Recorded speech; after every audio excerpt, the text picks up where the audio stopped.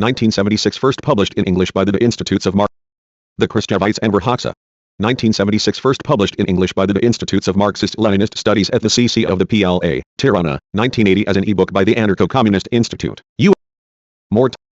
Introduction. 2 decades have gone by since the meeting of 81 communist and workers' parties of the world, which has gone down in history as one of the most important events in the struggle which is being waged between Marxism-Leninism and opportunism.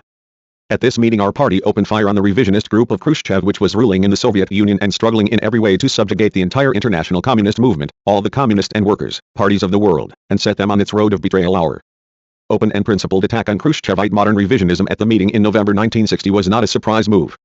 On the contrary, it was the logical continuation of the Marxist-Leninist stand which the Party of Labour of Albania had always maintained, was the transition to a new, higher stage of the struggle which our party had long been waging for the defense and consistent application of Marxism-Leninism from the time the Khrushchevites took power to the moment when we came out in open confrontation with them. The relations of the Party of Labour of Albania with the Communist Party of the Soviet Union passed through a complicated process, with zigzags, with periods of exacerbation and periods of temporary normalization. This was the process of each getting to know the other through encounters in the course of the struggle and the continual clash of views. After the Khrushchevite revisionist putschists came to power, our party, basing itself on the events that were taking place there, on certain stands and actions, which were ill-defined at first, but which, step by step, were becoming more concrete, began to sense the great danger of this clique of renegades, which hid behind a deafening pseudo-Marxist demagogy, and to understand that this clique was becoming a great threat both to the cause of the revolution and socialism as a whole, and to our country. We became more and more aware that the views and stands of Nikita Khrushchev on important questions of the international communist movement and the socialist camp differed from our views and stands. The 20th Congress of the CPSU, in particular, was the event which made us adopt a stand of opposition to Khrushchev and the Khrushchevites. As Marxist-Leninists and in a Marxist-Leninist way, time after time we had pointed out to the Soviet leaders our reservations and objections to their conciliatory stance towards the Yugoslav revisionists, about many aspects of their unprincipled foreign policy, about many of their wrong and completely un-Marxist stands and actions on major international problems, etc. Although they sometimes feigned a retreat, they continued on their course, while we refused to swallow what they served up to us, but on the contrary, defended our views and implemented our internal and external policy. With the passage of time this brought about that we became better acquainted with each other's positions, and neither side trusted the other. For our part, we continued to preserve our friendship with the Soviet Union, with its peoples, continued to build socialism according to the teachings of Lenin and Stalin, continued as before to defend the great Stalin and his work and to fight unwaveringly against Yugoslav revisionism.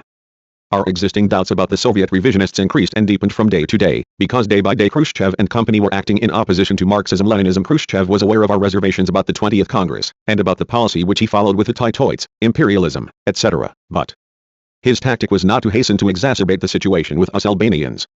He hoped to profit from the friendship which we displayed for the Soviet Union to take the Albanian fortress from within and to get us into the bag through smiles and threats, through giving us some reduced credits, as well as through pressure and blockades. Khrushchev and the Khrushchevites thought, we know the Albanians.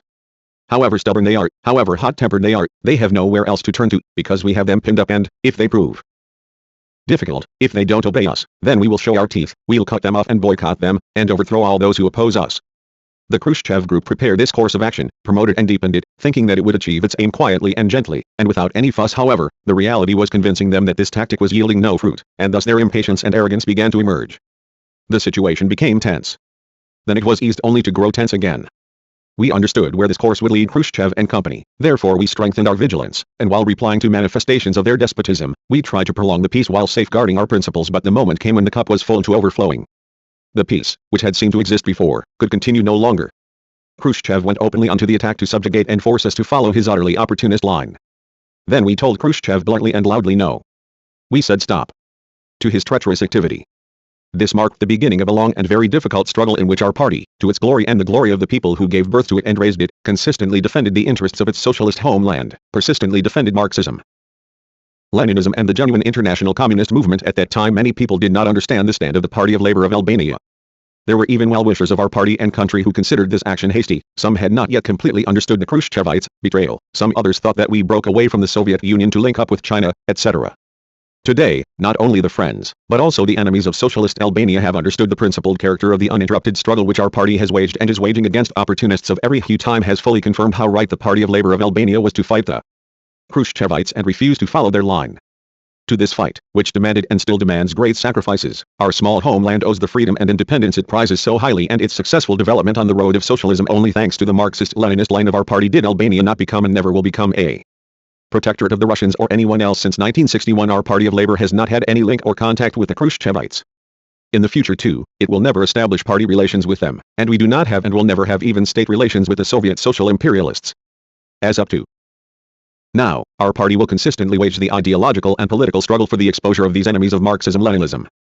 We acted in this way both when Khrushchev was in power and when he was brought down and replaced by the Brezhnev clique.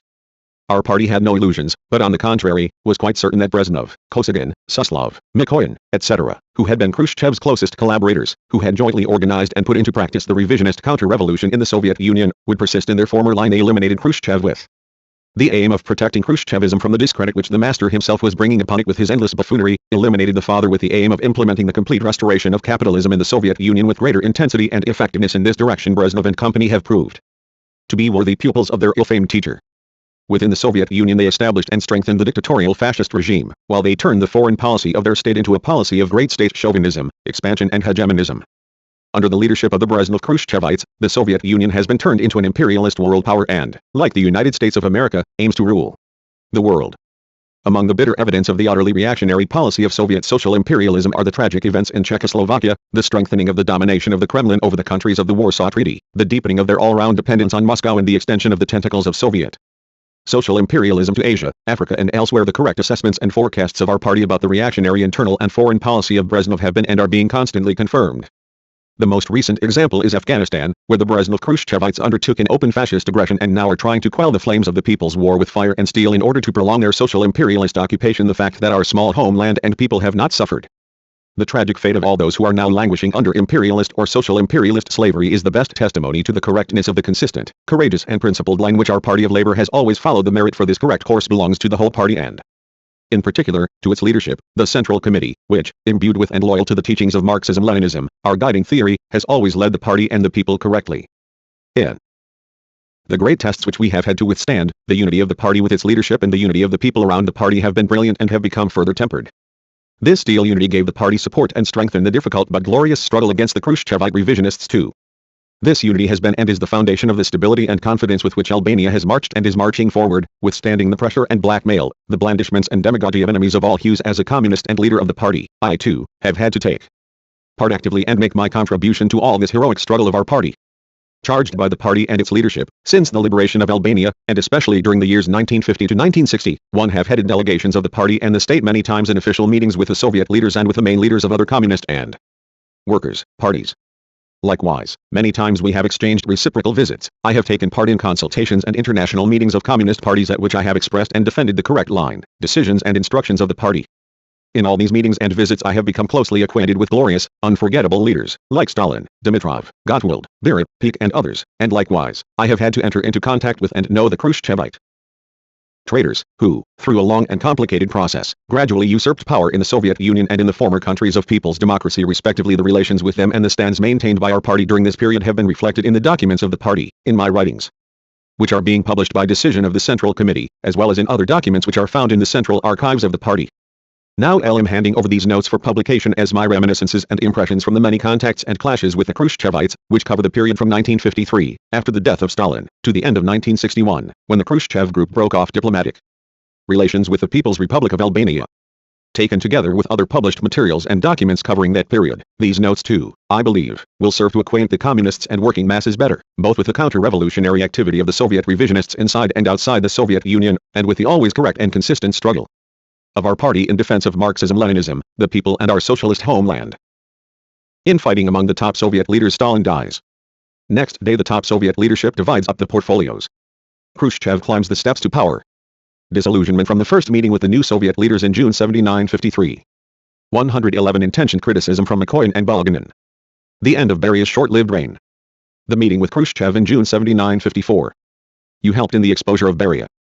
Khrushchev's theoretical lecture on the roles of the first secretary of the party and the prime minister. The revisionist mafia spins its spider's web inside and outside the Soviet Union. The way in which the death of Stalin was announced and his funeral ceremony was organized created the impression amongst us, the Albanian communists and people, and others like us, that many members of the Presidium of the Central Committee of the Communist Party of the Soviet Union had been awaiting his death impatiently. One day after Stalin's death on March 6, 1953, the Central Committee of the Party, the Council of Ministers and the Presidium of the Supreme Soviet of the USSR were summoned to an urgent joint meeting on occasions of great losses, such as the death of Stalin. Urgent meetings are necessary and indispensable. However, the many important changes which were announced in the press one day later, showed that this urgent meeting had been held for no other reason but the sharing out of posts.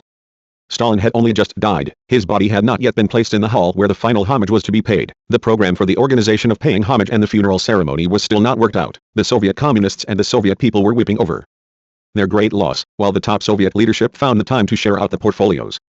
Malenkov became premier, Beria became first deputy premier and minister of internal affairs, and Bulganin, Kaganovich, Mikoyan, Molotov shared the other posts. Major changes were made in all the top organs in the party and the state within that day.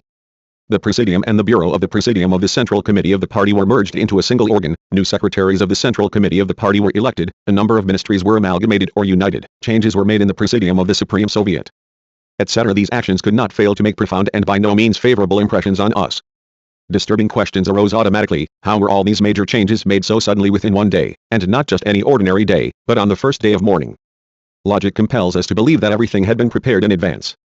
The lists of these changes had been worked out long before in suspicious secrecy, and they were simply waiting for the occasion to proclaim them in order to satisfy this one and that one. It is never possible to take such extremely important decisions within a few hours, even on a completely normal day. However, if at the start these were only doubts which shocked and surprised us, later developments, the occurrences and the facts which we were to learn about subsequently, made us even more convinced that hidden hands had prepared the plot long before and waited the opportunity to commence the course of the destruction of the Bolshevik Party and socialism in the Soviet Union. The lack of unity in the Presidium of the Central Committee was made quite obvious at Stalin's funeral too, when there was strife among the members over who would take pride of place and who would speak first.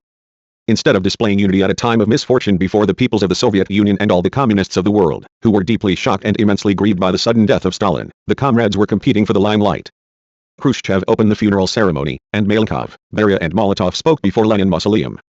The conspirators behaved hypocritically over Stalin's coffin and rushed to get the funeral ceremony over as quickly as possible in order to shut themselves up in the Kremlin again to continue the process of the division and redivision of the posts. We, and many like us, thought that Molotov, Stalin's closest collaborator, the oldest and the most mature Bolshevik, with the greatest experience and best known inside and outside the Soviet Union, would be elected first secretary of the Central Committee of the Communist Party of the Soviet Union.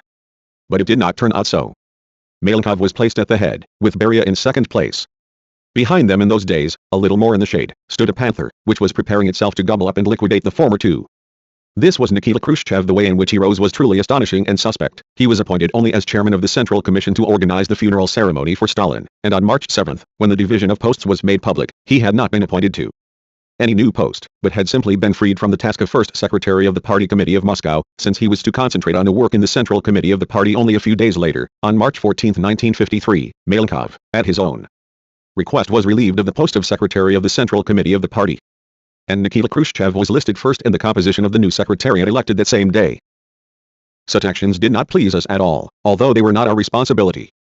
We were disillusioned in our opinions about the stability of the top Soviet leadership, but we explained this with our being totally uninformed about the situation developing in the party and the leadership of the Soviet Union. In the contacts which I had had with Stalin himself, with Malenkov, Molotov, Khrushchev, Beria, Mikoyan, Suslov, Brusilov, Kaganovich, and other main leaders, I had not seen even the smallest division or discord amongst them. Stalin had fought consistently for and was one of the decisive factors of the Marxist-Leninist unity of the Communist Party of the Soviet Union. This unity in the party for which Stalin worked, was not created by means of terror, as Khrushchev and the Khrushchevites claimed later, continuing the slanders of the imperialists and the world capitalist bourgeoisie, who were striving to destroy and overthrow the dictatorship of the proletariat in the Soviet Union, but was based on the triumphs of socialism, on the Marxist-Leninist line and ideology of the Bolshevik Party, and on the indisputably great personality of Stalin. The trust which all had in Stalin was based on his justice and the ability with which he defended the Soviet Union and Leninism. Stalin waged the class struggle correctly, dealing merciless blows at the enemies of socialism, and he was quite right to do so. The concrete daily struggle of Stalin, the Bolshevik Party and the whole Soviet people proves this squarely, as do the political and ideological writings of Stalin, the documents and decisions of the Communist Party of the Soviet Union, and also the press and the mass propaganda of those times against the Trotskyites, the Bukharinites, Zinovievites, the Tukhachevskys, and all other traitors. This was a stern political and ideological class struggle to defend socialism, the dictatorship of the proletariat, the party and the principles of Marxism-Leninism. For this Stalin has great merits. Stalin proved himself to be an outstanding Marxist-Leninist with clear principles, with great courage and cool-headedness, and the maturity and foresight of a Marxist revolutionary. If we just reflect on the strength of the external and internal enemies in the Soviet Union, on the maneuvers and unrestrained propaganda they indulged in, on the fiendish tactics they used, then we can properly appreciate the principles and correct actions of Stalin at the head of the Communist Party of the Soviet Union. If there were some excesses in the course of this just and titanic struggle, it was not Stalin who committed them, but Khrushchev, Beria and company, who for sinister hidden motives, showed themselves the most zealous for purges at the time when they were not yet so powerful. They acted in this way to gain credit as ardent defenders of the dictatorship of the proletariat, as merciless with the enemies with the aim of climbing the steps in order to usurp power. Later the facts show that when Stalin discovered the hostile activity of a Yagoda or Yazhov, the revolutionary court condemned them without hesitation. Such elements as Khrushchev, Mikoyan, Beria and their apparatchiki hid the truth from Stalin. In one way or another, they misled and deceived Stalin. He did not trust them, therefore he had told them to their faces, "I'm gone, you will sell the Soviet Union." Khrushchev himself admitted this. And it turned out just as Stalin foresaw. As long as he was alive, even these enemies talked about unity, but after his death they encouraged the split. This process was being steadily extended when from the visits which I made from time to time to the Soviet Union after 1953, for consultations over the problems of the political and economic situation, or over some problems of international policy which were raised by the Soviets, who allegedly sought our opinion too. I saw more and more clearly the sharpening of contradictions among the members of the Presidium of the Central Committee of the Communist Party of the Soviet Union. A few months after Stalin's death, in June 1953, one went to Moscow at the head of a party and government delegation to seek an economic and military credit. It was the time when Malenkov seemed to be the main leader. He was chairman of the Council of Ministers of the Soviet Union. Although Khrushchev had been listed first among the secretaries of the Central Committee of the party since March 1953, apparently he had not yet seized power completely, had still not prepared the putsch. We normally made our requests in advance in writing, thus the members of the Presidium of the Central Committee of the party and government of the Soviet Union had long been aware of them and, indeed as it turned out, they had decided what they would give us and what they would not give us. They received us at the Kremlin. When we entered the room the Soviet leaders stood up and we shook hands with them. We exchanged the normal greetings. I had met them all in the time of Stalin. Malenkov looked just the same, a heavy-built man with a pale, hairless face. I had met him years before in Moscow, during meetings I had with Stalin, and he had made a good impression on me. He worshipped Stalin and it seemed to me that Stalin valued him too. At the 19th Congress Malenkov delivered the report on behalf of the Central Committee of the party. He was one of the relatively new cadres who came into the leadership and who were liquidated later by the disguised revisionist Khrushchev and his associates. But now he was at the head of the table, holding the post of chairman of the Council of Ministers of the USSR. Beside him stood Beria, with his eyes glittering behind glasses and his hands never still. After him came Molotov, quiet, good-looking, one of the most serious and most honored comrades for us, because he was an old Bolshevik from the time of Lenin and a close comrade of Stalin's.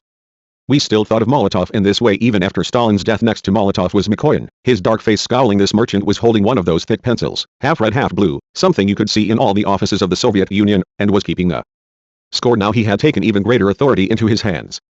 On March 6, the day the posts were shared out, it was decided that the Ministry of Foreign Trade and that of Internal Trade should be combined in one, and the Armenian wheeler-dealer grabbed the portfolio. Finally there was the bearded Marshal Bulganin, with white hair and pale blue eyes, sitting a little bit bemused at a corner of the table. "Let us hear what you have to say," said Malenkov in a very grave tone.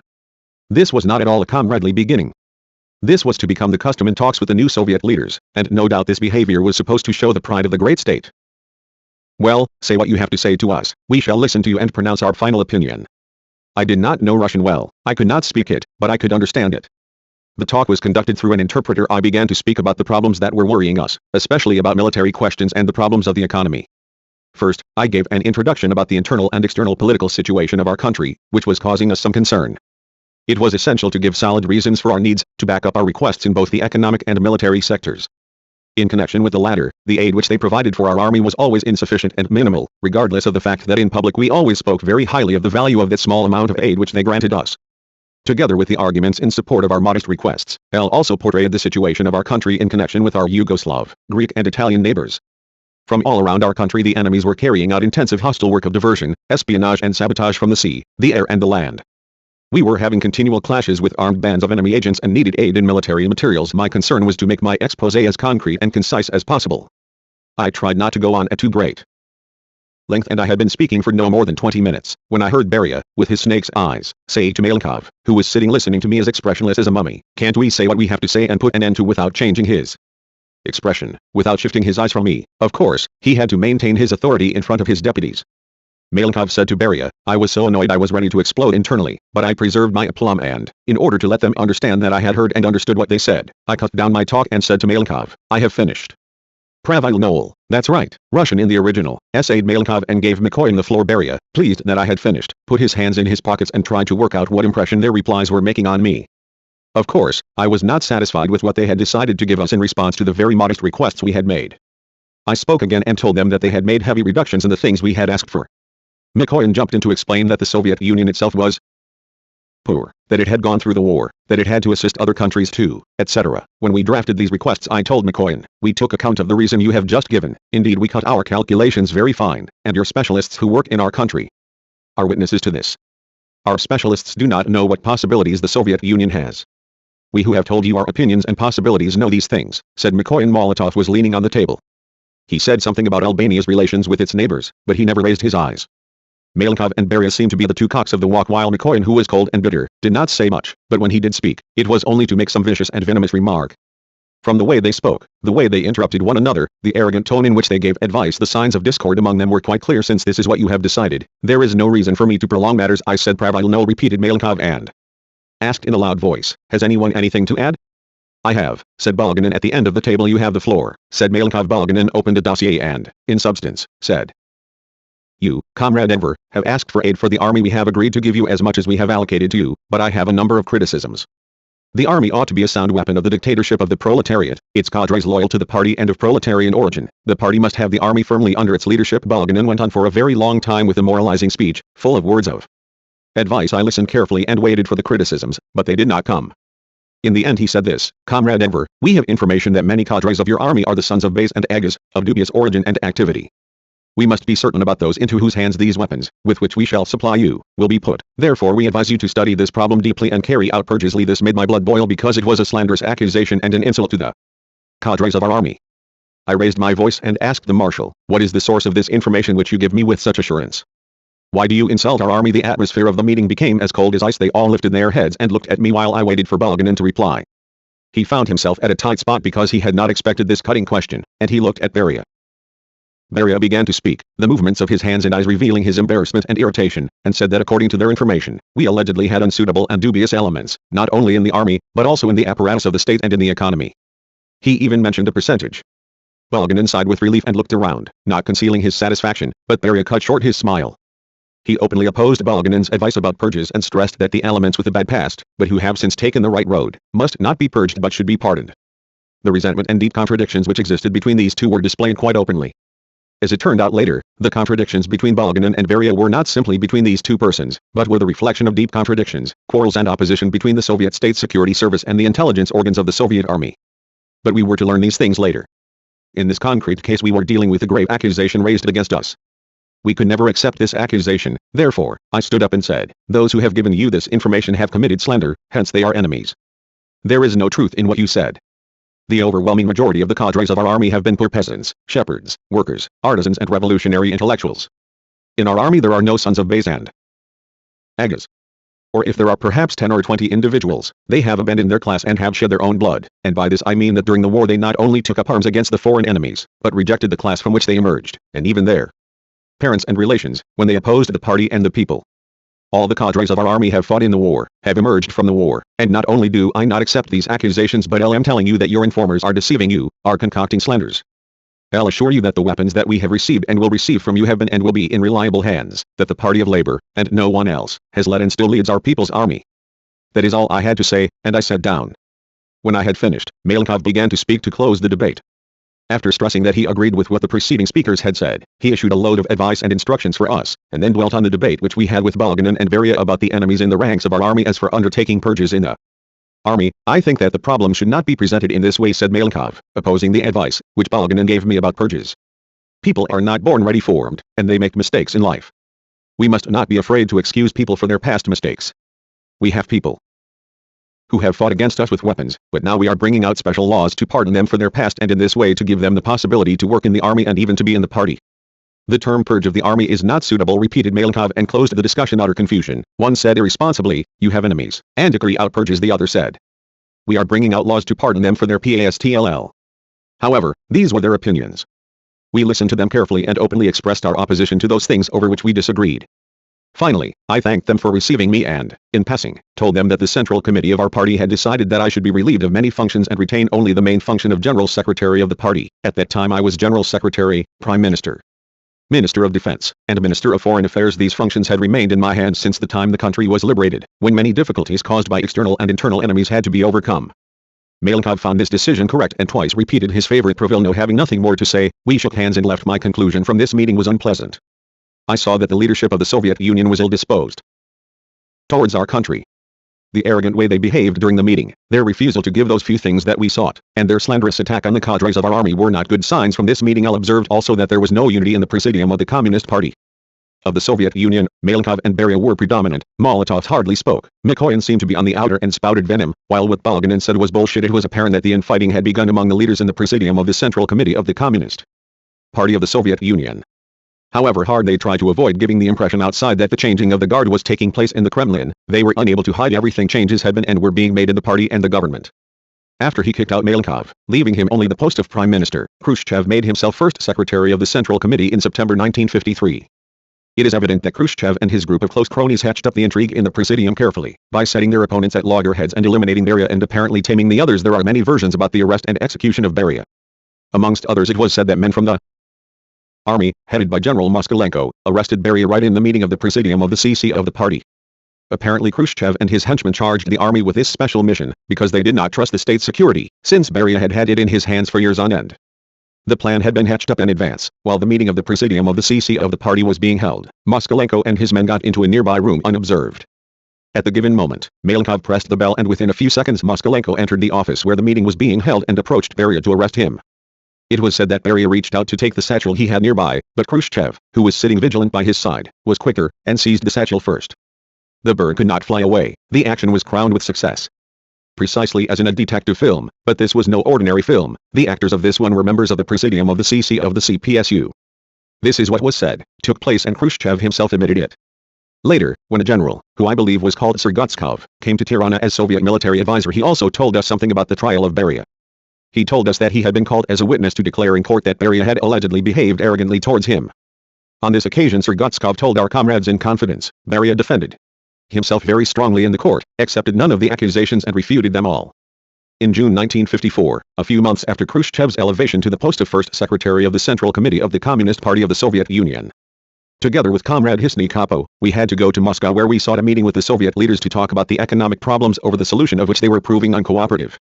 Khrushchev received us, together with Malenkov, who was still prime minister, in the presence of Vershilov, Mikoyan, Suslov and one or two others of lower rank. I had had occasion to meet Khrushchev once or twice in the Ukraine before the death of Stalin. We had just emerged from the war and at that time it was natural that we had great trust not only in Stalin, the Soviet Union and the Communist Party of the Soviet Union, which was indisputable, but also in all the leaders of the Communist Party of the Soviet Union. From the first meeting Khrushchev had impressed me as a good capable fellow, full of vigor and talk, who did not fail to speak well of our war. Although it was apparent he knew nothing about it, he gave me a rather superficial account of the Ukraine, put on a dinner for me, from which I remember a kind of soup which they called borscht, and a bowl of yogurt, so thick that you could cut it with a knife, and I was not sure whether it was yogurt or cheese. He presented me with an embroidered Ukrainian shirt and begged my pardon because he had to go to Moscow where they had a meeting of the bureau. This encounter was in Kiev, and all the time he was with me, Khrushchev poured out every kind of praise for Stalin. Of course, seeing only the trips by air back and forth to Moscow of leaders who were so ably guiding this great country which we loved so much, and hearing all those fine words they said about Stalin, I was very pleased with them and enthusiastic about the successes they had achieved. But Khrushchev's unexpected and rapid rise to power did not make a good impression on us.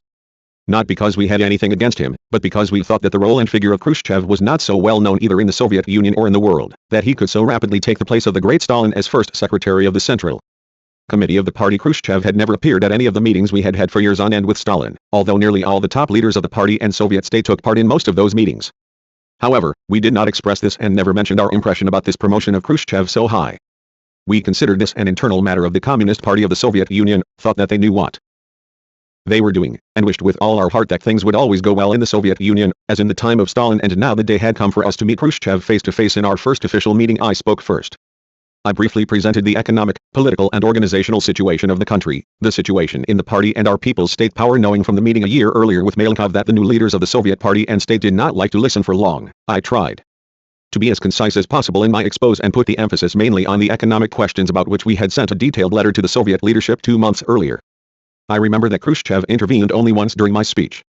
I was speaking of the very fine results which had been achieved in our country in the recent elections of deputies to the People's Assembly and about the powerful party-people-state unity which was manifested during the elections. These results should not put you to sleep, interjected Khrushchev at that moment, drawing our attention to the very thing which we had not only always been aware of, but which I had stressed in the expose I had given them, emphasizing particularly the work we did to consolidate unity, to build up the love of the people for the party and the state, to strengthen vigilance, etc.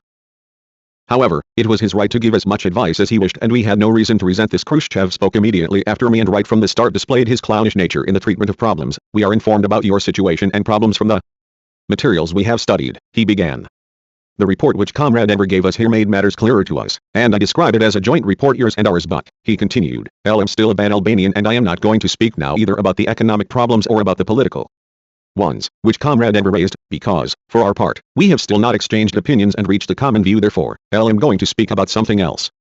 And he began to give us a long talk about the importance of the role of the party. He spoke in a loud voice with many gestures of his hands and his head, looking in all directions without concentrating on any one point, interrupted his speech here and there to ask questions, and then, often without waiting for the reply, went on with his speech, hopping from branch to branch. The party leads, organizes, controls. He theorized it is the initiator and inspirer.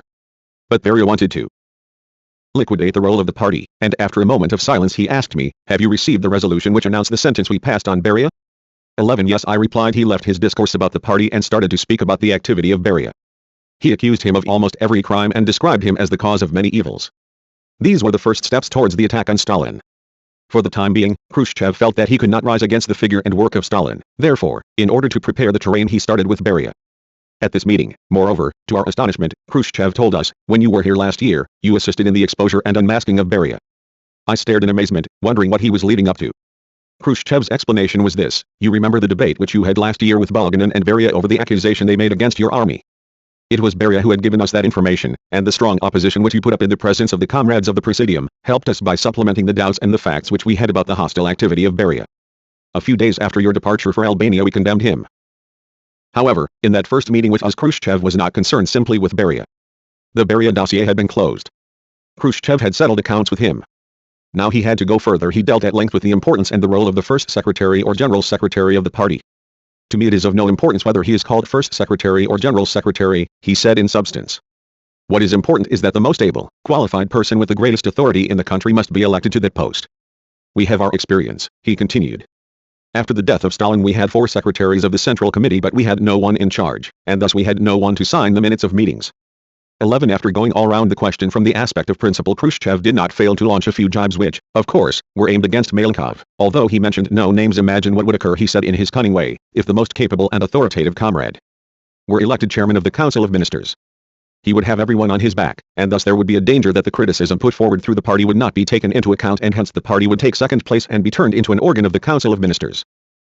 While he was speaking I glanced several times at Malenkov, who sat motionless while his whole body seemed to be sagging, his face an ashen hue. Vershilov, his face flushed bright red, was watching me, waiting for Khrushchev to finish his discourse. Then he began. He pointed out to me, as though I did not know, that the post of Prime Minister was very important too, for this or that reason, etc. One thing, said Vershilov in an uncertain tone, as though he did not know with whom to side and whom to oppose, that Comrade Khrushchev did not intend to imply that the Council of Ministers does not have its own special importance. The Prime Minister, likewise. Now Malenkov's face had become deathly pale while wanting to soften the bad impression which Khrushchev had created, especially about Malenkov. With these words, Vershilov brought out more clearly the tense situation which existed in the Presidium of the CC of the party. Klim Vershilov went on with this lecture about the role and importance of the Prime Minister for several minutes. Malenkov was the scapegoat, which they displayed to me to see how I would react. In these 2 lectures I saw clearly that the split in the Presidium of the CC of the CPSU was growing deeper, that Malenkov and his supporters were on the way out. We were to see later where this process would lead. At this same meeting Khrushchev told us that the other sister parties had been told of the Soviet experience of who should be first secretary of the party and who prime minister in the countries of people's democracy. We talked over these questions with the Polish comrades before the Congress of their party, Khrushchev told us. We thrashed matters out thoroughly and thought that Comrade Beria should remain chairman of the Council of Ministers and Comrade Audiobook should be appointed first secretary of the party. Hence, right from the start Khrushchev was for pushing Beria aside in the leadership of the party, and later for his elimination, since he had insisted that Audiobook, a very good Polish comrade as he stressed to us, should be elected first secretary. Thus they were giving the green light for all the revisionist elements, who, up till yesterday, were wriggling and keeping a low profile, awaiting the opportune moments. Now these moments were being created by Khrushchev who, with his actions, stands and new ideas was becoming the inspirer and organizer of changes, and reorganizations. However, the Congress of the Polish United Workers' Party did not fulfill Khrushchev's desires.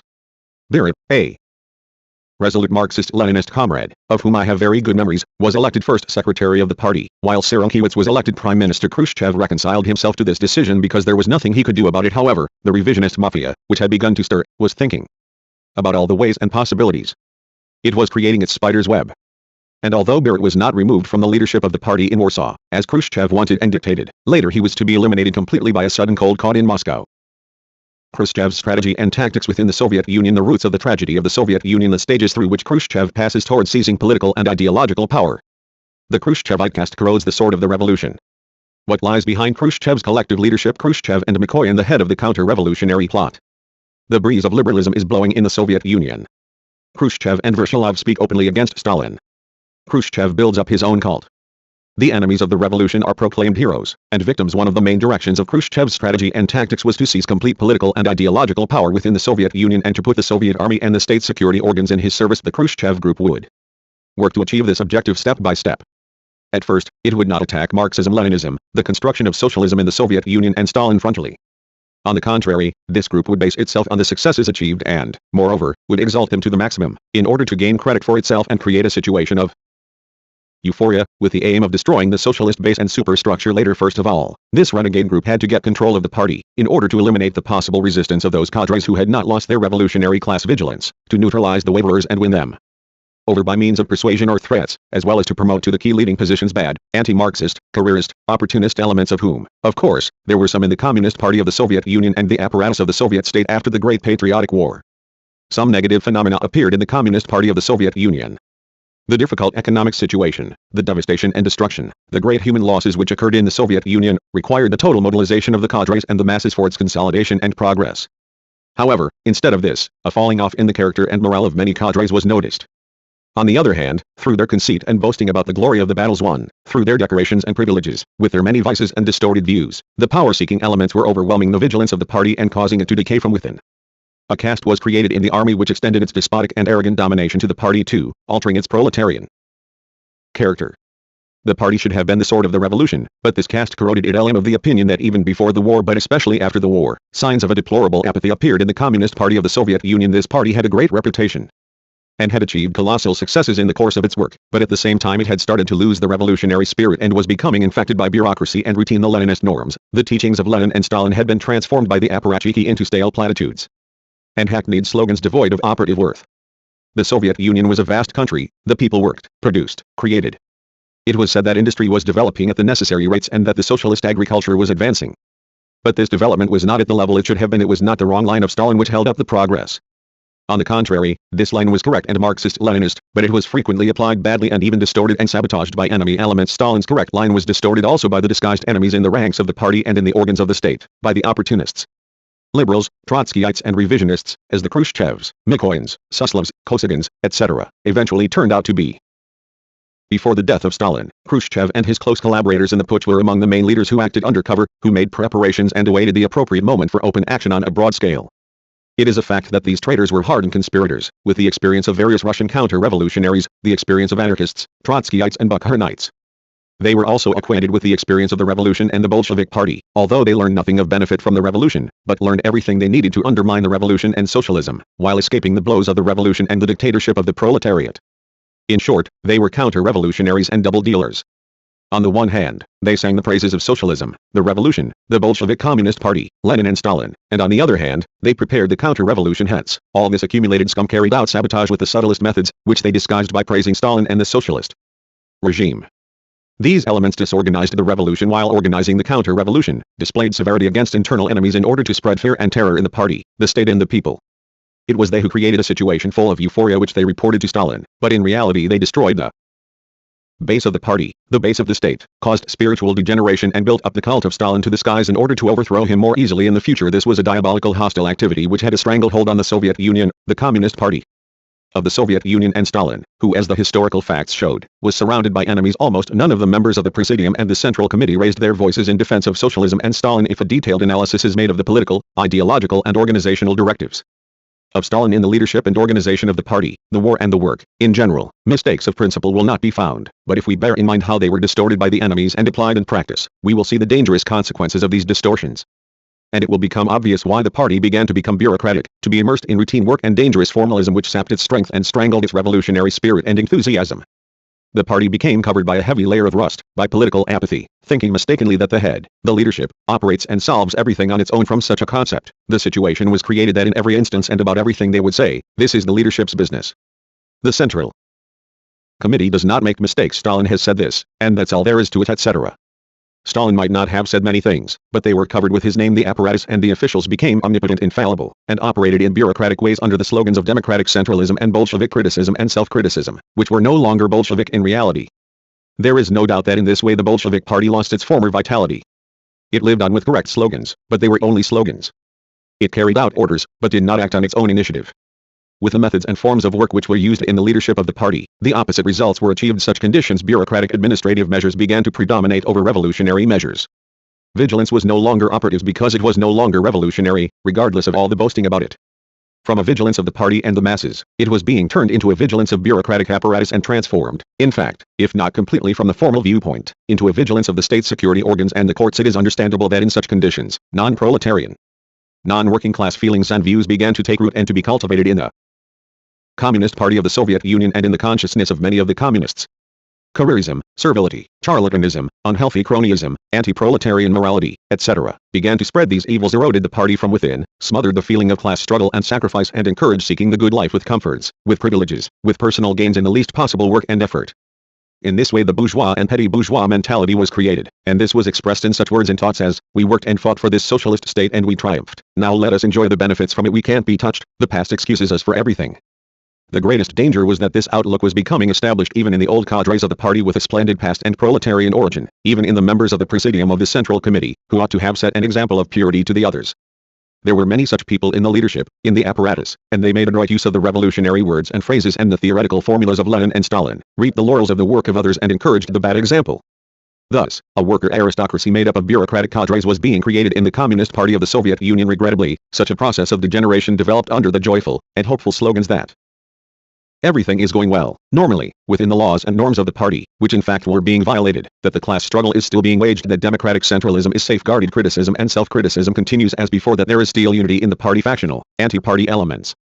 The time of Trotskyite and Bukharinite groups is past, etc., etc. Generally speaking, even the revolutionary elements considered such a distorted concept of the situation to be a normal reality, and this is the essence of the drama and the fatal mistake. Therefore, it was considered that there was nothing to be alarmed about, that the enemies, the thieves, the violators of morality were being condemned by the courts, that the unworthy members were being expelled from the party, and new members admitted to it, as usual, that the plans were being realized although there were some that were not being realized, that people were being criticized, condemned, praised, etc.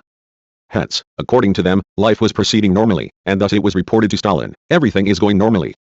We are convinced that if Stalin, as the great revolutionary he was, had known the reality of the situation in the party, he would have struck a crushing blow at this unhealthy spirit, and the entire party and the Soviet people would have risen to their feet to support him. Because, quite correctly, they had great trust in Stalin. There are no more.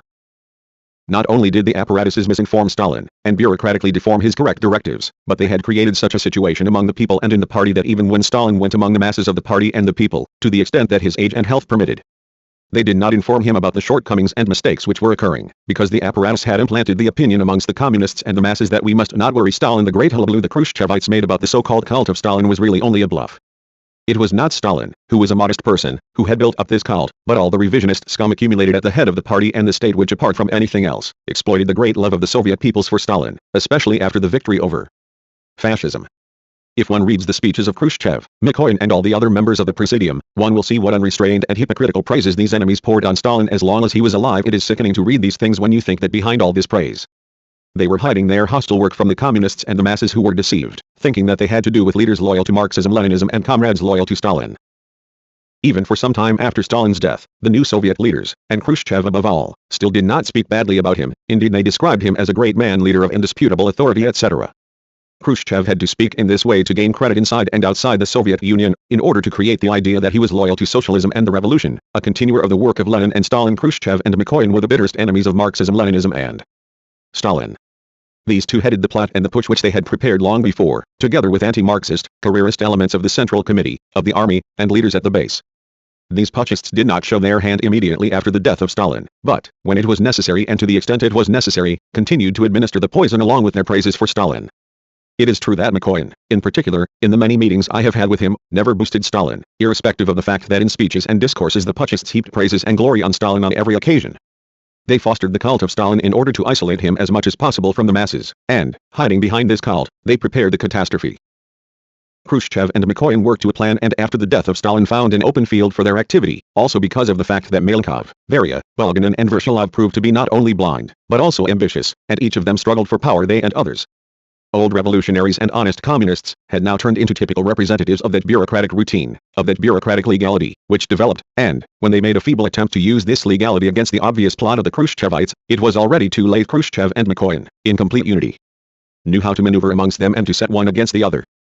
In a few words, they applied this tactic, split and divided the Presidium, organized the forces of the putsch outside, continued to speak well about Stalin in order to have the million-strong masses on their side, and thus bring closer the day of the seizure of power, the liquidation of opponents, and of the whole glorious epic of the construction of socialism, the victory of the patriotic war, etc. All this feverish activity, and we sense this, was aimed to create the popularity of Khrushchev inside the Soviet Union and outside under the umbrella of the victories which the Soviet Union and the Communist Party of the Soviet Union had scored under the leadership of Lenin and Stalin. Khrushchev did his utmost to make the Soviet peoples and the Soviet communists think that nothing had changed. One great leader had died, but a greater leader was rising, and what a leader he was. As principled a Leninist as the former, if not more so, but liberal, popular, smiling, all humor and jokes. 11. Meanwhile the revisionist viper, which was becoming active, started to pour out its poison about the figure and work of Stalin.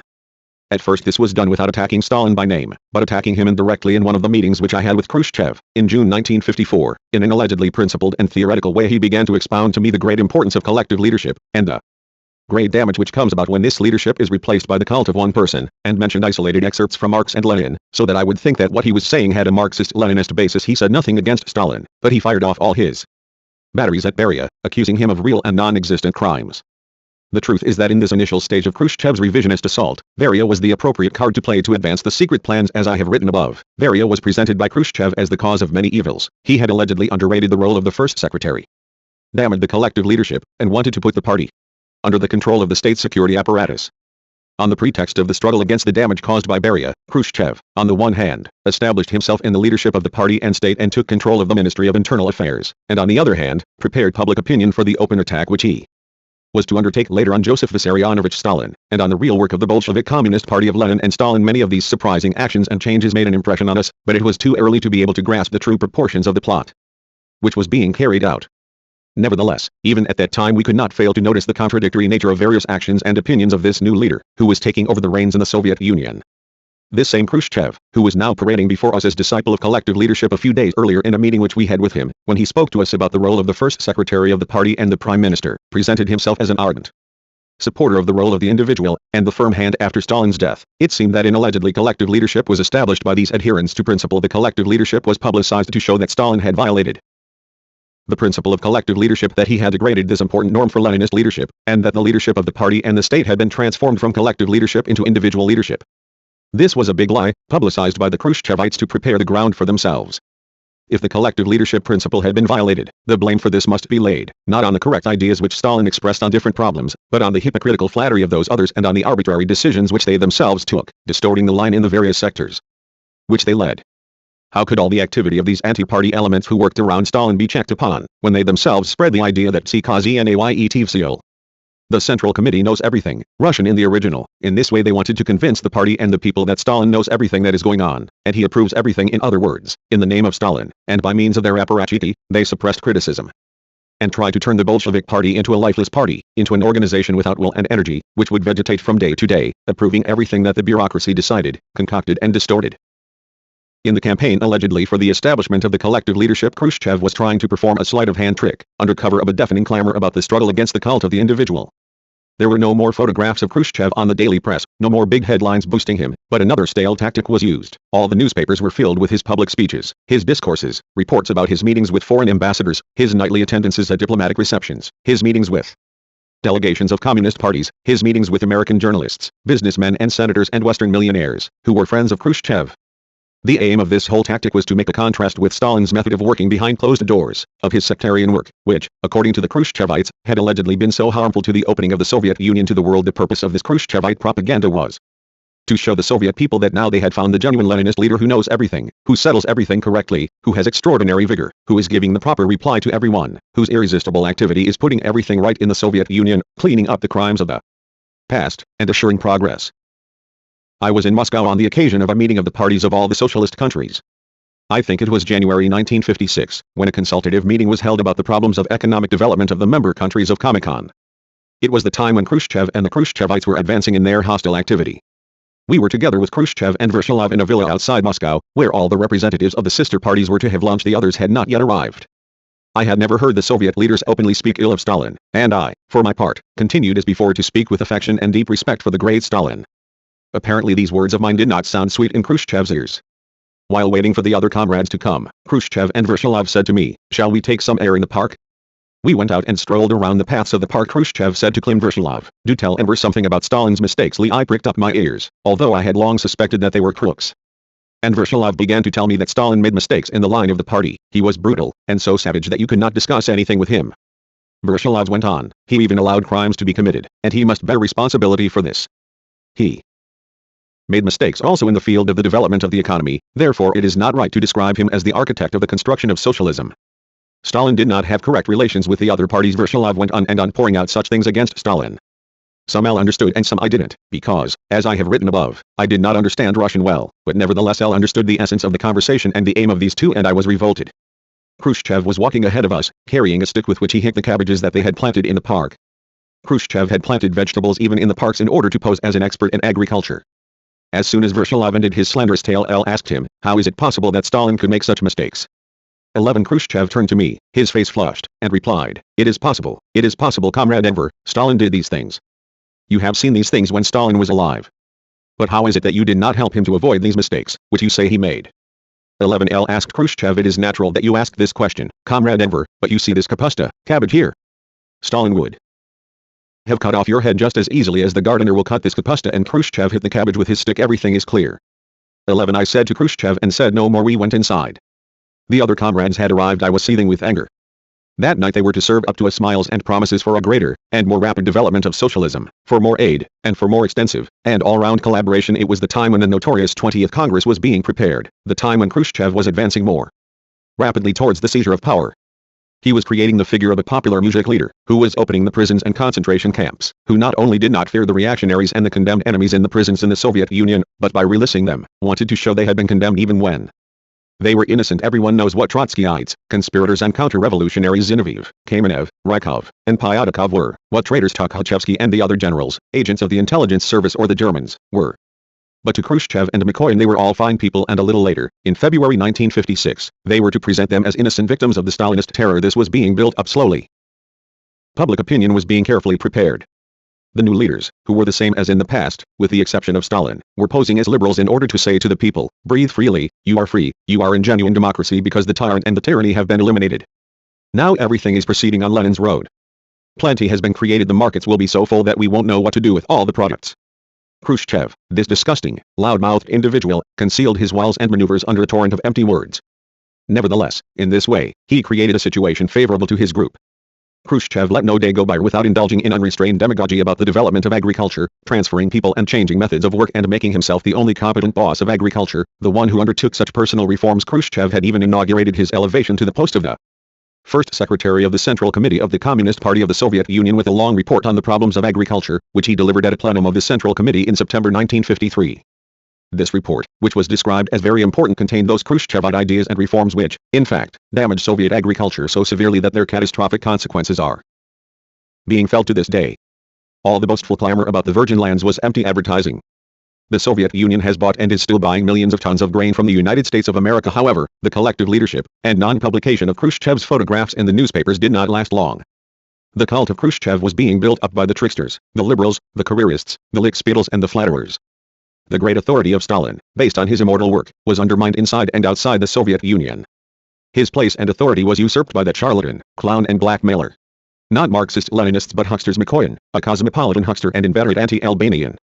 Difficult talks in June 1953 on economic matters. The Soviet leaders are bargaining over aid for Albania. Khrushchev's advice 1 year later. You don't need heavy industry. We shall supply you with oil and metats.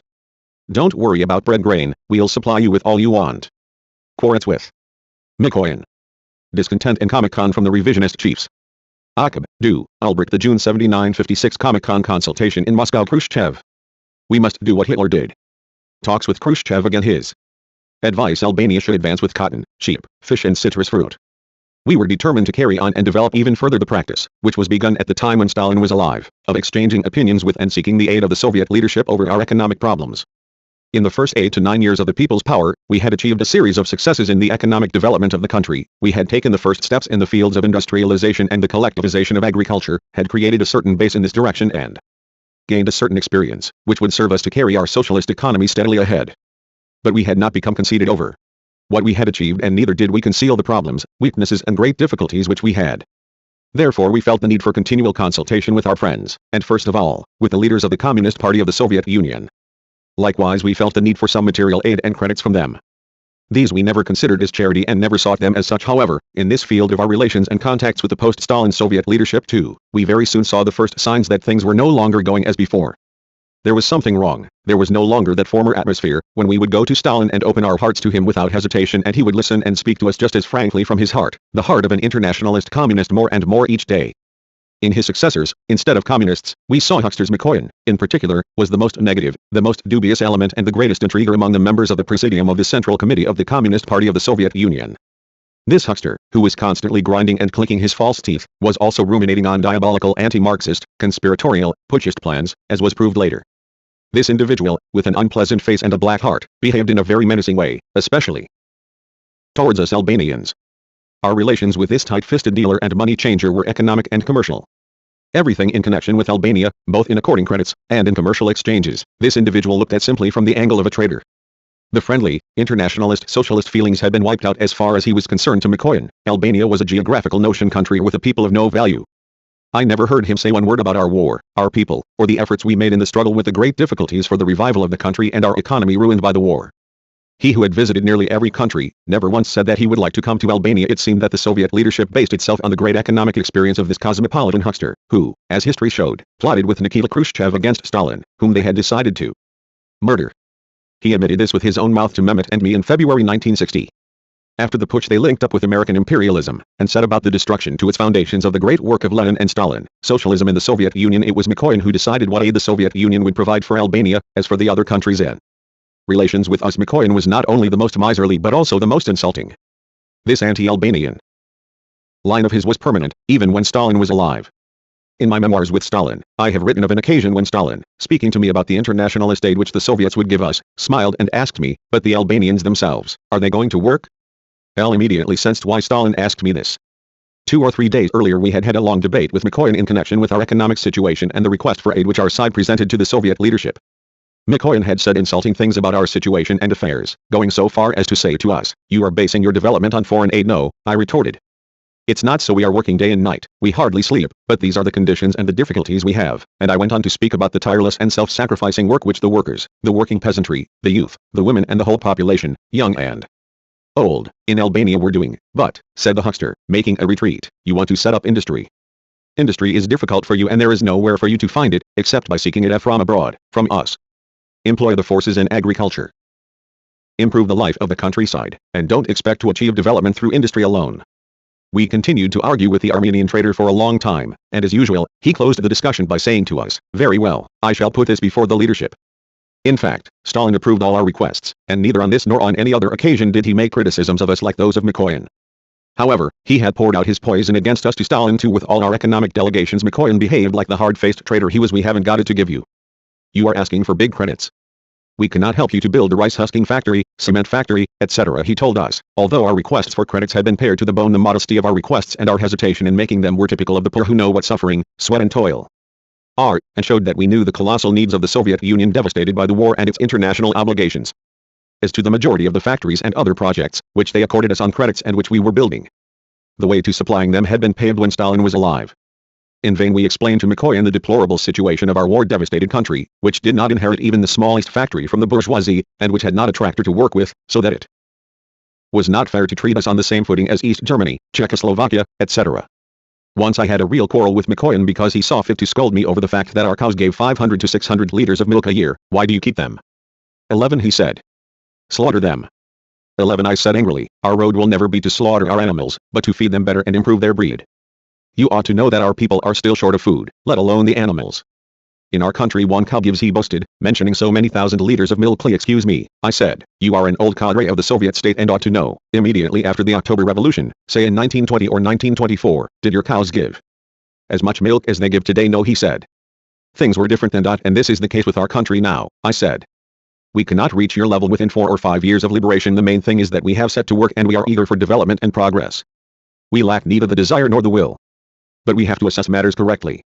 After the death of Stalin, the anti-Albanian nuances in the attitude of the wheeler-dealer minister of the Soviet Union became a permanent line. However, now, he was no longer on his own.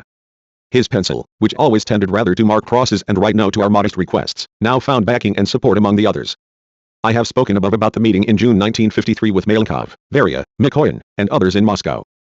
Apart from other things, from the way they behaved towards us and how they handled the economic problems which we raised, I felt that now it was not only the body of the unforgettable Stalin that was missing in the Kremlin, but also his generous humane spirit, his attentive, friendly behavior and his outstanding Marxist-Leninist thought. I hadn't spoken for more than a few minutes about the socio-economic situation in Albania, and the unprecedented mobilization of the working masses, the communists and cadres in work, when Malenkov interrupted me. "Nu, Tovarishch Enver, well, Comrade Enver," he said, "you are presenting the situation in Albania to us as good, but the facts are not so. Therefore listen to our observations." And they delivered a cartload of criticism about our situation and work. We do not know from what source they had obtained these data, but the fact is that things were exaggerated and inflated to an astonishing degree. Two of their criticisms stuck in my mind in particular. The first was about our state apparatus. Your apparatus, the Soviet leadership had allegedly observed, is so extended and inflated that not even Rockefeller and Morgan would dare to maintain it. 11. And immediately after dubbing us Rockefellers and Morgans, in the next criticism they went to the other extreme. Your peasants are short of food, have no oxen, have no flocks, have not even a chicken, only they know how they had counted the chickens in Albania, let alone other things of prime necessity. Rockefellers on the one hand, and poverty-stricken on the other. How was I to understand this logic? But the voice of Mikoyan did not allow me to ponder longer. As the man of figures he was, Mikoyan was speaking with percentages, numbers, comparisons and graphs. And he went on, your economic situation is bad, your agriculture is in a miserable state, you have less livestock than before the war, you import 20% of your bread grain, the collectivization is proceeding slowly, the peasantry is not convinced about the collectivization. You are exploiting the peasants. Financial matters are going badly with you. You do not know how to conduct trade. The Armenian prattled. Despite the respect which I had for the Soviet leaders, I could not remain silent. We are not feasting and dancing, I replied. We are toiling and sweating, but everything can't be put right immediately. You have gone through this phase too, don't forget. No, he said, we don't forget, but we ourselves worked. And we too, are ourselves working, I continued, because there are no serfs in our country. We are not begging, but we are asking you for internationalist aid. My sharp replies made him soften his tone a little. Nevertheless he continued, your plans are always unfulfilled. Let us take building. You are doing a colossal amount of building within your country. But these buildings are not being completed, in the first place, because you are short of labor power, and have not created suitable conditions, and second, because you are engaged in building many factories which are not necessary. You are doing all this building without taking account of the real conditions of Albania. You are building a hydropower station in Mat. We ask you, where are you going to use the electric power? We do not see where you will use it. You have no need for so much electric power. His reasoning seemed very astonishing to me, and I objected. When it is finished, the hydropower station on the Mat River will provide about 25,000 kW. Does this seem a large and unnecessary amount to you? Bear in mind, Comrade Mikoyan, not only that we need electric power just now, but also that the planned development of our economy in the future cannot be guaranteed without taking timely measures to ensure the necessary supply of electric power. You are not exact in your planning. The hydropower station is costing you an enormous amount and you won't know what to do with the current. He persisted. Likewise you have planned to build unnecessary factories, like those for steel, timber processing, paper, glass, linseed, bread, etc. Does Albania need all these factories? Why are you building the refinery? Have you enough oil, or will you build this refinery to have it lie idle? Have a good look at these things and remove what is unnecessary. The question of agriculture is very critical, therefore reduce your investments in industry and strengthen agriculture. 11. I listened to him saying this, and for a moment it seemed to me that I was facing not a member of the Presidium of the Central Committee of the Communist Party of the Soviet Union and the Soviet Deputy Prime Minister, but Kidrik, Tito's envoy, who with his associates, 7 to 8 years earlier, had done everything possible to convince us to abandon industry and not set up any industrial project. Agriculture, agriculture, insisted the men of Belgrade. Agriculture, only agriculture, I was hearing them advise me now. In Moscow in 1953 this whole meeting, which set out to examine our economic problems, continued in this spirit to the end. A few days later, we sat down again with Mikoyan and 1 or 2 other Soviet officials and again thrashed out the economic problems. Seeing the unhelpful predisposition of the friends, we ourselves cancelled many of our requests. We restricted ourselves to the most essential things and, regardless of their advice, I dug my toes in and managed to secure a small credit for industry, especially for the oil industry and the mines. I shall never forget the moment when we met Malenkov and Mikoyan for the final talk. Acting on your advice, I said, I talked things over with my comrades and we decided that the paper mill, as well as the glass, steel and bread factories, from our former requests, should be postponed until the coming 5-year plan. Pravil Noel, said Malenkov, while Mikoyan hastened to put a cross on the list with his big pencil. We'll postpone the building of the hydropower station in Met until 19,571, Pravil Noel repeated. Malenkov and Mikoyan quickly crossed that out too. We'll remove the construction of the railway and the bitumen plant, Lee Pravilno. And so this meeting came to an end. Come back again. 11. They told us when we were leaving, consider matters well and write to us. 11. We thanked our friends for those things they had given us, and returned to Albania. Although the least that could be said about our impressions from this trip to the Soviet Union is that they were not good, still we continued to preserve our feelings of friendship with and love for the great land of the Soviets, for the homeland of Lenin and Stalin. Those things and their actions and gestures which had an unpleasant sound to us we kept strictly to ourselves, discussed them anxiously with one another, but in our hearts we did not want things there to take a wrong direction. We said to one another that the Soviet comrades themselves had great economic difficulties in their own country. The loss of Stalin had undoubtedly confused them a little. It was not so easy for them to take over the work of leadership completely, and we ardently hoped that these would be transient manifestations that would be put right in time. A few months later, however, we again experienced something unpleasant and not correct on their part. On December 22, 1953, we sent the Central Committee of the Communist Party of the Soviet Union a long letter in which, after speaking about the measures we had taken for the strengthening of the people's power, our economic development, the improvement of life in the village and the progress of agriculture, we also presented a series of problems for consultation and some modest requests for aid and credits for our coming 5-year plan. We had drafted this letter according to their instructions, based on an extensive study we had carried out over several months, and our opinion was that its requests were very well founded and accurate. The Soviet specialists and advisors who had come to our country in the framework of the aid and collaboration between our two countries were of the same opinion. No more than 5 to 6 days after we sent our letter to Moscow, the reply of the Central Committee of the Communist Party of the Soviet Union arrived in Tirana. The whole letter consisted of 15 or 20 lines. You have not presented the situation well. You have viewed the situation hastily. You have not gone into things deeply. You have not taken the necessary measures. Prepare the plan better and write to us again. This was the entire content of those few lines signed by the Central Committee of the Communist Party of the Soviet Union. The disdainful and insulting tone of the new Soviet leadership could not fail to hurt us.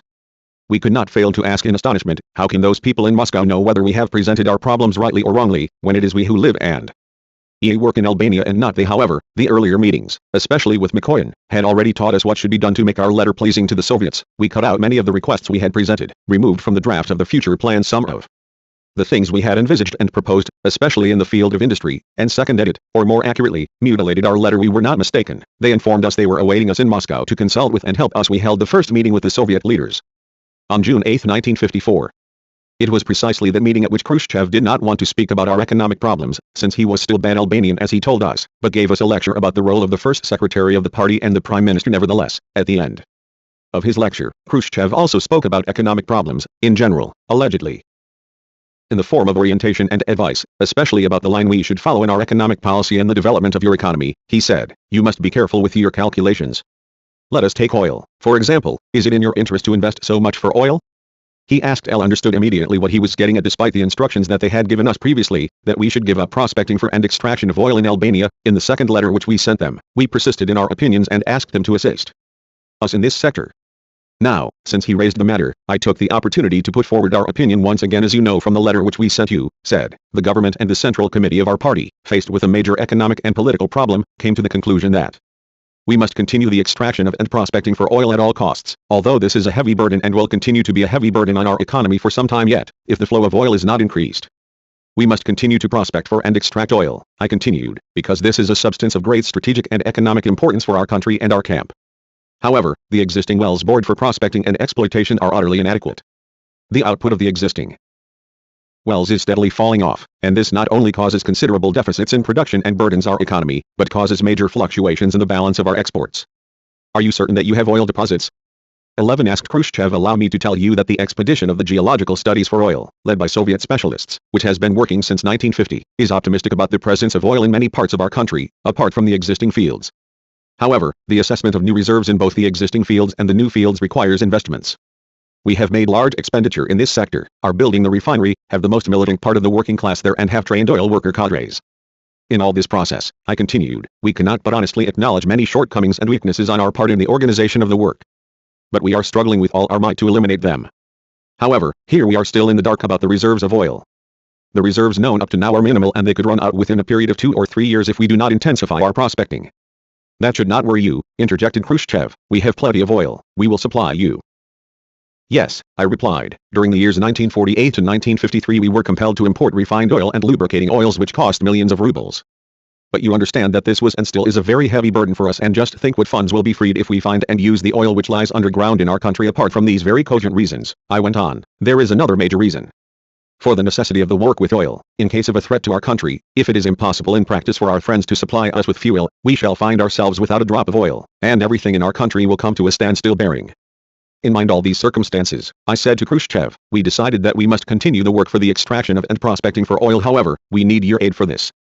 On the basis of the data from Soviet and Albanian experts, if we continue to extract oil and carry on our prospecting with the means we have at present, and in those places where we have those small reserves, we cannot go on for more than 2 or 3 years.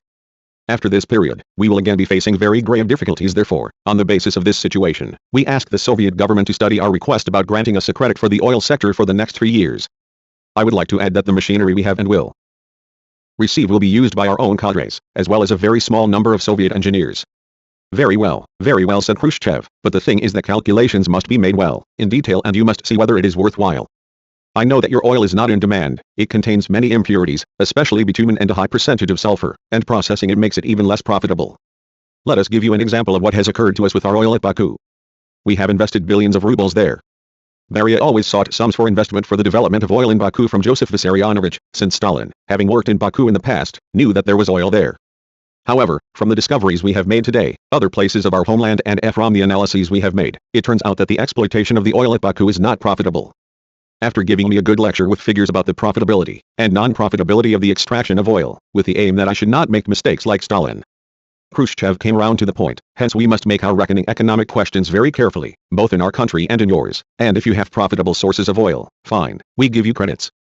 However, reckoning things this way, it turns out that it is more profitable for us to supply you from our oil. We must have regard for profitability in everything, continued Khrushchev. Let us take industry. I am of the same opinion as you that Albania should have its own industry. But what sort of industry? I think that you ought to develop the food industry, such as preserving and processing fish, fruit, vegetable oil, etc. You want to develop heavy industry too. This should be looked at carefully, he said, and after mentioning that we could set up some engineering plant for repair work and spare parts, he added, as for the mineral processing industry, for the production of metals, this is unprofitable for you. We have metals and we can supply you with what you want. If we give you 1 day's production from our industry, your needs will be fulfilled for the whole year.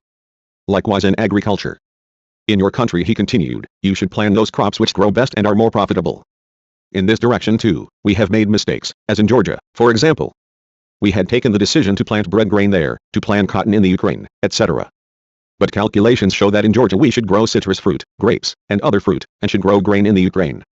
Now we have taken other decisions and have eliminated those crops which don't grow well, both in Georgia and other places. Thus, in Albania too, those crops which do best and yield the greatest production, such as cotton, citrus fruit, olives, etc., should be developed. In this way Albania will become a beautiful garden and we will fulfill each other's needs. One of the main directions of the development of agriculture in our country, I said, is that of increasing bread grain production. Bread has always been and still is a great problem for us. Don't worry about growing bread grain, interjected Khrushchev immediately. We shall supply you with all the wheat you want, because even 1 day's overfulfillment of the plan in the Soviet Union is sufficient for Albania to live on for 3 years. We are advancing rapidly in agriculture, he continued. Let me read you some of the statistics about the fulfillment of the plan of the spring sowing in our country. The planting has been fulfilled %. Hectares of land more than last year have been planted, above the plan, and he went on to stuff us with figures, which he rattled off, one after the other, to give us the impression that we were dealing not with any sort of leader, but with one that had the situation at his fingertips. Million hectares. As for his figures, we had no reason to doubt their accuracy, therefore we were pleased and wished the Soviet Union the greatest possible progress. As to the opinions and directions, which he gave us for the development of our economy, however, we could not agree with Khrushchev at all. I do not want to say that as early as this first official meeting with him, in June 1954, we managed to realize that we were facing the future chief of modern revisionism. No, we were to realize this later, but at this meeting we noticed that his ideas, both about oil and the orientation of industry and agriculture in our country, were not correct, did not respond to the needs of our country, and were not compatible with the basic principles of the construction of socialism in a country or with the teachings and experience of Lenin and Stalin. Therefore, we decided to oppose his ideas and defend our own views. At this meeting, however, Khrushchev left no room for debate. I'll express these opinions so that you will bear them in mind, he said in conclusion. As to the discussion of the concrete questions you raised here in connection with the development of your economy, for our part, we have appointed a group of comrades headed by Mikoyan. Finally, we shall meet again and make the decision jointly. For several days on end we battled with Mikoyan, who now set to work with his pruning shears, in order to reject our requests for the development of industry, which were modest enough, but on which we insisted. He and his comrades, as usual, repeated the same old refrain. Why do you need industry? Don't you see the state of your countryside? 11. Naturally we knew the situation in our countryside much better than they knew the backwardness of our agriculture inherited from the past, and precisely because we knew these things well, we had always devoted special attention to the progress of agriculture and to the raising of the standard of living in the countryside. We had made and were making very big investments for our possibilities in land improvement, irrigation, opening up new land, etc. We were supplying the peasantry with selected seeds and farming machinery, had set up a number of state farms, had progressed well in the collectivization, had continually taken measures to facilitate and encourage the increase of agricultural production and the raising of the standard of living in the village, etc. But you can't achieve everything overnight. Moreover, we were well aware of the Marxist-Leninist truth, and we felt it in our daily practice, that agriculture could never advance without the development of industry, without the creation and strengthening of those basic branches which would favor the harmonious development of the whole of our people's economy. Therefore, in these meetings with the Soviet leaders we stuck to our opinions and persisted in our requests. Despite all the progress it has made, we told them among other things, today our industry produces only limited range of products and is quite unable to fulfill the needs of the working people. In many cases too, securing our products depends on the delivery of many goods from abroad, such as fuel, steel, rolled steel, tires, chemicals, chemical fertilizers, spare parts, instruments, and many other things. Hence, our country is heavily dependent on imports. Our industry still produces very little, and being remote from friendly countries, frequently production is suspended in whole branches of industry because of the lack of some raw material, supplementary material or instrument. Our state has never possessed even the smallest reserve in any kind of material from bread to pencils. It is necessary for us to import not only the main goods, like grain, fuel, etc., but also every kind of machinery and equipment, instruments, spare parts, textiles, footwear, thread, needles, nails, glass, rope, string, sacks, pencils, paper, razor blades, matches, medicaments, etc. Such a grave situation, comrades, we went on, does not make us pessimistic, but this is the reality. We have to strive might and main to overcome the difficulties in order to improve the situation. But how to achieve this?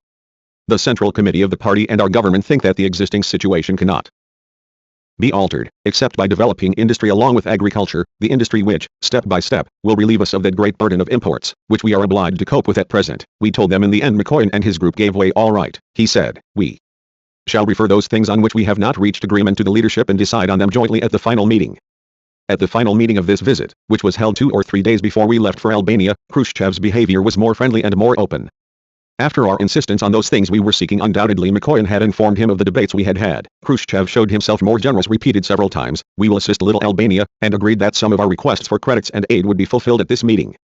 He spoke well about our party, the Central Committee and me, and, as usual, was unsparing in his boastful promises. We were soon to understand why he acted like that. It was still the beginning of the elevation of him and his group, and for this he needed popularity, good opinion, the idea within the Soviet Union and abroad that we had to do with a jolly good fellow, a warm-hearted, skillful and wise leader, who knows how to put up opposition, but can also back down, who is not tight-fisted, but prudent and a consummate accountant. Thus, it was the time when Khrushchev was making investments in favor of his secret action, and to this end, according to the occasion, he had to appear generous, friendly, and humane. However, behind this fine, friendly facade, the guard of the McCoyans and other functionaries of commerce was extremely active, and both with us and with others, they behaved like real hucksters in the talks over economic problems. They were Khrushchev's men who, with his knowledge and on his instructions, employed all kinds of pressure and trickery during working meetings, and the concrete examination of matters to prune our requests and to smooth matters over in such a way that when we finally met Khrushchev, all that remained for him to do was to smile, flatter and propose toasts. Once we had a bitter wrangle with McCoy in connection with granting us a credit for mass consumer goods.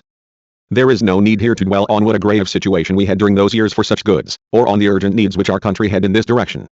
The Soviet leadership was aware of the situation, but, in support of our request for the credit I mentioned, we had written it a letter in which we gave a brief outline of how we fulfilled the needs of the population. However, before beginning the examination of our request, McCoy leveled the following charge against us: you are using up the credits we have granted you for the development of the economy and other sectors. You buy mass consumer goods with them. I replied, we have had and still have very great needs for consumer goods, but I am not aware of what you charge us with. We have never permitted the credits for the development of industry or agriculture to be used to purchase commodities. Yes, you have. 11 repeated McCoy. You have used up million rubles, and he mentioned a figure which I don't remember precisely, but which amounted to more than 10 million. I'm hearing this for the first time. I said, nevertheless, we shall look into the matter. One shall convince you.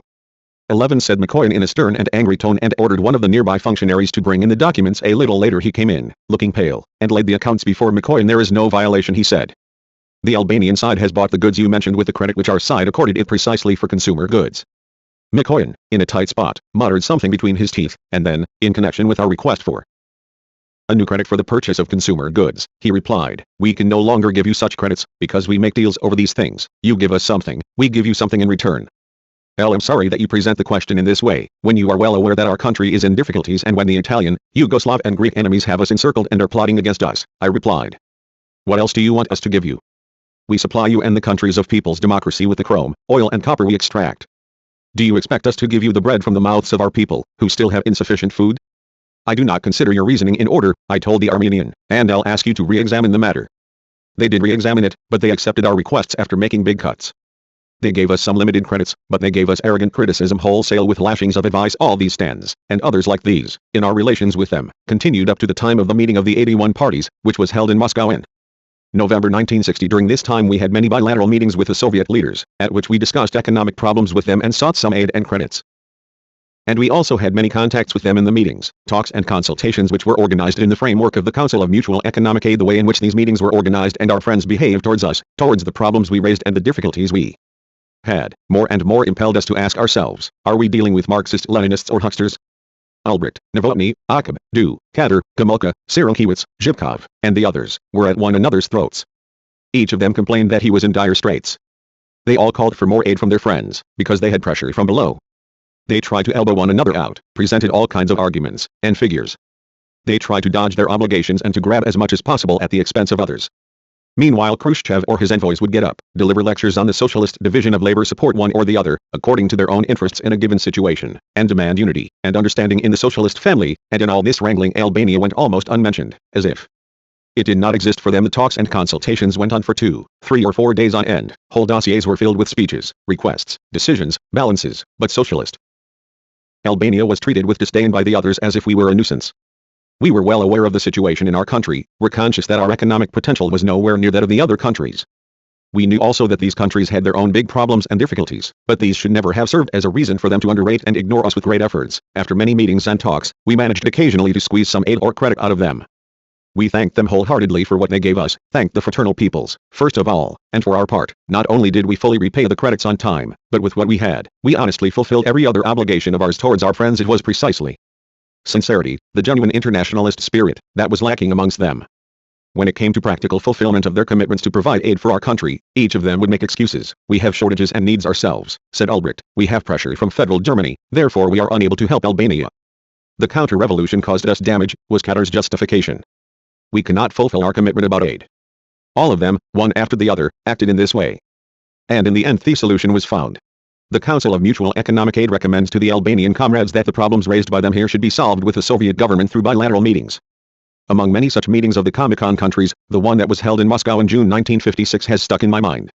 Now Khrushchev was going headlong down his road of betrayal, but the others too, were galloping after him. The 20th Congress of the CPSU, about which I shall speak later, was having its effect. Lack of unity, division and contradictions are the natural outcome and concomitants of revisionism. This was apparent at this meeting, 3 or 4 months after the 20th Congress. Akab, who had become first secretary of the Polish United Workers' Party, got up and declared, "We have not fulfilled the obligations with which we have been charged for coal and are not going to do so. We cannot fulfill the plan. Its targets are set too high and must be reduced. The coal workers live badly, they work to exhaustion." As soon as he finished, Jero, Albrecht and Du got up, one after the other, and leveled every kind of charge against the Poles. The atmosphere was very heated. "If you want coking coal, invest in Poland," replied Akab. "We must improve the standard of living. Things have reached such a state that the Polish workers are about to go on strike and abandon the mines. Where should we invest first?" 11, replied the others. "In the steel plants of the Soviet Union or in your coal mines?" 11, we must examine these things, said Khrushchev, trying to cool the tempers. "As for the question of workers, if you Poles have insufficient, or those you have walk out, we can bring workers from other countries." At this Akab jumped up. "It is not fair," he shouted. "You must help us. We are not going back to Poland without settling this matter. Either reduce the plan or increase the investments Lee once taken. The decisions must be carried out," interposed Du. "The decisions are not being carried out," said Jero, adding fuel to the flames. "We have several factories in which we have been told to produce arms and special equipment, but no one is buying the products from us." "They don't take them from us either," said Akab, jumping up again. "What are we to do with them?" 11, let us not speak here like factory managers, said Khrushchev to Akab. "Things can't be discussed in this way. You must look at the profitability. We too have changed direction in many plants. For example," continued Khrushchev, "we have turned some arms plants into plants producing water pumps. I have some suggestions about these problems," continued Khrushchev, and he began to bring out those gems, which he had on the tip of his tongue, in regard to a number of special products of industry. He said among other things, "We must do as Hitler did at that time. Germany was alone and he produced all those things. We must study this experience, and we too must set up joint enterprises for special products, for example, weapons. We could not believe our ears. Could it be true that the first secretary of the Central Committee of the Communist Party of the Soviet Union wanted to learn from the experience of Hitler and even recommended it to others? But this is what things were coming to. The others listened and nodded approval. You must provide us with designs, said Akub. You don't deserve to get them, shouted Khrushchev angrily, because the West steals them from you. We gave you the patent of an aircraft and the capitalists stole it from you. That occurred, admitted Akub, and pulled in his horns a little. We gave you the secret report of the 20th Congress and you printed it and sold it at 20 zloty a copy. You don't know how to keep secrets. Right. 11, whispered Akub, and drew in his horns even further. We have given you another 4 top-secret documents and they have flown from you, added Bulganin, numbering them off one by one to his face. Yes, said Akub, and now his voice could hardly be heard.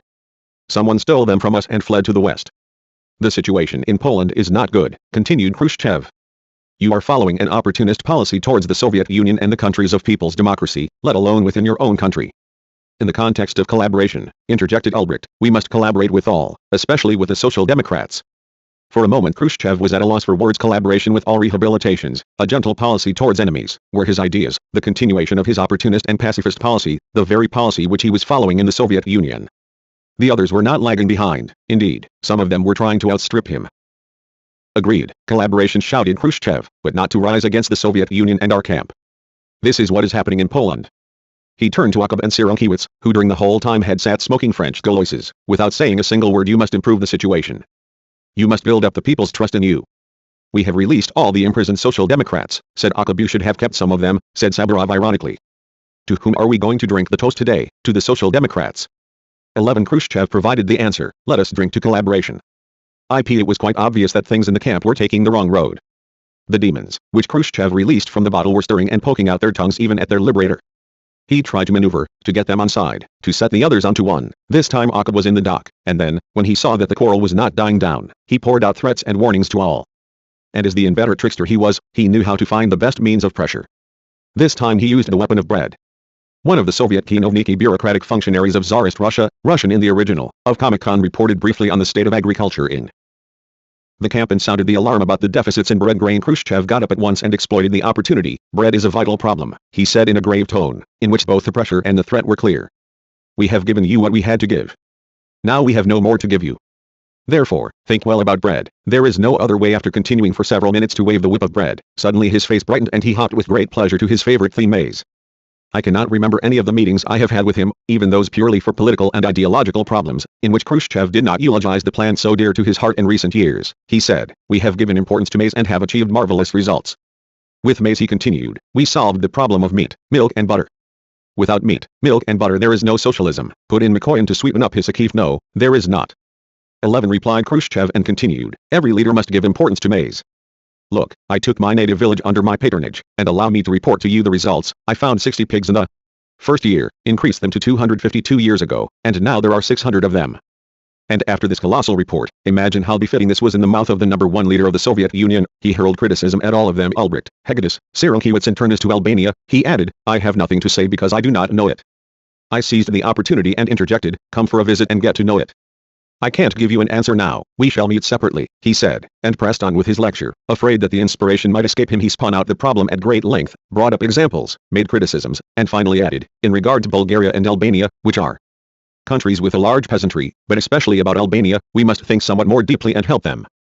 As usual, the council decided that we should solve the problems we raised there with the Soviets.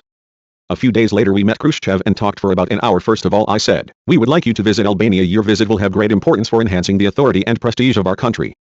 I too would like to come, he told me, but there are certain difficulties. How far is Albania from Moscow? 11.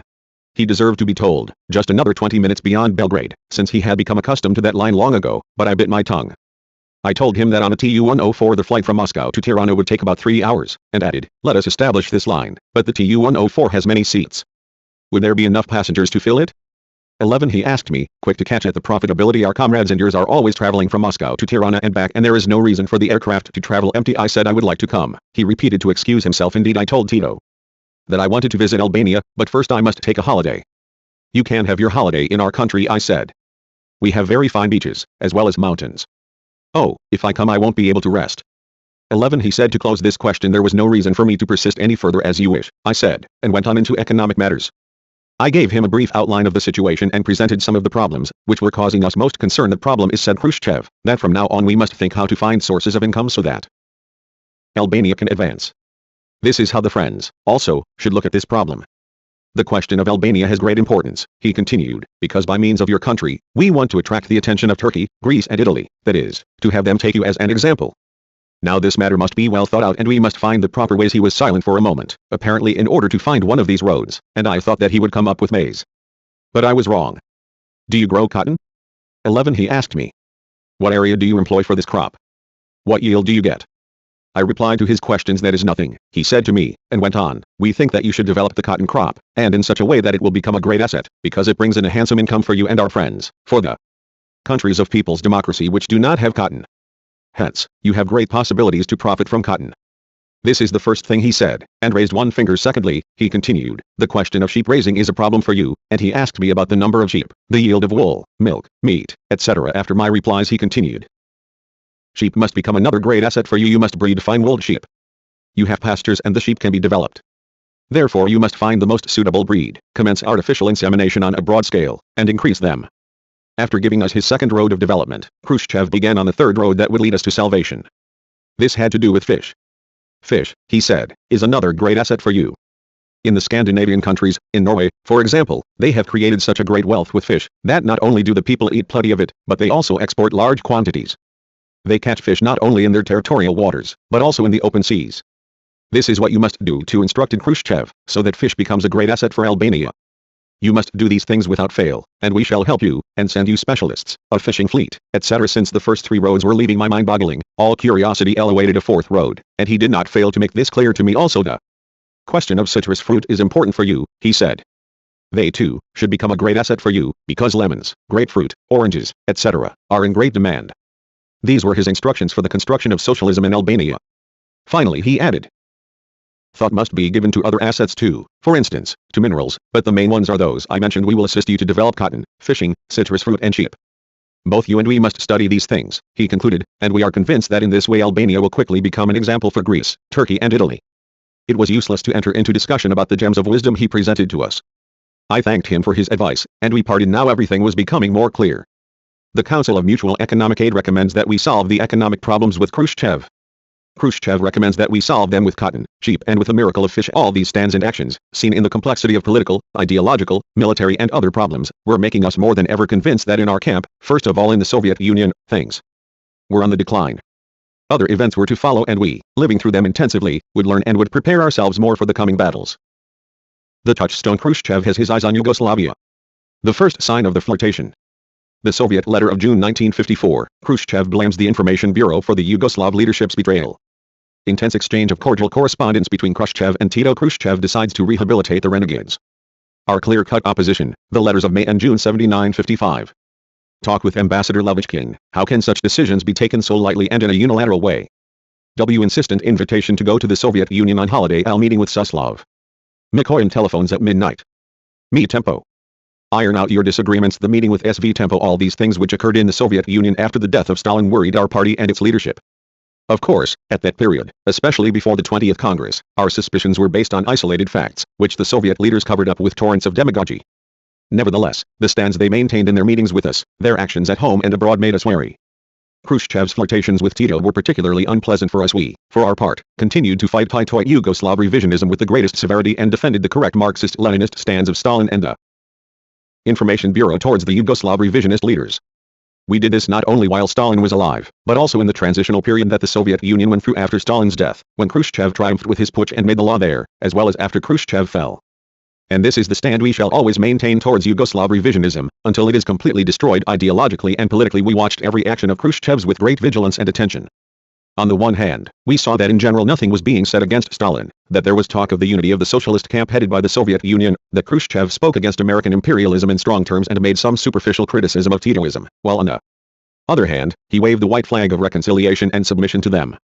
In this situation we followed the course of friendship with the Soviet Union, struggled to safeguard and strengthen this friendship, and this was not a tactic, but a matter of principle for us. Nevertheless, we did not allow wrong actions and deviations in line to go uncriticized when they appeared. For us, the struggle against American imperialism and Yugoslav Titoism was a touchstone to assess the stands of Khrushchev and the Khruschevites with a Marxist eye.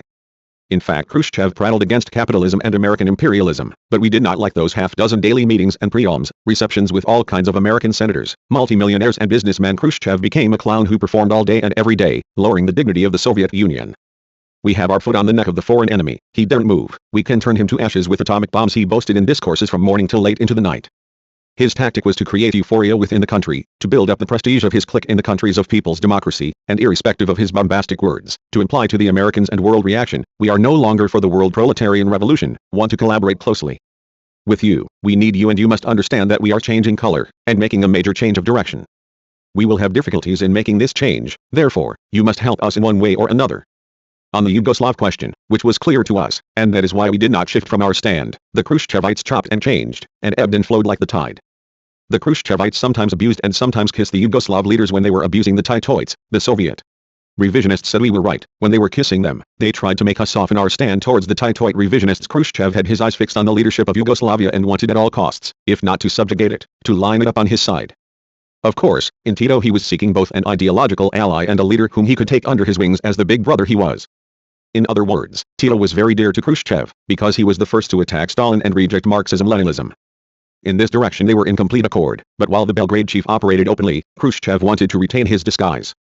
In the international arena, Tito had become the communist dear to American imperialism and world capitalism, which lavished credits and aid on him, so that he would howl against the Soviet regime and the Soviet state and at the same time sell Yugoslavia to foreign capital. Khrushchev wanted to maneuver Tito in his favor, so that this American agent in Belgrade would lower his tone a bit against the Soviet regime and reduce the great ardor he was showing to undermine the Soviet influence in the countries of people's democracy, to spread the influence of his Khrushchevite revisionist ideas in Yugoslavia and to restrain the Belgrade leadership and its orientation towards the Western way of life and American capital. Tito, for his part, had long dreamed of shifting the epicenter of the leadership of this alleged communism from Moscow to Belgrade, and that Belgrade should replace Moscow in Eastern and Southeastern Europe. Tito's scheme had made no progress from the time he fell out with Stalin, who detected and sternly attacked the diabolical work of this renegade. Having the assistance of the Americans, Tito brought out this plan again when he saw that Nikita Khrushchev and his group were smashing the work of Lenin and Stalin. Between these two chiefs of modern revisionism, Khrushchev and Tito, a long and complex confrontation was to develop, sometimes gentle, sometimes harsh, sometimes with attacks and abuse, and sometimes with flattery and smiles. But, regardless of the allegedly Marxist words and slogans, regardless of Khrushchev's vows that he was fighting to restore Tito to the positions of Marxism-Leninism, both when they were quarreling and when they were embracing, neither side acted on the basis or in the interests of Marxism-Leninism.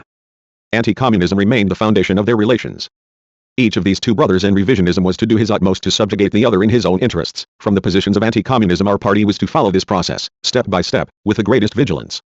As this process developed, our party was to become even more convinced of what Khrushchev and the Khrushchevites were, and what they represented in the Soviet Union and in the international communist and workers' movement. We received the first warning signal that the new Soviet leadership was changing the former course in the direction of Yugoslav revisionism. In June 1954, during the days of our stay in Moscow, the Soviet leadership handed us a long letter, signed by Khrushchev, addressed to the central committees of the sister parties, in which they informed us about the conclusions which the Soviet leadership had reached on the Yugoslav question.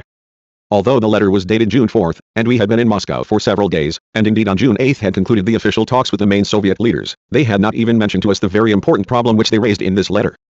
Apparently, Khrushchev, who was well aware of our resolute and unwavering stand towards the Belgrade traitors, wanted to act cautiously and gradually in regard to us distorting the historical truth. Khrushchev and company had reached the conclusion that Yugoslavia is breaking away from the socialist camp in the isolation of the Yugoslav working class from the ranks of the international workers' movement more entirely due to the breaking off of relations between the CPY and the international communist movement in 1948. According to them, the stand that was taken in 1948 and 1949 towards the Yugoslav party was wrong, because this stand allegedly forced the leading circles of Yugoslavia to make approaches to the USA and Britain to conclude the military-political agreement with Greece and Turkey, the Balkan Pact, to make a series of serious concessions to capitalism to move towards the restoration of capitalism, etc.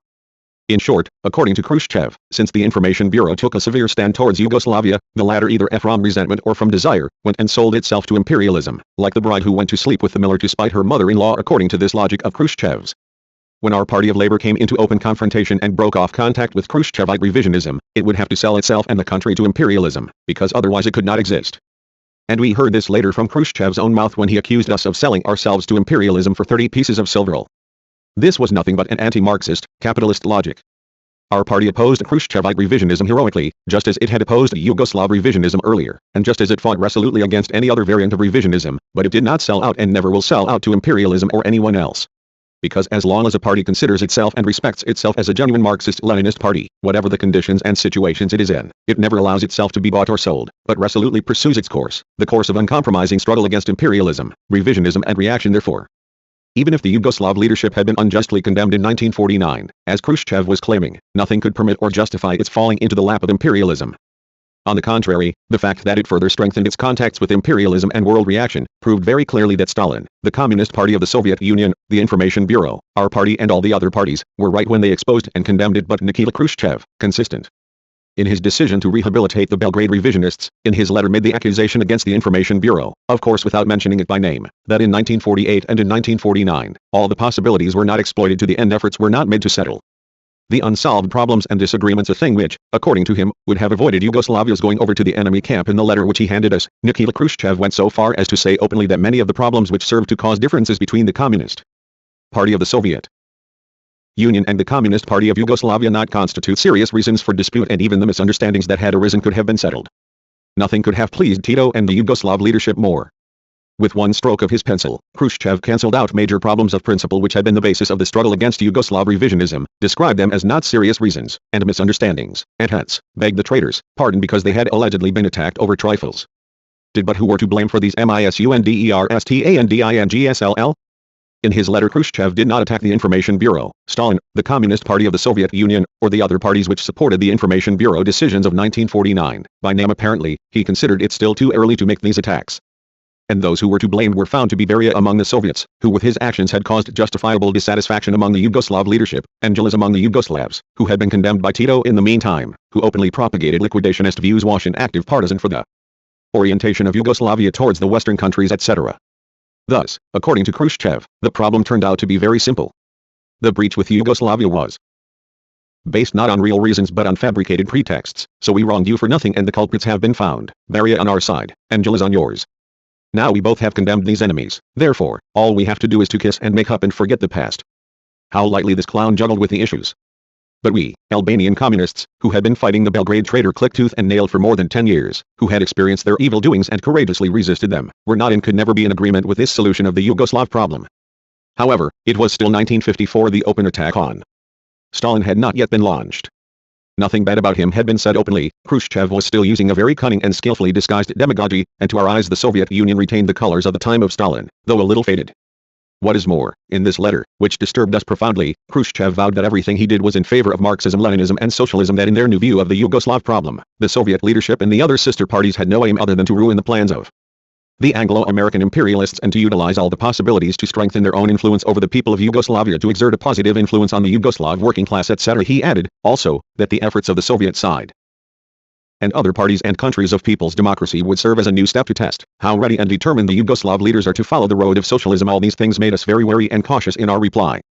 During those days when we were in Moscow, Comrade Hisny, the other comrades of the delegation and I discussed the problem at length and finally gave the Soviet leadership our reply in writing. In this reply, without openly opposing Khrushchev, we stressed our permanent stand towards the revisionist leadership in Belgrade, emphasized the importance of the Information Bureau decisions of 1948 and 1949 and did not permit any allusion to the re-examination of the stand adopted previously towards the deviations in line of the Yugoslav leadership. In our written reply we countered Khrushchev's idea that the breaking off of relations drove the Yugoslav leaders into the lap of imperialism with the thesis that it was the Yugoslav leaders themselves who betrayed Marxism, Leninism and set their people and their homeland on the course of enslavement and under the dictate of Anglo-American imperialists, that it was their anti-Marxist line which was the factor that gravely damaged the vital interests of the peoples of Yugoslavia, that it was they who took Yugoslavia out of the socialist camp, who changed the Yugoslav party into a bourgeois party and isolated it from the world movement of the proletariat. While clearly pointing out these truths, we went on to stress that we agreed that efforts should be made by the communist parties to help rescue the peoples of Yugoslavia from enslavement and poverty, but we stressed once again that in our opinion the Yugoslav leaders had gone a long way down their anti-Marxist road, the road of submission to American and British imperialists. With this we told Khrushchev indirectly that we did not agree with the hopes and illusions which he nurtured towards the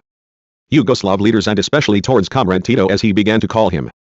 L expressed these opinions to Khrushchev, also, in the next talk I had with him, on June 23, 1954. However, he pretended not to notice the different stands each of us adopted over the Yugoslav problem. Perhaps he did not want to create conflicts with us in the first official meetings we had with him. Perhaps he underrated us and did not bother his head about our opposition. I remember that he was all euphoric and spoke with the assurance of someone who has everything running smoothly. He had just returned from a lightning visit to Czechoslovakia. He was a master of every kind of visit: lightning, incognito, official, friendly, much publicized, secret, day, night, announced and unannounced, short, long, with his suite or quite alone, etc. In Prague, he told me, I took up the Yugoslav problem again with representatives of several sister parties who were there. They were all fully in agreement with me and considered the efforts of our party very important. Then looking me right in the eye, he added, recently we, the Hungarians, the Bulgarians, Romanians, and others have taken good steps towards the normalization of relations with Yugoslavia. I sensed why he stressed this. He wanted to say to me, see, we are all agreed, hence you Albanians should join us too. I told him briefly that there is a very long history of our relations with the Yugoslav party and stated that the Yugoslav leadership itself was to blame for ruining our relations, and that if the Albanian-Yugoslav state relations were at a very low ebb, this was no fault of ours but a consequence of the unceasing anti-Marxist and anti-Albanian stands and actions of the leaders in Belgrade. Konechno, of course, said Khrushchev, jumping up, and L understood that he did not want me to go any further with the discussion of this problem. We have taken all measures, he said. Tomorrow our ambassador in Yugoslavia goes to meet Tito in Brioni. We think that there are great possibilities of achieving our objective. If nothing is achieved, he said in conclusion, then we still have other methods. This is how the romance of the Khrushchev-Tito love affair began. A few days later Khrushchev handed his opinions or conclusions about the new analysis of the Yugoslav problem in writing to Tito. The latter, of course, was gloating over the fact that things were developing with Khrushchev just as he had envisaged, but, as the sly old fox he was, he did not prove so foolish as to throw himself into Khrushchev's arms. On the contrary, Tito schemed and worked to ensure that Khrushchev, who had been the first to back down, would also be the first to openly beg his pardon in Belgrade. Moreover, Tito was up to his neck in the mire of imperialism, was bound hand and foot. Therefore, if he were to say the odd word about socialism and Marxism, he had to do this only to the extent that he was permitted by his Western overlords, first of all, the American imperialists.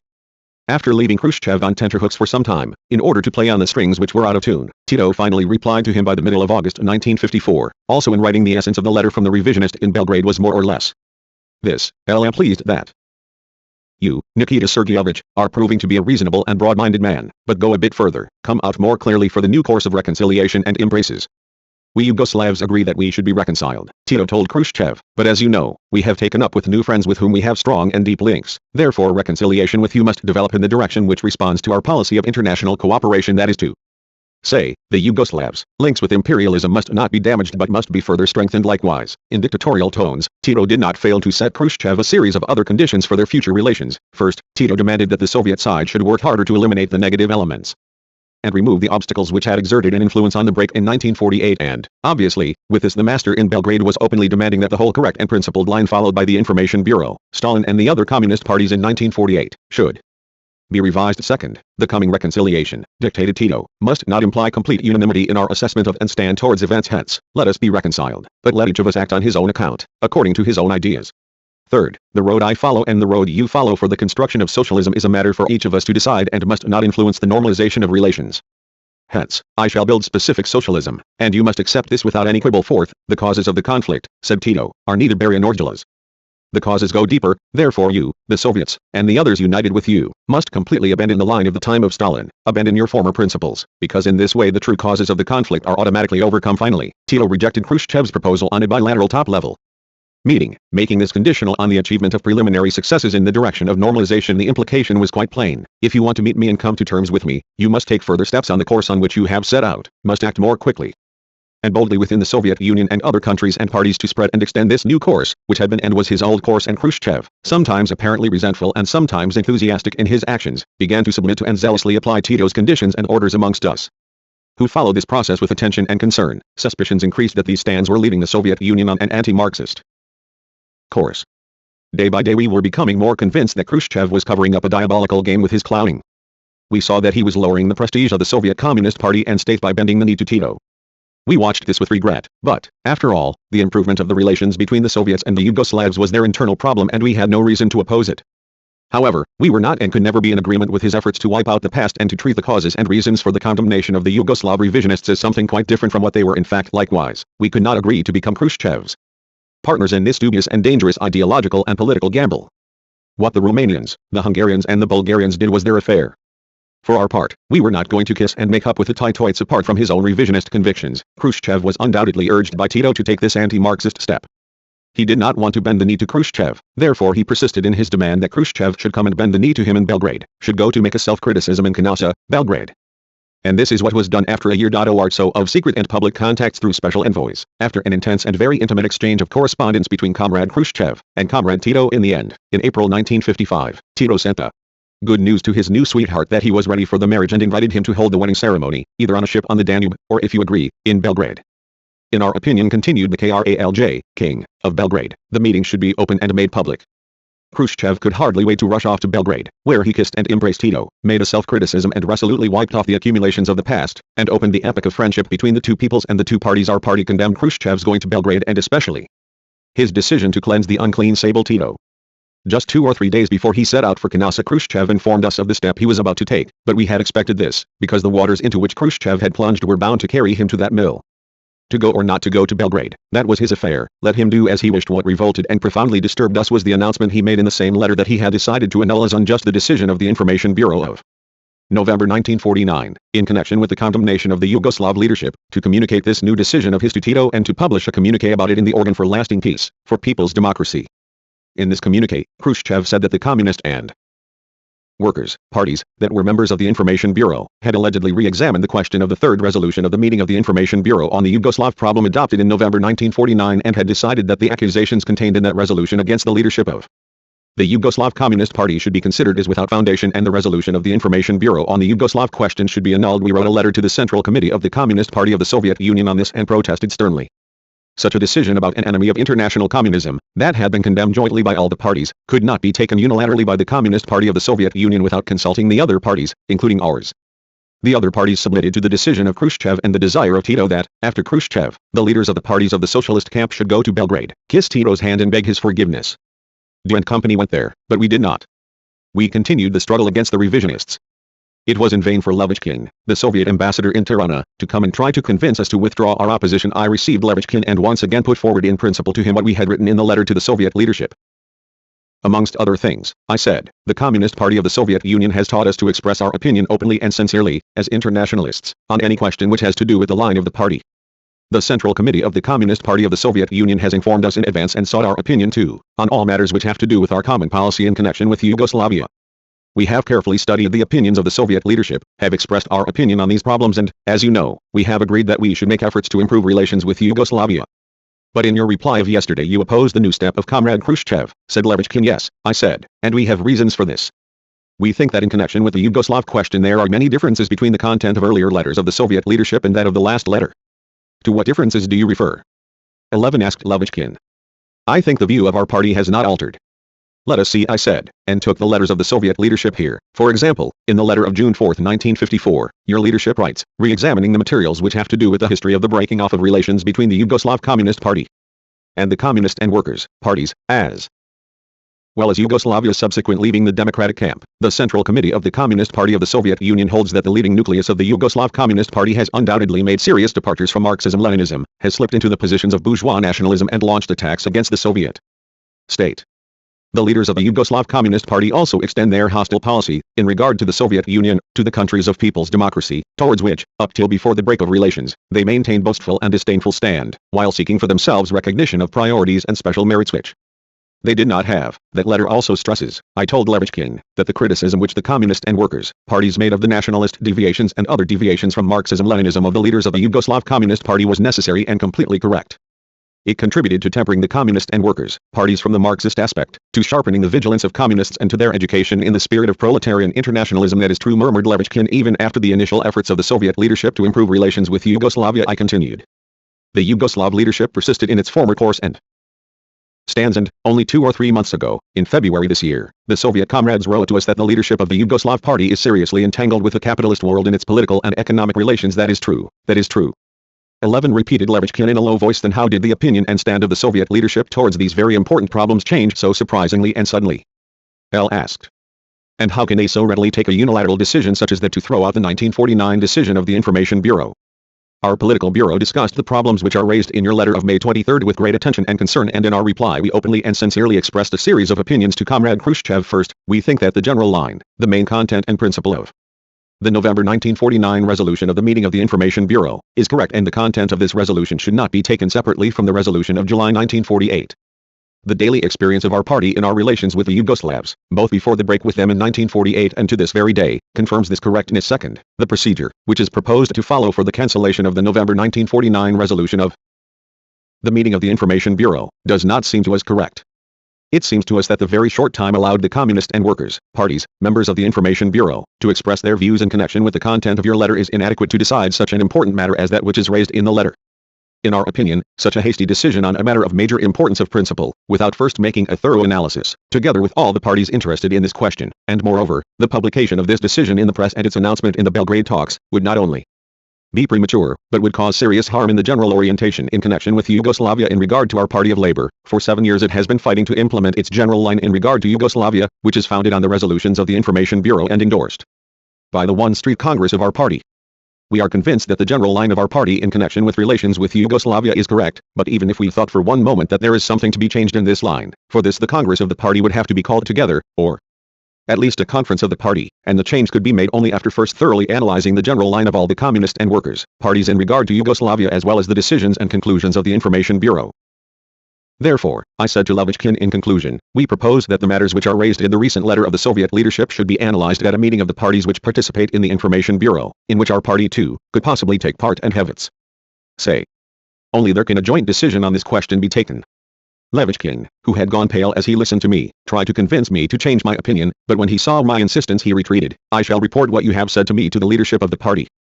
We have written everything I told you in our letter to Comrade Khrushchev, I concluded, but I repeated it to you too, to make clear to you what impelled us to adopt this stand. Our opposition was completely correct and within the Marxist-Leninist norms of relations between parties we were well aware how correct, substantiated and well-based were the analyses and decisions of the Information Bureau and the Central Committee of the Communist Party of the Soviet Union in connection with the Yugoslav problem during the years 1948 and 1949. When the decision was taken to condemn the anti-Marxist activity of the Yugoslav leadership, we were not members of the Information Bureau. However, during that period, Stalin, the CPSU and the other parties that were members of the Information Bureau frequently consulted us and listened carefully to what we had to say in connection with our relations with the Yugoslav leadership.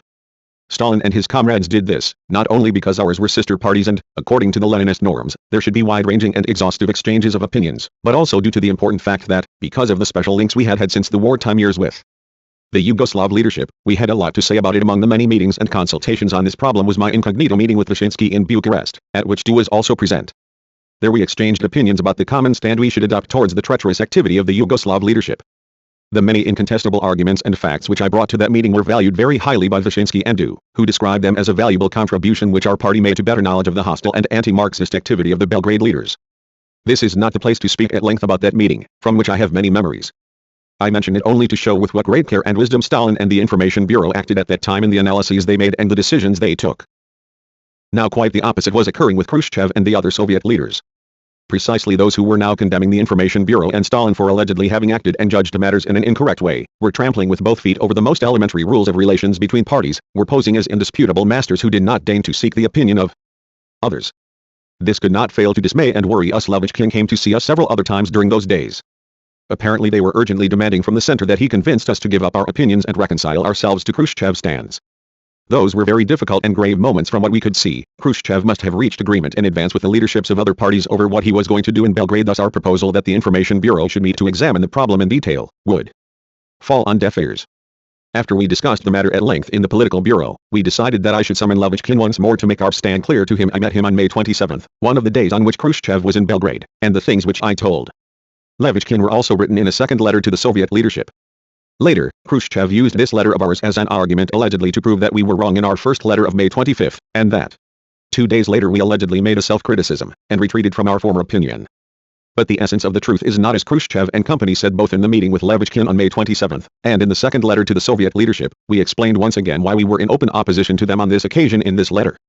We again stressed to the Soviet leadership that although we had been and were agreed that every effort must be made to solve the disagreements over principles with Yugoslavia in a Marxist-Leninist way, we were still convinced that the Yugoslav leaders would neither recognize their grave mistakes, nor abandon their course. We have been and continue to be particularly sensitive on the Yugoslav question and especially towards the anti-Marxist activity of the leadership of the Yugoslav Communist Party, we said in the letter, because this hostile activity against the Soviet Union, the countries of people's democracy and the whole movement of the proletariat has been carried out in a specially ferocious way against our party and the sovereignty of our homeland. Seeing the problem in this way, we continued, when we read that part of your letter which says that eventually it might be communicated to the Yugoslavs, that the resolution of the Information Bureau of November 1949 should be revoked and that a communique about this would be published in the organ for lasting peace. For people's democracy we were profoundly shocked and said that if this were done it would be a very grave mistake.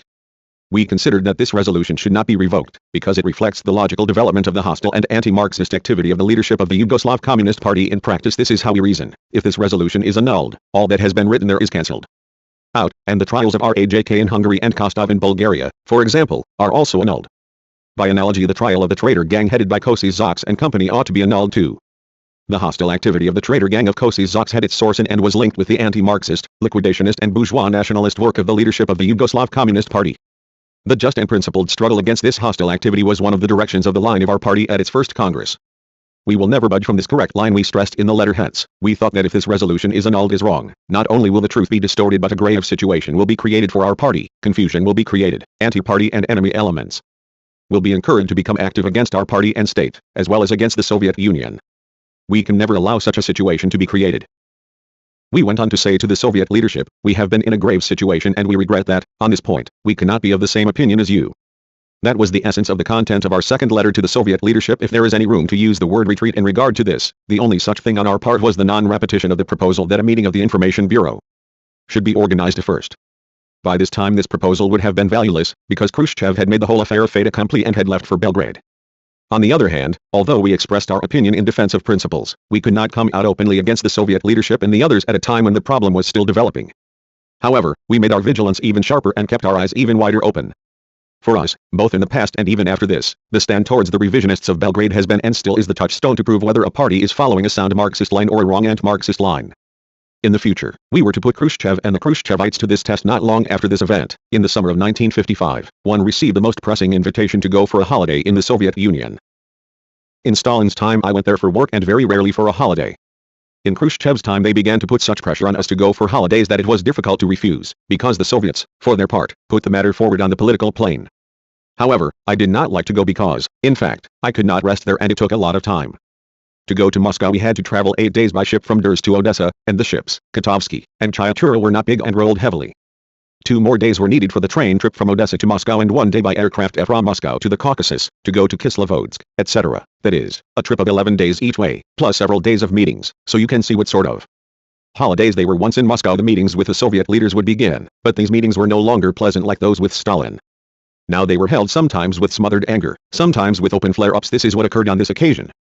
As soon as I arrived in Moscow I had 2 meetings with Suslov. In his opening words he told me that we would talk about the Yugoslav problem and stressed in a dictatorial tone: the leadership of your party must take careful account of this question. It must not look at the Yugoslav problem in a rigid way. I did not take my eyes off him as I listened. Sensing my displeasure, he backpedaled a little. Their mistakes remain mistakes, he said, but our objective is to become friends and to advance the friendship with Yugoslavia. At its last meeting, our Central Committee once again analyzed our relations with Yugoslavia, he continued, and we shall give the report delivered there to you personally, because it is top secret. He was silent for a moment, trying to assess what impression his words were making on me, and then went on: the main problem is that the Central Committee of the Communist Party of the Soviet Union has examined the Yugoslav question in a realistic light, bearing in mind the traitorous work of Beria, and we made self-criticism about this. Our Central Committee came to the conclusion that the breaking off of relations with Yugoslavia was a mistake, that is, we were hasty. In what way, hasty? I said. At that time, thorough analyses were made, long and thorough discussions were held, and the true ideological and political causes of the existing disagreements were uncovered. The main cause for this break, continued Suslov, was not the ideological issues, although they were making mistakes, and they have been pointed out openly to the Yugoslavs. The main cause lies in the slanders that were made against the Yugoslav leaders and in our lack of patience. The Yugoslavs' mistakes of principle should have been discussed, backed up by facts, and ironed out. This was not done. From all the facts examined, he continued, it turns out that there is no basis at all for saying that the Yugoslav comrades have deviated and have sold Yugoslavia, just as it does not turn out that the Yugoslav economy is dependent on foreigners. Pardon me, I said, but let us not go back to those things we have analyzed and decided in 1948 and 1949. Let us take only your correspondence with the Yugoslav leadership during the last 2 years. Not only in several of your letters, but the Yugoslavs themselves in their letters, admit that they have created strong links with the West. What are we to think now of your opposite assessment of these matters? 11. A number of mistakes have been made, but they must be examined carefully, said Suslov, and started to list a series of arguments to convince me that the Yugoslav leaders were allegedly not on a wrong road. Naturally he also tried to lay the blame on Beria and Gilizand. The efforts of imperialism to attach Yugoslavia to itself. Molotov too has maintained a very sectarian stand on this problem, continued Suslov. He personally made mistakes in state relations with Yugoslavia while insisting that it was the Yugoslav comrades that made the mistakes. However, the Central Committee demanded that Molotov prove where the Yugoslavs had been wrong, and we criticized him severely for his stand. Finally he too expressed his solidarity with the Central Committee. I began to speak and gave a detailed presentation of our relations with the Yugoslav leadership, beginning from the years of the National Liberation War.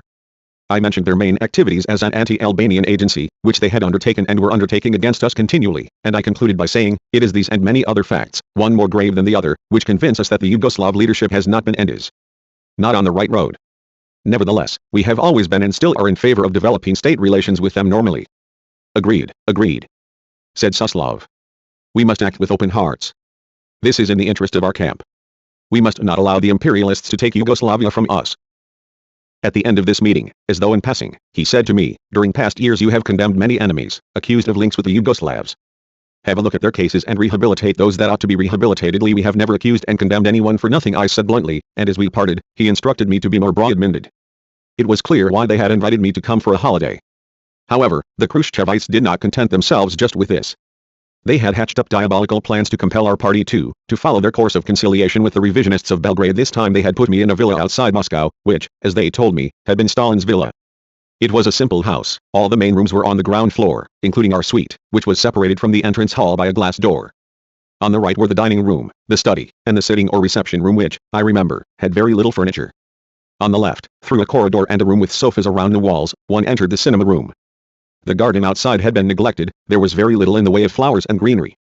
There were no trees for shade, but they had built a small semicircular besedka, pavilion with seats, which were also semi-circular, attached to the pillars built around the curve, where the children played. Beside the house there was a small vegetable garden. In this house one night we heard a loud knock at the glass door which led to our suite. My wife, Negzmj, got up quickly, thinking that our son was not well, since he had fallen over the day and had hurt his hand. She went out, immediately returned and said to me, "It's one of the officers of the guard. Mikoyan wants you on the telephone." I was sleepy and asked what time. It was 12:30, said Negzmj. I put something over my shoulders and went into the study to the telephone. Mikoyan, at the other end of the line, did not beg my pardon for ringing me up after midnight, but said to me, "Comrade Enver, Comrade Svetozer Vikmanovic Tempo is here in Moscow and I was with him till now. You know him and it would be good if you were to meet. He is ready to meet you tomorrow." For a time I remained silent on the telephone, while Mikoyan, who had no intention of asking, said, "Tomorrow then, you agree," in a tone as if he were giving an order to the party secretary of an oblast region. "How could L agree to this, Comrade Mikoyan?" I said. "I talked with Comrade Suslov, and expressed the view of our party about the position of Yugoslavia and Tito."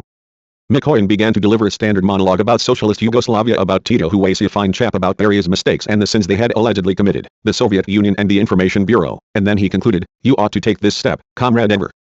You know Tempo, talk with him and try to iron out your differences, because this is in your interest and in the interest of the camp. You, too, must help ensure that Yugoslavia does not go over to the imperialist camp. So, you agree, tomorrow?" "All right, I'll agree, tomorrow," I replied, clenching my teeth in rage. I went back to bed, but I was so disgusted over these backstage maneuvers and fait accompli which the Khruschevites were hatching up in the course of their betrayal that I could not sleep. I had met Tempo twice in Albania during the time of the war, and both times we had quarreled, because he was arrogant and a real megalomaniac. He made unfounded accusations against our war and the people who led it, or made absurd proposals about the Balkan staff without mentioning how this staff was to function in those conditions, when we could communicate from one zone to the other within the country only with difficulty, let alone mentioning the ulterior motives hidden behind the organization of this staff. What was I to say to Tempo now, after all those things which Tito, Rankovic, their envoys Velimir Stojnik, Nijas Dizdarevic and their agents Kosi Zox and company, had done to us? Must we swallow this too? I tossed and turned sleepless all night thinking about what should be done. The time had not come yet to settle accounts with the Khrushchevite revisionists. The next day we met Tempo.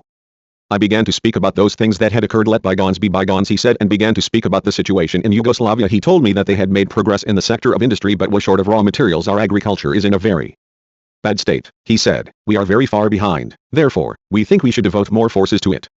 The mistakes we have made in agriculture have left us hard-pressed."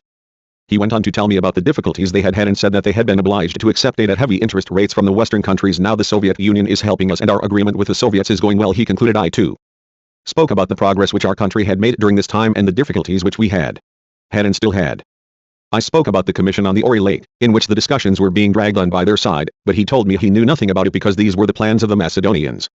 "Nevertheless, we must look more carefully at the question of the Shkodra Lake, where the benefits will be greater for both sides, especially for your side," he added, and that is how the meeting which the Soviets had arranged between Tempo and me passed. After this meeting, when I met Mikoyan and Suslov, they both said to me, "You did well to meet Tempo because the ice has been broken." According to them, the mountain of ice created between us and the Titoite revisionists could be broken with one chance meeting or contact, but this was not our opinion. There would be no spring thaw in the ideological field in our relations with Yugoslavia, and we had no intention of plunging into the murky waters of the Khruschevites and the Titoites. The mother party wants to be the conductor. Khrushchev seeks hegemony in the world communist movement. His attack on the Comintern and the Information Bureau. The Khrushchevites extend their tentacles to other parties. The sudden deaths of Gottwald and Berit. Unforgettable memories from the meeting with Dimitrov and Kolarov. Correct but formal relations with Romania. The opportunist zigzags of the Romanian leadership.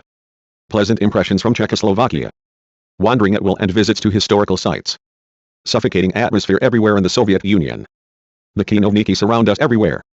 Our relations with the East Germans. I spoke earlier about the lecture, which Khrushchev gave me on the role of the first secretary of the party and the opinion, which he had expressed to the Polish comrades about the replacement of Berit by Jakob in this post. This fact not only astounded me but seemed to me completely unacceptable, as a tactless undertaking, to put it mildly, towards a sister party. Further developments were to make clear to us and convince us that such undertakings were Khrushchev's normal forms of work to put the international communist movement under his personal domination. This activity did not lack its demagogic cloak. The essence of this demagogy was, Stalin kept the communist and workers' parties in his grip through force, through terror, and dictated actions to them in the interests of the Soviet Union and to the detriment of the world revolution. Khrushchev was for struggle against the Comintern, except, allegedly, for the period when Lenin was alive. For Khrushchev and the other modern revisionists, the Comintern operated simply as a Soviet agency in the capitalist countries. Their opinion, which was not expressed openly, but was implied, was in complete accord with the monstrous accusations of capitalism and the reactionary bourgeoisie throughout the world, that fought the proletariat. And the new communist parties formed after the betrayal by Social Democracy and the Second International by means of the Comintern, Lenin, and later Stalin, consolidated the communist and workers' parties and strengthened the struggle of the proletariat against the bourgeoisie in the rising fascist dictatorship. The activity of the Comintern was positive and revolutionary. The possibility that some mistakes may have been made is not ruled out, but it is necessary to bear in mind the difficult circumstances of illegality in which the parties and the leadership of the Comintern itself were obliged to work, as well as the fierce struggle waged against the communist parties by imperialism, the bourgeoisie and reaction.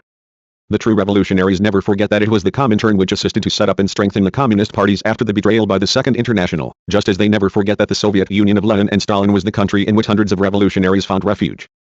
To escape the reprisals of the bourgeoisie and fascism and carry on their activity in his assessment of the work of the Comintern and Stalin, Khrushchev also had the support of the Chinese, who continue to make criticisms, although not publicly, in this direction. When we have had the opportunity, we have expressed our opinion about these incorrect assessments of the overall work of the Comintern and Stalin to the Chinese leaders. When I had the opportunity to talk with Mao Zedong, during my only visit to China, in 1956, or in the meetings with Zhou Enlai and others in Tirana, I have expressed the well-known viewpoint of our party about the figure of Stalin and the Comintern. I do not want to extend on these matters because I have written about them at length in my political diary and elsewhere. The decisions of the Comintern and Dimitrov's direction-giving speech in July 1935 have gone down in the history of the international communist movement as major documents which mobilized the peoples, and first of all the communists, to create the anti-fascist front and to organize themselves for armed struggle against Italian fascism, German Nazism and Japanese militarism. In this struggle, the communists and their parties were in the forefront everywhere. Therefore, it is a crime to attack the great work of the Comintern and the Marxist-Leninist authority of Stalin, which played a major role in the creation and the organizational, political and ideological consolidation of the communist and workers' parties of the world. For its part, the Bolshevik Party was a powerful aid for those parties, and the Soviet Union, with Stalin at the head, was a great potential in support of the revolution in the international arena. Imperialism, the capitalist bourgeoisie and its fascist dictatorship fought the Soviet Union, the Bolshevik Party and Stalin, with all their might, waged a stern struggle against the Comintern and the communist and workers' parties of every country and ruled the working class with terror, bloodshed and demagogy. When Nazi Germany attacked the Soviet Union, the communist and workers' parties of various countries took up arms, united with the other patriots and democrats in their own countries and fought the fascist invaders. Because of this natural struggle, the enemies of communism said, the communist and workers' parties have put themselves in the service of Moscow. This was a slander. The communist and workers' parties fought for the liberation of their own peoples, fought for the working class and people to take power. In the great alliance of the anti-fascist war, the sympathies of these parties were with the Soviet Union, because it was the most reliable guarantee for the victory. It was Stalin himself, who, on behalf of the Executive Committee of the Comintern, announced the decision for the disbanding of the Comintern, and the reason given was that no further need was felt for its existence. This stand was completely correct, because by that time, the communist and workers' parties had become mature and militant, had been tempered in class battles and in the great war against fascism, and had gained colossal experience. Now, each party could march on its own feet and had Marxism-Leninism as its unerring guide. After the Second World War, the Information Bureau of Communist and Workers' Parties was formed. It was necessary to create this, because the parties of socialist countries and those of capitalist countries, especially of Europe, needed to exchange their very valuable experience.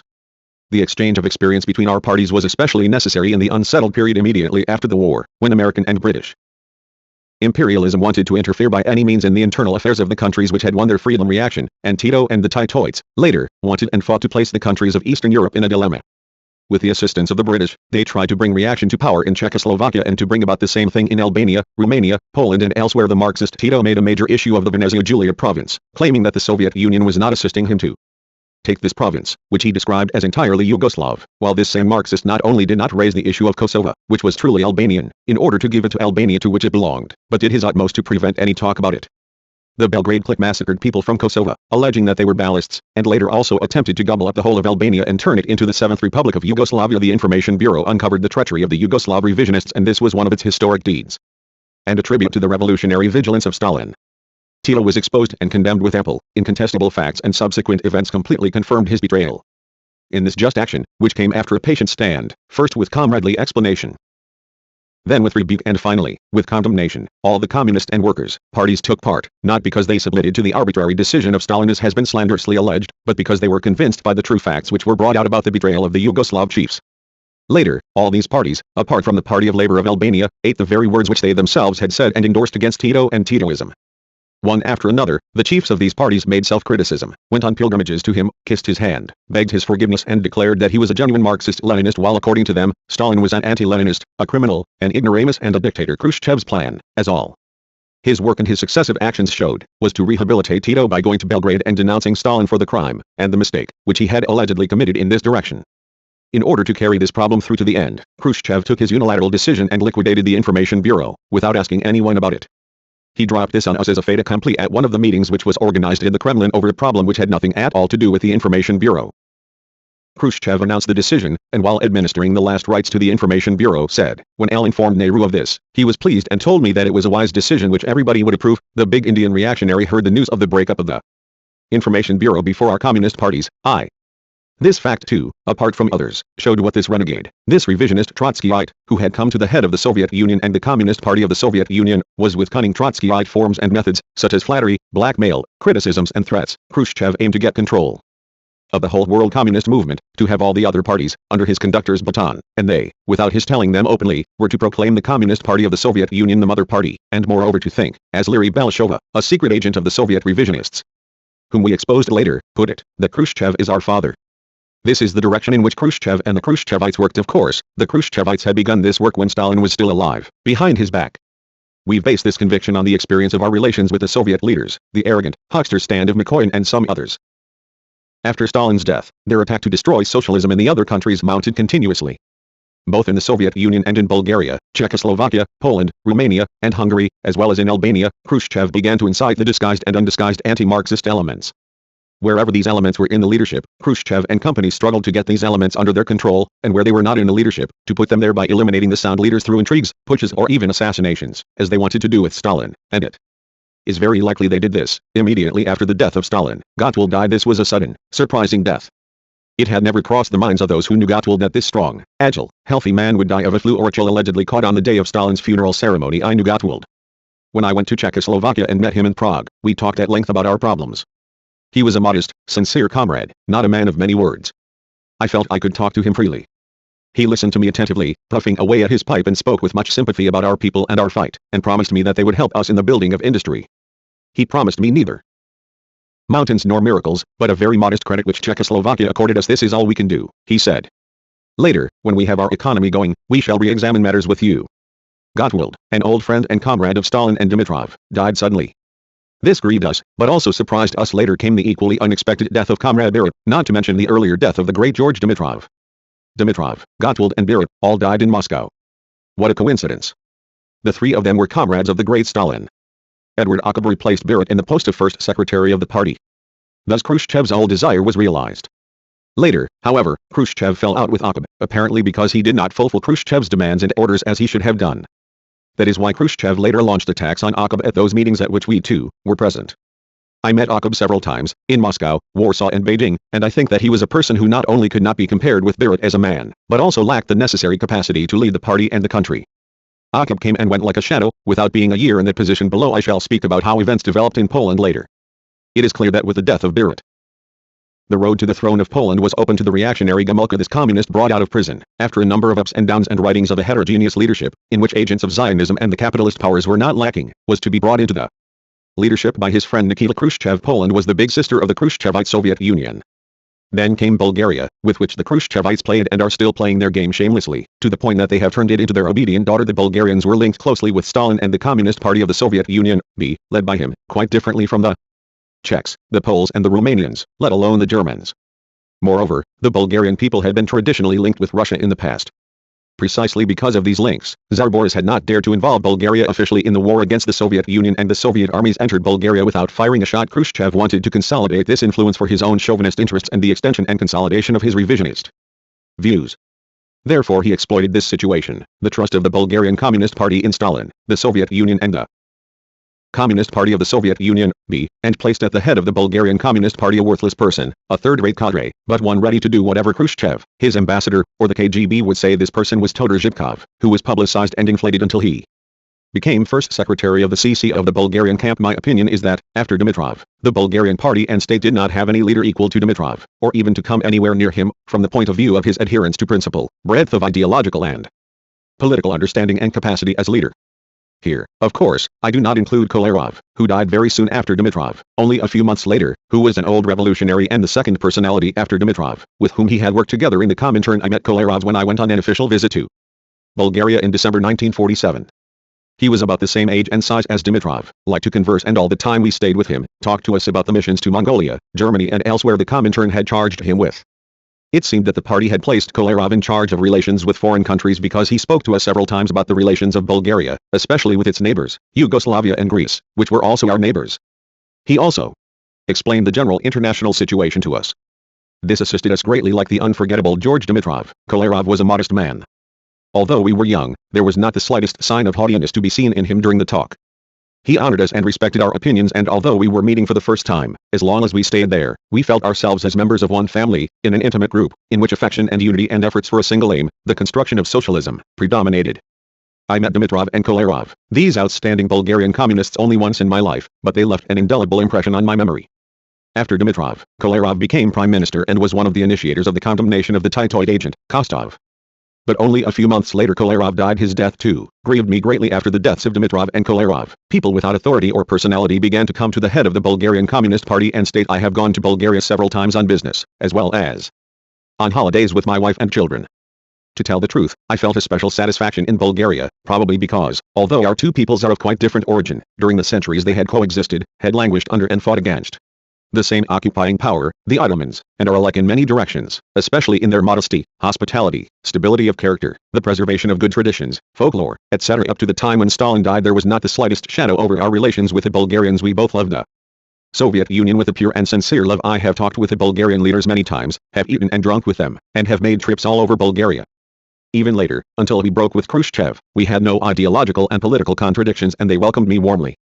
Many of them, like Velko Chervenkov, Genov, Tsola Dragotova, Anton Yugov, etc., were not young. They were people of the older generation, who had worked abroad in exile with Dimitrov, or at home in illegality, and later had been in the prisons of Tsar Boris. In the end, Todor Zhivkov emerged above them, a man who is the prototype of political mediocrity. After the death of George Dimitrov, Velko Chervenkov became general secretary of the party. He was a big man, with graying hair and bags under the eyes. Whenever I met him in Bulgaria or in Moscow, he gave me the impression of a good fellow who walked with his arms flopping aimlessly, as if to say, "What am I doing at this fair? I'm serving no purpose here." He must have been a just man, but lacking in will. At least this was my impression. He was extremely sparing in words. In official talks he said so little that, if you didn't know him, you would form the impression he was haughty. But he wasn't in the least haughty. He was a simple man. In non-official talks, when we ate together, and met with other Bulgarian comrades to exchange opinions, Velko sat in stony silence, with his mouth closed, as if he were not there at all. The others talked and laughed, but not he. Chervenkov was Dimitrov's brother-in-law. He had married the sister of the great leader of Bulgaria. It is possible that a little of Dimitrov's glory and authority had descended on Velko Chervenkov, but Velko was quite incapable of becoming Dimitrov. Thus, just as he came to the head of the leadership of the Bulgarian Communist Party in silence, so he went without any fuss when he was thrown out. His ouster did not become any sort of issue. He was removed without any commotion, leaving place of leadership in the party to Todor Zhivkov. Thus, for Nikita, Czechoslovakia, Poland and Bulgaria had been settled. Romania too, where the party had some inglorious episodes in its history, was not to be left out of his aims and efforts either. We did not have any contacts with the Romanians during the war, which is different from what occurred with the Yugoslavs. Or with the Bulgarians, who once sent to our country Belgranov, who informed us of the work in Macedonia, sought our help in organizing the struggle of the Albanians living in Macedonian territory occupied by the Nazi fascists. After the war, from the Soviets we had heard very good things about the Romanian party and about Du, as an old revolutionary, who had suffered greatly in the prisons of the Diftana. But to tell the truth, I was somewhat disappointed when I met him for the first time, in the meeting about the problem of the Yugoslav revisionists, which I mentioned above. This is not the place to speak about my recollections of that meeting, but I want to stress that, from what I saw and heard in Romania and from the conversations I had with Du, the impression I formed about the Romanian party and about Du personally was not good regardless of what the Romanian leaders claimed. The dictatorship of the proletariat was not operating in Romania and the Romanian Workers' Party was not in a strong position. They declared that they were in power, but it was very evident that, in fact, the bourgeoisie was in power. It had industry, agriculture and trade in its hands and continued to fleece the Romanian people and to live in luxurious villas and palaces. Du personally traveled in a bulletproof car with an armed escort, which showed how secure their positions were. Reaction was strong in Romania and, had it not been for the Red Army, who knows how things would have gone in that country during our talks in those few days which I stayed in Bucharest. Du bombarded us with his boasting about the valor they had displayed in forcing the abdication of the corrupt King Michael, whom they had not condemned for his crimes against the people, but had allowed to leave Romania for the West, together with his wealth and his mistress's. Du's self-glorification was astonishing, especially when he told me how he challenged the reactionaries by going into their cafes with a pistol in his belt. Thus, from this first meeting I formed a poor impression, not only of Du, but also of the Romanian party and its line, which was an opportunist line, and the things which occurred later with Du and his party did not surprise me. The revisionist chiefs of that party were the most conceited you could imagine.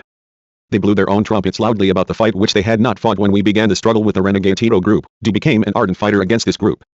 In the historic meetings of the Information Bureau he was charged with delivering the main report against the Tito Rankovic group as long as Stalin was alive and the resolution of the Information Bureau remained in force. Du performed like a rabid anti-Titoite. When the revisionist traitors, headed by Khrushchev, usurped power in their countries and did all those treacherous things we know about, and amongst others, proclaimed Tito clean and prettied him up, Du was among the first to turn over the page and change his color like a chameleon. He recanted all the things he had said, made a public self-criticism, and finally went to Brioni, where he publicly begged Tito's pardon. Thus Du came out in his true colors as an opportunist of many flags. After liberation, we, of course, established friendly relations with Romania, as with all the other countries of people's democracy. For our part, we greatly desired to develop our relations to the maximum with that country, especially with the Romanian people, not only because we were two socialist countries, but also because we retained a special feeling of friendship and sympathy, formed because of the aid which had been given the Albanian patriots residing in Romania during the period of our Renaissance. However, our efforts in this direction did not yield the results we desired because of the indifference of the Romanian leadership. This had its own reasons which did not depend on our stands and desires. Nevertheless, the relations between our two countries developed in a correct, although entirely formal manner. There was not the slightest warmth and special friendship for a small socialist country like ours, which had fought and sacrificed so much in the war against the fascist invaders, to be seen among the Romanian leaders. Romania was the socialist country which proved to be more indifferent than all the others in regard to the development of Albania and the activation of relations between our parties and states. Later, when I went to Romania with a delegation, during the visits we made there I saw many interesting things. They showed me many aspects of the progress they had made in the economy. I visited Ploiești, which, in comparison with Arcucova, was a colossal center of the oil industry. The oil there was subjected to a modern refining process, and I remember that in the final meeting he had with me, Du boasted that they had bought a very large and modern oil refinery from the Americans. He told me that they had bought it for cash with dollars, but as it turned out later, it had been bought on credit. As early as that time, socialist Romania was engaged in deals with American imperialism. They showed me a metallurgical center where many kinds of steel were produced, as well as a series of other factories of every kind, model agricultural farms, a big clothing combine, etc. They showed me the Romanian village, a big outdoor museum complex, which was an ensemble of rural buildings, with the furnishings and clothing used in the Romanian countryside, which was very beautiful and original. We liked everything we saw and visited. They had many new buildings, but they had also inherited a very great deal from the past. True, the Romanians had created agricultural cooperatives, but the work was not going well there. There was a lack of leadership, organization and political work. Nevertheless, on the whole, progress had been made in the country, and it was obvious, as they told us themselves, that the Soviet aid was very great and in every direction, even including the construction of the big palace, where, at the time of our visit, Sentia was published and various cultural activities were carried out in regard to aid for Albania. I must say that up till the time when our relations with the Yugoslavs were broken off, none of the countries of people's democracy assisted Albania with some small credit.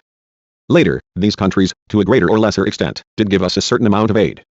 Some did so quite correctly, at first, some with trickery and wiles, and others just to keep in line and to display their socialist solidarity, or to show the Soviet Union, from which they received large amounts of credits and aid. See, we too are giving socialist Albania something. When we have more we will give more. Several times we sought credits from the Romanians, but they either refused us or gave us some ludicrously small sum. In regard to experience on oil, in industry and in agriculture, for example, they made us promises, gave us their word, but never gave us anything of any substance. As to experience of party work and the state structure, we neither asked for nor received anything from them. Why was this more pronounced with the Romanians, although even with the others we had great difficulties in securing their aid? In the other parties, at first, there was a more or less tangible spirit of unity and a mutual internationalist aid, and this was reflected towards us in practice. Whereas in the Romanian party, this spirit of unity and aid was very weak. In general, the Romanian leaders were prominent both for their megalomania towards lesser mortals, and for their servility towards the mighty. They cut their conversations with us very short, if they did not content themselves with a mere nod of recognition or a handshake. In meetings and congresses they were so preoccupied that it seemed as if they were carrying the entire weight upon their shoulders. On these occasions they were always to be seen together with the main leaders of the Soviet Union. Undoubtedly, they were their servile opportunist lackeys, and this became quite obvious when it was necessary to fight in defense of principles. In my opinion, the Czechoslovaks were different from the others. They were more serious than all of them I have spoken about. Gottwald, but it must be said that we Albanians also got along well with those who came after him. We were sincere with them, as with all the others, but the Czech leadership behaved well towards us too. They had respect for our people and our party. They were not very lively, but I can say they were restrained, correct and kindly. Novotny and Cherokee, Delansky and Kopetsky, whom I have met and talked with many times, when I went to their country on business or for holidays.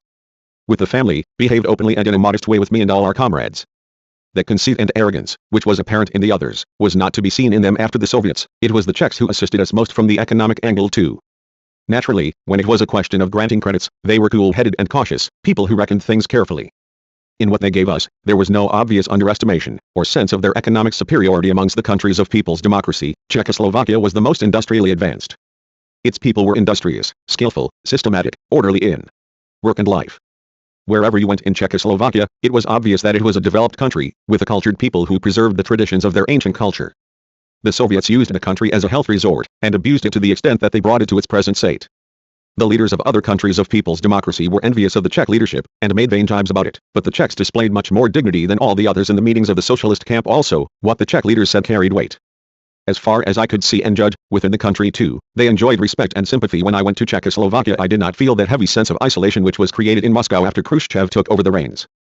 As soon as we arrived in Moscow, they allocated us a dacha country villa on the outskirts of the city, where we remained isolated for whole days.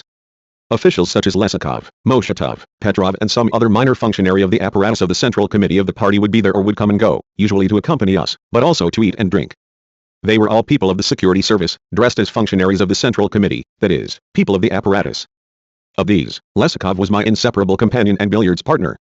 He liked me and I liked him because, although he was not outstandingly intelligent, he was a good, sincere person. Moshetov came more rarely, appeared to be more important, prepared the journeys or fulfilled any request we might have to buy something, because you could find nothing easily in the market, you had to order everything in advance, because they brought the things ordered from some mysterious source to a special room in the gum store, which had a special entrance for the Central Committee. Petrov was an apparatus man who had long been engaged with the Greeks and our company interested him. For this reason he was a serious comrade and liked us. He had come to Albania several times, especially when we were supporting the Greek Democratic Army in its just war. As if all these were not sufficient, later, other escorts were added, such as a certain Laptiev, a young fellow who knew Albanian and who was swell-headed about the position they had given him, and another who dealt with Yugoslav affairs and whose name I don't remember, but whom I recall as more intelligent than all the others. I was never free, L always had an escort. They were all Khrushchev's men, informers for the Central Committee and the Soviet Security Service, without taking account here of the official guards and the bugging devices with which they filled the various villas in which we stayed. But that is another story. Let us pass over the devices and concentrate on the people. These Soviet employees tried to find out our nastroyenie mood in order to learn what we were seeking, what we would raise, with whom we would raise it, what the situation was in our country, what we thought about the Yugoslavs, about the leaders of the Greek Communist Party, or any other matter. They knew why they came and we knew who sent them and why they were sent. Therefore both sides were friendly. We talked about what interested us and waited for news to come from the Central Committee about when we were to meet. The Chinovniki did not talk about politics, no doubt because they had orders about this, but even they had wanted to open some conversation they did not dare, because they knew that every word would be recorded. We talked especially against the Titoite revisionists. You could not visit any collective farm or state farm, or make contact with the comrades or the people, without giving 2 or 3 days' notice. And if you did go on a visit, they would sit you down at a table laden with drinks and fruit and you would see nothing, no cattle stall or collective farmer's house. It is fair to say that it was different in Bulgaria. Wherever you went, the atmosphere was more comradely, with less formality and fewer guards. In Czechoslovakia the difference was even greater, whether in Prague, Bratislava, Karlovy Vary, Brno and many other places to which I have traveled either officially or privately. I have been free to go wherever I wanted, whenever I wanted, with one obvious guard, and everywhere I have been welcomed in. a very cordial and friendly way. In the course of a trip, they themselves spontaneously took me to strategic places wherever I have gone in Czechoslovakia, either in official talks or in free conversations with the families of Novotny and Cherokee in Prague and Karlovy Vary, or with Petrolek in Slovakia and with a number of party secretaries in various towns and factories. The conversations have been sincere, joyous, happy and not formal. There was not that heavy atmosphere which I felt in the Soviet Union, despite the great love we had for the country and that people after the break in relations with Tito. We traveled to the Soviet Union by sea, because the Yugoslavs did not permit us to fly over their territory. Thus, we have had to stay many times in Odessa, where we met the famous Yepeshev, the first secretary of Odessa and later, political director of the Soviet army. We saw none of the places of interest there. We did not see the famous catacombs of Odessa because they did not take us to visit them, nor even the historic Potemkin steps, because we would have had to walk down them.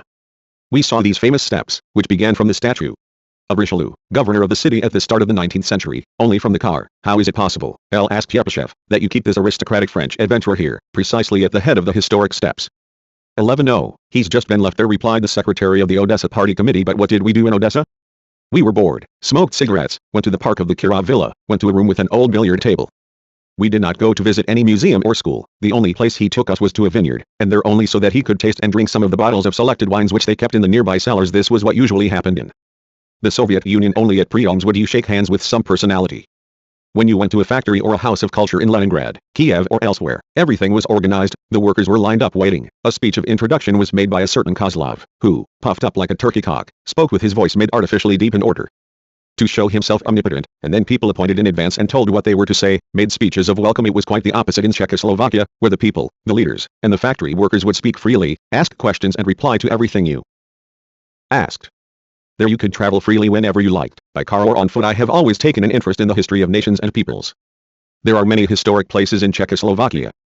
I visited the place where the Taborite uprising took place and saw those characteristic villages through which Zizka had passed and in which he fought. I visited Austerlitz, and from the museum hill I looked over the battlefield and imagined Bonaparte's historic maneuver and the sudden appearance of his troops on the Austrian flanks, precisely at the time the sun was rising over Austerlitz.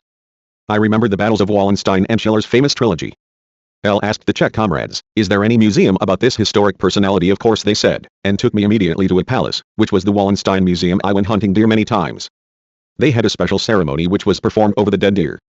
To honor the body of the deer, you would break off a pine twig, dip it in the animal's blood and then stick the twig like a feather in your headband. One day when I was out hunting I found myself in front of a big chateau. L asked, what is that building? It is one of Metternich's residences, they told me. Now it is a museum. Can we visit it? 11 L asked the comrades accompanying me. Of course, they replied. We went in and looked at everything. The competent guide gave us full explanations. I recall that I went into Metternich's library, full of beautifully bound books. When we came out of the library, we passed a closed door and the guide told us, in here there is a mummy which was sent as a gift from Egypt to the Chancellor of Austria, the assassin of Napoleon's exiled son, the King of Rome. Open it up, I said. Let us see this mummy, because I am very interested in Egyptology and have read many books about it, especially about the findings of the scientist Carter, Carnarvon's associate, who discovered the undamaged tomb of Tutankhamun. No, said the guide, I won't open that door. Why? L asked, surprised. Because some misfortune might befall me, I might die. The Czech comrades laughed at him and said, what are you telling us? Come on, open it up. The guide stuck to his guns and finally said, here, take the key, open the door yourselves and have a look. I am not going inside and I won't take any responsibility.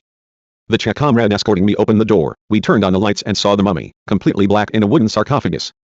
We closed the door, gave the key back to the guide, shook hands with him, thanked him, and left on our way out. The Czech comrade said to me, there are still superstitious people who believe in magic like that guide we saw. No, I said, the guide is a man of learning, and not superstitious. The books on Egyptology say that nearly all the scientists who have discovered the mummies of pharaohs have died in some mysterious way. There are many theories which say that the ancient Egyptian priests who lived about 3,000 years before our era were great scientists, and to protect the mummies Ephraim robbers lined the walls with rock that contained uranium. It is said that in the sarcophagus chamber they burned plants which released powerful poisons. It has been proved that the structure of the pyramids is a rare miracle from the geometrical aspect in which sometimes the apex of the pyramid, like that of Cheops, coincides with a given star.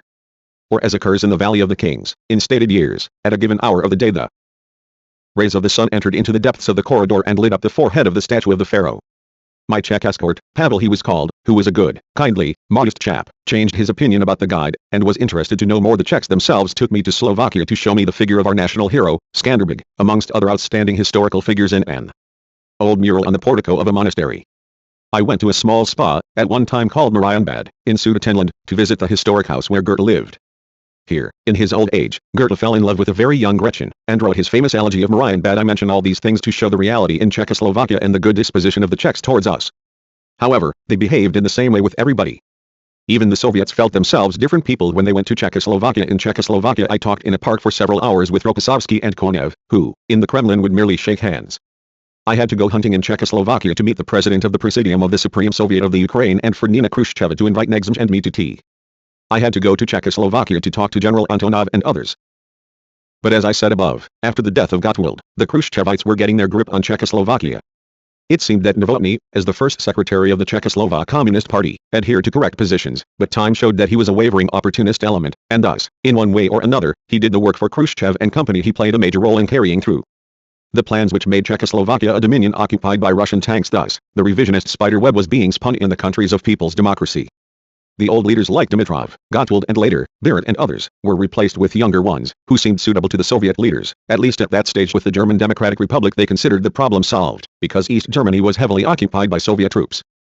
We considered this necessary because no peace treaty had been signed, and as well as this, the Soviet army in Germany served to defend not only this socialist country, but also the socialist camp with the East Germans. We had good relations as long as Peake was alive. He was an old revolutionary and comrade of Stalin, for whom I had great respect. I met Peake in 1959 when I was heading a delegation to the GDR. By that time Peake was old and sick. He gave me a kindly welcome, and listened to me cheerfully when I spoke about our friendship and told him of Albania's progress. He could hardly speak because of his paralysis. In his last years Peake apparently did not effectively lead the country and the party. He had been given the honorary position of President of the Republic and Albrecht and Gradual and company ran things. Albrecht had not shown any sign of open hostility to our party until he fell out with the Soviets and with him. He was a haughty, stiff-necked German, hot only with small parties like ours, but also with the others. He had this opinion about relations with the Soviets: you have occupied us, you have stripped us of industry, but now you must supply us with big credits and food, so that democratic Germany will build up and reach the level of the German Federal Republic. He demanded such credits arrogantly and he got them. He forced Khrushchev to say in a joint meeting, we must assist Germany so that it becomes our showcase to the West, and Albrecht did not hesitate to tell the Soviets in our presence, you must speed up your aid because there is bureaucracy. Where is the bureaucracy? Asked McCoy. In your country? No, not at all in our country but in yours, replied Albrecht. However, while he received great aid for himself, he was never ready to help the others, and gave us a ludicrous credit. When we attacked the Khrushchevites in Moscow, both in the meeting and after it, he proved to be one of our most ferocious opponents and was the first to attack our party publicly. After the Moscow meeting the Khrushchevites wanted to have not only the countries of people's democracy, but also the whole international communist movement. Under their direction I shall speak elsewhere about the revisionist and opportunist views and stands of such leaders as Togliatti, Thorez, etc. But I want to stress here that, after the death of Stalin, both Togliatti and the others began to express their revisionist views more openly, because they sensed that Khrushchev and his circle were their ideological and political allies, because they saw Khrushchev's opportunist line towards the Titoites, the Social Democrats, the bourgeoisie, etc.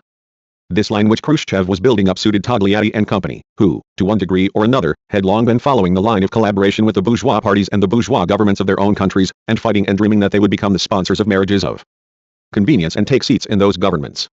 These tendencies were latent at first, were displayed hesitantly, but after the 20th Congress they bloomed into theories like Togliatti's famous polycentrism or his Italian road to socialism. Of course, within the world communist movement, the Khrushchevites did not come out with a completely open revisionist platform right from the start. Just as within the Soviet Union, they tried to adopt a flexible line, in order to avoid arousing an immediate reaction in either their own party or the others. The Leninism of which they spoke, the odd good word dropped here or there about Stalin, their noisy advertisement of Leninist principles in the relations among the socialist countries served to disguise the plots they were hatching up, and to gradually prepare the ground for their subsequent frontal attack. This they launched at the 20th Congress of the Communist Party of the Soviet Union. There they laid their cards on the table, because Khrushchev and company had worked for a long time to paralyze any possible reaction inside or outside the country. The official proclamation of revisionism, the 20th Congress of the CPSU. Khrushchev's theses, the Charter of Modal Revisionism. The secret report against Stalin. Togliatti demands recognition of his merits. Tito in the Soviet Union. Molotov is dismissed from the task of foreign minister. Abortive attempts of the anti-party group. The end of the career of Marshal Zhukov. Another victim of the Khrushchevites, backstage maneuvers. Kirichenko. May 1956. Suslov demands that we rehabilitate Kosys Zox and company. June 79-56. Tito and Khrushchev are displeased with us. July 1957. Khrushchev arranges a dinner in Moscow so that we meet Rankovic and Kartal. The betrayal at the top of the Communist Party of the Soviet Union and of the country where the October Socialist Revolution was carried out, was an all-round attack on the name and great teachings of Lenin.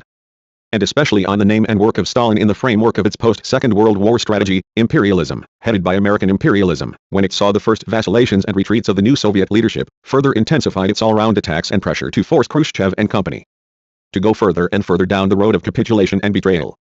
The striving and big expenditure of imperialism in this counter-revolutionary direction were not in vain. Having set out on their course of concessions and betrayal, Khrushchev and his henchmen were continually justifying the long-standing efforts and the old desires of imperialism when they thought that they had strengthened their positions, had control of the army through the marshals, had turned the security force to their course, had won over the majority of the Central Committee. Khrushchev, Mikoyan and the other Khrushchevites prepared the notorious 20th Congress held in February 1956, at which they delivered the secret report against Stalin. This Congress of the Communist Party of the Soviet Union has gone down in history as the Congress which officially legalized the thoroughly anti-Marxist, anti-socialist theses of Nikita Khrushchev and his collaborators, as the Congress which flung the doors open to the penetration of alien, bourgeois revisionist ideology in a series of communist and workers' parties of the former socialist countries and the capitalist countries. All the distortions of the major issues of principle, such as those about the character of our epoch, the roads of transition to socialism, peaceful coexistence, war and peace, the stand towards modern revisionism and towards imperialism, etc., etc., which later became the basis of the great, open polemic with modern revisionism, have their official beginning in Khrushchev's report to the 20th Congress. From the time Stalin died to the 20th Congress, the Khrushchevite conspirators maneuvered cunningly with bureaucratic legality the rules of the party collective leadership, and democratic centralism shed crocodile tears over the loss of Stalin, thus step by step preparing to torpedo the work of Stalin, his personality and Marxism-Leninism. This is a period full of lessons for the Marxist-Leninists, because it brings out the bankruptcy of bureaucratic legality, which represents a great danger to a Marxist-Leninist party, brings out the methods which the revisionists use to profit from this bureaucratic legality, brings out how leaders, who are honest and experienced but who have lost the revolutionary class spirit, fall into the traps of intriguers and give way, retreat before the blackmail and demagoguery of revisionist traitors disguised with revolutionary phraseology.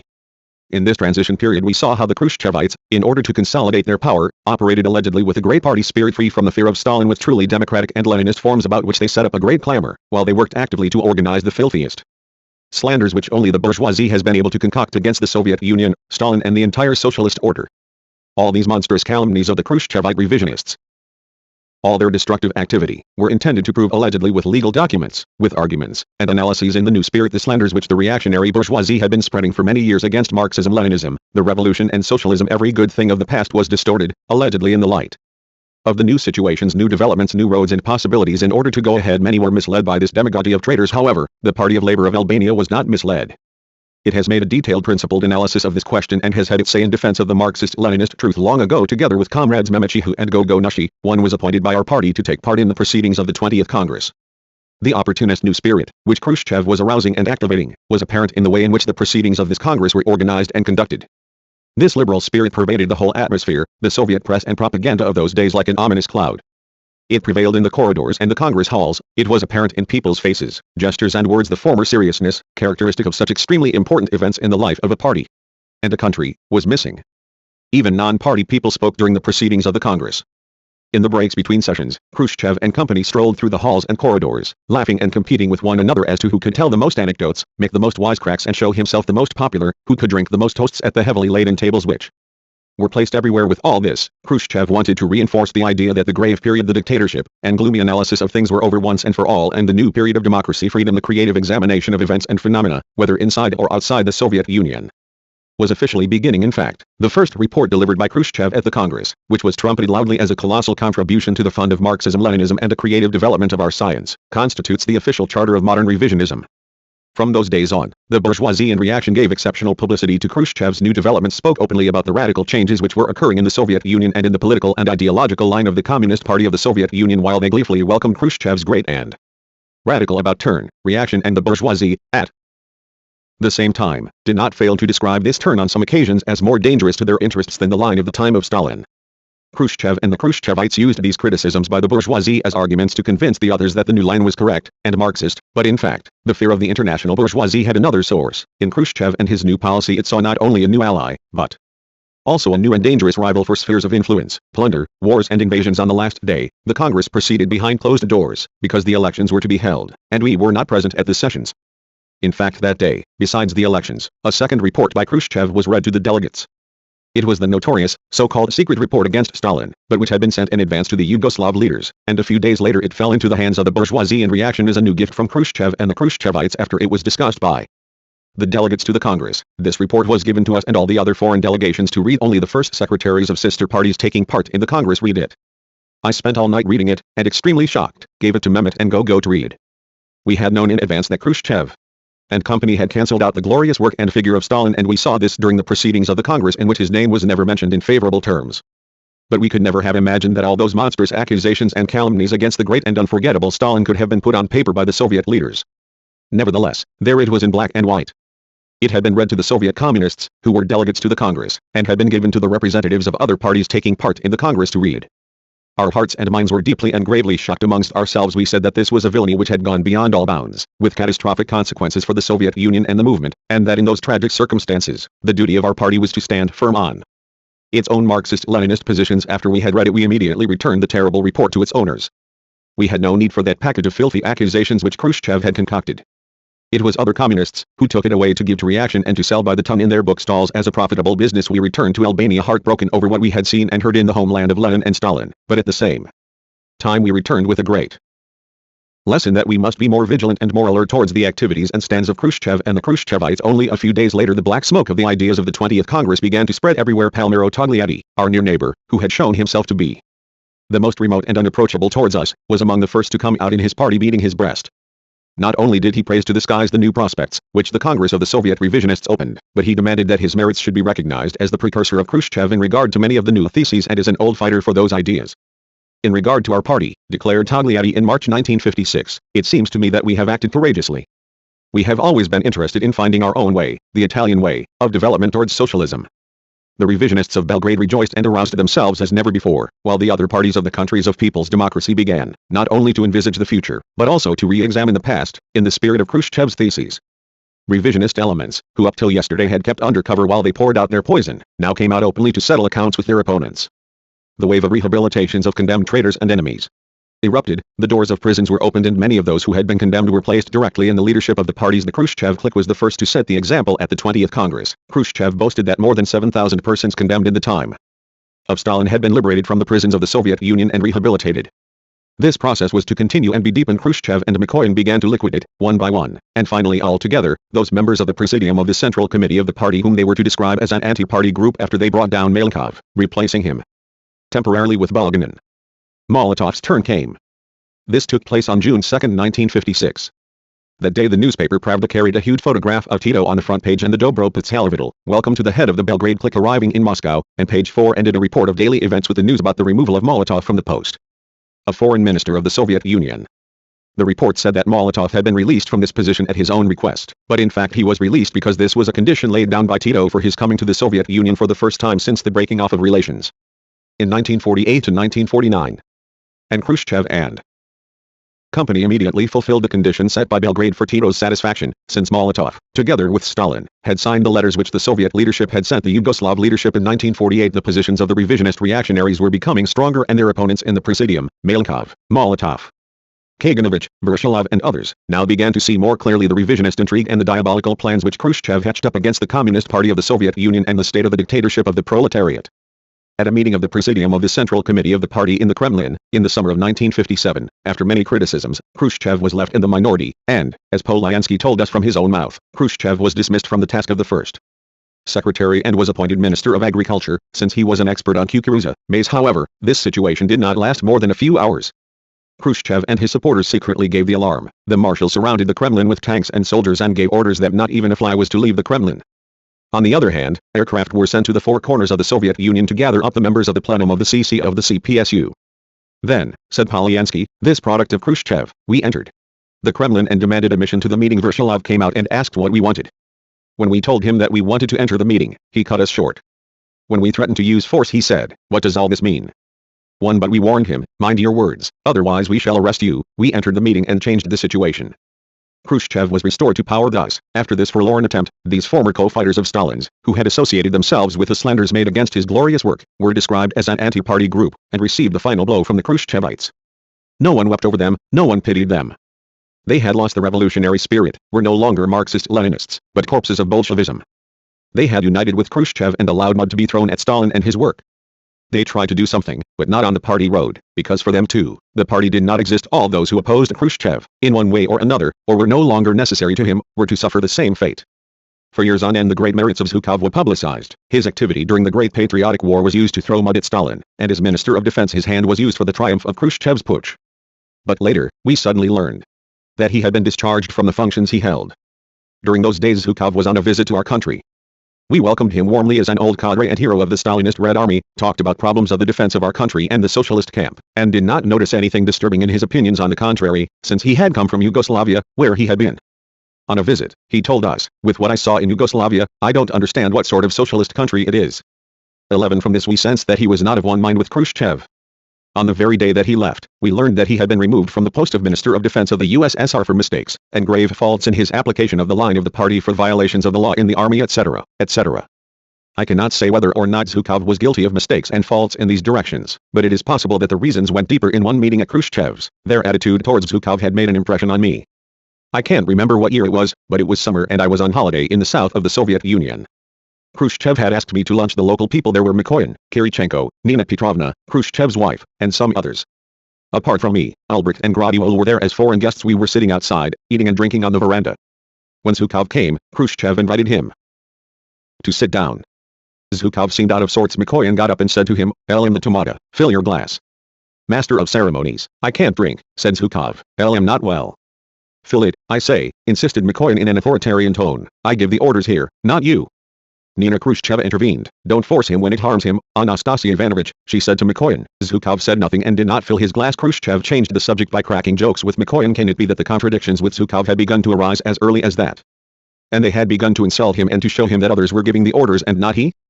Perhaps Khrushchev and company had begun to fear the power which they themselves had given Zhukov in order to seize state power, and that is why they accused him of Bonapartism later.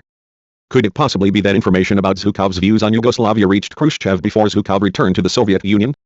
In any case, Zhukov was eliminated from the political scene despite his 4 Hero of the Soviet Union stars, a series of Orders of Lenin, and countless other decorations.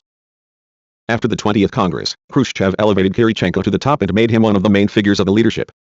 I had met him in Kiev many years before, when he was first Secretary of the Ukraine. This big florid-faced man who did not make a bad impression on me, did not welcome me haughtily or as a mere formality. Kirichenko accompanied me to many places which I saw for the first time, showed me the main street of Kiev, which had been built entirely new, took me to the place called Babi Yar, notorious as the site of the massacre of Jews by the Nazis. We also went together to the opera, where we saw a performance about Bogdan Khmelnytsky, whom, I remember, he compared with our Skanderbeg. I was pleased about this, although I was sure that Kirichenko had remembered only the name of Skanderbeg from all that the Kinovniki had told him about the history of Albania. He did not fail to respond to my love for Stalin with the same terms and expressions of admiration and loyalty. However, since he was from the Ukraine, Kirichenko did not fail to speak about Khrushchev too, about his wisdom, ability, energy, etc. I did not see anything wrong with these expressions, which seemed natural to me at that time in the Kremlin. I frequently had occasion to sit at the table beside Kirichenko and talk to him. After Stalin's death, many banquets were organized, because, at that period it was usually only at banquets that one met the leaders of the Soviet Union. The tables were set day and night, laden with food and drink to the point of revulsion.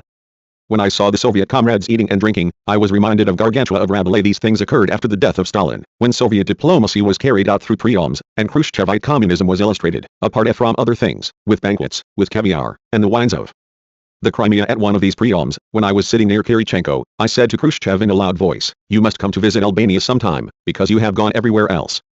"I shall come," replied Khrushchev. Kirichenko jumped in at once and said to Khrushchev, "Albania is far away, so don't promise when you will go and how many days you will stay." Of course, I did not like this intervention of his and asked, "Why are you ill disposed towards our country?" He feigned regret over the incident, and to explain his gesture, said to me, "Nikita Khrushchev is not well at present. We must look after him." This was just a tale. Khrushchev was as healthy as a pig, and ate and drank enough for 4. Another time, at a reception, of course, as usual, I happened to be seated near Kirichenko again. Negzmt was with me too.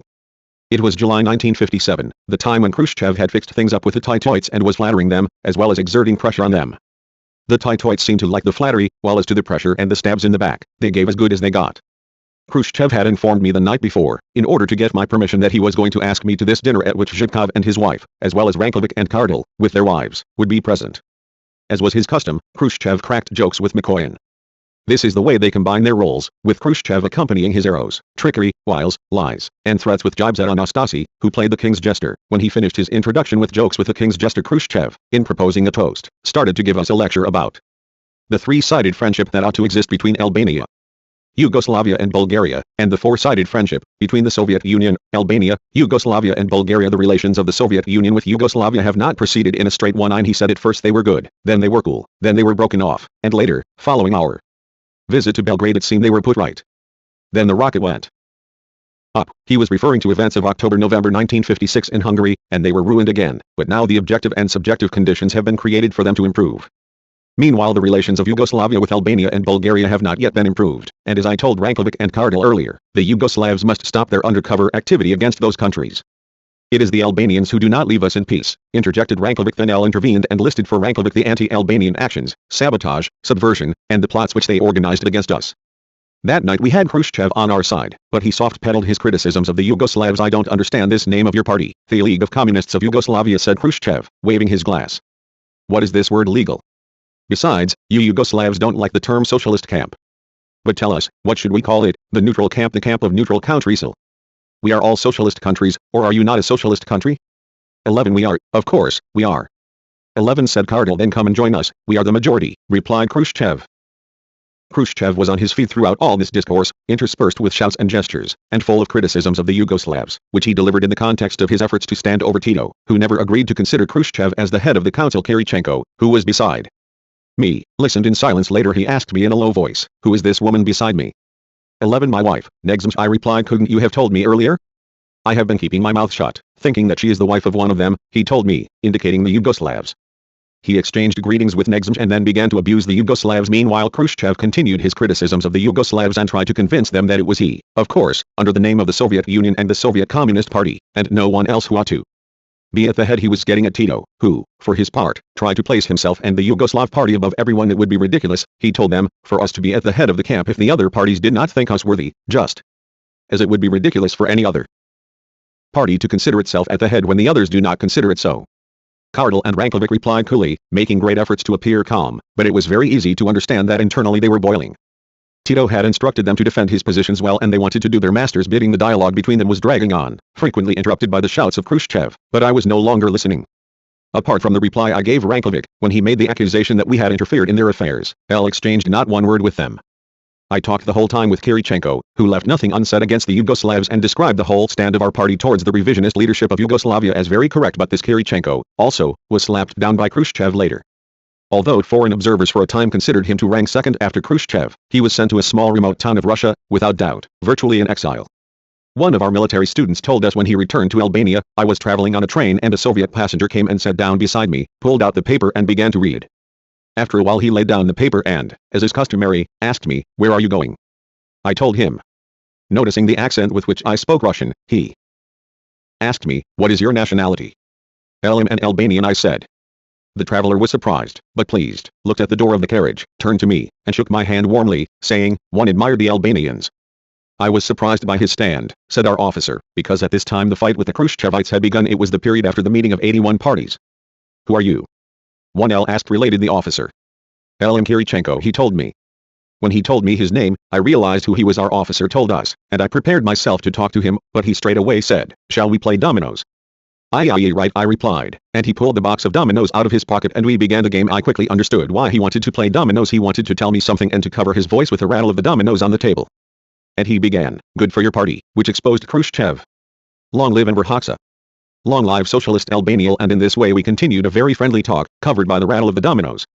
While we were talking, other people entered the compartment. He placed the last domino saying, "Don't yield, give Enver my best wishes," and took the newspaper and started to read it as if we had never met, said our officer. In conclusion, Khrushchev and company did everything possible to spread and cultivate their openly revisionist line and their anti-Marxist, putschist actions and methods in all the other communist and workers' parties.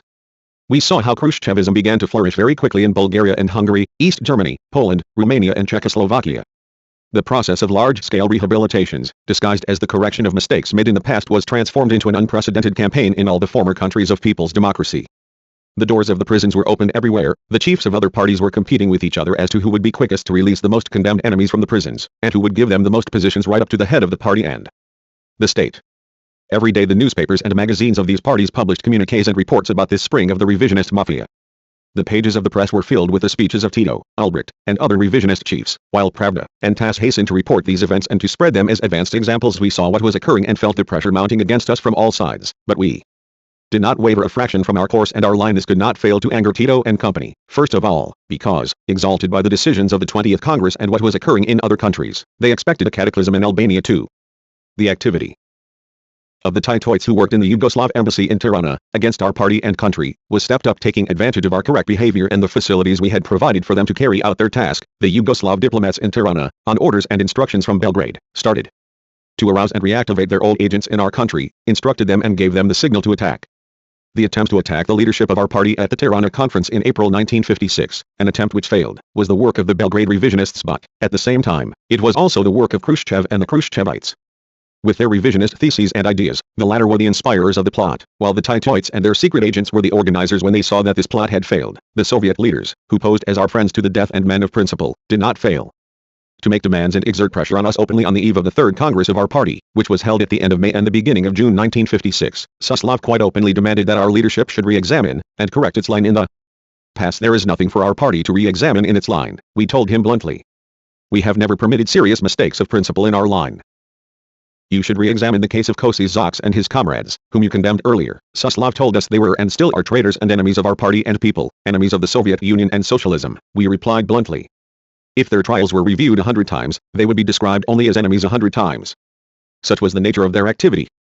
Then Suslov began to speak about the things that were occurring in the other parties and the Soviet Party in regard to looking at this problem with a more generous, more humane eye. This has made a great impression on and has been welcomed by the peoples, he said. This is what should occur with you too. If we were to rehabilitate the enemies and traitors, those who wanted to place the country in the chains of a new slavery, our people would stone us, we told Khrushchev's ideologist when he saw that he was getting nowhere with this. Suslov changed his tack. All right, he said. Since you are convinced they are enemies, that is what they must be. But there is one thing you should do, you should refrain from speaking of their links with the Yugoslavs and should no longer describe them as agents of Belgrade. Here we are speaking of the truth, we said. And the truth is that Khruschevites and his collaborators in the plot were downright agents of the Yugoslav revisionists. We have made known worldwide the links of Khruschevites with the Yugoslavs for hostile activities against our party and country and the great mass of facts which prove this. The Soviet leadership knows them very well. Perhaps you have not had the chance to acquaint yourself with the facts and, since you persist in your opinion, let us present some of them to you. Suslov could hardly contain his temper. We calmly listed some of the main facts and finally stressed, this is the truth about the links of Khruschevites with the Yugoslav revisionists. Yes, he repeated impatiently, and how can we distort this truth? We asked him. Is it permissible for a party to conceal or distort what has been proved with countless facts, to please this or that person? 11 Suslov snorted, but there is no other way you can repair your relations with Yugoslavia. Everything had become more than clear to us. Behind the fraternal intervention of Suslov lurked the Khrushchev-Tito deals. The Tito group, which had now gained ground, was certainly demanding as much as possible space, along with economic, military and political advantages. Tito had insisted with Khrushchev that the Titoite traitors such as Khruschevites, Rajk, Kostov, etc., be rehabilitated. While Tito achieved this aim in Hungary, Bulgaria and Czechoslovakia, he was quite unable to do so in our country. In those countries the traitors were rehabilitated and the Marxist-Leninist party leaderships were undermined. This was the joint work of Khrushchev and Tito. With our resolute and unwavering stand towards him, we were a thorn in Tito's flesh. And if the enemies dared to undertake actions against us, we would counteract. Tito had long known this, and Khrushchev knew it and was becoming convinced of it too. He, of course, was inclined to restrict Tito's roads and not allow him to graze in the pastures, which Khrushchev considered his own. About 15 to 20 days after the Third Congress of our party, in June 1956, one was in Moscow for a consultation, about which I spoke above, in which the leaders of the parties of all the socialist countries took part.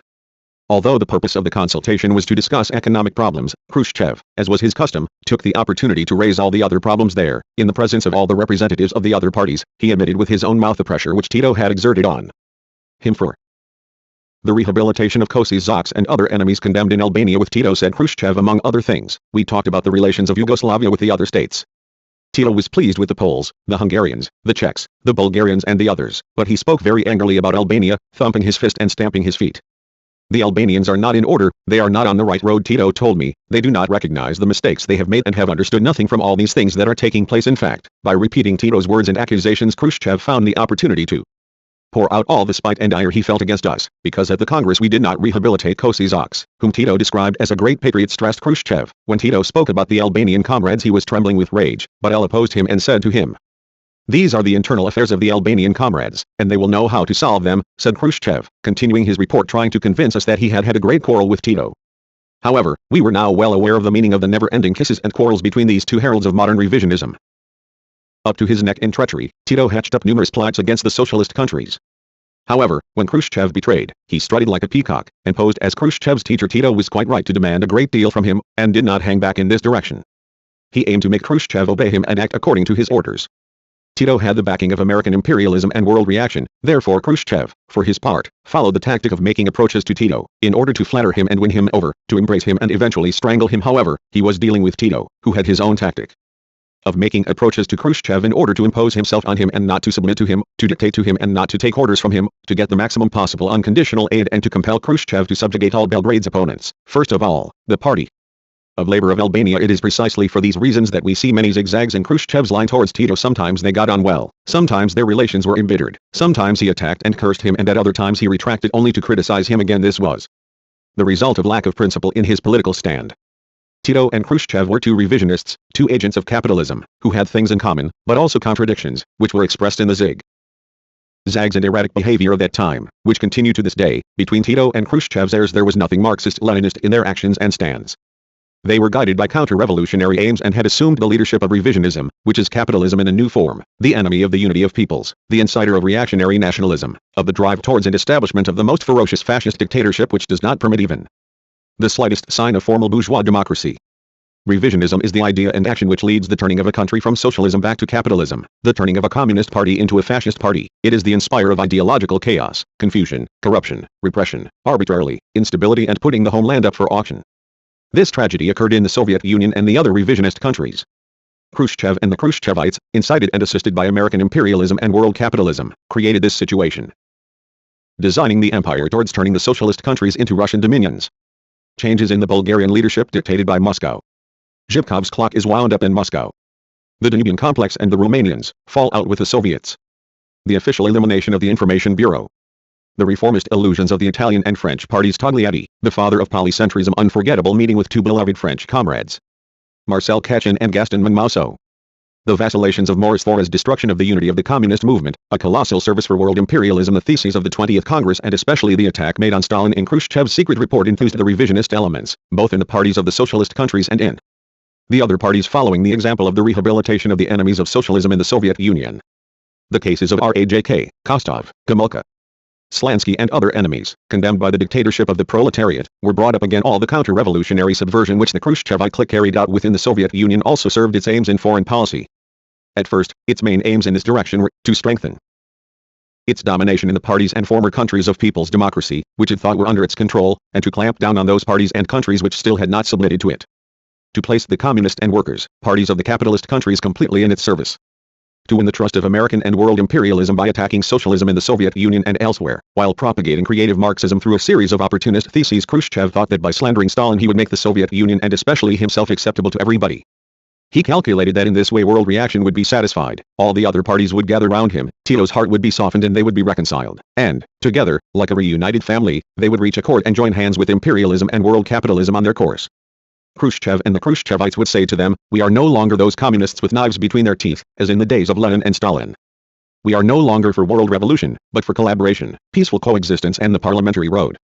We opened up the concentration camps set up by Stalin and rehabilitated the Tukhachevskys and Zinovievs, and we may even go so far as to rehabilitate Trotsky. We freed the Solzhenitsyns and allowed them to print their anti-Soviet books. We flung Stalin out of the mausoleum and burned his corpse.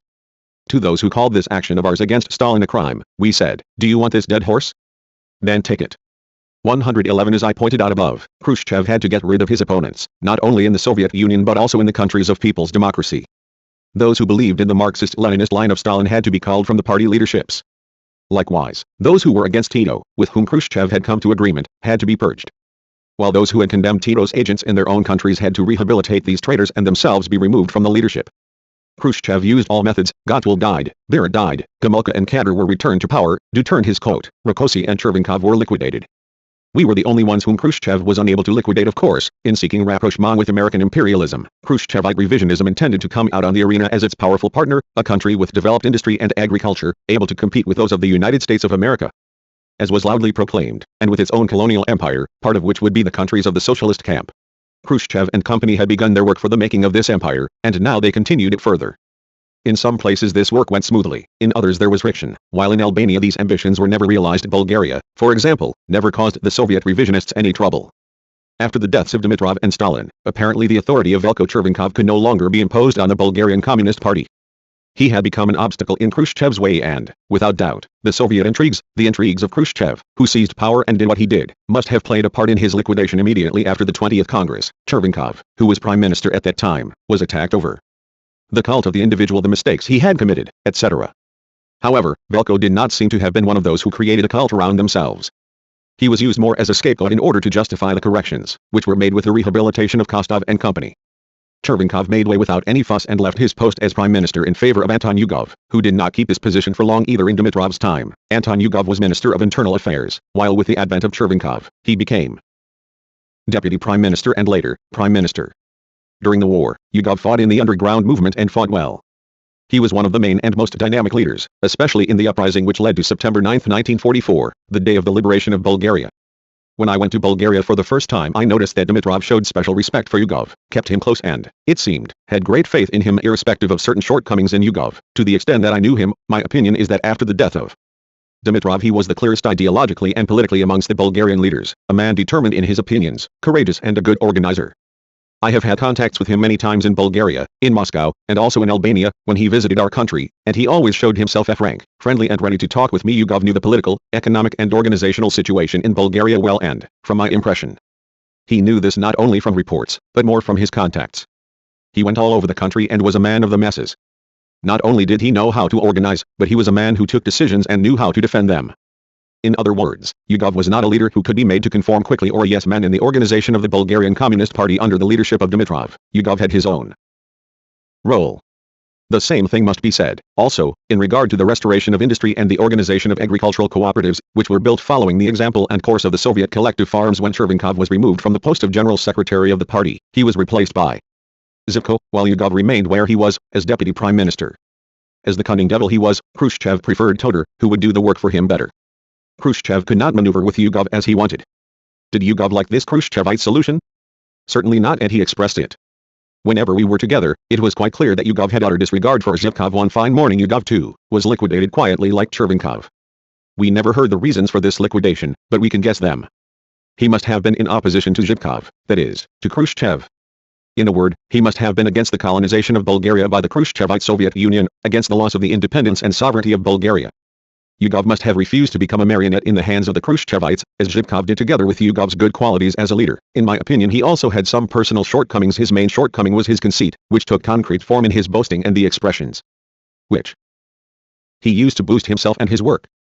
I traveled through Bulgaria with him. He accompanied me to see cities, plains, agricultural cooperatives, historical sites, factories, artistic performances, etc. I enjoyed the beauties of the country and felt the affection of the Bulgarian people and the Bulgarian communists for our people and party.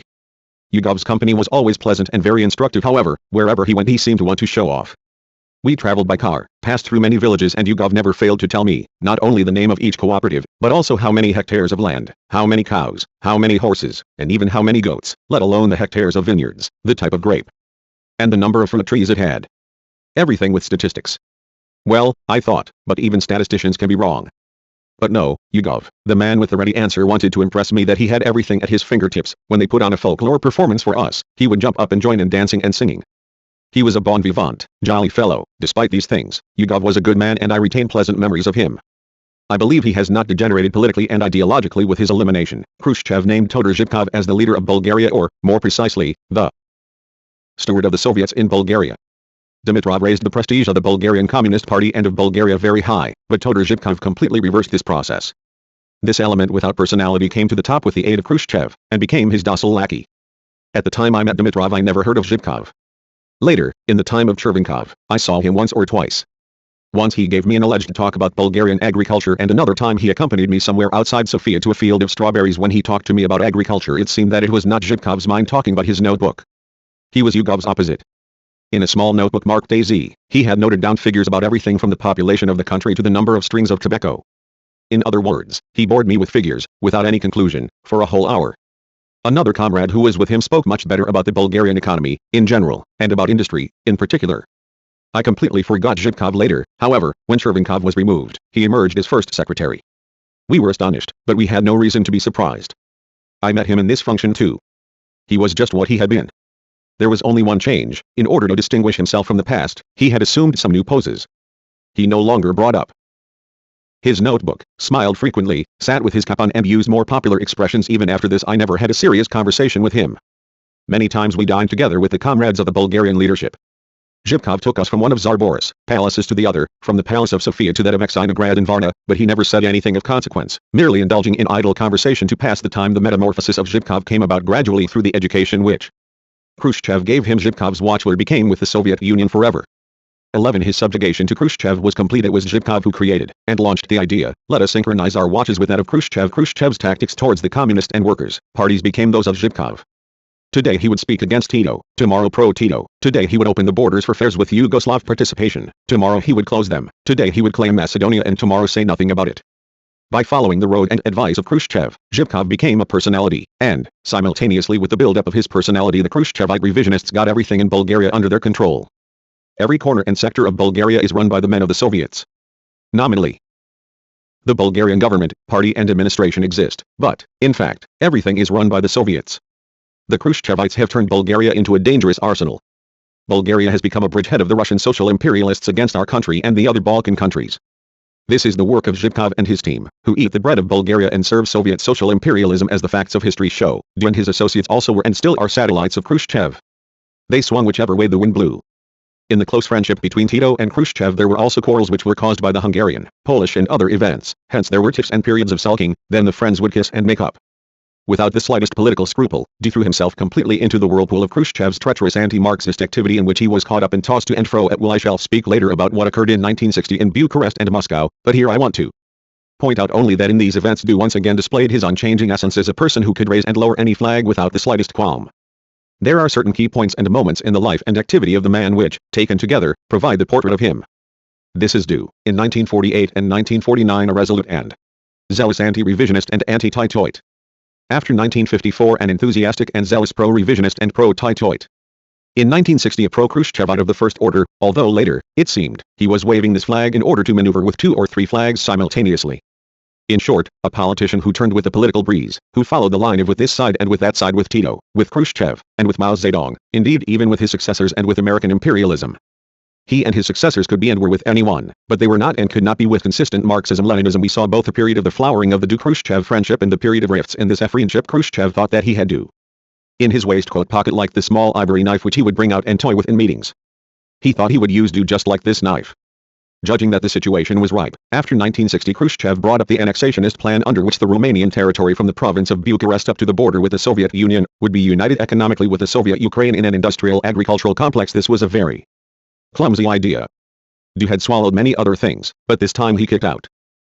Only when Khrushchev trod on Romania's corns did Du silence the attacks on us, but even after this Du never had sufficient civil decency, let alone the Marxist-Leninist courage, to make the slightest self-criticism over all the things he had said and done in regard to our party. This revisionist, who kissed Tito's hand, never sought forgiveness from our party. It was said that Du died of cancer. We sent a delegation to his funeral as a mark of friendship with the Romanian people. There, Ceausescu, who had replaced Du, hardly shook hands with our delegation.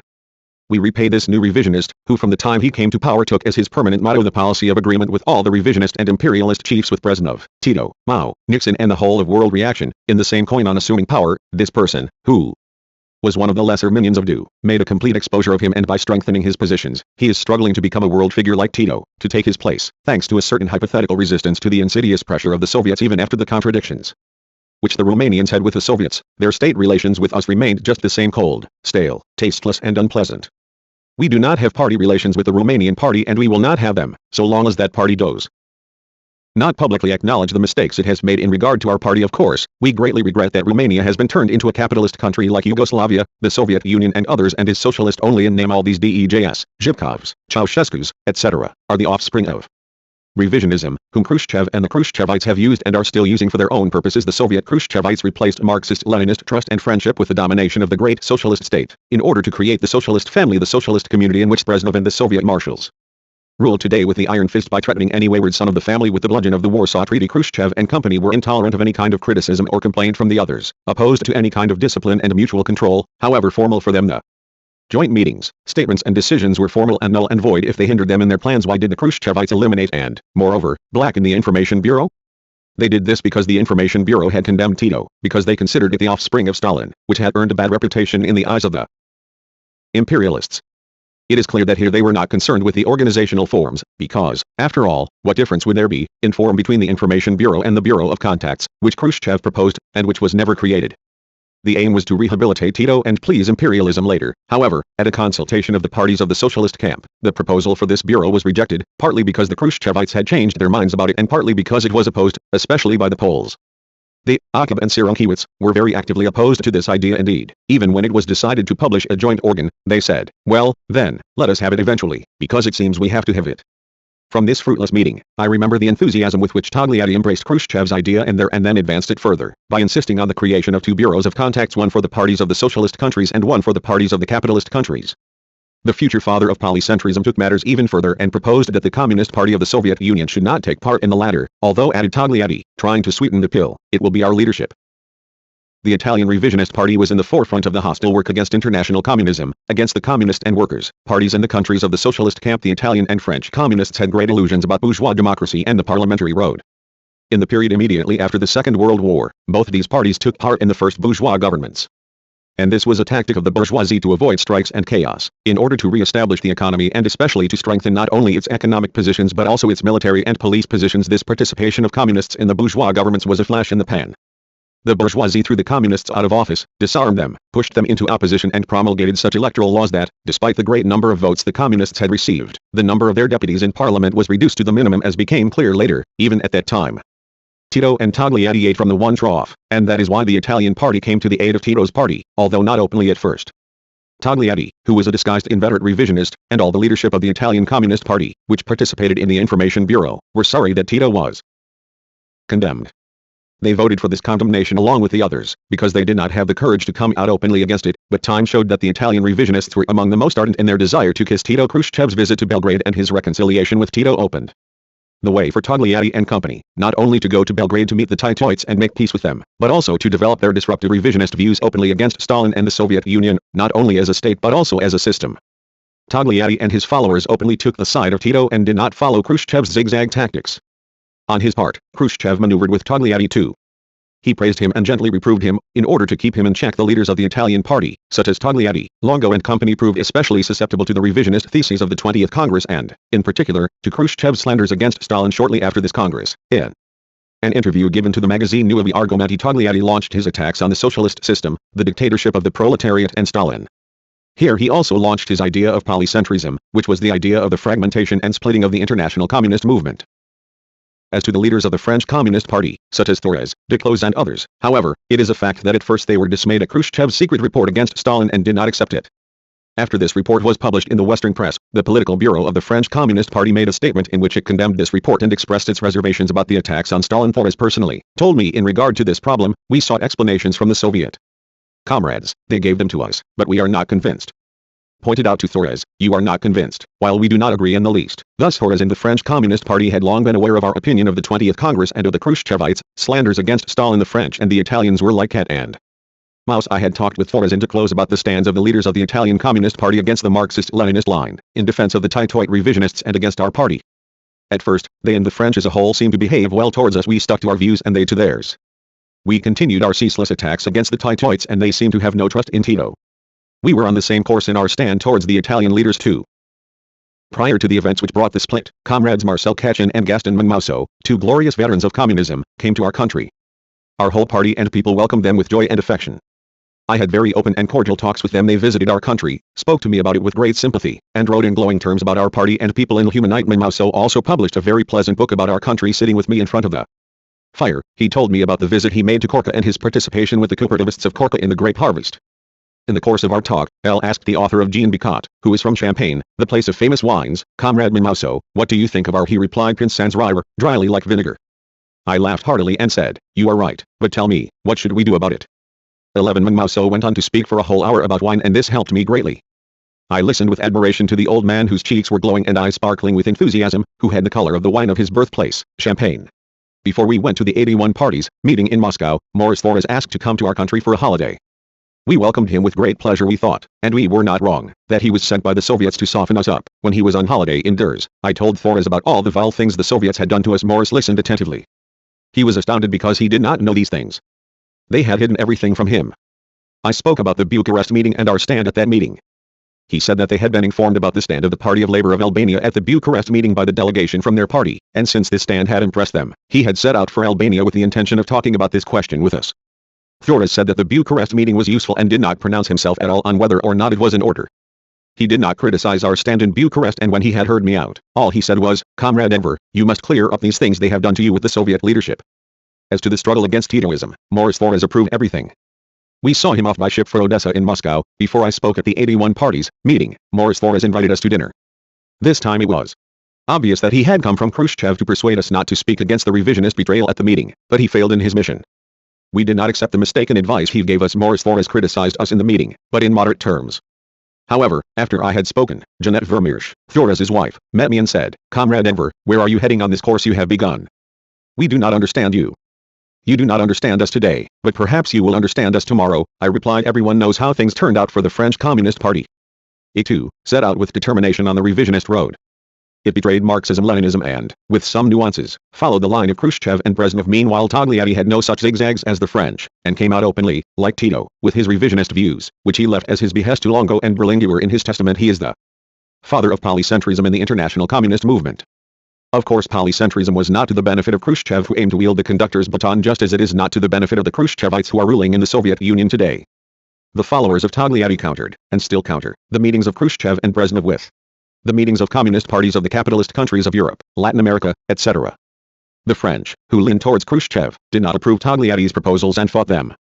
I shall say no more in this direction because I have written elsewhere about this theory and the anti-Marxist actions of these revisionists. The Italian revisionists have never looked on Socialist Albania or the Party of Labour of Albania with a kindly eye.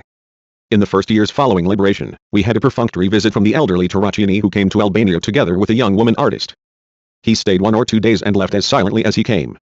Later, Pagetta came. He stayed 2 days, decorated Mehmet and me with the Garibaldi Order of the Spanish War and the Resistance, and he too departed just as silently. The Italian revisionists wrote almost nothing about Socialist Albania in their Organia Unita. Perhaps they did not want to upset the Italian neo-fascists who were in power, whose armies we had smashed in the war, or perhaps it was because we exposed their comrade, Tito. The Italian Communist Party, with a long-standing opportunist line, was openly a front to catch votes. There were continual squabbles in the leadership over positions, salaries, nomination of deputies and senators. One leader of that party, who was removed from his position by Togliatti, met us and complained to us, but immediately after this, as soon as they threw him a bone and made him a senator, he became as quiet as a lamb. I remember a meeting I had in Karlovy Vary with one of them, a member of the leadership of Togliatti's Italian Communist Party. L.M. against Togliatti and his views. He told me, "But why?" L asked. He listed 1 or 2 arguments, but in the end the true reason emerged. Togliatti does not allow publication of the speeches I make in Parliament. Both Togliatti and Pagetta not only do not publish them in Italy, but also intervene with the Soviets to ensure that they are not published in Moscow either. Please, Comrade Enver, intervene with Khrushchev about this. Of course, I was astonished and told him there and then, how can L intervene? I could have an influence whether or not they are published in Albania, let us say, but in the Soviet Union? You must address yourself to the Soviet comrades. They are the hosts there and decide this. After the break with the Khrushchevites, he too had contradictions with the Italian revisionist leadership, but these were not on a principled basis. They were nothing but squabbles over positions and money. As soon as he was made a senator, he too quietened down and never raised his voice. This is what the Italian revisionists were and still are, collaborators with both the Italian and the international bourgeoisie. All this revisionist activity ruined, destroyed the Marxist-Leninist cooperation and harmony which existed in the international communist movement. Khrushchev and the Khrushchevites rendered world imperialism an incalculable service and placed themselves directly in its service. Khrushchev and the Khrushchevites of every hue, wherever they were, consummated that work of sabotage which imperialism and its lackeys had been unable to achieve in whole decades. By slandering Stalin, the Soviet Union, socialism and communism, they lined themselves up with the capitalist slanderers and weakened the Soviet Union, and this was the dream and the aim of the capitalists. They disrupted that monolithic unity which the capitalists fought, raised doubts about the revolution and sabotaged it, a thing which the capitalists had always tried to do. They carried the quarrel and split into the ranks of various communist and workers' parties, bringing down or elevating to their leaderships cliques which would better serve the hegemonic interests shaken by the great earthquake. These enemies have attacked Marxism-Leninism in every direction and in every manifestation and replaced it with the social democratic reformist ideology, thus opening the way to liberalism, bureaucracy, technocracy, decadent intellectualism and capitalist espionage in the party, in other words, to degeneration. What world capitalism had been quite unable to do, the Khrushchevite clique did for it. However, neither American imperialism nor world capitalism considered this colossal aid, this great sabotage which Khrushchev and the Khrushchevites carried out against Marxism-Leninism and socialism, sufficient. Therefore, the attack of the bourgeoisie and reaction began on the revisionist parties, in order to deepen the crisis to the maximum, not only to discredit Marxism-Leninism and the revolution, not only to deepen the split amongst the communist and workers' parties and to advance their rebellion against Moscow, but also, through all these activities, to weaken, to subjugate and enslave the Soviet Union, as a great political, economic and ideological power regardless of the fact that the Khrushchevite ideology was not Marxism, but anti-Marxism. World capitalism, headed by American imperialism, had to fight to prevent Khrushchevite hegemonism from remaining alive and consolidating itself on the ruins which it caused. Therefore, American and world imperialism intensified the work of sabotage in the countries of the socialist camp in order to undermine the colonial empire which Khrushchev was designing. In the suitable climate which the Khrushchevites' slogans created, not only obedient pro-Khrushchev chiefs like Zhivkov, but also the agents of the Americans, the British, the French, the West Germans, and Tito, became more active. From the very nature of revisionism itself, as well as from the pressure and work of agents of imperialism, in many parties individuals who were dissatisfied with the way things were going towards democratization and liberalization, began to raise their heads. In Hungary, Poland, Czechoslovakia and Romania, the enemies of socialism wanted to go at a gallop on the road of the restoration of capitalism, flinging aside the tattered demagogic disguise which the group of Soviet leaders wanted to preserve. The traditional links of the bourgeoisie of these countries with the West and the desire to escape as quickly as possible from the fear of the dictatorship of the proletariat, although the Khrushchevites had destroyed it, orientated these enemies towards Washington, Bonn, London and Paris. Khrushchev hoped to get the demons back into the bottle from which he had released them. But once released, they wanted to browse at their pleasure in the pastures which the Khrushchevites considered their own and were obedient no longer to Khrushchev's magic flute, and he had to contain them by means of tanks. My first and last visit to China. Our relations with the CPC and the PRC up till 79-56. Invitations from China, Korea and Mongolia. An astounding event in Korea. 2 members of the political bureau flee to Chinalpana. Maryov defends the fugitives. Mikoyan and Peng Dehuzi tune up Kim 11 song. The meeting with Mao Zedong. Neither the Yugoslavs nor you were wrong. Stalin made mistakes. It is necessary to make mistakes. Lee, listen at the 8th Congress of the CPC. I'll ask you to help me, because I may make mistakes again. Disappointment and concern over the 8th Congress of the CPC meetings in Beijing with Du, Yugov, Zhu Enlai and others. Baden rose as intermediary to reconcile us with Tito in regard to the relations between our party and the Communist Party of China, from 1949 to 1956, and indeed for several years later. The term normal, more or less in the sense that it is used in diplomatic language, would be quite appropriate. For our part, however, from the years of the National Liberation War, and especially after the liberation of our homeland, we had followed with sympathy the just war of the fraternal Chinese people against the Japanese fascists and aggressors, Chiang Kai-shek reaction and the American interference, and we had backed up and supported this struggle with all our strength. Moreover, we rejoiced at the fact that, at the head of this struggle there was said to be a Communist Party recognized by the Comintern, which enjoyed the support of the Communist Party of the Soviet Union, led by Stalin. We knew also that at the head of the Communist Party of China was Mao Zedong, about whom personally, as well as about the party which he led, we had no information other than what we heard from the Soviet comrades. Both during this period and after 1949 we had not had the opportunity to read any of the works or writings of Mao Zedong, who was said to be a philosopher and to have written a whole series of works. We welcomed the victory of October 1, 1949 with heartfelt joy, and we were among the first countries to recognize the new Chinese state and establish fraternal relations with it. Although greater possibilities and ways were now opened for more frequent and closer contacts and links between our two countries, these links remained at the level of friendly, cultural and commercial relations, the sending of some second-rank delegation, mutual support, according to the occasion, through public speeches and statements, the exchange of telegrams on the occasion of celebrations and anniversaries, and almost nothing more. We continued to support the efforts of the Chinese people and the Chinese leadership for the socialist construction of the country with all our might, but we knew nothing concrete about how and to what extent this great process was being carried out in China.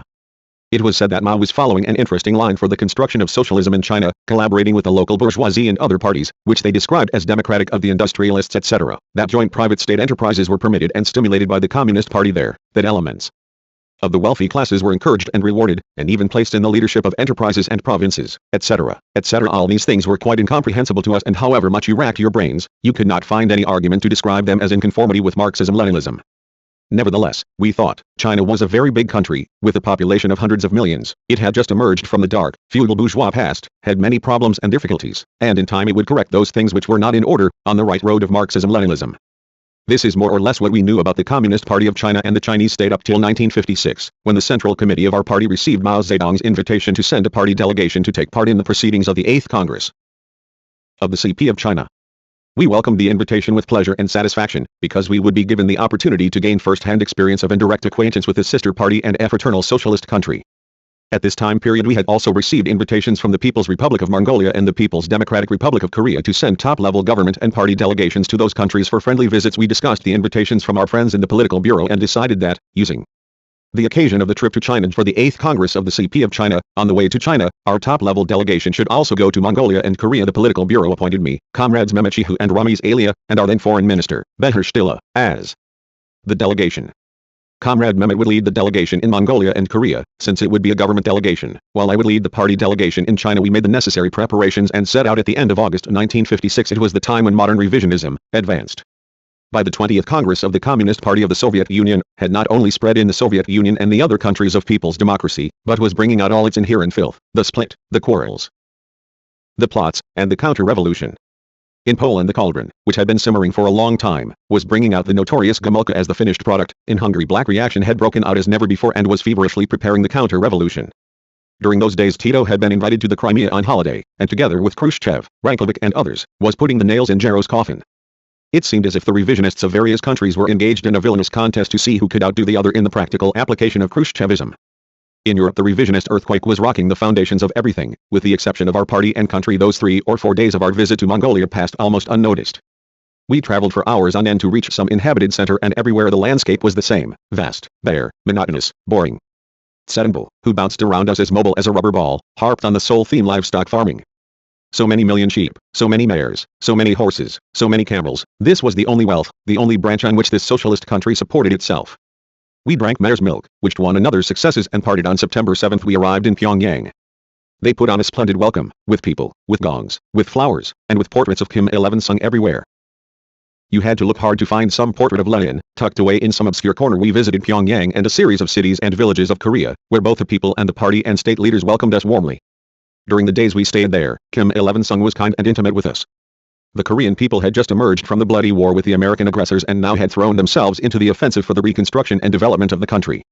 They were an industrious, clean and talented people, eager for further development and progress, and we wholeheartedly wished them continued successes on the road to socialism. However, the revisionist wasp had begun to implant its poisonous sting there too. In the joint talks we held, Kim Il-sung told us about an event which had occurred in the plenum of the Central Committee of the party held after the 20th Congress. After the report which I delivered, Kim told us, 2 members of the political bureau and several other members of the Central Committee got up and raised the question that the lessons of the 20th Congress and the question of the cult of the individual had not been properly appreciated amongst us, here in Korea, that a consistent struggle against the cult of the individual had not been waged, and so on. They said to the plenum, we are not getting economic and political results according to the platform of the 20th Congress, and incompetent people have been gathered around the Central Committee. In other words, they attacked the line and unity of the leadership, continued Kim Il-sung. The whole Central Committee rose against them, he said in conclusion. What stand was taken towards them? 11L asked. The plenum criticized them, and that was all, replied Kim Il-sung, adding, immediately after this the 2 fled to China. To China? What did they do there? Our Central Committee described them as anti-party elements, and we wrote to the Chinese leadership to send them back to us without fail. Apart from other mistakes, they also committed the grave act of fleeing. The Chinese comrades did not send them back. They have them there to this day. We said openly to Kim Il-sung, although we have no detailed knowledge of the matters which these 2 members of the political bureau raised, and it is not up to us to pass judgment on your business, since you have told us about this problem, we think that this is a serious event. In our country too, we told him, after the 20th Congress of the CPSU, there was an attempt by anti-party elements to organize a plot against our party and our Central Committee. The plot was indeed organized by the revisionists of Belgrade, and as soon as we became aware of it, we crushed it immediately. We went on to speak about the party conference of Tirana in April 1956, about the pressure which was exerted on us, and the unwavering, resolute stand of our party towards external and internal enemies. You are right, you are right. 11 said Kim Il-sung. While I was speaking, from the way he spoke and reacted, I sensed a certain hesitation and uncertainty that were overwhelming him. I was not mistaken in my doubts. A few days later in China, during a meeting I had with Ponomaryov, a member of the Soviet delegation to the 8th Congress of the CP of China, L opened up the problem of the Korean fugitives. We know about this, he replied, and have given Kim Il-sung our advice. You have advised him? Why? L asked. Comrade Enver, he said, things are not going well with the Koreans. They have become very stuck up and ought to be brought down a peg or 2. L am not talking about their affairs in general, because I know nothing about them, I told Ponomaryov. But about a concrete problem. 2 members of the political bureau rise against the Central Committee of their own party and then flee to another socialist country. Where is Kim Il-sung at fault in this? 11 The Korean comrades have made mistakes, insisted Ponomaryov. They have not taken measures in line with the decisions of the 20th Congress, and that is why 2 members of the political bureau rose against this. The Chinese comrades have been revolted by this situation too, and have told Kim Il-sung that if measures are not taken, they are not going to hand over the 2 comrades taking refuge in China. Astonishing, I said. You have no reason to be astonished, he said. Kim Il-sung himself is retreating. A plenum of the Central Committee of the Korean Party has been held these days and the Koreans have agreed to correct the mistakes. And this turned out to be true. The two fugitives returned to Korea and the places they had had in the political bureau. Under pressure, Kim Il-sung bowed his head and gave way. This was a joint act of the Soviets and the Chinese, in which a special merit belonged to McCoyan. He had been sent to China at the head of the Soviet delegation to the 8th Congress of the CPC, and without waiting for the Chinese Congress to finish, the man of the Khrushchevite mafia together with Peng Dehuzi, whom Mao Zedong gave him as the representative of China, hastened to Korea to tune up the wavering Kim Il-sung to bring him into harmony with the Khrushchevites. Later, other tuning up trips would be made to Korea by the Soviets, the Chinese, and others, but we were to see these in the future. Let us return to September 1956 in Beijing, which we reached on September 13th. They welcomed us with crowds of people, music and flowers, not forgetting the horde of portraits of Mao Zedong, Liu Shuqi, Zhu Enlai, Deng Xiaoping, and others whose names I can't remember, had come. Out to the airport we exchanged greetings with them, wished them success in the Congress, which was to begin 2 days later, and could hardly cope with their stereotyped expressions. Great honor, great assistance, brothers from the distant front of Europe, please, offer us your criticism, etc., etc., expressions with which, in a few years' time, we would be full up to our necks. However, in those days these expressions, which were served up ready-made everywhere, did not make any bad impression on us. We considered them expressions of the Chinese simplicity and modesty. Mao Zedong received us during an interval between sessions of the Congress in one of the adjoining rooms. This was the first time that we met him. When we entered the reception room, he stood up, bowed a little, held out his hand, and thus, without shifting from the spot, waited to give his hand and a smile to each of us in turn. We sat down. Mao began to speak. After saying that they were very happy to have friends from distant Albania, he said a few words about our people, describing them as a valiant and heroic people. We have great admiration for your people, he said, among other things, because you have been liberated much longer than we. Immediately after this he asked me, how are things between you and Yugoslavia? 11 cold, I replied, and immediately noticed that he expressed open surprise. Apparently he is not well acquainted with our situation with the Yugoslavs, thought. Therefore I decided to explain something from the long history of the relations of our party and country with the Yugoslav party and state. I gave him a brief outline, dwelling on some of the key moments of the anti-Albanian and anti-Marxist activity of the Yugoslav leadership, expecting some reaction from him, but I noticed that Mao only expressed surprise and from time to time looked at the other Chinese comrades on this question. Said Mao, you Albanians have not made mistakes towards the Yugoslavs, and neither have the Yugoslav comrades made mistakes towards you. The Information Bureau has made great mistakes here. Although we did not take part in the Information Bureau, I replied, we have supported its well-known analyses and stands towards the activity of the Yugoslav leadership and have always considered them to be correct. Our long-standing relations with the Yugoslav leadership have convinced us that the line and stands of the Yugoslavs have not been and are not Marxist-Leninist. Tito is an incorrigible renegade. Without waiting to hear the end of the translation of what I said, Mao asked me, what is your opinion of Stalin? 11. I said that our party had always considered Stalin a leader of very great, all-round merits, a loyal disciple of Lenin and continuer of his work. Oh, he interrupted me, have you published the report which Comrade Khrushchev delivered in the 20th Congress of the Communist Party of the Soviet Union? 11. No, I replied. We have not done and never will do such a thing. You Albanian comrades have acted very correctly and the line of your party is right, he said. We too, have acted as you have done. As long as the Soviet leadership does not publish this report officially, there is no reason for us to act as some have done. After a pause, he continued, Stalin made mistakes. He made mistakes towards us, for example, in 1927. He made mistakes towards the Yugoslav comrades too. Then he continued calmly in a low voice, one cannot advance without mistakes. And he asked me, has your party made mistakes? 11. We cannot say that there have been no mistakes, told him, but the main thing is that we struggle to make as few mistakes as possible or none at all, and, when mistakes are discovered, we struggle to eliminate them immediately. I was too hasty. The great philosopher was getting at something else. It is necessary to make mistakes, he said. The party cannot be educated without learning from mistakes. This has great significance. We encountered this method of education of Mao Zedong's materialized everywhere. During the days we were at the Congress, a Chinese comrade told us, a terrible fear has existed amongst us. People try to avoid making mistakes, because they were afraid of being expelled from the party. However, with the correct policy of Chairman Mao, that fear has now disappeared, and initiative and drive in creative work has increased among the party people. You see the comrade who is speaking.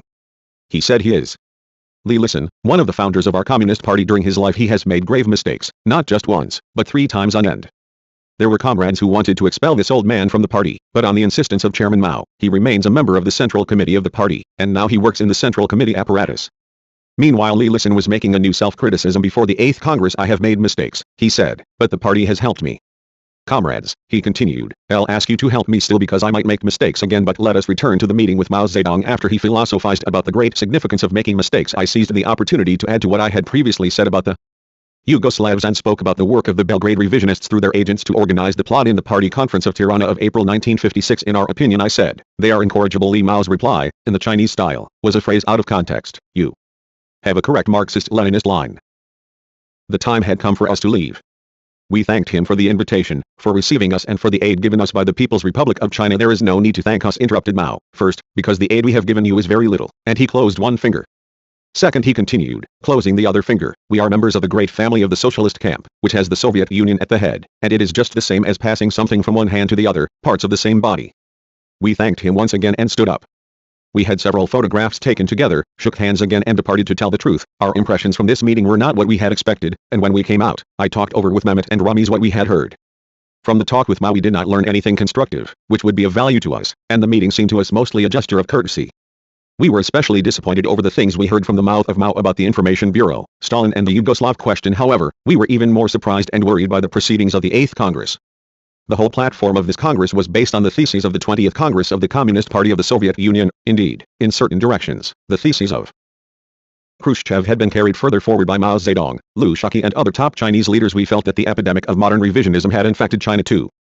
To what proportions the disease had been spread we could not judge at that time, but the things which had occurred and were occurring in China showed that at that time the Chinese leaders were hurrying to avoid lagging behind, and indeed, to grab the motley flag of the Khruschevites with their own hands. Apart from other things, in the reports which Liu Shaoqi, Deng Xiaoping and Zhu Enlai delivered one after the other at the 8th Congress, they defended and further deepened the permanent line of the Communist Party of China for extensive collaboration with the bourgeoisie and the kulaks, argued support of the great blessings which would come to socialism from treating capitalists, merchants, and bourgeois intellectuals well and placing them in high leading positions, vigorously propagated the necessity of collaboration between the working class and the national bourgeoisie, and between the Communist Party and the other democratic nationalist parties, in the conditions of socialism, etc., etc. In fact, the 100 flowers, and the 100 schools of Mao Zedong, which blossomed and contended in the sessions of the Congress, blossomed and contended throughout the whole Chinese party and state.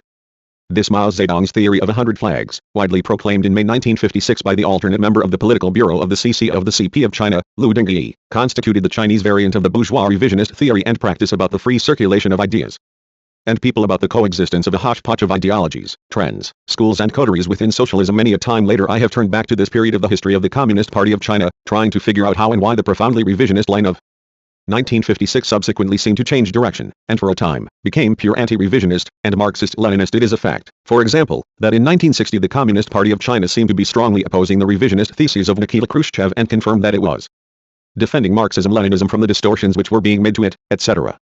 It was precisely because China came out against modern revisionism in 1960 and seemed to be adhering to Marxist-Leninist positions that brought about that our party stood shoulder to shoulder with it in the struggle which we had begun against the Khrushchevites. However, time confirmed, and this is reflected extensively in the documents of our party, that in no instance either in 1956 or in the 60s did the Communist Party of China proceed or act from the positions of Marxism-Leninism. In 1956 it rushed to take up the banner of revisionism, in order to elbow Khrushchev out and gain the role of the leader in the communist and workers' movement for itself. But when Mao Zedong and his associates saw that they would not easily emerge triumphant over the patriarch of modern revisionism, Khrushchev, through the revisionist contest, they changed their tactic, pretended to reject their former flag, presented themselves as pure Marxist-Leninists striving in this way to win those positions which they had been unable to win with their former tactic. When this second tactic turned out no good either, they discarded their second, allegedly Marxist-Leninist, flag and came out in the arena as they had always been, opportunists, loyal champions of a line of conciliation and capitulation towards capital and reaction.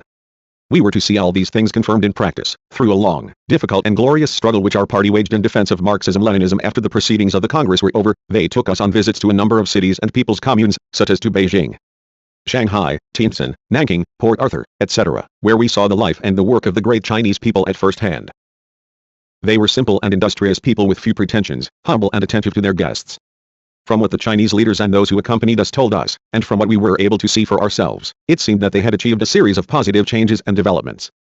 However, these were not of that level they were claimed to be, the more so if account is taken of the exceptional human potential of the Chinese continent, and the desire and readiness of the Chinese people to work in China. They had managed to eliminate the mass starvation, which had always plagued that country, had built plants and factories and were organizing the people's communes, but it was obvious that the standard of living was still low, far from the level, not just of the developed socialist countries, but even of our country. From the visits we made throughout this vast country, from the contacts we had with the masses, we were impressed that their behavior really was good, correct, but we observed a certain hesitation, both towards us and towards those who accompanied us. It was obvious from their words and their attitude towards the cadres that something from the past was still retained. It was clear that the many centuries of the past, the absolute power of the Chinese emperors, feudal lords and capitalists, of Japanese, American, British and other foreign exploiters, Buddhism, and all the other reactionary philosophies, from the most ancient to the most modern, had not only left this people in terrible economic backwardness, but had cultivated the slave mentality of submission, of blind belief, and unquestioning obedience to authorities of every rank, in their world outlook.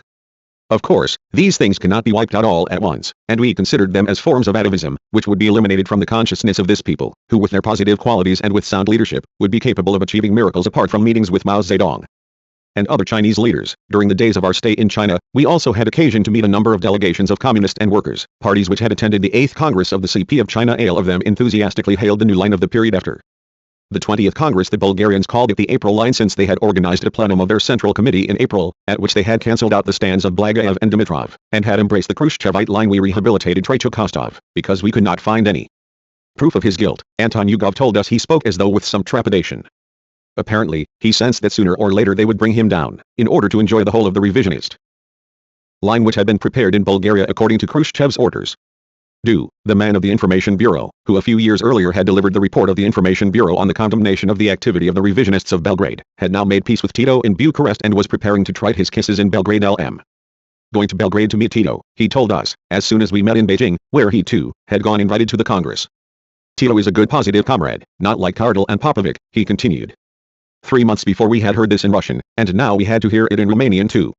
When Tito was to go to Moscow in June, continued, we invited him to stay in Bucharest too, and hold talks with us, but he did not accept. Then what did we do? We gathered up all the leadership of the party and state and went to meet him at the railway station. What could Tito do? He was cornered. And we obliged him to stay not just 45 minutes to rest, as he had planned, but 2 full hours. A fine obligation you have imposed on Tito, I said to myself. When Comrade Tito was about to return from the Soviet Union, he informed us that he wanted to stay for talks in Bucharest. We welcomed this request, met him and talked with him, and went on to give us all the details about how they had smoothed things over with Tito. Now that I am going to Belgrade myself, would you like me to speak on your behalf?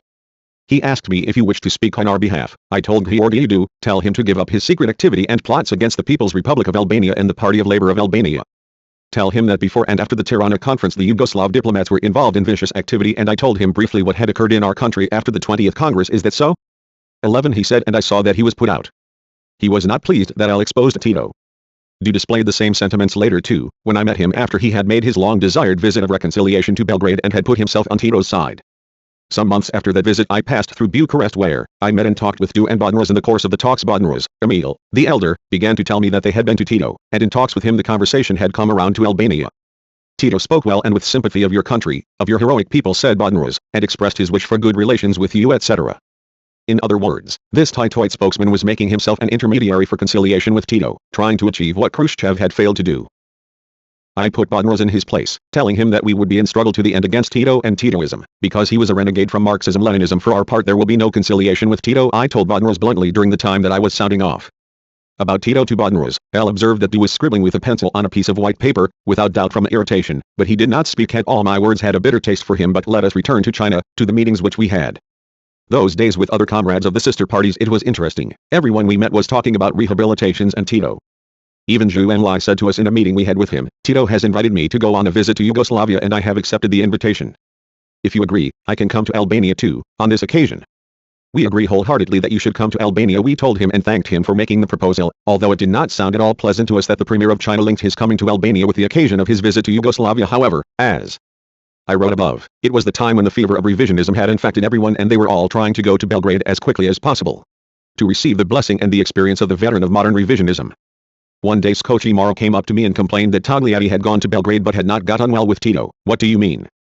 11L asked, not without irony. Did they quarrel? No, he replied, but they did not agree about everything. Nevertheless, he continued, for our part we are going to send a delegation to Belgrade to gain experience. In what direction? 11L asked. The Yugoslav comrades have fought bureaucracy effectively and now there is no bureaucracy in Yugoslavia, he replied. How do you know that there is no bureaucracy there? 11L asked, because they're the workers too, get profits, was his reply. I told him about the stand of our party on this problem, but the Italian could think of nothing. But Tito Mehmet intervened and asked him, why do you want to send people to get experience, only to Yugoslavia? Why haven't you sent such delegations to the countries of people's democracy too, such as Albania, for example? 11 The Italian comrade was confused for a moment and then he found the solution. We shall send them, he said. For example, the experience of China in regard to the collaboration of the working class with the bourgeoisie and of the Communist Party with the other democratic parties is very valuable to us. We shall study it. He had hit the nail on the head. And from now on, the Italian revisionists could go not only to Yugoslavia and China, but everywhere, to give and take experience of the betrayal of the cause of the proletariat, the revolution and socialism. Only to our country they did not come, and they had no reason to come, because only Marxism-Leninism is implemented in our country. But this experience was of no use to them. On October 3, 1956, we set out on our return journey. This whole trip made us even more convinced about the great and dangerous proportions which Khrushchevite modern revisionism had assumed in Budapest. We were to see one of the monstrous consequences of the Khrushchevite new line, the counter-revolution. It had been simmering for a long time, now it was about to burst out. The demons escaped from control. The counter-revolution in action in Hungary and Poland. Matthias Rákosi, who cooked up the broth in Budapest. Talk with Hungarian leaders. Debate with Suslov in Moscow. Imre Nagy self-criticism. Rákosi faults. Reaction surges ahead. Khrushchev, Tito and Gero in the Crimea. Andropov. We cannot call the insurgents counter-revolutionaries. The Soviet leadership is hesitant. The Hungarian Workers' Party is liquidated. Nagy announces Hungary's withdrawal from the Warsaw Treaty. Part of the backstage maneuvers. The Tito-Khrushchev letters. Poland 1956. Gomulka on the throne. In retrospect. There at Gomulka's counter-revolutionary program. What we learned from the events of 1956. Talks in Moscow, December 1956. The infection of the 20th Congress encouraged all the counter-revolutionary elements in the socialist countries and the communist and workers' parties, emboldened all those who had disguised themselves and were awaiting the moment to overthrow socialism wherever it had triumphed. Counter-revolutionaries in Hungary, Poland, Bulgaria, Czechoslovakia and elsewhere, the betrayers of Marxism-Leninism in the parties of Italy and France and the Yugoslav Titoites gleefully welcomed Khrushchev's ill-famed theses about democratization, the cult of Stalin, the rehabilitation of condemned enemies, peaceful coexistence, peaceful transition from capitalism to socialism, etc. These theses and slogans were embraced with enthusiasm and hope by the revisionists, in or out of power, by social democracy, by the reactionary bourgeois intellectuals. The events in Hungary and Poland were the visible prologue of the counter-revolution which was to be carried out more extensively and thoroughly. Not only there, but also in Bulgaria, in East Germany, in Czechoslovakia, in China, and especially in the Soviet Union after securing its positions to some extent in Bulgaria, Romania, Czechoslovakia and elsewhere. The Khrushchevite clique attacked Hungary, the leadership of which was not proving so obedient to the Soviet course. However, Tito, together with the Americans, had his eyes on Hungary. As was becoming apparent, Hungary had many weak points. There the party had been created, headed by Rákosi, around whom there were a number of veteran communists like Gero and Munich, but also young ones who had just come to the fore, who found the table laid for them by the Red Army and Stalin. The construction of socialism in Hungary began, but the reforms were not radical. The proletariat was favored. But without seriously annoying the petty bourgeoisie. The Hungarian party was allegedly a combination of the illegal Communist Party, Hungarian prisoners of war captured in the Soviet Union, old communists of Belikon and the Social Democratic Party. Hence, this combination was a sickly graft, which never really established itself, until the counter-revolution and Katar, together with Khrushchev and Mikoyan, issued the decree for the total liquidation of the Hungarian Workers' Party. I have been closely acquainted with Rákosi and I liked him. I have often talked with him, because I have visited him several times both on business and as a family, with Negzmj. Rákosi was an honest man, an old communist and a leader in the Comintern. His aims were good, but his work was sabotaged from within and from without. As long as Stalin was alive everything seemed to be going well, but after his death the weaknesses in Hungary began to show up once. In a talk with Rákosi, he spoke about the Hungarian army and asked about ours. Our army is weak, we have no cadres. The officers are the old ones from the Horthy army, therefore we are taking ordinary workers from the factories of Ksipel and putting them in officers' uniforms. He told me without a strong army socialism cannot be defended. I told Rákosi, you should get rid of the Horthy men. You did very well to take workers, but you must give importance to educating them properly. While we were talking in Rákosi's villa, Kat arrived. He had just returned from Moscow where he had gone for treatment of an eye complaint. Rákosi introduced me, asked him how his health was now, and gave him leave to go home. When we were alone Rákosi said, Katar is a young cadre and we have made him Minister of Internal Affairs. To tell the truth, he didn't seem to me to be of the right stuff to be Minister of Internal Affairs. Another time we talked about the economy. He spoke to me about the economy of Hungary, especially about agriculture, that was going so well that the people could eat their fill and they did not know what to do with all their pork, sausage, beer and wines. L opened my eyes in surprise, because I knew that not only in our country, but in all the socialist countries, including Hungary, the situation was not like that. Rákosi had one shortcoming, he was sanguine, exaggerated the results of the work. But despite this weakness, in my opinion, Matthias had a good communist heart and did not have an incorrect view of the line of the development of socialism. It must be recognized, in my opinion, that international reaction, supported by the clergy, the powerful Kulik stratum and the disguised Horthyite fascists, set about undermining Hungary and Rákosi's leadership, acting together with Yugoslav Titoism and its agency, headed by Rajk, Kadar, disguised, and others, and finally also by Khrushchev and the Khruschevites, who not only disliked Rákosi and those who supported him, but even hated him, because he was loyal to Stalin and Marxism-Leninism, and, when need be, opposed them with authority in the joint meetings. Rákosi was one of the old guard of the Comintern, and to the modern revisionists the Comintern was the Eton War. Thus Hungary became the field for intrigues and combinations between Khrushchev, Tito and counter-revolutionaries, behind whom stood American imperialism, who eroded the Hungarian party and the positions of Rákosi and sound elements in the leadership of the party from within. Rákosi was an obstacle both for Khrushchev, who wanted to put Hungary under his control, and for Tito, who wanted to destroy the socialist camp and had a double hatred for Rákosi as one of the Stalinists, who exposed him in 1948 in April 1957, when the anti-party group of Malenkov, Molotov, etc., had still not been liquidated. I was in Moscow with a delegation of our party and government. After a non-official dinner in the Kremlin, in Yekaterinsky Zal, we sat down in a corner to take coffee with Khrushchev, Molotov, Mikoyan, Bulganin, etc. In the course of the conversation Molotov turned to me and, as if joking, said, "Tomorrow Mikoyan is going to Vienna, to try to cook up the same broth as he did in Budapest." To keep the conversation going L asked him, "Did Mikoyan prepare that broth?" "Who else?" 11 said Molotov. "Then Mikoyan can't go back to Budapest again." I said, "If Mikoyan goes there again, they will hang him." Molotov continued. Khrushchev had dropped his eyes and was stirring his coffee. Mikoyan frowned, ground his teeth and then said with a cynical smile, "Why should I not go to Budapest? If they hang me, they will hang Kadar too, because we prepared that broth together." The role of the Khruschevites in the Hungarian tragedy was clear to me. The efforts of Khrushchev and Tito to liquidate everything healthy in Hungary united them, therefore they coordinated their activities. With Khrushchev's visit to Belgrade they aimed their attacks to rehabilitate the Titoite conspirators, Kosizaks, Rajk, Kostov, etc. While our party did not budge a fraction from its correct principled positions, the Hungarian party gave way and Tito and Khrushchev triumphed. With Rajk, the betrayal was rehabilitated. Rákosi's positions were greatly weakened. Possibly the leadership of the Hungarian party, under Rákosi and Gero, made economic mistakes too, but these were not what caused the counter-revolution. The main mistake of Rákosi and his comrades was that they did not stand firm, but wavered under the pressure of external and internal enemies. They did not mobilize the party and the people, the working class, to nip the attempts of the reaction in the bud, made concessions to it, rehabilitated enemies like Rajk, etc., and weakened the situation to the point that the counter-revolution broke out in June 1956. On my way to Moscow for a meeting of Comecon, I had a talk with the comrades of the political bureau of the Hungarian Workers' Party in Budapest. I did not find Rákosi, Hegedus, who was prime minister, or Gero there because they had left for Moscow by train. In fact, in Moscow I did not meet or see Rákosi in any consultation or anywhere else. No doubt he was resting in some clinic, where the Soviets convinced him to hand in his resignation. Only 2 or 3 weeks later he was discharged from the duties he held. The Hungarian comrades told me that they had some difficulties in their party and their central committee. A situation against Rákosi has been created in the central committee, they told me. Farkas, who was a member of the political bureau, has taken up the banner of opposition to him. The time has come for Farkas to be expelled not only from the Central Committee, but also from the party, said Bada, the Minister of Defense. His stand is anti-party and hostile, he continued. His thesis is, 1. Have made mistakes, Beria is a traitor. But who ordered me to make those mistakes? Rákosi. This question has also been raised by Rive, who proposed that we should set up a commission to study the faults of this one and that one, the mistakes of Rákosi, etc. The Hungarian comrades told me here. Al interrupted and asked, then the Central Committee has no confidence in the political bureau?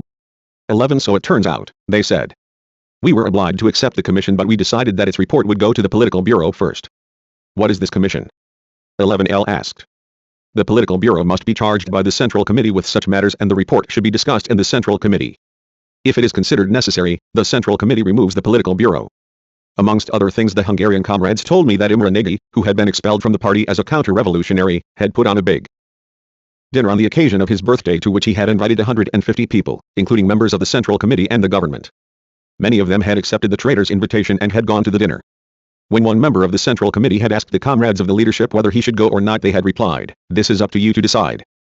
Of course, such a reply was astonishing to me, and L asked the Hungarian comrades, "But why did you not tell him flatly that he should not go?" "Because Imre Nagy is an enemy. We left him to judge and decide for himself with his own conscience," was the reply. During this conversation the Hungarian leaders admitted that they had a difficult situation in the party. The 20th Congress had added to these troubles. There are groups in the party, writers, etc., they told me, who are not on the rails, who want to avail themselves of the 20th Congress. These elements tell us, the 20th Congress confirms our thesis that there are mistakes in the leadership. Therefore we are right. Togliatti's interview has caused us many problems, said one of those present. There are members of the Central Committee who have said to me, what are we doing? It would be better to act, to have a different, independent policy in Hungary too, as in Yugoslavia. In fact, things there had gone from bad to worse. Another member of the Central Committee had said to them angrily, "Are you of the Political Bureau still hiding from us issues like those of the 20th Congress? Why aren't you publishing Togliatti's interview?" 11. And we published it, because the party had to be informed. The comrades of the Political Bureau told me I told the Hungarian comrades that the situation with us was good and explained how we acted at the Tirana conference. There is proper democracy in the party, I stressed, democracy which must strengthen the situation and unity and not destroy them. Therefore we came down hard on those who sought to exploit the democracy to the detriment of the party. We have not permitted such things to occur among us. Speaking about Togliatti's interview, they asked my opinion of it. With what he has said, Togliatti is not in order, I replied. Of course, we have not raised our objections to him publicly, but we have called in the first secretaries of the party district committees and have explained the question to them so that they will be vigilant and ready at any moment. Chalet, a member of the Political Bureau, rose and said, "One have read Togliatti's interview and it is not all that bad. The beginning is good and it is only the final part which spoils it. We did not publish it and were surprised that Radio Prague broadcast it. I told them from this conversation I formed the conviction that their line was wobbly. Apart from this, it seemed that the sounder elements in the Political Bureau were under pressure from counter-revolutionary elements, and therefore they themselves had vacillated. The Political Bureau seemed to be solid, but was completely isolated. In the evening they put on a dinner for us in the Parliament building, in the room where a big portrait of Attila hanging on the wall struck the eye. We talked again about the grave situation that was simmering in Hungary. But it seemed that they had lost their sense of direction. I said to them, why are you acting like this? How can you sit idle in the face of this counter-revolution which is rising? Why are you simply looking on and not taking measures? What measures could we take? 11. One of them asked you should close the Pitofi Club immediately, arrest the main troublemakers, bring the armed working class out in the boulevards and encircle the Estrigam if you can't. Mincinti, what about Imre Nagy, can't you arrest him?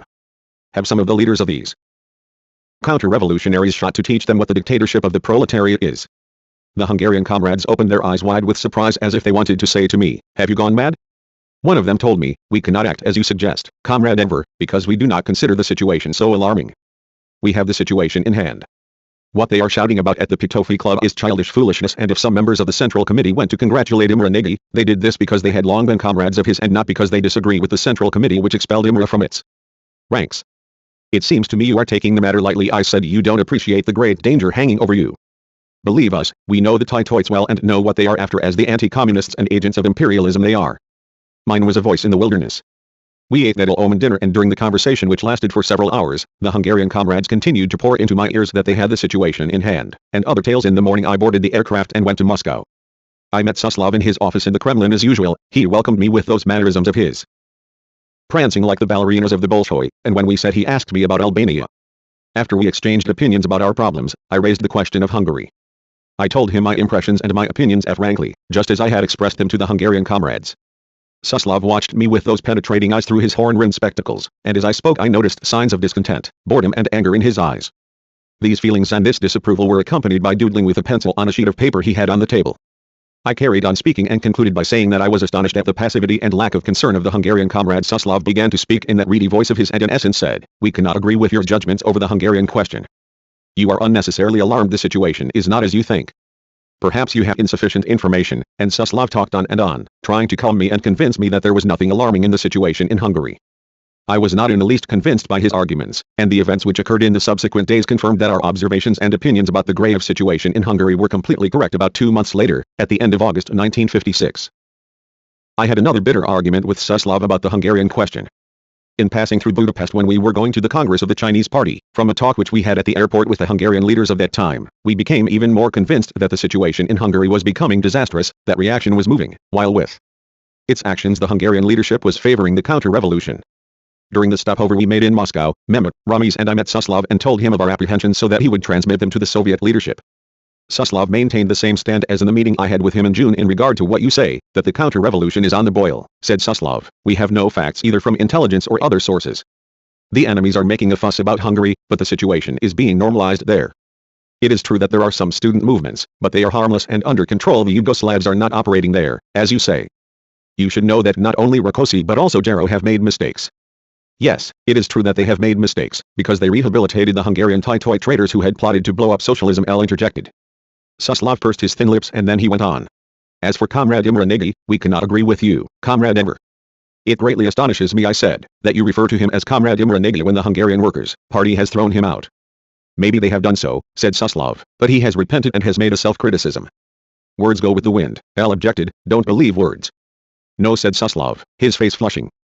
We have his self-criticism in writing, and he opened a drawer and pulled out a note signed by Imre Nagy, addressed to the Communist Party of the Soviet Union, in which he said that he had been wrong in his opinions and actions, and sought the support of the Soviets. Do you believe this?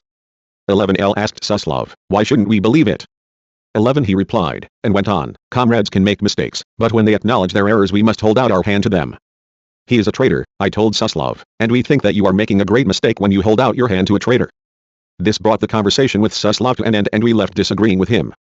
From this meeting we formed the impression that, after having definitely condemned Rákosi, the Soviets were fearful and alarmed about the situation in Hungary, that they did not know what to do and were seeking a solution before the storm broke. Without doubt they were talking with Tito about a joint solution. They were preparing Imre Nagy, thinking they would master the situation in Hungary through him. And so it turned out the circle around Rákosi was very weak. Neither the Central Committee nor the Political Bureau were up to the mark. People like Hegedus, Kader, old men like Monik and a few young fellows without any experience of the party and struggle, weakened the running of affairs more and more each day and fell into the tight Khrushchevite spider's web. This whole adventure was being feverishly prepared. Reaction was aroused, surged up, spoke and acted openly. The pseudo-communist, kulak and traitor, Imre Nagy, with the mask of communism, became the standard bearer of Titoism and the struggle against Rákosi. The latter had seen the danger which was threatening the party and the country and had taken measures against Imre Nagy, by expelling him from the party at the end of 1955. But it was too late. Hungary had been caught up in the spider's web of the counter-revolution and was lost. Rákosi was attacked by Khrushchev, by Tito, by the center of Estrogam as well as by foreign reaction. Anichetti, Minchinti, the counts and barons in the service of world reaction, who had been assembled within Hungary, as well as outside, in Austria and elsewhere, organized a counter-revolution and sent in weapons for the bloodbath which they were preparing. The Pitofi Club became the center of reaction. Allegedly it was a cultural club of the Youth Union, but in fact it operated, under the nose of the Hungarian party, as a center where the reactionary intellectuals not only spoke against socialism and the dictatorship of the proletariat, but also prepared and organized themselves until they reached the point of arrogantly presenting their demands to the party and the government in the form of an ultimatum.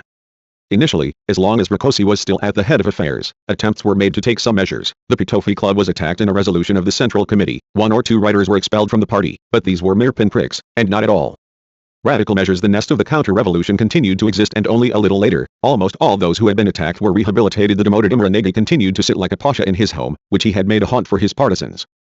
Among these partisans he had people in the Central Committee of the Hungarian Workers' Party. The Hungarian leaders went back and forth to Moscow in a daze, while instead of taking measures against the reactionary element which was building up, their alleged comrades of the Central Committee went to pay visits to Imre Nagy in his home to congratulate him on his birthday. The courtiers of Rákosi became the courtiers of Nagy and paved the way for him to seize power. The decision to remove Rákosi was taken in Moscow and Belgrade. He gave way and did not resist the pressure of the Khrushchevites and the Titoites, and the intrigues of their agents in the Hungarian leadership. They forced Rákosi to resign, allegedly for health reasons, because he suffered from hypertension. While admitting his mistakes in violation of the law, at first there was talk about the merits of Comrade Maciej Rákosi, thus they buried him with honors. Then there was talk about his mistakes, until the point was reached of talking about the criminal Rákosi gang in the preparation of the backstage maneuvers which preceded the removal of Rákosi. A major role was played by Suslov, who, precisely at this time, went to Hungary on holiday. Apparently Rákosi was the last obstacle that hindered the revisionist wagon from going full speed ahead. It is true that Jaro was elected first secretary, and not Kader, as the Soviets and the Yugoslavs wanted, but his days were numbered.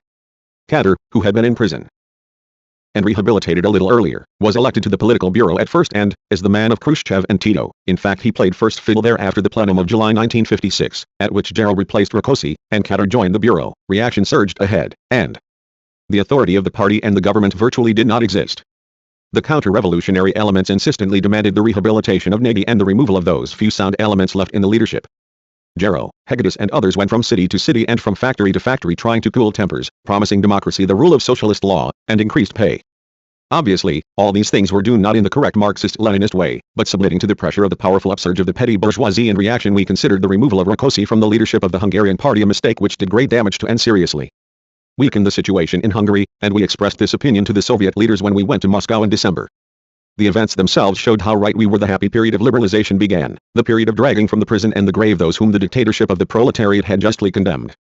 The traitor Rajk and his associates were reinterred after a pompous ceremony in which thousands of people, headed by the Hungarian leadership, took part and which ended with the international. Thus, the traitor Rajk became Comrade Rajk, and a national hero of Hungary, almost the same as Kossuth after a formal letter to the Central Committee. Nagy was readmitted to the party and confidently awaited the development of events which would bring him to power. They were not long delayed. After Rajk, many others previously condemned came on the scene: officers and priests, people sentenced for political crimes and thieves, to whom moral satisfaction as well as material satisfaction was given. Rajk's widow received 200,000 forints as a reward for her husband's treachery. and the Budapest newspapers published reports about the generosity of Madame Rajk, who donated this sum to the people's colleges. Those condemned by the courts were proclaimed the victims of Rákosi, Gabor Peter, and Mihaly Farkas, who was arrested at this time. The top officials begged the pardon of reaction for their crimes, but what could we do, said the Minister of Justice, when Comrade Rajk, himself, admitted his guilt. 11 Hegedus, while still Prime Minister, declared under the pressure of Khrushchev, "We greatly regret that our party and government slandered the Yugoslavs while." Gero, in his first speech after he had been elected to the head of the party, said, "Our party still has to pay its debts to the League of Communists of Yugoslavia and the leaders of Yugoslavia and to deny the slanders we have spread to the detriment of the Yugoslav Federal Republic." In all that was taking place, Gero, who was one of the oldest leaders of the party, proved to be an opportunist and a coward who swung from side to side and moved like a puppet manipulated by the real actors behind the scenes in the Hungarian tragedy. When Tito was on holiday in the Crimea, Gero went to talk with him in Khrushchev's villa, and the three of them, together with their suites, took walks along the seashore, talked and had photographs taken if the history of intrigues and diabolical maneuvers to the detriment of the peoples is ever written. These will be historic photographs here, in Khrushchev's villa at Yalta. The first steps to conciliation were taken and, a few days later, Gero with Hegedus and Kader, went to Belgrade, where they talked with Rankovic. Not much later, when the disturbances began, they threw Gero into the rubbish bin, and Kader, with the blessing of Khrushchev and the maneuvers of Mikoyan and the revisionist ideologist Suslov, was elevated to first secretary. Meanwhile Imre Nagy emerged from his hole, took power, shouted in triumph, proclaimed democracy. And Tito was at the culmination of his victory. Reaction came to power, gangsters swarmed in from abroad, and the fascist Horthyite and clerical parties of the bourgeoisie were reformed. Imperialism filled the country with spies and was pouring in arms wholesale from Austria. Radio Free Europe urged on the counter-revolution day and night and called for the overthrow and total liquidation of the socialist order. Even earlier, Hungary had opened its doors to spies disguised as tourists when we passed through Budapest in October 1956, on the return journey from China. The members of the Bureau of the Hungarian Workers' Party themselves told us that 20,000 tourists have visited Hungary recently. When I pointed out that this was dangerous, they replied, "But we get hard currency from them." After the removal of Rákosi, especially in those ill-famed October days, the doors were open to the Horthyites, the barons and counts, the former masters and oppressors of Hungary. Esterházy established himself in the middle of Budapest and telephoned embassies, announcing that he intended to place himself at the head of the government. Mincszenty, released from prison, returned to his palace escorted by the National Guard, and blessed the people. The old parties, owners, parties, peasants, parties, social democratic parties, Catholic parties, revived like maggots in a festering wound, re-established themselves in their former premises, brought out newspapers, and Nagy and Kader were placed in the government. The counter-revolution swept the entire capital and was spreading to other parts of Hungary, as Beto Karafili, our ambassador in Budapest, told us later. The frenzied crowds of counter-revolutionaries first rushed upon a bronze monument of Stalin, which had still been left standing in a square of Budapest. Just as Hitler's assault squads in the past were let loose on everything progressive, the Horthyites and other riffraff of Hungary hurled themselves in fury on the monument of Stalin, trying to uproot it. Since they failed to achieve this even with steel ropes attached to a heavy tractor, the bandits did their work with the aid of cutting torches. Their first act was symbolic. By knocking down the monument of Stalin, they wanted to say that they were going to destroy everything that still remained in Hungary, from socialism, the dictatorship of the proletariat, and Marxism-Leninism. Destruction, killings and rioting swept the whole city. The scabby bird, Imre Nagy, had flown from the hands of Khrushchev and Suslov. This traitor, in whom Moscow had placed its hopes, like a drowning man clutching at his own hair to save himself from death, showed what he was, and in the upsurge of the counter-revolutionary fury, announced his reactionary policy and made public declarations about Hungary's withdrawal from the Warsaw Treaty. The Soviet ambassador in Hungary was a certain Andropov, a KGB man, who was elevated to power later and played a dirty role against us. This agent, with the label of ambassador, found himself surrounded by the counter-revolution which broke out. Even when the counter-revolutionary events were taking place openly, when Nagy came to the head of the government, the Soviets still continued to support him, apparently hoping that they could keep him under control. During those days, after the first half-hearted intervention of the Soviet army, Andropov told our ambassador in Budapest, "We cannot call the insurgents counter-revolutionaries because there are honest people among them. The new government is good and it is necessary to support it in order to stabilize the situation." What do you think of Nagy's speeches? 11 Our ambassador asked him. "They are not bad," replied Andropov, and when our comrade pointed out that what was being said about the Soviet Union did not seem to be correct, he replied, "There is anti-Sovietism, but Nagy's recent speech was not bad, it was not anti-Soviet. He wants to maintain links with the masses. The political bureau is good and has credited the counter-revolutionaries acted with such arrogance that they forced Andropov, together with all his staff, out into the street and left them there for hours on end. We instructed our ambassador in Budapest to take measures for the defense of the embassy and its staff, and to place a machine gun at the top of the stairs. If the counter-revolutionaries dared to attack the embassy, he was to open fire without hesitation. But when our ambassador asked Andropov for weapons to ensure the defense of our embassy, he refused. "We have diplomatic immunity, therefore no one will touch you." "What diplomatic immunity?" 11 said our ambassador. "They threw you out into the street." "No, no," said Andropov, "if we give you arms, some incident might be created." "Very well," said our representative. I am making you an official request on behalf of the Albanian government. I shall ask Moscow, said Andropov, and when the request was refused our ambassador declared, all right, only I am letting you know that we shall defend ourselves with a pistol and shotguns we have. The Soviet ambassador had shut himself up in the embassy and did not dare to stick his head out. A responsible functionary of the Foreign Ministry of Hungary, who was being chased by the bandits, sought refuge in our embassy and we admitted him. He told our comrades that he had gone to the Soviet embassy but they had turned him away. The Soviet troops stationed in Hungary intervened at first, but were then withdrawn under the pressure of Nagy and Katar, and the Soviet government declared that it was ready to begin talks about their withdrawal from Hungary. While the counter-revolutionaries were wreaking havoc, Moscow trembled. Khrushchev was afraid, hesitating to intervene. Tito was king of the situation and the supporter of Imre Nagy. Indeed, he had assembled his army and was ready to intervene. Then Moscow sent the appropriate person to Budapest, the huckster Mikoyan, along with the cocky Suslov. Here in Tirana we did not fail to speak up. I called the Soviet ambassador and told him angrily, we are completely uninformed about what is going on in a number of socialist countries. Tito and company have a finger in the organization of the counter-revolution in Hungary. You are abandoning Hungary to imperialism and Tito. You must intervene with arms and far Piazza Pulita, make a clean sweep, Italian in the original, before it's too late. I mentioned Tito's aims and condemned the trust Khrushchev had in him, as well as Suslov's trust in Imre Nagy's self-criticism. You see what Imre Nagy is, I said. Now blood is being shed in Hungary and the culprits must be found. He replied, the situation is grave but we shall not allow the enemy to seize Hungary. I shall transmit the opinions you express to me to Moscow. Everyone knows what happened in Hungary and Budapest. Thousands of people were killed. Reaction, armed from abroad, slaughtered communists and Democrats, women and children in the streets, burned houses, offices and everything they could lay hands on. The gangsterism prevailed for days on end. Only the security detachments of Budapest put up some slight resistance, while the Hungarian army and the Hungarian Workers' Party were neutralized and liquidated. Katar published the decree on the liquidation of the Hungarian Workers' Party, an act which showed who he was, and proclaimed the formation of the new party, the Socialist Workers' Party, which Katar, Nagy and others were to build. The Soviet embassy was surrounded with tanks and Mikoyan, Suslov, Andropov, and who knows who else, continued to intrigue. Inside reaction, headed by Katar and Imre Nagy, shut up in the parliament building, where they indulged in idle talk, sent out continuous appeals to the Western capitalist states to intervene with arms against the Soviets. In the end, the frightened Nikita Khrushchev was obliged to give the order. The Soviet armored forces marched on Budapest and fighting began in the streets. The intriguer Mikoyan put Andropov in a tank and sent him to parliament to bring back Katar, in order to manipulate matters through him. And this is what occurred. Katar again changed his pattern, again changed his coat, returned to the bosom of the Soviets and, protected by their tanks, called on the people to cease the disturbances and appealed to the counter-revolutionaries to hand in their arms and surrender. That was the end of the Nagy government. The counter-revolution was put down, and Imre Nagy took refuge in Tito's embassy. It was clear that he was an agent of Tito and world reaction. He had Khrushchev's support too, but he slipped from his grasp, because he wanted to go further, and did so.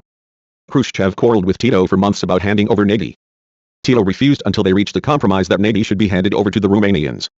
At the time when negotiations over this problem were going on with Tito, Krylov, the Soviet ambassador in Tirana, sought our opinion whether or not we agreed that Nagy should go to Romania as we have declared previously. I replied to Krylov, Imre Nagy is a traitor who opened the doors to fascism in Hungary. Now it is proposed that this traitor, who has killed communists and progressives, who has killed Soviet soldiers and called on the imperialists to intervene, should go to a friendly country. This is a big concession and we do not agree with it. After tempers cooled and the victims of the Hungarian counter-revolution, a deed of Tito in particular, as well as Khrushchev, were buried, Nagy was executed. The way this was done was not right either. Not that Nagy did not deserve to be executed, but not secretly, without trial and without public exposure, as was done. He ought to have been publicly tried and punished on the basis of the laws of the country of which he was a citizen. But of course, neither Khrushchev, Katar, nor Tito wanted him brought to trial, because Nagy could have brought to light the dirty linen of those who pulled the strings in the counter-revolutionary plot. Later, when the counter-revolution in Hungary had been suppressed, many facts came to light which proved the complicity of the Soviet leaders in the Hungarian events. We, of course, suspected what role the Soviets played, especially in regard to the removal of Rákosi, the support for Nagy, etc. However, at that time we did not know precisely how the Khrushchev-Tito collaboration had developed, and neither did we know about the secret meetings of Khrushchev and Malenkov with Tito in Brioni. These things were revealed later, and we adhered to our stand of opposition to these actions of the Soviets. Some days after order was restored in Hungary, the Soviet leadership informed us of the correspondence which it had exchanged with the Yugoslav leadership over the Hungarian question. The facts which were revealed in those letters disturbed us profoundly, because the problems were serious and critical. At that time, the interests of socialism and the communist movement required that the Soviet Union should be defended from the attacks of imperialism and reaction and our unity preserved. On the other hand, our party had to have its say about these anti-Marxist actions of the Soviet leadership. Therefore, everything had to be carefully considered and weighed up, bearing in mind the interests of the party, our country, the revolution and socialism. That is how we judged these problems. We expressed our opinions to the Soviet leaders in a comradely tone, so that everything would be corrected and kept between ourselves during those days. After we received the letters, I summoned Krylov. I have called you here, I said, to clear up some matters which arise from these letters. First, I want to tell you that the allusions which Tito made to certain evil men clearly implying the leadership of our party, seem to us unacceptable.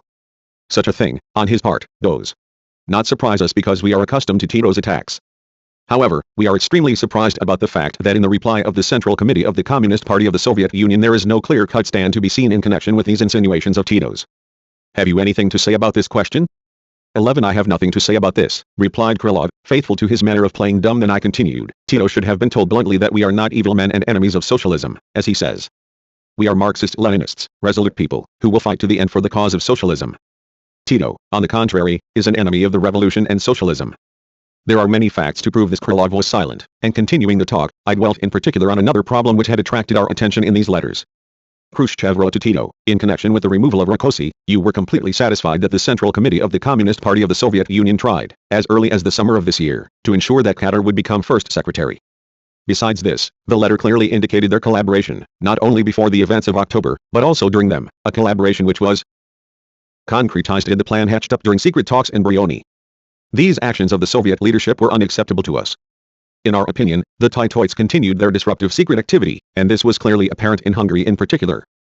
We had informed the leadership of the Soviet Union of this opinion. I questioned Krylov about this matter. We are not clear about where the Central Committee of the Hungarian Workers' Party was formed, in Budapest or in the Crimea. Of course Krylov did not like this question and, biting his words, said, this is how matters must stand. The Hungarian comrades have gone to the Crimea and talked with our comrades. There the question has been raised of who should be placed in the leadership. The Central Committee of the Communist Party of the Soviet Union has said that it would be good if Kadar were elected. Does it mean that the leadership of the Communist Party of the Soviet Union was not for Darrow but for Kadar? 11 I continued. That is what emerges from the letter, replied Krylov. Apart from that, I said, the Kadar government has been formed in close collaboration between your leadership and Tito. Is that not so? 11. Yes, it seems to be so, Krylov was obliged to admit. Continuing the talk, after informing him of the concern which the events in Hungary aroused in our party, I pointed out to the Soviet ambassador, the unanimous opinion of our political bureau is that these actions of the comrades of the Presidium of the Central Committee of the Communist Party of the Soviet Union, who talked with Tito about the composition of the leadership of the Hungarian party and government, are not correct. The Soviet leadership is well aware of our views on all these matters, because we have expressed them to it. Is that not so? 11 Yes, it is so, said Krylov. Have you transmitted all our views to Moscow? 11 Yes, he replied, I have transmitted them. At the end of this talk, as though by chance, the Soviet ambassador asked me, will Dali and Dreu be put on trial? Of course this question was not accidental. Apparently, the trial and exposure of the agents of the Yugoslav revisionists, Liri Giga and Dali and Dreu, was not pleasing to the Soviets. The trial has been prepared and will be held, I told Krylov, because they are traitors and agents. When their attempts to carry out the plot against our party and state failed, Dali and Dreu and Liri Giga, sensing that they would have to render account for their activity as agents, attempted to flee the country, and were captured near our state border. Their hostile activity has now been completely proved and they themselves have admitted it. And if Tito continues his hostile activity, we shall publish the truth about these agents, with facts and tape recordings. We think that we can no longer tolerate the Titoites, who want to stab us in the back and to make accusations against us. One understand your situation, murmured Krylov and went away with his tail between his legs. The same phenomena as in Hungary developed in Poland too, almost at the same time, although there the events did not assume those proportions and that dramatic character they did in Hungary. In Poland too, the dictatorship of the proletariat had been established under the leadership of the United Workers' Party, but, despite the aid which the Soviet Union provided, socialism did not develop there at the necessary rates as long as Berit was at the head and the Polish party was in correct positions. Successes were achieved in the socialist development of the country. However, the initial reforms and measures which were taken there were not carried through to the end and the class struggle was not waged at the proper level. The proletariat increased, industry was developed, efforts were made to disseminate Marxist ideas among the masses, but, de facto, the elements of the bourgeoisie retained many of their dominant positions. The land reform was not carried out in the countryside, and the collectivization went only halfway, until Gomulka declared the cooperatives and state farms unprofitable, and favored the growth of the Kulit strata in the Polish countryside as in Hungary, East Germany, Romania and elsewhere. The Polish party was formed through a mechanical merger of the existing party with the bourgeois parties, so-called workers' parties. Perhaps such a thing was necessary in order to unite the proletariat under the leadership of a single party, but this union should have been brought about through a great deal of ideological, political and organizational work, to ensure that the former members of other parties were not only assimilated, but what is more important, were thoroughly educated with the Marxist-Leninist ideological and organizational norms. But this was not done either in Poland, Hungary, or elsewhere, and all that happened in fact was that the members of the bourgeois parties changed their names, became communists while retaining their old views, their old outlook. Thus, the parties of the proletariat were not strengthened, but on the contrary, were weakened, because social democrats and opportunists like Khruschevites, Morozin, Gradual, etc., established themselves and their views in them. Apart from this, there was another factor in Poland which had an influence in the counter-revolutionary manifestations, the old hatred of the Polish people for Tsarist Russia. Through the work which reaction did inside and outside the party, the old hatred, which was completely justified in the past, was now turned against the Soviet Union, against the Soviet people, who, in fact, had shed their blood for the liberation of Poland. The Polish bourgeoisie, which had not been hit as hard as it should have been, did everything in its power to incite the nationalist and chauvinist sentiments against the Soviet Union after the death of Beria. These were expressed more openly, and the weaknesses of the party and the dictatorship of the proletariat in Poland also emerged more openly. Thus, partly from the weaknesses in the work, partly from the efforts of reaction, the Church, Gomulka and Khruschevites, and partly from the interference of the Khruschevites, the disturbances of June 1956 and the events which followed them, came about. Of course, the death of Beria created suitable conditions for the plans of the counter-revolution. I had met Beria long before, when I went to Warsaw. He was a mature, experienced comrade, quiet and kindly. Although I was younger than he behaved in such a good comradely manner with me that I can never forget him. When I met him at meetings in Moscow too, it was a special satisfaction to talk with him. He listened to me attentively when I spoke about our people and their situation. He was sincere, just and principled. I remember when we talked in Warsaw he mentioned the discussion he had had with Comrade Mehmet. Your comrade spoke to me frankly when he criticized the stand of our Prime Minister. I like comrades who speak frankly, said Beria. I met him for the last time in Moscow when the 20th Congress of the CPSU was held shortly before his death. Beria and his wife, as well as Negzim and I, were in a box together in the Malý Theatre to see a play about the Revolutionary Navy of Leningrad. In the interval we had a cordial conversation in the small room behind the stage. Amongst other things, we spoke about the Comintern, because at that time the Bulgarian Ganov joined us and he and Beria reminisced about when they had met in Sofia, when Beria had been sent there illegally on a task. Only a little while after this meeting, we heard the bad news. Beria had died, like Gottwald, of a cold. Great grief and astonishment. We went to his funeral in Warsaw. It was the beginning of March 1956.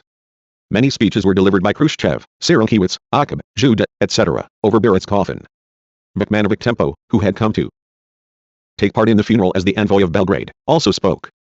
Even here, the Titoid representative took the opportunity to launch revisionist slogans and to express his satisfaction over the new possibilities and perspectives, which had just been opened by the 20th Congress. Beria has been taken from us at a moment when possibilities and prospects have been opened for collaboration and friendship between all socialist movements, in order to realize the ideas of October in various ways, said Tempo, and called for advance on the road opened through continuous actions. While the speeches were going on, not far from me, I saw Nikita Khrushchev leaning against a tree, exchanging words with Wanda Washiluska. Without doubt, he was striking deals over the body of Beria, whom they were putting in the grave. A few months after these bitter events at the start of 1956, Poland was engulfed in confusion and chaos which smelled of counter-revolution. The events which occurred in Poland were almost identical with those in Hungary. The revolts of the Poznan workers began before the outbreak of the Hungarian counter-revolution, but in fact, these two counter-revolutionary movements matured at the same time, in the same situation and with the same inspiration. I'm not going to go into a detailed description of them because they are known, but it is interesting to point out the analogy of facts in these countries, the astonishing parallels between the development of the counter-revolution in Poland and that in Hungary. Both in Poland and in Hungary the leaders were changed. In the or country Beria died, in Moscow, in the other Rákosi was removed, the work of Moscow. In Hungary, Rajk, Nagy, Kadar were rehabilitated. In Poland, Gomulka, Spihalski, Murawski, Logosowinski and a whole series of other traitors. Their Minchinti came on the scene. Here Wyszynski. Even more significant is the ideological and spiritual identity of these events. Both in Poland and in Hungary, the events took place under the aegis of the 20th Congress, with the slogans of democratization, liberalization and rehabilitation. The Khruschevites played an active role, a base counter-revolutionary role, in the development of events in both these countries. The Titoites also had their influence in Poland, although not so directly as in Hungary, but the ideas of self-administration, the national roads to socialism, and the workers' councils, which were taken up in Poland, were certainly inspired by the Yugoslav-specific socialism. The June events at Poznan were counter-revolutionary movements which reaction inspired, exploiting the economic difficulties and the mistakes which had been made by the Polish party in the development of the economy. These revolts were suppressed and did not assume the same proportions as in Hungary, but they had major consequences in the further development of events. In Poland reaction found its own Nagy. This was Władysław Gomulka, an enemy brought out of prison, who immediately became first secretary of the party. Gomulka, who had been general secretary of the Workers' Party of Poland for a time, had been condemned for his right opportunist and nationalist views, which were very similar to the line followed by the Tito group, exposed at that time by the Information Bureau. When the Congress for the Uniting of the Workers' Party and the Socialist Party was held in 1948, Beria and the other leaders and delegates exposed and attacked the views of Gomulka. Our party had sent its representative to this Congress, and when he returned to Albania he told us about the arrogant, stubborn stand of Gomulka in the Congress. Gomulka was exposed, but nevertheless, as they said, he was given a helping hand once again, and was elected to the Central Committee. A Pole who accompanied our comrade, told him that during those days, Gomulka had had a long tete-a-tete talk with Ponomarenko, a secretary of the Central Committee of the Communist Party of the Soviet Union who attended the Congress, and, it seems, Ponomarenko had persuaded Gomulka to make self-criticism. However, time showed clearly that he had not relinquished his views, and later he was sentenced for anti-state activity too. When the rehabilitation campaign began, the partisans of Gomulka exerted pressure on the leadership of the party to proclaim Gomulka innocent. But he was too politically and ideologically discredited, and therefore, there were obstacles to this. Some months before Gomulka was restored to the head of the Polish party, Hoxha declared solemnly that although Władysław Gomulka had been released from prison, this in no way alters the correct essence of the political and ideological struggle which the party has waged against the views of Gomulka. After he liquidated Biret, Khrushchev assisted Hoxha, Zawodzki, Zambrowski and other elements such as Sienkiewicz, but the seed of discord and disruption had been deeply implanted and was germinating. Gomulka and his supporters acted and managed to come to power. The Khrushchevites were worried. They had to have Poland firmly under control manu militari, and their policy and ideology were adapted to this imperative need. Khrushchev abandoned his old friends and turned to Gomulka, who did not appear to be so obedient to Khrushchev's dictate. The advent of Gomulka to power convinced us that events in Poland were not developing in favor of socialism. We not only knew Gomulka's sinister past, but we were able to judge him also from the slogans he launched and the speeches he made. He came to power with definite slogans for the true independence of Poland, and the further democratization of the country. In the speech he delivered before he was elected first secretary, he did not fail to threaten the Soviets, saying, "We shall defend ourselves," and, as far as we know, there were even clashes between the Soviet and Polish detachments in Poland. In general, the events in Poland, as in Hungary, developed under anti-Soviet slogans. Gomulka too was anti-Soviet. Of course, he was against the Soviet Union of the time of Stalin, but at the same time he wanted to be free from the yoke which the Khrushchevites were preparing for the countries of the socialist camp. Nevertheless, he did not fail to speak formally in favor of friendship with the Soviet Union and tokened in the anti-Soviet slogans. At the same time, he spoke positively about the stationing of the Soviet army in Poland, and this he did for immediate national interests, because he was afraid of some attack from West Germany, which never accepted the Oder-Neisse border. The revisionist Gomulka made his moves with such unprecedented arrogance that I pointed out some of his actions to Khrushchev when I met him in Yalta. We were sitting in a pavilion with a stone floor at the edge of the sea, and when he had heard me out, Khrushchev admitted I was right and said to me textually, "Gomulka is a real fascist." But the two counter-revolutionaries later came to agreement and had only honeyed words for each other. Their contradictions and differences were softened. The speech which Gomulka delivered at the plenum of the Central Committee which elected him first secretary was a programmatic speech of a revisionist. He criticized the line followed up to that time in industry and agriculture, painted a black picture of the situation, and proclaimed the cooperative system in the countryside and the state farms unprofitable. We considered these views anti-Marxist-Leninist.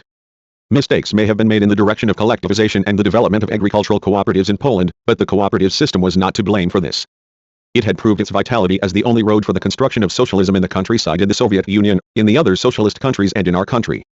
Gomulka struck out with his sword, right and left, against violations of the law, against the cult of the individual, against Stalin, against Biret, although he did not mention him by name, and against the leaders of socialist countries whom he called satellites of Stalin. Gomulka defended the counter-revolutionary actions in Poznan. The workers of Poznan, declared Gomulka at the 8th plenum, in October 1956, were not protesting against socialism, but against evils which had spread in our social system. The attempt to present the painful tragedy of Poznan as the work of imperialist agents and provocateurs was politically very naive. The causes must be sought in the leadership of the party and the government.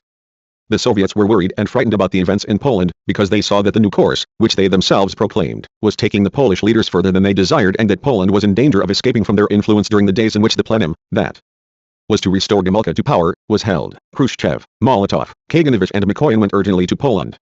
At the airport, Khrushchev shouted angrily at the Polish leaders, "We have shed our blood to liberate this country, while you want to give it to the Americans." The concern of the Russians was increased, because the Soviet Marshal Rokossowski, who was of Polish origin, and other members of the political bureau who were considered pro-Soviet, like Mink, etc., were being squeezed out, and in fact they were expelled from the political bureau. However, the Poles did not submit either to the pressure of the Soviet leaders or to the movement of Russian tanks.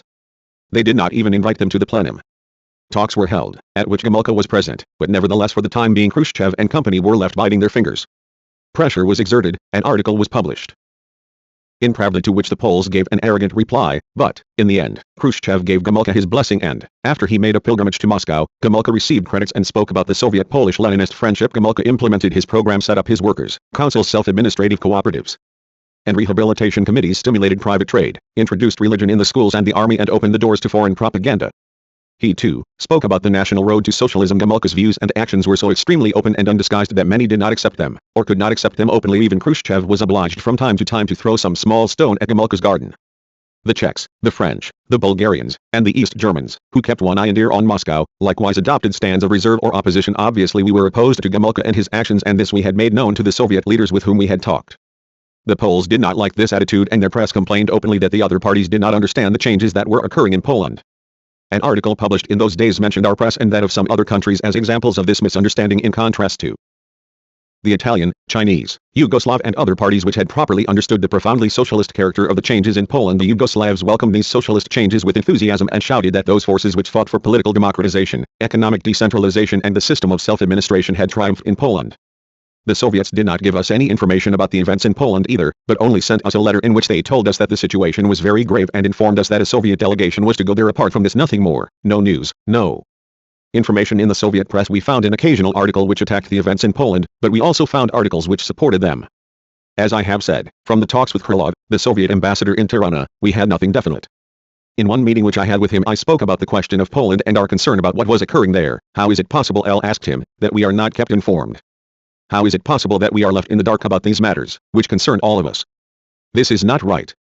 That is a fair request, Krylov replied. Transmit our view to your Central Committee, concluded. In the context of the events which were taking place, the differences of opinion between us and the Soviets were becoming ever clearer. In connection with this, the stand of our party was, we must not make these differences public, because this would harm the Soviet Union and the socialist camp, but on the other hand, we must make no concessions of principle. Must adhere to our stands and express our views openly to the Soviet leaders. When I was in Moscow in December of that year, among other things, I talked with the Soviet leaders about the question of Poland. I shall deal separately with the talks of December 1956. But here I want to mention the support which Khrushchev and company gave Gomulka to consolidate himself in power. When we put forward our views and doubts about Gomulka to Khrushchev and Suslov, they tried to convince us that he was a good man and should be supported, while we were convinced that the disturbances which had occurred in Poland and which were very like the Hungarian counter-revolution were the work of Gomulka and served to bring this fascist to power, where he remained until he was purged by the Khruschevites and Girik. The latter is a ferocious enemy of the Party of Labour of Albania. In Poland all of them fell one after the other. Khruschevites, this old agent of the bourgeoisie, lasted longest and pulled the strings with the Soviet army which had occupied Poland. The events in Hungary and Poland quite rightly worried our party and its leadership because they damaged the cause of the revolution and weakened the positions of socialism in Europe and the world. After these events ended, or more precisely, lost their open and acute form, because now they were carried on in secrecy, the moment came to make the necessary analyses and draw the proper conclusions. Both Khrushchev and Tito made analyses according to their own interests and reckonings and the anti-Marxist views which they held. In essence, the Titoites and the Khruschevites were united in their analysis, laying the blame on the mistakes of the leadership of the Hungarian party and Rákosi, in particular. Katar too, as the servant of two masters, sang in harmony with them, declaring that the revolt of the masses was justified because of the mistakes of the criminal clique of Rákosi and Gero. To the extent it was acquainted with the development of events and based on the facts which had emerged from the darkness which shrouded the plot, our party had analyzed these events and had drawn its own conclusions. In our opinion, the counter-revolution was provoked and organized by world capitalism and its Titoid agency at the weakest link in the socialist camp, at the moments when the Khrushchev clique had still not consolidated its positions. The Hungarian Workers' Party and the dictatorship of the proletariat in Hungary melted away like snow in the rain at its first stern confrontation with reaction. From all that had occurred, certain facts drew our attention. In the first place, the events revealed the weak and superficial work of the Hungarian party for the education and leadership of the working class. Despite its revolutionary traditions, the working class of Hungary did not know how to defend its power during the counter-revolution. On the contrary, a part of it became a reserve of reaction. The party itself did not react as a conscious organized vanguard of the class. It was liquidated within a few days, and this gave the counter-revolutionary cadre the possibility to bury it once and for all. The events of October and November 1956 underlined once again the vacillating character of the Hungarian intellectuals and student youth. They became the cat's paw of reaction, and the assault squad of the bourgeoisie. An especially base role in this was played by the counter-revolutionary writers headed by the reactionary and anti-communist Lukács, who also became a member of the Nagy government. The case of Hungary proved that the bourgeoisie had not lost its hopes of restoration but, on the contrary, had prepared itself in illegality, even preserving its old organizational forms, which was shown by the immediate formation of clerical and fascist bourgeois parties. What occurred in Hungary further convinced our party of the correctness of the stand we had maintained towards the Yugoslav revisionists. The Titoites were the inspirers and main supporters of the Hungarian counter-revolution. Official personalities and the press of Yugoslavia welcomed these events with enthusiasm. The inflammatory speeches delivered in the Pitofi Club were published in Belgrade, and the theories of Tito and Kartal, together with the theses of the 20th Congress, were the banner of these speeches. To us these things were neither new nor unexpected. What worried us most was the role which the Soviet leadership played in these events, its coordination of plans with Tito, its backstage deals hatched up to the detriment of the Hungarian people, which had profound and bitter repercussions for them. The counter-revolution in Hungary was put down by the Soviet tanks because Khrushchev could not fail to intervene. That would have exposed him once and for all, and here the imperialists and Tito did not make their calculations well. However, experience showed that this counter-revolution was suppressed by counter-revolutionaries who restored capitalism, but in a more camouflaged way, retaining their color and disguise. As the Soviet Khrushchevites did in their own country, the facts in Hungary increased our doubts about the leadership of the CPSU and worried and saddened us. We had always had great faith in the Bolshevik Party of Lenin and Stalin, and we had expressed this faith together with our sincere love for it and the land of the Soviets. With this feeling of doubt and worry, I went to Moscow in December 1956, together with Hisny, who supported and assisted me in the difficult talks and discussions with the Khrushchevites, in which the poison was mixed with hypocrisy. As we had decided earlier in the Political Bureau, we went to the Soviet Union to discuss with the Soviet leaders the acute problems of the situation, the events in Hungary and Poland, as well as relations with Yugoslavia. It must be said that at that period Khrushchev and company were not getting along so well with Tito. Their friendship seemed to have cooled off somewhat. Meanwhile, Tito had delivered his notorious speech at Pula, which had aroused a great deal of opposition in many parties of the socialist camp. In this speech, the Belgrade chieftain attacked the Soviet system, attacked socialism, attacked the parties which did not follow the original Marxist-Leninist course of Tito, and also condemned the Soviet intervention in Hungary. These theses were not to the advantage of Khrushchev and company, or were too open, and they were obliged to take a stand for appearances' sake. Thus the Khrushchevites had made one or two attacks in the newspapers, although not very strong ones, in order to avoid making Comrade Tito too angry. And indeed, even with some praise, and, as was their custom, they had begun to exert economic pressure on Yugoslavia, a thing which Khrushchev admitted to me in the talks. At that time Pravda had also published an article of mine in which Yugoslav-specific socialism and its spokesmen were attacked in harsh terms. I am relating all this to explain why the welcome for us at that time was more cordial, and why our views, especially with regard to the Yugoslavs, were not opposed, and indeed, even seemed to be approved by the Soviet leaders. From the moment we left the ship in Odessa, we noticed this atmosphere in the conversation we had with those who came to welcome us and the talks we held with the leaders of the organs of the party and the state in the Ukraine. We traveled from Odessa to Moscow by train. We still had not recovered properly from the journey, when we were informed that the Presidium of the Central Committee of the Communist Party of the Soviet Union had put on a dinner in honor of our delegation. As I have said elsewhere, the Soviet leaders were unrivaled for lunches and dinners that went on for hours on end. We were still tired from the trip, but, of course, we went to this dinner, which began at about 4 o'clock in the afternoon. As far as I recall, all the members of the Presidium, apart from Brezhnov, Furtseva and one other, were there. The dinner continued for several hours, and Khrushchev and the others strove to create an atmosphere which would seem as friendly as possible. Nearly all who were present proposed toasts. Khrushchev alone proposed 5 or 6, and in the course of the toasts fine words were said about our party and Albania, and I was praised. Especially zealous in these praises was Pospilov, who had been at the 3rd Congress of our party in May. The toasts proposed were frequently political speeches, especially those proposed by Khrushchev, for whom it was nothing to speak for half an hour in proposing a toast. In any case, from these speeches we got a preliminary signal about the stand they would take in the talks that evening. Khrushchev did not spare his attacks against the Yugoslav leaders. Their positions are anti-Leninist and opportunist, said Khrushchev among other things. Their policy is a mishmash. We shall make no concessions to them. They suffer from megalomania, he continued. When Tito was in Moscow, he thought that with the majestic welcome put on for him, the people were saying he was right, and that they condemned our policy. In fact, we need only have whispered one word to the people and they would have torn Tito and company to pieces. Speaking about our attitude to the Titoites, he said, the Albanian comrades are right, but they must keep cool and maintain their self-control. Your hair is going gray, but we are bald, said Khrushchev, concluding his toast while the feast continued. The bald had told us that Albania was a small country, but had an important strategic position. If we build a submarine and missile base there, we can control the whole Mediterranean. Khrushchev and Malinowski repeated this same idea when they came to visit our country in 1959. It was the idea which was concretized in the Vlora base, which the Khrushchevites used to put pressure on us. Later, as I said, Khrushchev and the other Soviet leaders showed themselves very cordial. There was no lack of flattery, and all this was done to soften the just revolt of our party over their wrong stands. I remember that during the evening we had some discussion about Khrushchev's coming to our country, because although he had left hardly any country unvisited, he had not come to us either openly or secretly. However, that evening there was a predisposition to reply positively to our request. Not only Khrushchev, but many other members of the Presidium expressed their desire to come to Albania, and someone, I don't remember who, jokingly proposed they should hold a meeting of the Presidium or even of their Central Committee in Albania. There was talk there, also, about the love, which Khrushchev allegedly had for our country, which he displayed later. And they nicknamed Khrushchev Albaniets, the Albanian Russian in the original. Among many others, I remember that Molotov too proposed a toast. I belong to that category of people who have not given much importance to Albania and have not become acquainted with it, he said.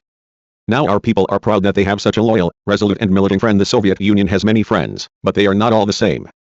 Albania is our best friend. Let us drink this toast wishing that the Soviet Union will have friends as loyal as Albania. 111 In general, our correct line was praised and the Yugoslav revisionists were condemned by all the Soviet leaders that evening. Indeed, Marshal Zhukov told us that they had proofs that the leaders in Belgrade had supported the counter-revolution in Hungary not only ideologically, but also organizationally, and that the Yugoslavs were operating as an agency of American imperialism. In brief, the dinner continued and ended in this spirit. 2 or 3 days later we had a preliminary meeting with Suslov, secretary of the Central Committee, who was considered a specialist in ideological matters and, if I am not mistaken, was also charged with international relations. Suslov was one of the greatest demagogues of the Soviet leadership. Clever and cunning, he knew how to wriggle out of difficult situations, and perhaps that is why he was one of the few who had escaped the purges carried out time after time in the Soviet revisionist leadership. Several times I have talked with Suslov and I always had a feeling of unease and annoyance from the meetings with him. I had even less desire to talk with Suslov now, following the Hungarian events, after the debate which I had with him earlier about Nagy, the situation in Hungary, etc., and knowing his role in those events, especially in the decision for the removal of Rákosi. However, the work required this, and I met Suslov. Brezhnev took part in this meeting too, but in fact, he was merely present, because only Suslov spoke during the whole talk. From time to time Leonid moved his thick eyebrows, but sat so immobile that it was difficult to gather what he was thinking about what was being said. I had met him for the first time at the 20th Congress in intervals between sessions, and from the time of that brief, chance meeting he had impressed me as a conceited, self-satisfied man. As soon as he was introduced to us he immediately brought the conversation around to himself and told us in confidence that he was engaged with special weapons. From the tone in which he spoke and the expression of his face, he implied to us that he was the man. In the Central Committee dealing with the problems of atomic weapons, the 20th Congress elected Brezhnev an alternate member of the Presidium of the Central Committee, and about a year later, the plenum of June 1957 of the Central Committee of the CPSU, which condemned and purged the anti-party Molotov-Malenkov group, promoted Brezhnev from alternate to full membership of the Presidium. Apparently he was rewarded for the merits, which he must have displayed in the elimination of Molotov, Malenkov and others from the leadership of the party after these events. Up till 1961 had to go many other times to Moscow, where I met the main leaders of the Soviet Party, but, just as before the 20th Congress, I never saw Brezhnev or heard him speak anywhere. He always remained or was kept in the background, in reserve you might say. After the inglorious end of Khrushchev, precisely this ponderous, stern-faced person was brought out of the shade in place of the renegade, in order to carry on the filthy work of the Khrushchevite mafia, but now without Khrushchev it seems that Brezhnev was brought to the head of the party and the Soviet social imperialist state, not so much on account of his abilities, but as a modus vivendi, to balance and even up the opposing groups which were feuding and squabbling in the top Soviet leadership. But let us give him his due, he is a comedian only in his eyebrows, while his work is tragic from start to finish. Ever since this Khrushchevite took power our party has continually had its say about him and his aggressive, hostile, anti-Marxist work. But this is not the place to dwell at length on Brezhnev. Let us return to the meeting of December 1956. At the start Suslov suggested that we should speak briefly about the problems we were going to discuss, especially about the historical aspect, while he gave us an exposition about the events in Hungary. He criticized Rákosi and Gero, who, with their mistakes, had caused great discontent among the people while they left Nagy outside their control. Nagy and the Yugoslavs, he continued, have fought against socialism. But why did they readmit Nagy to the party? L asked. He had been unjustly expelled, because his faults did not deserve such a punishment. Now, however, Kadar is following a correct course. In your press there have been some notes critical of Kadar, but it must be borne in mind that he should be supported because the Yugoslavs are fighting him. We are not well acquainted with Kadar. We know that he was in prison and was with Imre Nagy. Replying to our complaint that we had not been informed about the development of events in Hungary, Suslov said that the events took place without warning and there was no time for consultations. No consultations were held with the other parties either. Only when we intervened for the second time we consulted the Chinese. While Khrushchev, Malenkov and Molotov went to Romania and Czechoslovakia, he said, how was time found to consult Tito over the appointment of Kadar, while we were not informed about anything? L asked. We did not consult Tito about Kadar, he said. We simply told him that there was no longer any place for Nagy's government. These are issues of principle, I stressed. It is essential to hold consultations, but they are not being held. The Consultative Political Council of the Warsaw Treaty, for example, has not met for a year. A meeting had been set for January, while in those days, every day's delay would cause great bloodshed. He replied amongst other things. I told him that the term, which was now being used, the criminal Rákosi-Gero gang, seemed astonishing to us and we thought this did not help. In uniting all the Hungarian communists, the mistakes of Rákosi created a grave situation and discontent among the people and the communists, said Suslov. We asked him to tell us concretely about the mistakes of Rákosi and Gero, and Suslov listed a number of general things, by means of which he tried to lay the blame on them for all that had occurred. We demanded a concrete example, and he told us, for example, the question of Rajk, who was described as a spy without any documentary proof. Were these things discussed with Rákosi? Was he given any advice? 11L asked. Rákosi did not accept advice, was the reply. Likewise, we had opinions quite opposite to Suslov about the attitude towards Gomulka and his views. Gomulka removed the communists, the old loyal leaders and officers, and replaced them with others who had been condemned by the dictatorship of the proletariat. I told Suslov he relies on the men whom he knows, said Suslov. Gomulka must be given time and then we can judge him. But his views and activities can be judged very well already, L objected. How can you explain the anti-Soviet slogans he used when he came to power? 11 Suslov scowled and said quickly, it was not Gomulka who did these things and now he is stopping them. But what about his stands and statements about the church, for example? 11 Suslov went into a long rigmarole, arguing that these were pre-election tactics, that Gomulka was taking correct stands towards the Soviet Union, the socialist camp, etc., etc. We partied still disagreeing with each other. That same day we held the official talks with Khrushchev, Suslov and Ponomaryov. L opened the discussion by presenting the views of our party in connection with the events in Hungary and Poland, as well as in connection with relations with Yugoslavia. Right at the start I said, our delegation will express the views of the Central Committee of our party on these matters frankly, even although on a number of issues we have differences with the Soviet leadership. These opinions, whether pleasant or otherwise, I continued, we shall state openly, as Marxist-Leninists, and discuss in a comradely way whether or not we are right, and if we are not right, we must be convinced why. In connection with Hungary, once again I stress the lack of information and consultations over this painful problem of the socialist camp. We believe the Consultative Political Council of the Warsaw Treaty should have been called together in this situation, I said. At such moments, consultations are essential to coordinate our actions and stands. This would demonstrate our strength and unity. I continued on the Hungarian problem and conveyed to them our impressions about the Hungarian party, Rákosi and Gero. Here I stressed in particular, that the assessment which Katar was making of them, calling them a criminal gang, seemed to us astonishing. In our opinion the mistakes of Rákosi and Gero were not of that magnitude to warrant such a description. In regard to the mistakes in the economic development of Hungary, we were not aware that Hungary was in such a serious situation as to justify the revolt of the masses. Here the Soviets agreed with our opinion and admitted that the economic situation was not grave. I went on to speak about the stand towards Nagy, Katar, etc. In regard to Katar, L expressed the distrust of our party in him and added that, nevertheless, our stand towards him had been very prudent. In regard to the events in Hungary, L underlined the role of the Yugoslav revisionists and expressed the disapproval of the Party of Labor of Albania that Tito had been placed in the role of arbiter in connection with those events in regard to relations with Yugoslavia. After outlining the history of the problem, as was decided in the Political Bureau, I declared in essence, the Yugoslavs have carried out hostile activity against our party and country for a long time and they are continuing to do so now. We believe that the Yugoslav leaders are anti-Marxists, and together with the agencies of American imperialism, are among the main inspirers of the events in Hungary. Our relations with Yugoslavia should be normalized only on a Marxist-Leninist road, without making any concessions such as have been made. The Party of Labor of Albania thinks that the Soviet Union should not fulfill the request for weapons, which Yugoslavia has made through Gosniak. We, for our part, will maintain only state and commercial relations, but will not in any way maintain party relations with the Yugoslavs. In particular, in the name of the Central Committee of our party, L once again expressed our opinion that Khrushchev's visit to Belgrade in 1955 should not have been made without consulting the sister parties and without calling together the Information Bureau, which had condemned Tito as an anti-Marxist. After I spoke, Nikita Khrushchev took the floor, and began by telling us how he had criticized the Yugoslav leaders over their stand towards our party and country. Khrushchev posed as though he approved and supported our views and stands, but still did not fail to make criticism and give us advice. Thus, speaking about my article published in Pravda, he said, Tito was furious about that article. In the Presidium we thought about removing certain parts of it, but you had said that no alterations should be made to it, and we published it as it was. However, the article could have been done in a different form. In regard to events in Hungary and Poland, Khrushchev continued to harp on his old tune, and apart from other things, instructed us that Katar and Gomulka must be supported. In regard to the latter he said, Gomulka is in a difficult situation, because reaction is mobilizing itself. The things which are written in the press are not the views of the Central Committee, but the views of some who have risen against Gomulka. The situation there is gradually being stabilized. Now the elections which will be held in Poland are important. That is why we have to support Gomulka. To this end, Zhu Enlai is to go there, and this will greatly assist to strengthen Gomulka's positions. We thought it would be better for the Chinese to speak and not us, because reaction is mobilized against us. And Zhu Enlai went to Poland in agreement with Khrushchev and to his aid. Then Khrushchev advised us to keep our tempers with the Yugoslavs, and posing as a great politician told us of the difference amongst the Yugoslav leaders. At the end of his speech Khrushchev tried to sweeten the atmosphere by promising that they would study our economic demands and would help us. So ended these talks, in which we told them of our opinions, and the Soviet leaders tried to avoid any responsibility for what had occurred.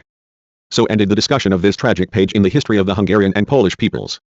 The counter-revolution was suppressed, here with Soviet tanks, there with Polish tanks, but it was suppressed by the enemies of the revolution. However, the evil and the tragedy did not come to an end. Only the curtain came down, while behind the scenes Katar, Gomulka and Khrushchev continued their crimes until they completely consummated their betrayal by restoring capitalism. Temporary retreat in order to take revenge. The Soviets demand unity. The Moscow meeting of 79-57. Khrushchev's negotiations to bring Tito to the meeting. Khrushchev's short-lived anger debate over the formula. Headed by the Soviet Union. Gomulka: we are not dependent on the Soviet Union. Mao Zedong: our camp must have a head because even a snake has a head. Togliatti: we must open new. We are against a single leading center. We do not want to use Lenin's thesis, the party of the new type. Mao's sophistry. 80%, 70% and 10% Marxists. The Moscow Declaration and the Yugoslav reaction. Khrushchev disguises his betrayal under the name of Lenin. The aim of the Khruschevites, who were restoring capitalism in the Soviet Union, was to make it a great social imperialist power, and hence, it had to be armed to the teeth, because the storm which they raised would not only destroy the unity of the socialist camp but would also make the contradictions with American imperialism acute. The Khruschevites knew that the United States of America had greater strength than the Soviet Union, both in the economy and in armaments. The demagogic policy of the Khruschevites about the new epoch of peace and disarmament was a policy to mislead the go-go's. In a sense, French in the original, the United States of America and world capitalism took advantage of it to deepen the crisis of communism, to avoid the rapid onset of the economic and political crisis which was threatening America itself, and to consolidate their markets and alliances, and especially NATO. For their part, the Khruschevites struggled for the consolidation of the Warsaw Treaty, to turn it into a strong Soviet means to shackle our countries. Under the disguise of defense against NATO, they managed to turn the stationing of Soviet troops into a military occupation of many countries of the Warsaw Treaty. In fact, the imperialist threat had been and still was real, but with the advent to power of the Khruschevites, our countries were considered as battlefields outside the Soviet borders and our peoples as cannon fodder for the Soviet revisionists. They tried to put the army, the economy, culture and everything under their control and direction. All the parties of the socialist countries fell into this Khrushchevite trap, with the exception of the Party of Labor of Albania. However, friction, disagreements and quarrels would inevitably arise, even amongst those who followed and submitted to Khrushchev's line, all of them proceeding from unprincipled aims and an unprincipled policy. The bourgeoisie and international reaction fanned up these disagreements in order to deepen the splits within the communist bloc. Khrushchev and company saw this process and used all means and ways to restrict and isolate it to achieve their strategic aims. The Khrushchevites needed the friendship of all, especially of the parties and countries of the socialist camp. Therefore, they used various tactics to consolidate their relations, to smooth over the disagreements, to subjugate the others and establish their leadership over them. Their method of operation in the service of their aims included meetings and contacts, almost always in Moscow, in order to make Moscow, if not de jure, at least de facto, the center of international communism. In this way, always having the advantage of their bugging devices and being able to work on, and keep one or the other under control through their men. It was clear that things were not going smoothly for the Khrushchevites. The Soviet Union had many different contradictions with Albania, China and even other countries of people's democracy. The line of freedom and democracy bombastically proclaimed at the 20th Congress was now boomeranging back on the Soviet leadership itself. The ranks had begun to disintegrate. However, the Khrushchevites needed to preserve the political ideological unity of the socialist camp and the international communist movement at all costs, at least in appearance. In this direction and for this aim, the 1957 Moscow meeting was organized. Khrushchev and company made feverish efforts not only to ensure that the League of Communists of Yugoslavia would take part in that meeting as a party of a socialist country, but if possible also, to ensure that Tito would reach agreement with Khrushchev over the platform, the method of procedure and the conclusions of the meeting. In this way, the unity dreamed of and urgently sought by the Khrushchevites would have looked more complete than ever. However, Tito was not one to be easily rounded up with Khrushchev's flock. Many letters were exchanged and several bilateral contacts were organized between the men of Khrushchev and Tito on the eve of the meeting, but just when it seemed that an understanding had been reached, everything was upset and the gulf became even deeper. Each side wanted to exploit the meeting for its own aims, Khrushchev, to declare unity even with painful concessions to satisfy and draw in Tito, while the latter, to urge the others to openly and finally abandon Marxism-Leninism, the struggle against modern revisionism and any principled stand. Ponomaryov and Andropov went to Belgrade, engaged in free bargaining with Tito's representatives, displayed their readiness to retreat from many of their apparently principled former positions, but Tito from afar ordered, "We shall come to the meeting, but only on condition that no declaration is published, because the international atmosphere will become tense and the imperialists will be angered and accuse us of communist menace. We Yugoslavs cannot accept any kind of declaration, because our Western allies will think that we are linked with the socialist camp, and consequently might break off their close relations with Yugoslavia. We shall come to the meeting on condition that no mention will be made of the terms opportunism and revisionism there, because, otherwise, we are directly attacked. We shall come to the meeting on the condition that the policy of the imperialist powers is not attacked, because this would not serve the policy of reducing tension, etc., etc. In other words, Tito wanted the communists of the world to get together in Moscow to drink tea and swap stories. However, it was precisely the declaration that Khrushchev needed, a declaration which would confirm unity, and carry the maximum number of signatures. The discussions came to an end. Tito decided not to go to Moscow. Khrushchev's anger erupted, the terms were made strong. The smiles and pats on the back for the Marxist comrade Tito were replaced for a moment with the epithet of the opportunist, who has nothing at all to do with Leninism, etc., etc. However, Khrushchev used these strong terms about the chief of Belgrade only in the corridors and chance contacts, whereas in meetings he did not say one word against comrade Tito. On the contrary, when he had to speak against revisionists and all those who expressed opposition to the Soviet Union, he mentioned only 2 corpses thrown on the rubbish heap, Nagy and Gillis. He still hoped that Tito might come to Moscow to confirm the unity of the 13 as he had promised a little earlier, in Bucharest. But Tito was suddenly JLLLL. A diplomatic illness.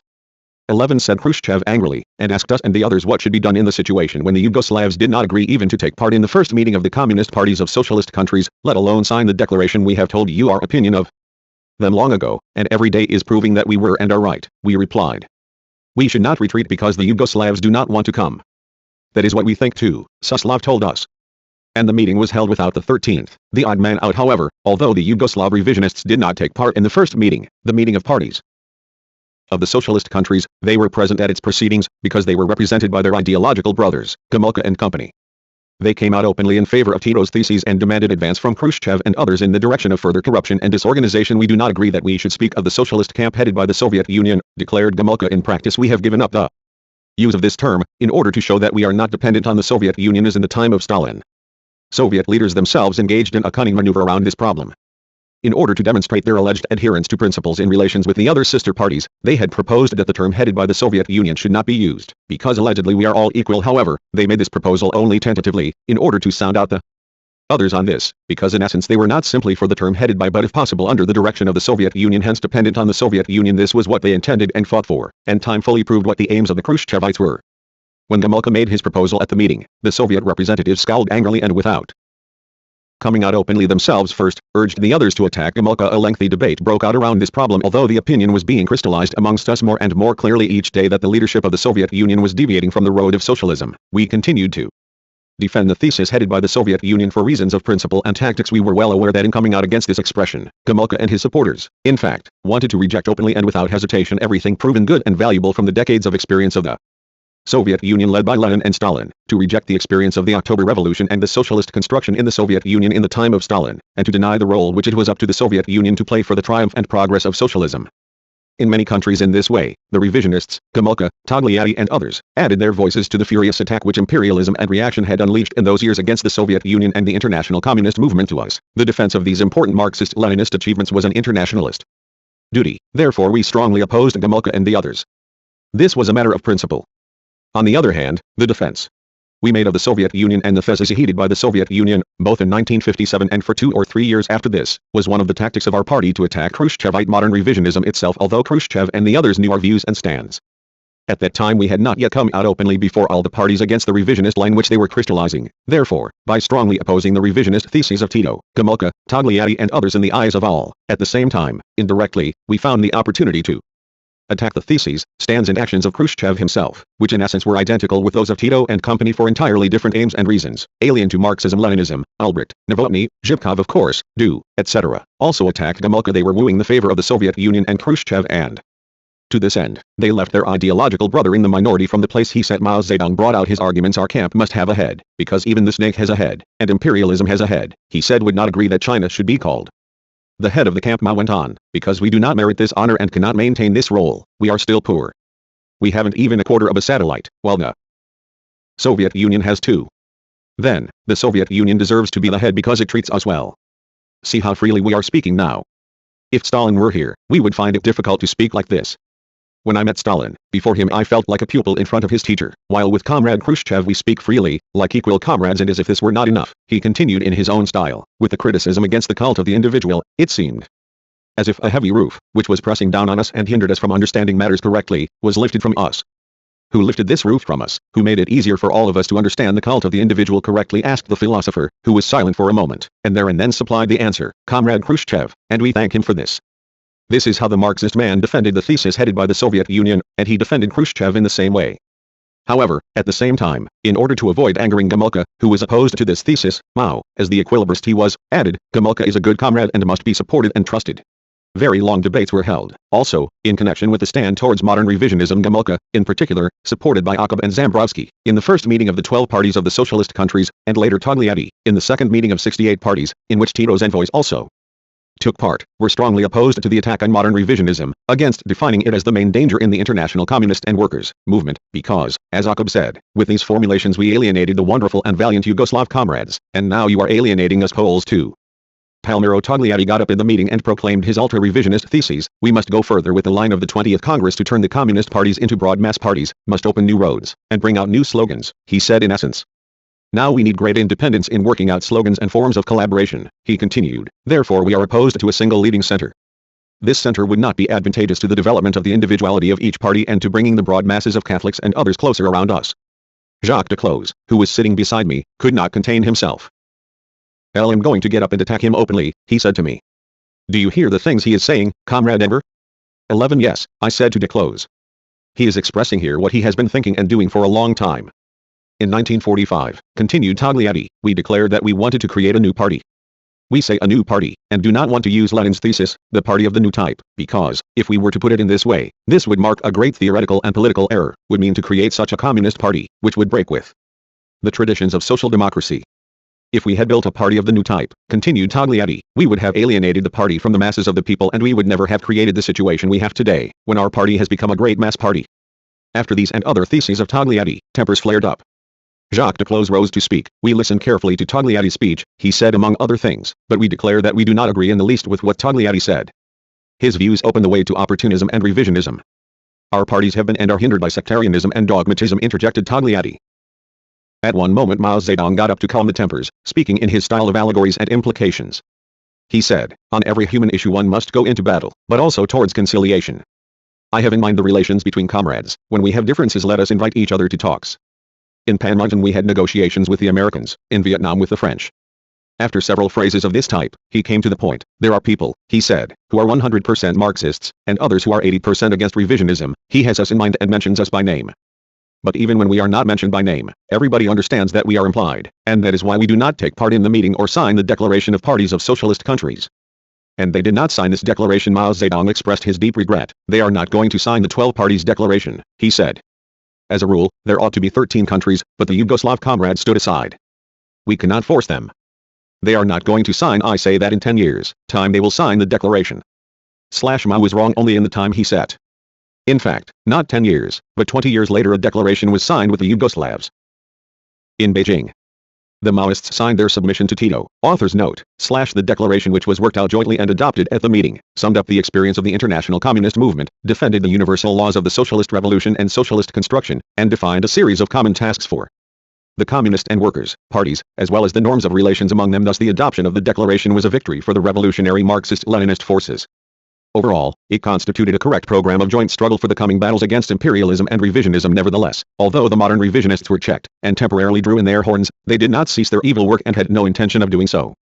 Khrushchev was to exploit the Moscow meeting of 1957 as a means to prepare the terrain for the implementation of the diabolical anti-communist plan which he was to carry further. He did his utmost to disguise his betrayal under the name of Lenin and, therefore, he made use of pseudo-Leninist phraseology, mobilized all the liberal pseudo-philosophers, who were awaiting the moment to adapt to revisionist lines, which they drew from the old social democratic arsenal. Leninist disguises appropriate to the modern situation of the economic development of our epoch, of the superiority of socialism, and the attainment, especially in the Soviet Union, of the stage of the construction of communism. Khrushchevism distorted Marxism-Leninism, considered it outdated, therefore it was to consider the phase of the dictatorship of the proletariat outdated too, and would announce its replacement with the state of the entire people. Consistent in his course of betrayal, Khrushchev, likewise, was to replace the party of the proletariat with the party of the entire people. Consequently, according to Khrushchev, the Soviet Union was going over to a higher phase, communism, at a time when, in reality, the country was still backward in industry and agriculture and its markets were empty. The Soviet Union was going over to the phase of communism only in the declarations of the Khrushchevites, because the reality testified to the opposite. Above all, the country especially needed a strong Marxist-Leninist party which would undertake the education of the Soviet man, and the Soviet society which was degenerating. This liberal bluff was trumpeted by Khrushchev and his theoreticians from daylight to dark. In the press, the radio, and the whole of the Soviet propaganda, a great hullabaloo was made in this direction. In the streets, on the facades of buildings and the industrial projects, they put placards written in big letters, Dognat I. Pergnat SSHA. Overtake and outstrip the USA Russian in the original. From the tribunes of meetings, the traitor shouted, "We have overtaken America in this or that sector, we shall outstrip it in agriculture," and even set the dates, "We are going to bury capitalism," etc. The revisionist theories were developed, elaborated and spread by the traitorous leaderships of pseudo-Marxist parties and a motley crowd of pseudo-Marxist philosophers, Trotskyites like Servin, Gorody, Krivin, Fischer, and others, in all the capitalist countries, who had been lurking in the ranks of the communist parties, and who sprang up as Khrushchevite revisionists like mushrooms after the rain. The genuine communists were taken by surprise. In this direction, the unhealthy anti-Marxist sentimentality, which prevented them from raising their voices against their parties which were degenerating, against old leaders who were betraying, against the Soviet Union, which they loved so much, from realizing the catastrophe for which the homeland of Lenin and Stalin was heading. played a negative role. The capitalist bourgeoisie helped to deepen this confusion as much as possible with all its forces and economic and propaganda means. In this way, Khrushchev's cunning plan was developed in detail through intrigues, pressure, demagogy, blackmail, false accusations and violation of the treaties, agreements and accords, which had existed between the Soviet Union and China, as well as between the Soviet Union and Albania, until the Khrushchevites arrived at the famous Bucharest meeting. The carrot and the stick our party and government delegation goes to. The Soviet Union. Khrushchev's maneuvers. The carrot and evidence. The Soviet government converts the credits into grants. Leningrad. Pospelov and Kozlov censor our speeches. We should not mention the Yugoslavs. Our official talk with Khrushchev and others. Khrushchev gets angry. You want to take us back to Stalin's course. Tito and Rankovic are better than Kardel and Popovic. Tempo is NS is unstable. A chance meeting with the Yugoslav ambassador in Moscow. Mikhanovic. Khrushchev's visit to Albania, May 1959. Khrushchev and Malinowski ask us for military bases. We shall control the whole Mediterranean from the Bosporus to Gibraltar. The advisor on the extermination of dogs. The Soviet embassy in Tirana. A center of the KGB. Our party and its central committee saw the tragic course on which the Khrushchevites were leading the Soviet Union and other socialist countries, as well as the directions which events were taking, and therefore they were in a great dilemma. The steps that we took had to be carefully measured. We should not be hasty, but neither must we go to sleep. Foreseeing difficult moments, we were greatly interested in strengthening the situation within the country and building up and further developing the economy and strengthening the army. In the first place and above all, we had to keep the party on the rails of Marxism-Leninism, to fight the penetration of revisionism, and wage this fight by persistently defending the Leninist norms and protecting the unity in the leadership and in the party. This was the main guarantee to keep us immune from Titoism and Khrushchevism. The Khrushchevites were keeping up their disguise and had no way to attack us openly in this field. Quite correctly, we defended the Soviet Union when all were attacking it. As I have written above, this was another important question of principle and, at the same time, our tactic against the Khrushchevites, who did not find weak spots in our stands. They could not or did not want to exacerbate the contradictions with us. Perhaps, underrating the strength of our party and the vitality of the Albanian people, they thought that they would strangle us because we were small, or that they would take the fortress from within by preparing their agency as time showed. They had acted in this direction with Liri Belshova, Mako Como, Panajit Plaku, Bekir Baluku, Petrit Doom, Hito Kako, and other collaborators and conspirators, whom we uncovered later. But irrespective of their efforts to be on good terms with us and to avoid hot-tempered actions, both they and we saw that the gulf was widening as before. The Yugoslav question was one of the main issues that divided us from the Khrushchevites, who did everything in their power to have us reconcile ourselves to the Yugoslav revisionists. Khrushchev wanted our reconciliation with them, because by means of this reconciliation he wanted us to relinquish our resolute Marxist-Leninist course, to relinquish any correct and principled stand on the internal and international planes, that is, to submit to the Khrushchevite line. We had long understood this and did not give any ground in the face of the demagogy, the blackmail and the threats of Khrushchev. Apart from the instances which I related above, our meeting with the Soviet leadership in Moscow in April 1957 is typical in this direction. It was the period after the events in Hungary and Poland and after the plenum of the Central Committee of our party, held in February 1957. At this plenum, we once again made a profound analysis of the bitter events in Hungary and in Poland. We openly expressed our views about the tense international situation at this period, spoke about the true causes of the disturbances which were occurring in the socialist camp, hit hard at the maneuvers of imperialism, headed by American imperialism, exposed modern revisionism, and expressed and defended the basic principles of Marxism-Leninism. The whole report, which I delivered at this plenum on behalf of the Political Bureau, opposed many of the theses of the 20th Congress. Without mentioning it by name, immediately after the plenum we made this report public, printed it in Ziri I Popolit, and broadcast it over the radio. Without doubt this infuriated the Khrushchevites. They were unable to oppose our principled theses and stands openly, because they were trying to preserve their disguise. Inwardly, however, they were seething. It was necessary to settle matters with us, to clamp down on us. They asked us to send a top-level delegation to Moscow in the context of strengthening our friendship. We left for the Soviet Union in April 1957. The delegation consisted of Memichihu, Gogo Nushi, Rila Marko, Ramiz Alia, Spiro Kalika, Xhafer Spahu, Benher Stila, me and others. Great astonishment, as soon as the ship on which we were traveling entered the territorial waters of the Soviet Union, a group of Soviet warships appeared, surrounded us, greeted us with flags, and escorted us to Odessa. The Deputy Prime Minister of the Ukraine, the Deputy Foreign Minister of the Soviet Union, Podolichev, leaders of the party and the state of Odessa, and hundreds of people with flags and flowers had come to the port to welcome us. We stayed one day in Odessa, looked around the city, they took us to the ballet, and that night we left by train for Moscow. At the Kiev station Kirichenko, Kalkenko, the Prime Minister of the Ukraine, and others were awaiting us. We had a cordial talk with them, they wished us a good trip and we went on our way. The atmosphere at the Kievsky railway station in Moscow was even warmer. Thousands and thousands of Muscovites, carrying flowers and flags, had turned out to welcome the arrival of the top-level Albanian delegation and to express their sincere love and respect for our people, our party and our country. I have felt this special love and respect of the Soviet people for us, built up in the years when Stalin was alive, whenever I have had the opportunity to come into contact with the rank-and-file Soviet people in industrial enterprises, collective farms, and the cultural, artistic and scientific centers, which I have visited. In our party and people, the ordinary Soviet people saw their true and sincere friends, saw a party and a people which wholeheartedly loved the Soviet Union and defended it with all their might, and which loved and honored the names of Lenin and Stalin. Comrade Enver, said Potolichev. At this station we have welcomed other top-level representatives of people's democracies, but a welcome like this, which the Soviet people are putting on for you, I have never seen before. Khrushchev, Bulgarin, members of the Presidium of the Central Committee of the Party, members of the government of the USSR, etc., were on the platform to welcome us. We shook hands and embraced them, and although their expressions of joy came nowhere near and could not be compared with those of the people, who continued to cheer round about us, still we noticed that this time the welcome of the Soviet leaders was several degrees warmer than on other occasions. Both at the station and at the reception to welcome us, they were unsparing with their flattering words. We are proud of the friendship we have with you. Your party is a young party, but it has shown itself to be very mature.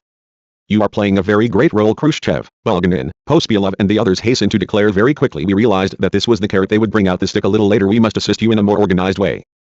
We have given you something, but we have not thought well enough about what we have done, said Khrushchev, trying to sweeten us up at the first preamble, and here too, he did not forget to repeat his great desire that Albania should become an example for the countries of Asia and Africa, for Greece and Italy. After stressing several times we shall assist you more, and better, Khrushchev considered it appropriate to test the effect of his promises there, and then we roared with laughter in the Presidium. He said, when we read Tito's speech at Pula, he abused Comrade Enver there, but Tito's eyes have been blinded. We immediately gave him the reply he deserved, said of course, said Khrushchev, and his smile faded, but we must restrain our legitimate anger and show ourselves generous towards them, for the sake of the peoples of Yugoslavia and the unity of the camp. We shall go among the people and speak to them, he continued. We must show ourselves to be reasonable. We should not mention the Yugoslavs by name, but should speak about revisionism, in general, as a phenomenon. It was the welcoming reception, and I did not oppose him. However, the Yugoslav problem was to pursue us everywhere. 2 days later we went to Leningrad. Kozlov welcomed us with the friendliest words. I'm crazy about Albania, he told us. I have become a great admirer of your country. It was this same Kozlov who, 2 or 3 years later, in the unforgettable events of Bucharest and Moscow, was to prove that he was such a great admirer of our country, that, apart from anything else, he threatened us with the loss of the freedom and independence of the homeland, saying to us, one atomic bomb dropped by the Americans would be enough to snuff out Albania and its population. Amongst others we visited the Lenin machine building plant, a big plant of historic importance. There, in the grave conditions of Tsarism, Lenin had set up the first communist groups and had many times delivered speeches to the workers. No other foreign delegation has visited this plant, said Pospelov, who accompanied us on this visit. The workers had not been prepared, because our visit was a spontaneous one, but they gave us a really warm welcome. One worker, who worked on a turbine for our hydropower station on the Met River, gave us some tools which we were to give as a souvenir to an Albanian worker. The workers of the plant to whom we talked, told us that they knew Albania, that they nurtured a special love for the Albanian people and considered them a heroic people, etc. They immediately organized a rally at the plant, in which 4,000 to 5,000 people took part, and asked me to speak. I spoke and expressed the profound love and gratitude which the Albanian people and the Party of Labor of Albania nurtured for them and the whole Soviet people. I told them about the struggle of our people and party against imperialist and revisionist enemies. These enemies were real, had names, had engaged in concrete activities against us. I had to speak openly to the workers, although this was not going to please Khrushchev. At the first reception he had given us his orientation on the question of Yugoslavia. But neither I nor my comrades would have had a clear conscience if we had not spoken out. Therefore in my speech I told the workers that the Yugoslav leaders were anti-Marxists and chauvinists, that they had done hostile work, etc. The workers listened to me attentively and cheered with great enthusiasm. However, after the meeting, Pospelov said to me, I think we should tidy up the part about Yugoslavia a little, because it seems to me a bit too hard-hitting. There is nothing exaggerated. I said. Tomorrow your speech will be published in the press, said Pospelov. The Yugoslavs will be very angry with us. It's my speech. You are in order, I said to him. Comrade Enver, you must understand us, insisted Pospelov. Tito says that it is we who incite you to speak openly against them like this. We must soften the bit. This dialogue took place in one of the rooms of the Kirov Opera Theater in Leningrad. It was time for the performance to begin. The people were waiting for us to enter the hall. Let us postpone this discussion till after the performance, I said. Time is getting on. We'll postpone the beginning of the performance, he insisted. I'll tell the comrades. We argued a bit and in the end we reached a compromise. The word enemy would be replaced with anti-Marxist. The revisionists were jumping for joy as if they had gained the heavens. After a little reflection, Kozlov wanted another concession. Anti-Marxist does not sound too good either, he said. How about if we alter it to non-Marxist? All right, then, I said in an ironical tone. Do as you wish. Let us go out to the foyer of the theater, Kozlov then proposed, and we circled once or twice among the people, so that Kozlov could greet them. Meanwhile the others went to make the correction, and Ramis accompanied them. However, when Ramis returned, he told me that they had removed all I had said about the Yugoslavs. I instructed him to tell them that we insisted on our opinions, but Khrushchev's men replied, "It is impossible to make any change now, because we would have to inform the comrades at the top again in order to do such a thing in one of the intervals of the performance." L expressed our dissatisfaction to Pospilov. "The truth is that they are what you say," he told me, "but we must not be hasty, because the time will come." Thus, what I said at the meeting in connection with Yugoslavia, came out differently in Pravda Mehmet too, who had gone to Tashkent with a part of the delegation, was subjected to the same pressures and operations on his speeches although the Soviet leaders were very well aware of our stand towards the Yugoslav revisionists. We had decided in advance to raise this problem in Moscow again and to tell Khrushchev and company why we disagreed with them. We met on April 15. Mehmet, Gogo, Ramis, Spiro, Rila and I were at the talks from our side. From the Soviet side there were Khrushchev, Bulganin, Suslov, Ponomaryov, as well as Andropov. The latter, following the disturbances which occurred in Hungary, was now no longer an ambassador, but a top functionary in the apparatus of the Central Committee of the party, I think.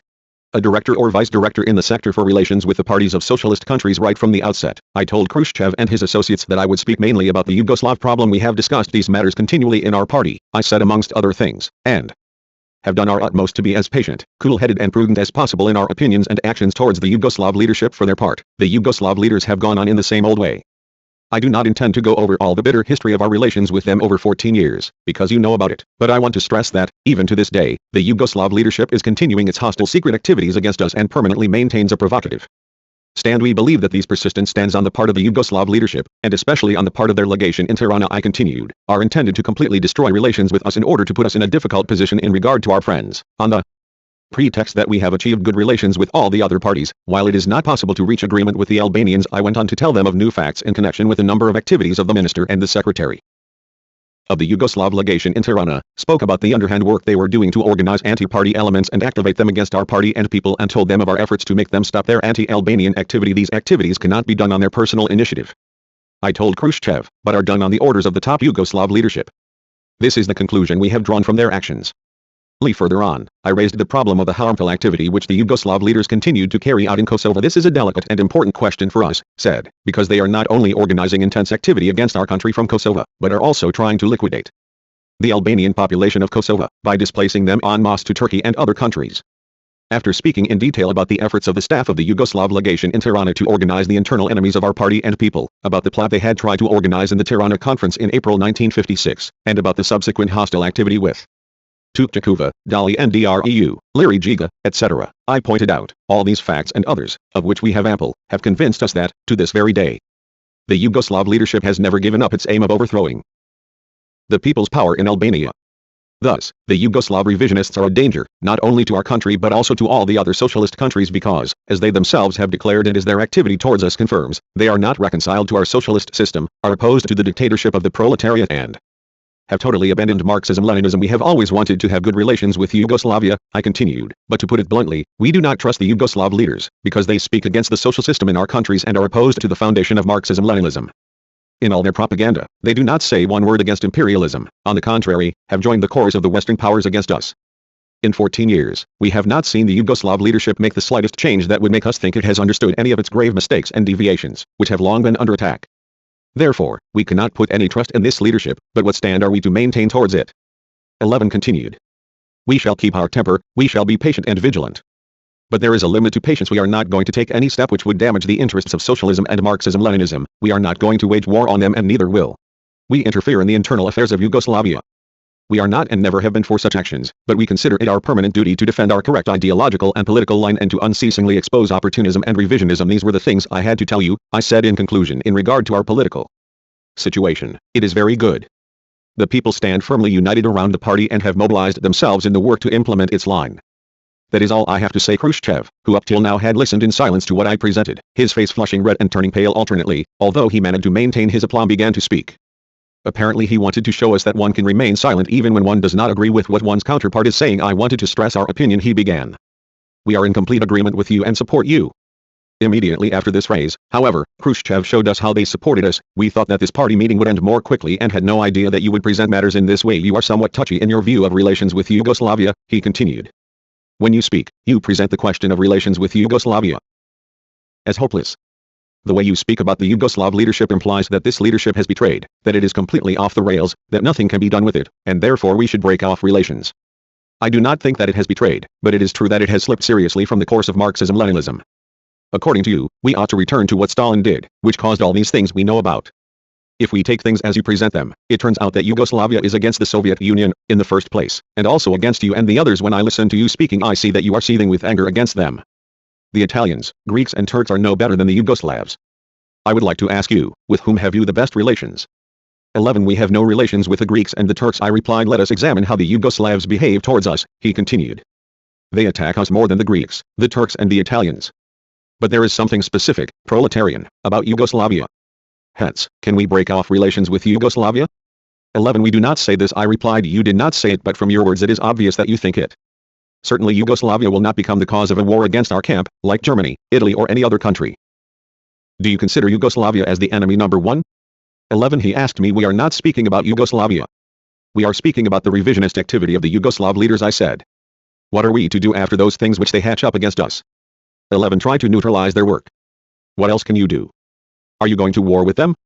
11. He asked me again. No, we have not made war on them and we are not going to do so.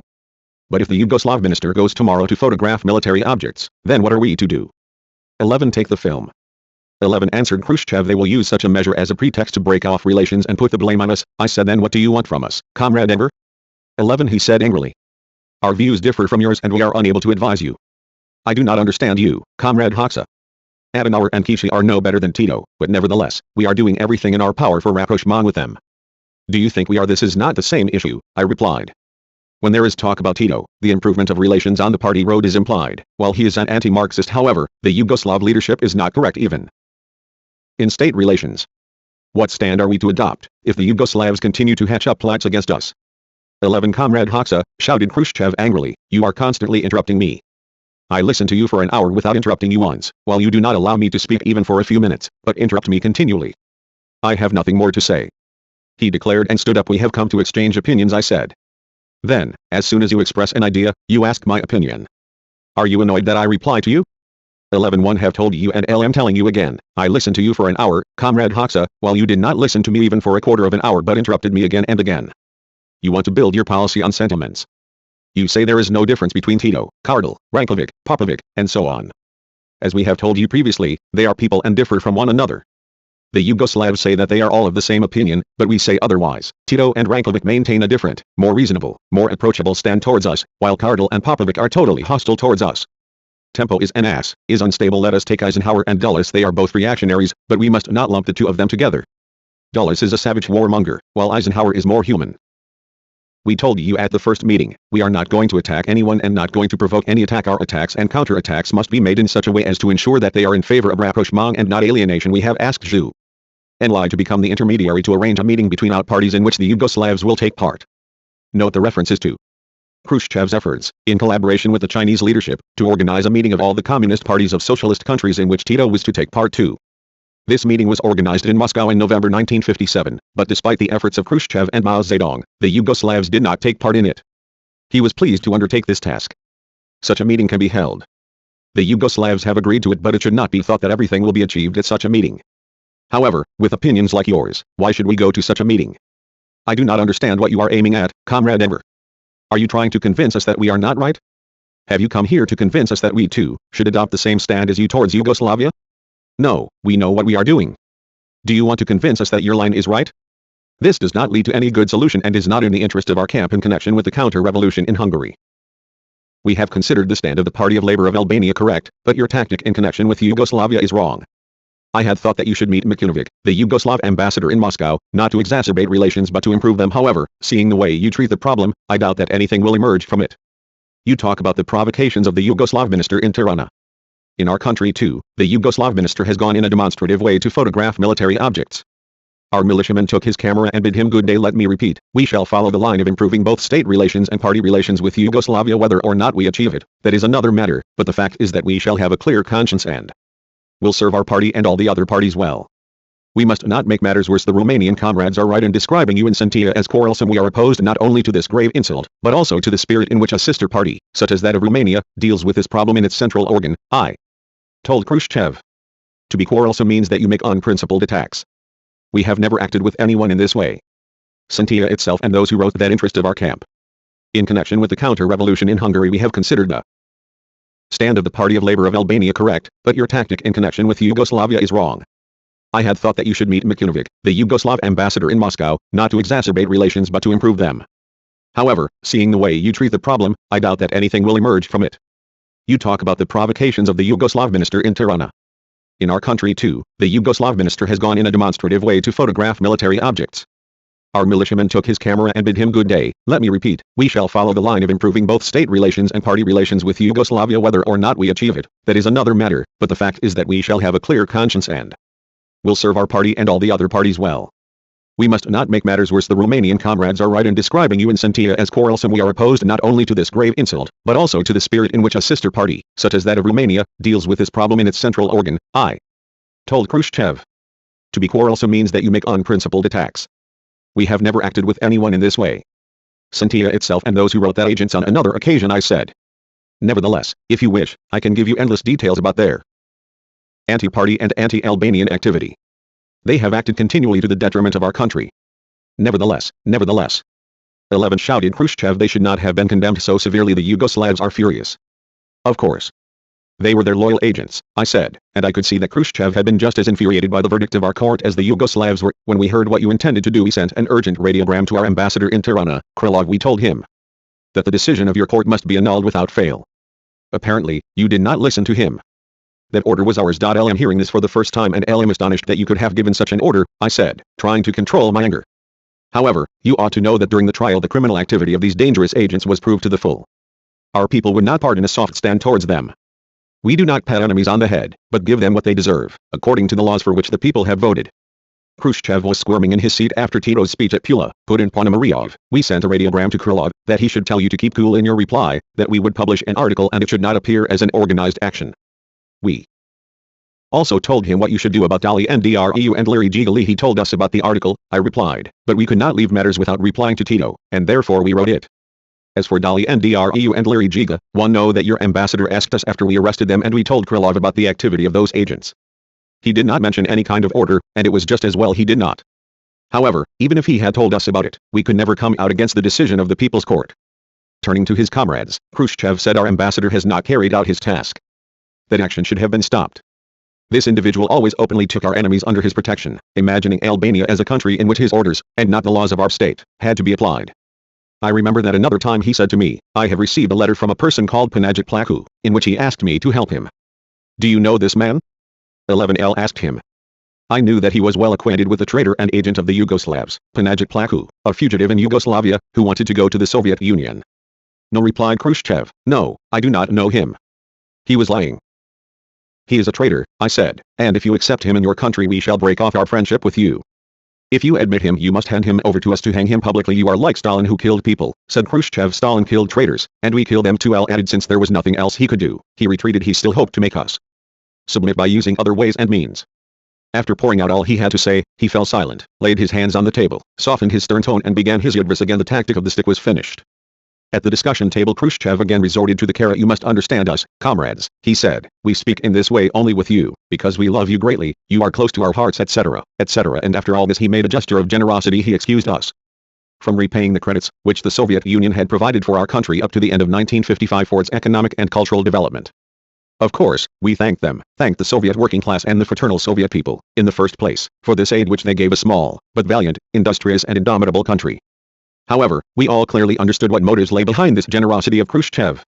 He wanted to smooth us over to relieve the tense atmosphere which had been created during the talk, to some extent, wanted to bribe us with this aid, which to Khrushchev was not aid but charity, bait which he threw us to deceive us and make us submit to him.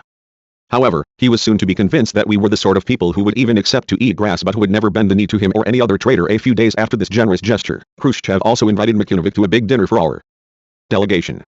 He saw him standing somewhat apart and called to him, come over here. Why do you stand so far off? He introduced us and laughing said to us, try to understand each other.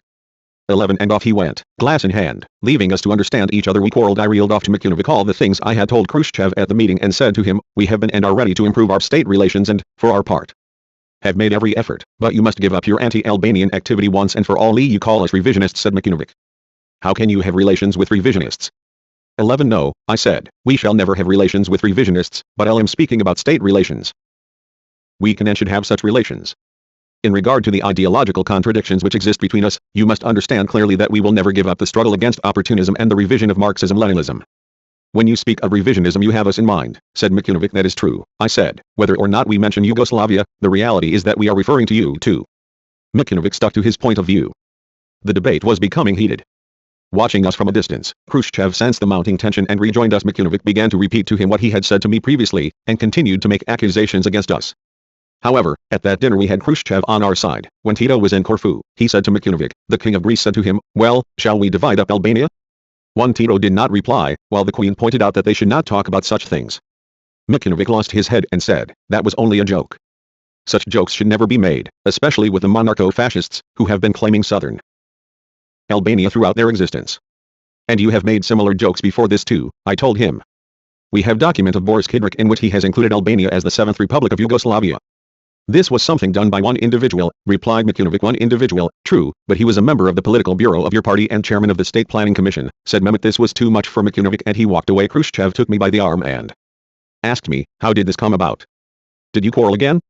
11. How else could it go? Only badly, as with the revisionists you Albanians astound me, he said. You are stubborn. No, I said, we are Marxists. We parted displeased with each other. But Khrushchev was versatile in his scheming. As I have said, sometimes he softened the situation with Tito, sometimes he exacerbated it. When things were tense with Tito he was gentle with us.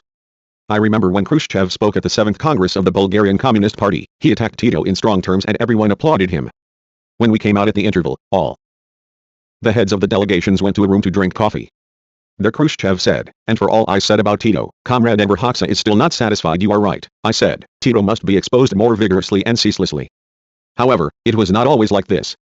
Before Khrushchev came to visit Albania in May 1959, the Soviet leadership sent us a radiogram in which it informed us that for understandable reasons he will not touch on the Yugoslav question in his speeches and hopes that in their speeches the Albanian friends will bear this properly in mind.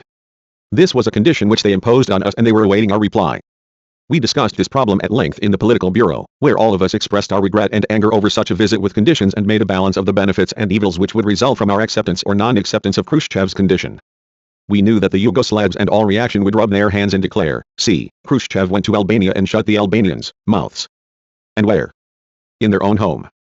11. However, the visit to Albania of the chairman of the Council of Ministers of the USSR and first secretary of the Central Committee of the Communist Party of the Soviet Union was of special importance for strengthening the international position of our country. Therefore we decided unanimously to agree to Khrushchev's condition just for the days that he would stay in Albania, and as soon as he left Albania we would continue our unwavering fight as before against the Yugoslav revisionists.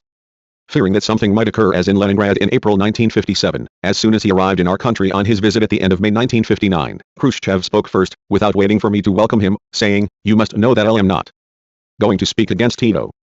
We consider a guest and impose nothing on him. I replied. I spoke, said what we had to say, naturally in a friendly manner, but he did not fail to grasp the allusions. Nevertheless we behaved in a friendly way with him and tried to create the best possible impressions about our country and our people. On every occasion he behaved as was his habit, sometimes with jokes and sometimes in a grave tone. He poured out all he had in mind. We talked about our economic problems besides information about the achievements up to date. I was speaking about our prospects for the future. Among the main branches I mentioned oil, and informed him that in recent days we had struck a new gusher of oil. Is that so? 11. He said. But what quality is it? I know you have bad, heavy oil. Have you calculated how much it will cost to process it? Then, where will you sell it? Who needs your oil? I went on to speak about our mining industry and its very good prospects, mentioning our iron, nickel, chromium and copper ores. We have ample amounts of these minerals and we think that we should follow the course of processing them at home. We have raised the necessity for building the metallurgical industry in Albania with you last year and several times in the meetings of Comecon I set up. Till now we have received no positive reply, but we are persistingly metallurgical plans. 11. He interrupted me. One agree, but have you considered the matter well? Have you calculated what a ton of smelted metal will cost you? If it is going to cost you dear, it is no good to you. I repeat, 1 day's production in our country will fulfill all your needs for several years. This is how he replied to all our requests and problems. When finished, Khrushchev began to speak. Comrade Enver's expose made the situation in your country clearer to us, he said. However, in regard to your needs, I want to tell you that we have not come to examine them. We have not been authorized by our government to discuss such matters. We have come to get to know you, to exchange opinions. Then laughing, he cracked a joke which was not simply a joke. We think that things are going well with you. Albania has advanced, and if you offered us a loan we would accept it with the greatest of pleasure. We have ample stones, see and there, put in Mehmet in the same tone. We have much more of those than you. Have you any dollars? 11 asked Khrushchev, and then, in a different tone, enough of this, he said. The truth is that you have made progress, but you are not satisfied. We gave you a credit last year and now you want another one. But we have a popular saying, cut your coat according to your. We have the same saying, I said, and we know it and implement it well. But, he said, you are asking for credits again. He shrugged his shoulders, was silent for a moment and resumed his jocular tone. Or is it that you gave us a good lunch and thought it a fine opportunity to ask us for another credit? If we had known this we would have brought our own lunch. The Albanians have a special respect for a guest, said. Whether they have plenty and whether they have nothing, they always provide for their guest. They treat him with every respect when he comes to their home and even swallow something that they do not like. One was joking, he said and burst into a laugh. But it was more a snarl than a laugh. Wherever he went he criticized us. About the big vineyards at Shtoy he said, why do you throw your money away? You will get nothing from this land. Regardless of the opinions of this agricultural expert, however, we continued the work and now the vineyards at Shtoy are marvelous. He criticized the work to drain the Turbuff swamp. In Vlora he summoned the main Soviet oil expert in our country and he, no doubt well prepared by the Soviet embassy in Tirana, delivered a report in our presence which was extremely pessimistic, saying that Albania had no oil. However, a group of Albanian oil experts also came there and refuted what the Soviets said with many facts and arguments. They spoke in detail about the history of the oil industry in our country, about the great interest of the foreign imperialist companies in Albanian oil in the past and about the great and encouraging results which had been achieved in the 15 years of the people's power. Mehmet, for his part, spoke in detail about the great prospects for oil extraction in Albania and also mentioned to Khrushchev the recent discoveries in this field. Fine, repeated Khrushchev, but yours is a heavy oil and contains sulfur. Have you calculated things properly? You will process it, but a liter of benzene will cost you more than a kilogram of caviar. You must look closely at the commercial aspect. It has not been decreed that you must have everything yourselves. What are your friends for? 11 In Saranda he advised us to plant only oranges and lemons for which the Soviet Union had great need. We shall supply you with wheat. The mice in our country eat as much wheat as you need, he said, repeating what he had said in Moscow in 1957. He also gave us a lot of advice. Don't waste your land and marvelous climate on maize and wheat.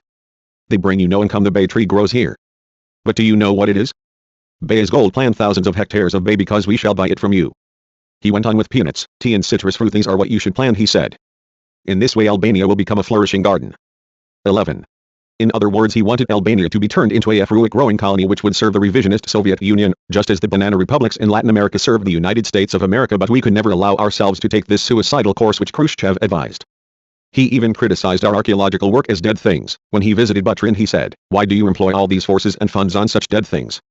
Leave the Hellenes and the Romans to their antiquity. Apart from the Hellenic and Roman culture, I told him, another ancient culture, the Illyrian culture, developed and flourished in these zones. The Albanians stem from the Illyrian trunk and our archaeological studies are confirming and providing evidence of our centuries-long history and of the rich and ancient culture of a valiant, industrious and indomitable people. However, Khrushchev was truly an ignoramus in these fields. He could see only the profitability. Why are these things of value to you? Do they increase the well-being of the people? 11 He asked me. He called Malinovsky, at that time Minister of Defense, who was always at hand. Look, how marvelous this is. 11 I heard them whisper an ideal base where our submarines could be built here. These old things should be dug up and thrown into the sea. They were referring to the archaeological finds at Butryn. We can tunnel through this mountain to the other side, and he pointed to Ksamil. We shall have the most ideal and most secure base in the Mediterranean. From here we can paralyze and attack everything. They were to repeat the same thing in Vlora a day or two later. We had come out on the veranda of the Villa Adugiftohte. Marvelous, marvelous. 11 Khrushchev cried and turned to Malinovsky. I thought he was referring to the truly breathtaking landscape of our Riviera. But their mind was working in another direction. What a secure bay at the foot of these mountains. 11 They said. With a powerful fleet, from here we can have the whole of the Mediterranean, from Bosporus to Gibraltar, in our hands. We can control everyone. It made my flesh creep to hear them talk like this, as if they were the masters of the seas, countries and peoples. No, Nikita Khrushchev, I said to myself, we shall never allow you to set out to enslave other countries and shed their peoples' blood from our territory. You will never have Butryn, Vlora, or any inch of the Albanian territory, to use for those evil purposes. The fictitious peace was being more and more thoroughly rocked to its foundations. Khrushchev and his followers were seeing our resistance ever more clearly and tried to make us yield by exerting economic pressure, while secretly orchestrating a discrimination against our leadership by means of their specialists who were working in all sectors in our country, such as in oil and the economic enterprises in which we lacked sufficient experience, in the army, where we had advisors, etc. The Soviet embassy, with its innumerable counselors, who were diplomats only in name, because in reality they were security officers, maintained contact with all these experts, and gave them the necessary instructions. The first thing they did was to issue instructions to the Soviet experts in the economy to neglect their work in Albania. To a greater or lesser degree, these experts began to become more interested in buying suit lengths and other things, which they sent to the Soviet Union to sell on the black market, than in working with our comrades. Those experts who remained sincere with us were removed by the embassy, one after the other, on fabricated pretexts and against their will. When they parted from our people, these specialists expressed their dissatisfaction. Those who remained in Albania, of course, had received orders to sabotage the key sectors of our economy, especially the oil industry and geological prospecting. As was proved later, the Soviet oil experts had recruited some agents from the ranks of our geologists and, as they themselves eventually admitted, had charged them with the mission of keeping from our party and government accurate data about the discoveries which they made, of hiding the results of these discoveries, of using all the means of sabotage, so as to make us start drilling in the wrong places, of violating the rules of prospecting and extracting technique and wasting hundreds of millions of leks, etc. The Khrushchevite revisionists taught the agents they had recruited in our country various methods of sabotage. And the agents carried out the instructions of their patrons. These oil experts and geologists made two reports, an accurate one, with exact and positive data on discoveries of different minerals, and a false one, which said that the prospecting had allegedly yielded negative results, that is, the minerals sought were not discovered. The first report was sent to Moscow and Leningrad through the KGB Center, which was called the Soviet Embassy in Tirana, and the second report was sent to our Ministry of Industry and Mines. This whole vile business was discovered and proved after the Soviets cleared out of Albania. Convinced that there had been sabotage, our Central Committee gave orders that the reports must be studied, that our geological teams must go to all those places where the Soviet saboteurs had said the results were negative, and begin prospecting. This was done precisely in those places where they had declared there was nothing. We found oil, chromium, copper, iron, nickel, coal, etc. This was an economic pressure which they exerted on us in order to force us to accept their views. But they broke their heads. Our party's resistance steadily increased, but still without burning the bridges. The Soviet revisionists also operated prudently to avoid burning the bridges with us. The Soviet ambassador came frequently to sound us out on some international problems on which I would give my opinion frankly, or to learn about some internal matter, and L filled him up with reports about the weather, about the planting, about the harvests, and about some general decision of the party about economic and cultural matters. Such were the Soviet ambassadors after Khrushchev mounted the throne. They thought we were blind. They never expressed any opinion on the questions we asked them. On these occasions their stand was, one shall inform you, or all shall ask Moscow. Their task was that of the informer. They rarely had any understanding of the problems of our industry and agriculture. The Soviet ambassador Krylov, who preceded Ivanov in Albania, visited some regions of southern Albania. When he returned he paid me a visit. Are you satisfied with what you saw? 11L asked him. He said nothing concrete, because it was dangerous to tell me about the things he had gone to see there. All he said was something colossal. I have noticed that you keep many dogs in the villages and in the towns, and I have made a calculation that there could be such and such a number of dogs in Albania, which must eat such and such quantity of food, and if this food is reckoned in grain it comes to such and such a number of quintals. Well, I said to myself. Look what an ambassador they have sent us. 11 And I said to him, you may be right, but in our country you don't find barbers' shops and restaurants for dogs as in Paris. But what measures do you advise, comrade ambassador? 11 You should kill them. 11 He said the Society for the Protection of Animals will protest, as they are accusing us enough already about killing traitors and agents of reaction. I said this same ambassador once told me not to speak in harsh terms about Tito in a meeting of the People's Assembly. I replied, comrade ambassador, I do not take orders from anyone except from my party. We understand this, but if Tito is going to be attacked I shall not attend the meeting of the Assembly, he protested. Tito will be exposed even more than from what I have written, and the session of the People's Assembly will open even if you do not come, I said, and the famous Soviet ambassador came to the Assembly and tucked himself away in a corner of the box, behind other ambassadors, which was not his place. It was clear that this threatening gesture of the ambassador, which we slapped back, came from Moscow. After a short time the advisor on the extermination of dogs in Albania was recalled from Tirana and became director in the Central Committee of Khrushchev's Communist Party. Day by day, Khrushchev and his gang were increasing their pressure on us in the direction of the economy. Not only did they not provide us with all the aid we sought, but even what they did provide was quite insufficient. They supplied only a few cases of tractor spare parts, which they sent by aircraft. In this way they sought to force us to our knees, but in vain, because they had no success. To put pressure on us to accept their conditions, Khrushchev said to us once, while we were talking about our economic problems, in our relations with the Yugoslavs it has always been our principle to give them half of what they ask for when they behave while we act more generously. This is how we act with all those who behave badly towards us. The implication was quite clear. They were openly putting pressure on us. We quarreled so fiercely that time that the talks were almost broken off all over the country. The Soviets began to commit many provocations against our people every day. Once, a person complained to the head of his office that Soviet expert had made a proposition to recruit him as an agent. Our comrade refused indignantly. Our Ministry of Foreign Affairs protested to the Soviet embassy about this. Naturally, the embassy denied that there were such people among the Soviet experts, but a few weeks later it removed its exposed agent from the country. This was the first time we had to do with such a denunciation, and therefore our party and government recommended vigilance, prudence and the greatest cool-headedness. It was quite obvious that with the passage of time the situation was getting worse. Although the leadership in Moscow preserved the external forms of friendship for us, the leadership of the Communist Party of the Soviet Union was finished. Khrushchev and the Khruschevites were revisionists, traitors. War would be declared. The time of the declaration of war was only a matter of months, while our relations continued to hang on a thread. From Bucharest to Moscow, February 1760. Mikoyan on the Chinese-Soviet differences. Exacerbation of the situation between Moscow and Beijing. Kosygin Paya a visit to Memechihu in Moscow. The Bucharest Platistny Kapo does not badinilate at Khrushchev's pressure. The Soviets set their secret agents in motion and established the blockade to starve us. The struggle in the preparatory commission for the Moscow meeting. Our delegation in Moscow. Icy atmosphere. The Soviet gargantuous. Pressure, flattery, provocations again. The Kremlin marshals. A brief meeting with Andropov. Khrushchev's tactic. There should be no polemics. The mercenaries roared against our speech. The last talks with the Khrushchevite renegades. All the representatives of the Communist and Workers' parties, who were at the Congress of the Romanian Workers' Party, know the stand of our party in connection with the diabolical plot which the Khrushchevites had hatched up there. I shall not go into details here because volume 19 of my works tells about the struggle of our party, which opened fire on the Khrushchevites and fought with revolutionary Marxist-Leninist courage, judging from the aims which the Khrushchevites sought to achieve, politically, ideologically and organizationally. The Bucharest meeting was Trotskyite, anti-Marxist, revisionist putsch. From the form of its organization too, this meeting was a plot from start to finish. The revisionist renegades needed another meeting of international communism to gain approval for their old plan for the final legitimization of modern revisionism, which was defeated at the Moscow meeting in 1957. Therefore they raised the need for the organization of a new meeting of communist and workers' parties, where we would allegedly discuss the problems of the movement, which had come up since the previous meeting in 1957.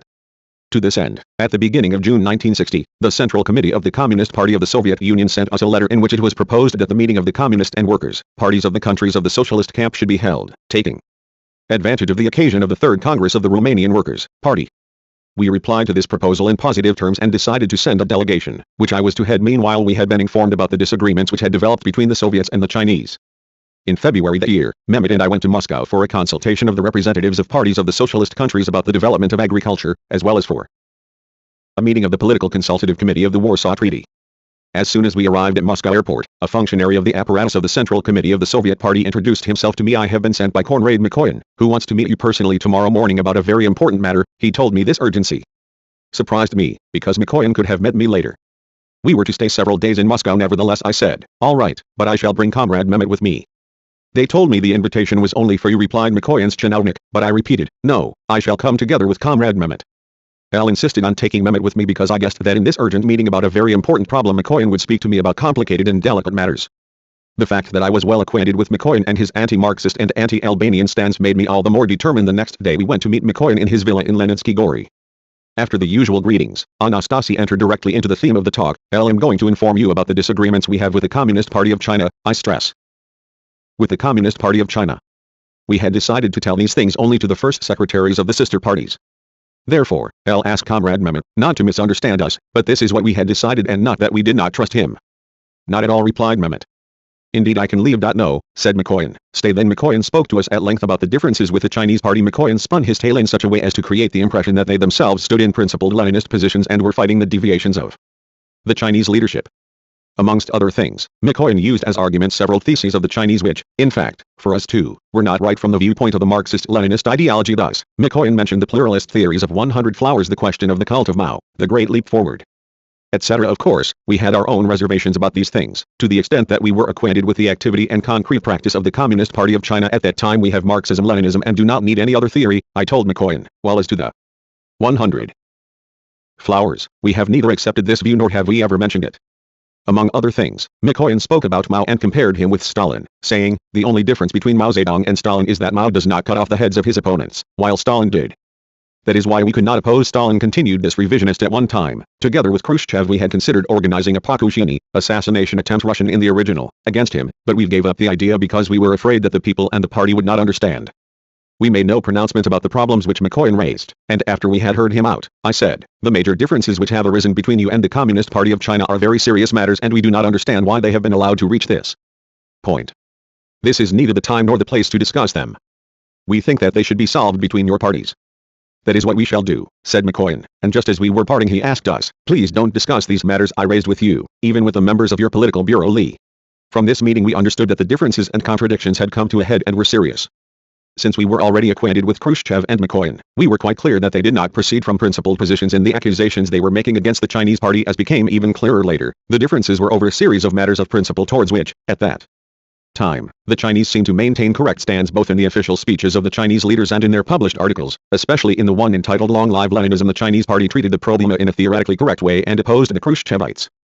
This was particularly damaging to the latter, and therefore they were trying to forestall the evil. We discussed what Mikoyan told us only with the comrades of the Bureau, because the matter was extremely delicate and we had to act with caution and patience. Then there was also the request of the Soviet leadership that this problem should be kept secret. Thus, on the eve of the Bucharest meeting, we had been informed of the Sino-Soviet differences at that time. I think, at the end of May or the beginning of June, Nushi, who was in Beijing at a meeting of the General Council of the World Federation of the Trade Unions, informed us by radiogram of the contradictions which had erupted in Beijing between the Chinese and the Soviet delegations.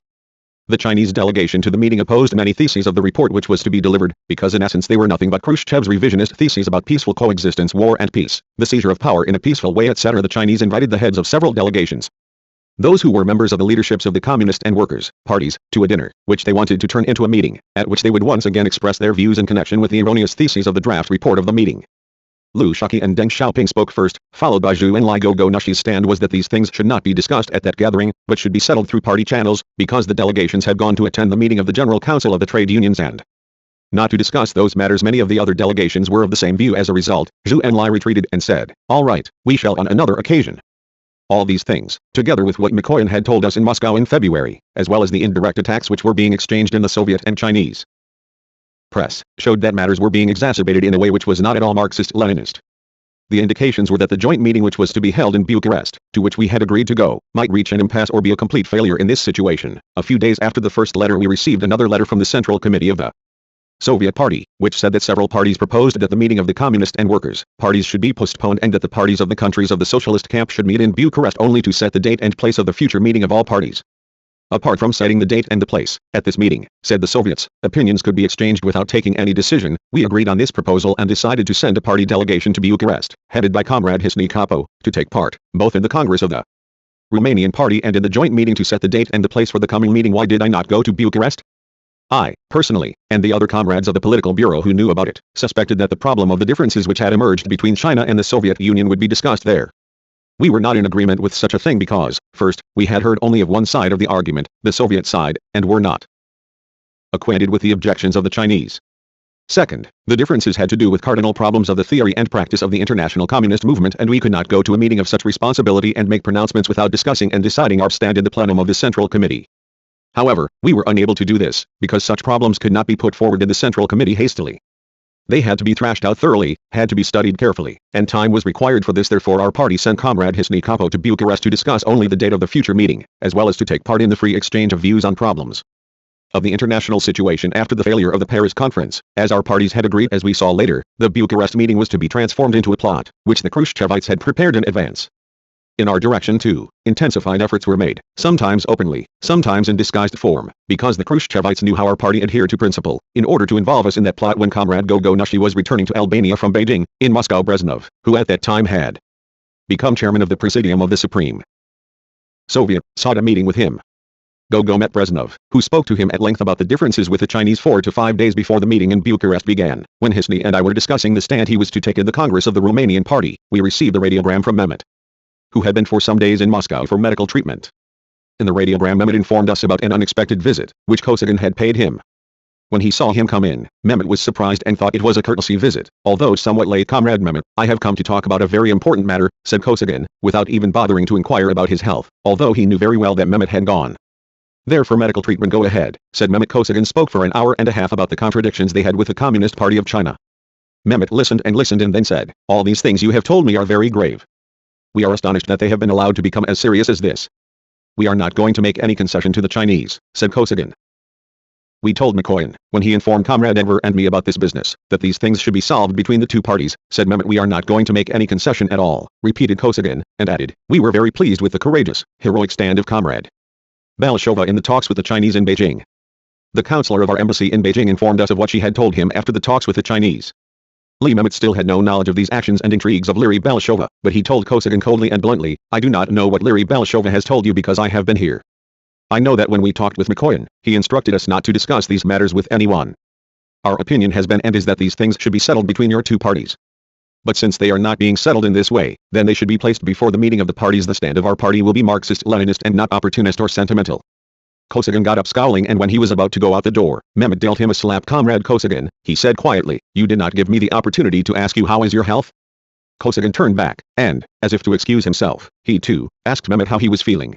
"I'm very well," said Mehmet, without prolonging the subject, and immediately after this conversation he stopped the treatment and made arrangements to return home by aircraft the following day. Now everything had been made clear to us. Khrushchev was preparing the Bucharest plot and wanted to manipulate us, to compel us at all costs to agree with his revisionist views and stands here in Tirana too. The Soviet ambassador, Ivanov, came almost every other day, sometimes to bring some book catalogue, sometimes for some unimportant information, but in fact, he came to sound us out, to learn whether I would go to Bucharest, what stand we would take, etc., etc. However, I sent him off with the usual talk without telling him anything apart from what was known officially. I remember that in the middle of June, Ivanov came to me in my office to inform me of a news item which I had heard 2 or 3 hours earlier over the radio.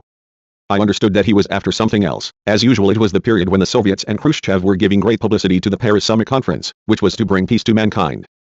If I am not mistaken, Khrushchev had already gone to Paris, although the U-2 incident, in which an American spy plane was shot down by a Soviet missile, had occurred.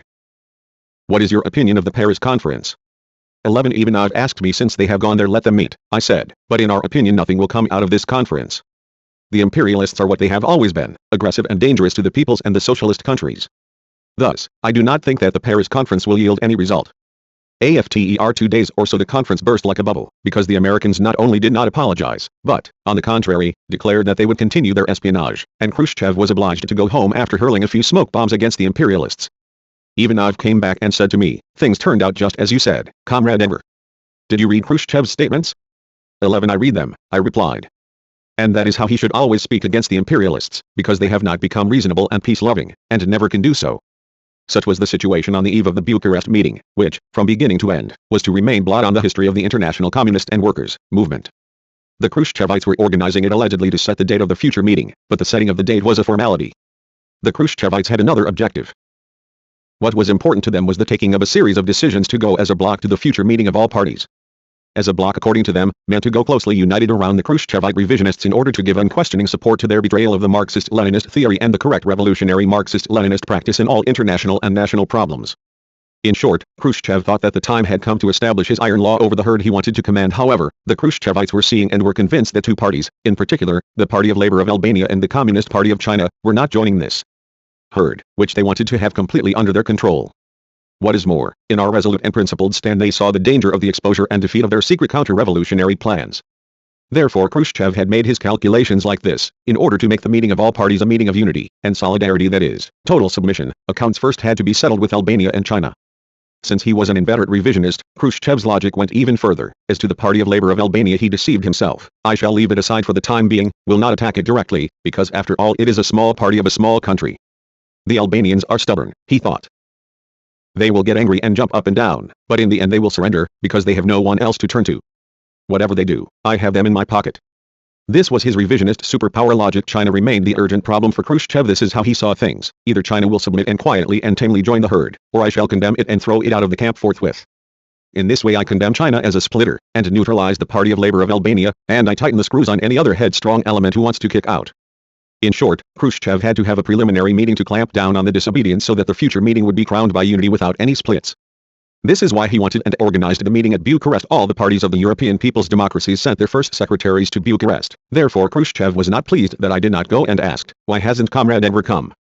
Could you inform him that he should come?" 11 Hisny told him, "Comrade Enver is not coming now. He will come to the meeting of parties, the time and place of which we shall decide here." At first we knew nothing about what Khrushchev and company were hatching up in Bucharest. However, the first radiograms from Hisny soon arrived. All we had foreseen was being confirmed. The Bucharest meeting, which set out to decide a date, was ending up in a crusade. Khrushchev insisted that the disagreements between the Soviet Union and China should be raised and discussed at the meeting, of course, in the direction and the way he wanted. "Decisions can be taken at this meeting," said Khrushchev, and demanded that the other parties speak about the grave mistakes of China, express solidarity with the Soviets, and come out with a common stand. I was completely convinced that we were facing one of the most perfidious and savage plots, and immediately raised the question in the political bureau. These were days and nights of ceaseless, careful, intensive work, well considered and thrashed out from all angles. The dice had been cast, the peace with the Khrushchevites had come to an end. They had opened fire and we would reply to their fire with all our strength. Now there was not and could not be any further conciliation-ary tactical agreement with the Khruschevites. The great fight had begun. It would be a great and extremely difficult fight, full of sacrifices and repercussions, but we would carry on to the end with confidence and optimism, because we knew that right was on our side, on the side of Marxism-Leninism. Everyone knows how the meeting developed. Voluminous material from the Soviets against China was handed out quickly. It was decided that the meeting of the parties of the camp would be held a few hours later, and then all the heads of the delegations of the Communist and Workers' parties that took part in the Congress of the Romanian Party would be brought together, and Khrushchev would confront them with his desire that the Communist Party of China should be condemned as anti-Marxist, as a Trotskyite party, etc., etc. in the former meeting, which was organized by Khrushchev. Comrade Hisny Kapo, in the name of the party and on the basis of detailed directives, which we sent him every day and frequently twice a day, attacked Khrushchev and the others for their anti-Marxist aims and the conspiratorial methods which they used, defended the Communist Party of China, and opposed the continuation of such a meeting. Khrushchev did not expect this. In the meetings which were held he talked all the time, stamping his feet and thumping his fist, became angry and spluttered with indignation. But Comrade Hisny Kapo, armed with the choreo line of our party and the special instructions we sent him continually, and with his characteristic coolness and courage, not only did not yield, but gave Khrushchev as good as he got with his cutting replies. In appearance Khrushchev aimed his many speeches at Peng Chen, who was the leader of the Chinese delegation, but always found the occasion to attack our party and its representative. His aim was not only to attack our resolute stand, but also to say to the representatives of the other parties that the Albanians are playing the game of the Chinese. You, Comrade Peng Chen, railed Nikita Khrushchev, made no mention of peaceful coexistence last evening. You did not speak about it at all. Did he, or did he not, Comrade Kapo? I represent the Party of Labor of Albania, replied Hisny. There you have Peng Chen, ask him. 11. We cannot agree at all with Mao Zedong and the Chinese, nor they with us. Do you want us to send you, Comrade Kapo, to reach agreement with them? 11. Khrushchev asked Comrade Hisny on another occasion. I do not take orders from you, replied Hisny, I take orders only from my party. Nothing could make him budge from the courageous, revolutionary, principled stand of the party. He never flickered an eyelash at the screams and the pressure of the charlatan Nikita Khrushchev. Cool, calm and principled, Comrade Hisny Kapo declared in the name of the party that the Party of Labor of Albania considered the discussion of these questions in the Bucharest meeting to be out of order, just as it considered misplaced the efforts which the Chinese made in the beginning to discuss these matters with the trade union delegations. The PLA considers the open or disguised polemic in the press harmful, he declared, as to who is right. Let us judge this in the forthcoming meeting of the parties. The Khrushchevites were alarmed that the plot was going to explode in their own hands. Then the visits back and forth, the advice-friendly consultations and talks, and the pressures disguised with jokes and smiles, began. Andropov, the man of backstage deals and intrigues, that is why they have made him chief of the KGB, was one of the most active and did everything in his power to compel our party to take part in the plot that the Soviets did not fail to involve their lackeys in the other parties in this dirty game. Andropov picked up a certain Moghiros and went to Hisny for a visit. Andropov sat back implying, I'm not going to speak, and Moghiros prattled on and on about the correctness of the Marxist-Leninist line of the Soviet Party. What is Albania doing? Not agree? Asked Zhivkov. Only you do. What do you mean by that? 11. Asked Hisny. Nothing, I was only joking, said Zhivkov, changing his tune. Joking about what? You had something in mind when you said that Albania does not agree. While the meeting was going on in Bucharest, here we met almost every day in the political bureau, maintained continual contact with Hisny Kapo, instructed him, and followed with attention and concern how events were developing. By now we had reached the unanimous conclusion, the Bucharest meeting is an organized plot against Marxism-Leninism. The Khrushchev and company are revealing their faces as rabid revisionists, therefore we are not going to make any concessions to the revisionists even if we remain alone against them. All our stand was correct and Marxist-Leninist. The Black Deed organized by Khrushchev had to be defeated. It is a publicly known fact that our party defended China at Bucharest with Marxist-Leninist courage and adherence to principles. We were well aware of the consequences of this stand. Today, so many years after the Bucharest plot, when unfortunately the Chinese party too, is skidding irretrievably on the rails of betrayal, revisionism and counter-revolution, I want to stress once again, that the stand of our party at Bucharest and Moscow was absolutely right and the only correct stand. As I have written above, we had reservations about certain views which had been expressed by Mao Zedong and other Chinese leaders. We had reservations about the 8th Congress of the Communist Party of China, but after 1957 it seemed as if a positive change had been made in that party and their former opportunist mistakes had been put aside. Any party can make mistakes, but these can be corrected, and when this is done, the party is strengthened and the work progresses. In China there was no longer any talk about the 8th Congress, the rightist views of Peng Dehuai had been attacked, and the 100 flowers had been dropped. In their official statements and in published articles the Chinese openly attacked Yugoslav revisionism, defended Stalin and maintained theoretically correct stands on war and peace, peaceful coexistence, the revolution and the dictatorship of the proletariat. This is not the place and time to analyze the motives which impelled the Chinese leaders, and to explain whether or not there was something principled in these stands of theirs at that period. I have written about these matters in my diary, but one thing was clear, at that period the Communist Party of China came out as a defender of Marxism-Leninism. The Khruschevites accused us of breaking with the 200 millions to unite with the 600 millions. Defending China, we did not proceed from any financial, economic, military or demographic motive. If we had proceeded from these anti-Marxist pragmatic motives, then it would have been more advantageous for us to have lined up with the Khruschevites, because the Soviet Union was more powerful and Khrushchev would not have hesitated to give us credits and aid immediately, of course, in order to demand the freedom and independence of our people, our homeland and our party in recompense later. Hence, in Bucharest and Moscow, we did not defend China as a big country from which we might get aid, but we defended the Leninist norms and Marxism-Leninism. We did not defend the Communist Party of China because it was a big party, but we defended our principles. We defended Marxist-Leninist justice. At Bucharest and Moscow we would have defended any party or country, be it big or small numerically, provided only that it was with Marxism-Leninism. We proclaimed this loudly at that time, and time has fully confirmed it. The struggle in defense of Marxism-Leninism against revisionism was the only basis which placed us in the one trench with the Communist Party of China. These were the motives which impelled us to maintain the stands we did in Bucharest and later in Moscow. Our party, tempered in struggles and battles, clear about and determined on its Marxist-Leninist course, said stop to the Khrushchevite attack, resisted this attack heroically and did not waver in the face of pressure and blackmail of every type. Khrushchev could not forgive us for what we did to revisionism. But neither could we forgive him for what he had done against Marxism-Leninism, against the revolution, against the Soviet Union, against Albania and the international communist and workers' movement. The open fight began.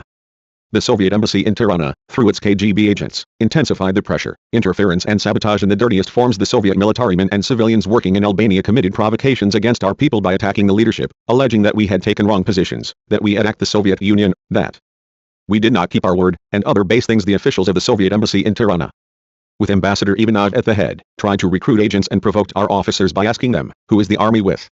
And tried to work on certain elements to put them in opposition to the line of the party. This activity had two objectives: on the one hand, to incite our party and people against the leadership, by hiding behind all the good things, which the Soviet Union had allegedly done for Albania, and on the other hand, to seize the slightest opportunity to sow confusion by exploiting the sincere love which our party and people nurtured for the Soviet Union at these difficult moments, the steel unity of the ranks of our party, the loyalty of the members and cadres of the party to the Central Committee of the party and our political bureau, once again stood out brilliantly.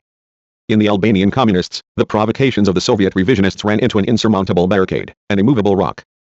The only treacherous elements who opposed the monolithic unity of our ranks were Liri Belshova and Koko Tashko, who surrendered to the pressure of the Soviets and, in those moments of severe storms and tests, showed their true faces as capitulators, provocateurs and anti-Marxists. As events confirmed, both these elements had long placed themselves in Khrushchev's service, had become his agents and fought to attack our party and its leadership from within. The party and the people unmasked them and condemned them with hatred and contempt. The provocations which the Soviet embassy in Tirana organized ceaselessly were now coordinated with the external pressures which were exerted on our party and country by the Soviet revisionist leadership and its allies. These were of many kinds, economic, political and military. In their efforts to overcome the resistance of the PLA and the Albanian people, the Khrushchevites abandoned every scruple, going so far as to threaten our country with the blockade to starve us. These rabid enemies of socialism and of the Albanian people in particular, refused to supply us with grain at a time when our bread grain reserves would last us only 15 days. At that time we were obliged to use our hard currency to buy wheat in France. The French merchant who came to Tirana sounded us out to find what was the reason that impelled Albania to buy grain from the Western countries when it had the Soviet Union as its great friend. Of course, we told the bourgeois merchant nothing. On the contrary, we told him that the Soviet Union had supplied us with grain, with maize, but we had used it for the livestock. Why worry yourselves about bread grain? Khrushchev had said to us, plant citrus fruit. The mice in our granaries eat as much grain as Albania needs. And when the Albanian people were in danger of being left without bread, Khrushchev preferred to feed the mice and not the Albanians. According to him, there were only two roads for us, either submit or die. This was the cynical logic of this traitor. However, the great rift in our relations with the Soviet leadership could not be covered up for long, especially when the Khrushchevites themselves were revealing it more and more each day. The Soviet and Bulgarian ambassadors in Yugoslavia applauded the hangman Rankovic during those days, when, at a rally in Sremska Mitrovica, he described Albania as a hell enclosed with barbed wire. The Bulgarians published a map of the Balkans and by mistake included our country within the boundaries of Yugoslavia. In Warsaw, Gomulka's men forced their way into the embassy of the PR of Albania and attempted to kill the Albanian ambassador. Khrushchev tolerated and whetted the appetite of the Greek monarcho-fascists, like Venizelos, when they played the worthless card of the annexation of the so-called Northern Epirus, etc., etc. During those days, these and tens of such things occurred from all directions against our party and country. The hand of Khrushchev, who strove at all costs to force us to yield and submit, was apparent, directly or indirectly, in all these anti-Albanian activities. However, our party and people stood firm on the correct Marxist-Leninist line.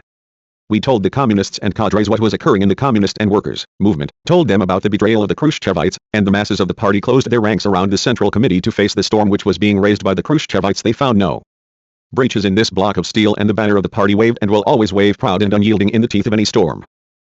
The Central Committee called on the party and people to close their ranks, to safeguard and strengthen their unity and patriotism, to keep cool, to avoid falling for provocations, to be vigilant and fearless. We told the party that this was the way to ensure the triumph of the correct Marxist-Leninist line which we were following. We told the party that irrespective of the fact that the enemies were many and powerful, we would triumph with the provocations which were hatched up in Moscow or the other capitals of vassal countries, as well as through the Soviet embassy in Tirana and its staff. The Khruschevites were also pursuing another aim. They wanted to fabricate and gather false facts to have as weapons in connection with the accusation that we Albanians were allegedly ruining the relations and thus counterbalance our well-founded theoretical and political arguments. Moscow was terrified of this confrontation, especially if this were to take place at the meeting of the Communist and Workers' parties of the world. This would be a serious defeat for modern revisionism, headed by Khrushchev and the Khruschevites. Therefore they did not want matters to reach that point. At all costs they needed our submission, or at least, reconciliation with us to this end. During the time that the Soviet embassy in Tirana was operating through provocations, Moscow, through Kozlov, wearied itself sending letter after letter to the Central Committee and Comrade Enver Hoxha. In these letters they demanded that I should go to Moscow so that we could talk and reach agreement. As the friends and comrades we are, we must eliminate that minor misunderstanding and disagreement which occurred at Bucharest. Neither side must allow a small spark to kindle a big conflagration, etc. Their aim was clear: to compel our party to keep quiet, to reconcile itself to them and become collaborator in the betrayal. They wanted to drag us to Moscow and to operate on us in the workshops of their Central Committee in order to convince us. However, we knew with whom we were dealing and our answer was curt. Comrade Enver Hoxha cannot go to Moscow except for the meeting of the Communist and Workers' parties. We told you what we had to say in Bucharest. We shall state our views and our stand at the coming meeting of the parties. The Khruschevites were more than ever convinced that neither their flattery, their credits, their sickly smiles, nor their blackmail and threats would have any effect on the Party of Labor of Albania. The other accomplices did not fail to participate in their efforts to persuade the PLA to give up its struggle against the revisionist betrayal. A series of parties of countries of the socialist camp sent us copies of the letters they had sent to the Communist Party of China. The Khruschevites wanted to threaten us with these letters. We are all in one flock, therefore consider matters well before you break away. Those who danced to Khrushchev's tune also received the reply they deserved from us. In Bucharest it was you who were wrong and not we. Ours was a correct Marxist-Leninist stand. We did not associate ourselves with you and we will express our opinion in Moscow. These letters all arrived at the same time and without doubt this was something suggested and arranged by the Soviets. It was interesting that when they affirmed the alleged complete unity of all communist and workers' parties at the Bucharest meeting, they did not define clearly on what problems this unity was displayed. Indeed, in the letter from the Soviets, this expression did not exist. No doubt, the Soviets did not want to appear involved in this maneuver but had made a cat's paw of the others. However, the Party of Labor of Albania was not confused by these base and banal tactics. In our letter we gave them a clear-cut reply to these distortions of the truth, and we made this reply known to all, so that all the parties which rushed to bring the Party of Labor of Albania to its senses would understand clearly that the PLA was not a party which comes to agreement with traitors. The PLA did not maintain its stand out of spite or any chance caprice. No, the letter referred to, like all the other documents of this period, with their lofty adherence to principle, their sound Marxist-Leninist spirit and the profundity of their judgments and scientific arguments, were not only a blow at the attempts to set our party on a wrong road, but also a contribution and aid which we gave the sister parties, including the Soviet Party, on how the issues should be judged, where the truth lay and how it should be defended with courage and adherence to principles. Now we were preparing for the Moscow meeting where we foresaw that a fierce struggle would be waged. Our party had decided that at the coming meeting of the parties it would openly attack the betrayal of the Khrushchevite revisionists who had put themselves in opposition to the Marxist-Leninist theory. We would fight against their traitorous practice and policy, would defend the Soviet Union, Leninism and Stalin, would attack the 20th Congress of the Communist Party of the Soviet Union and heat out at all the vile, anti-Albanian actions of the Khruschevites and Khrushchev personally. The battle began in the commission which was to prepare the draft declaration for the meeting. There the Soviets had Suslov, Pospelov, Kozlov, Ponomaryov, Andropov, and some others. A solid delegation this, saturated with big brains to impress us. Apart from us and the Chinese, almost all the other delegations were made up of low-ranking, third or fourth-rate people. It was clear that everything had been coordinated and agreement had been reached, so that they had nothing further to discuss. We understood clearly that the struggle in the commission was only the prologue to the Brahma. We foresaw that the Soviets and their hangers-on would make concessions, insignificant ones, of course, and would struggle to ensure that the declaration that would emerge from the meeting should be neither fish nor fowl, with dubious formulations, with everything smoothed over, with some minor retreats and formulations about the factions and groupings in which they classified our party too. Therefore, the Political Bureau advised our delegation, comprised of comrades Hisni Kapo and Ramis Alia, to fight for a strongly worded declaration. That was not all. We also foresaw the other variant, that the Khruschevites might accept a declaration with correct and accurate formulations, provided that the meeting itself would go smoothly, without struggle or exposure, without any lifting of the pie crust to reveal what lay inside. We foresaw this because we knew they feared debate like the devil fears holy water. They would be ready to make concessions when they felt themselves hard-pressed and would say, "You don't like this? Well, let us make it even stronger. Only there must be no fight. We shall make the declaration and sign it, without any condemnation of Bucharest, without principled struggle, and what of it? Then, when everything is over, the spokesman will come out. Bucharest was Piljesan. Useful our line Provilna. The Chinese and the Albanians were condemned for dogmatism but were corrected, while for them the declaration would be a worthless piece of paper just as it happened. In fact, this was not what we wanted. The declaration must not be a cover for the revisionists' corruption, but must be the result of the debate, struggle and exposure. In the correspondence which we kept up with our delegation in Moscow we cabled, our aim and task is not to collect declarations but to attack and expose the mistakes. We are not short of declarations. A stern struggle was waged in the preparatory commission. Suslov directed the whole thing in order to have the revisionist theses of the 20th Congress and approval of the line followed by the Soviet leadership included in the draft declaration. Our comrades fought hard, exposed these views, and insisted that the formulation in the draft must be precise, Marxist, Leninist, and in unequivocal terms. No unclarity, no inferred meaning or expression which can be interpreted at will tomorrow can be permitted. Declared the representatives of our party, comrades Hisny and Ramis. They attacked the theses of the Khruschevites about the taming of imperialism and told them bluntly that the tendency to prettify imperialism, which has been observed, is dangerous, and defended Stalin's thesis that peace can be achieved only when the peoples take this question into their own hands. To say that it is possible to build a world without wars today, Khrushchev's thesis, when imperialism exists, stressed comrade Hisny Kapo, is contrary to the teachings of Lenin. Contrary to the desires of the Khruschevites, our delegation in the commission insisted that the draft declaration stress that revisionism is the main danger in the communist movement, and that Yugoslav revisionism should be mentioned specifically as an imperialist agency. Our comrades pointed out emphatically the danger of the thesis that revisionism has been defeated ideologically, which Khrushchev and company wanted to impose on all the other parties. Not only does revisionism exist but its horns are growing today, said comrade Hisny Kapo. The representatives of our party were faced with virtually a united front of revisionists. The Khrushchevite puppets, directed by Suslov and others, attacked them in order to force them to abandon the correct line which they defended.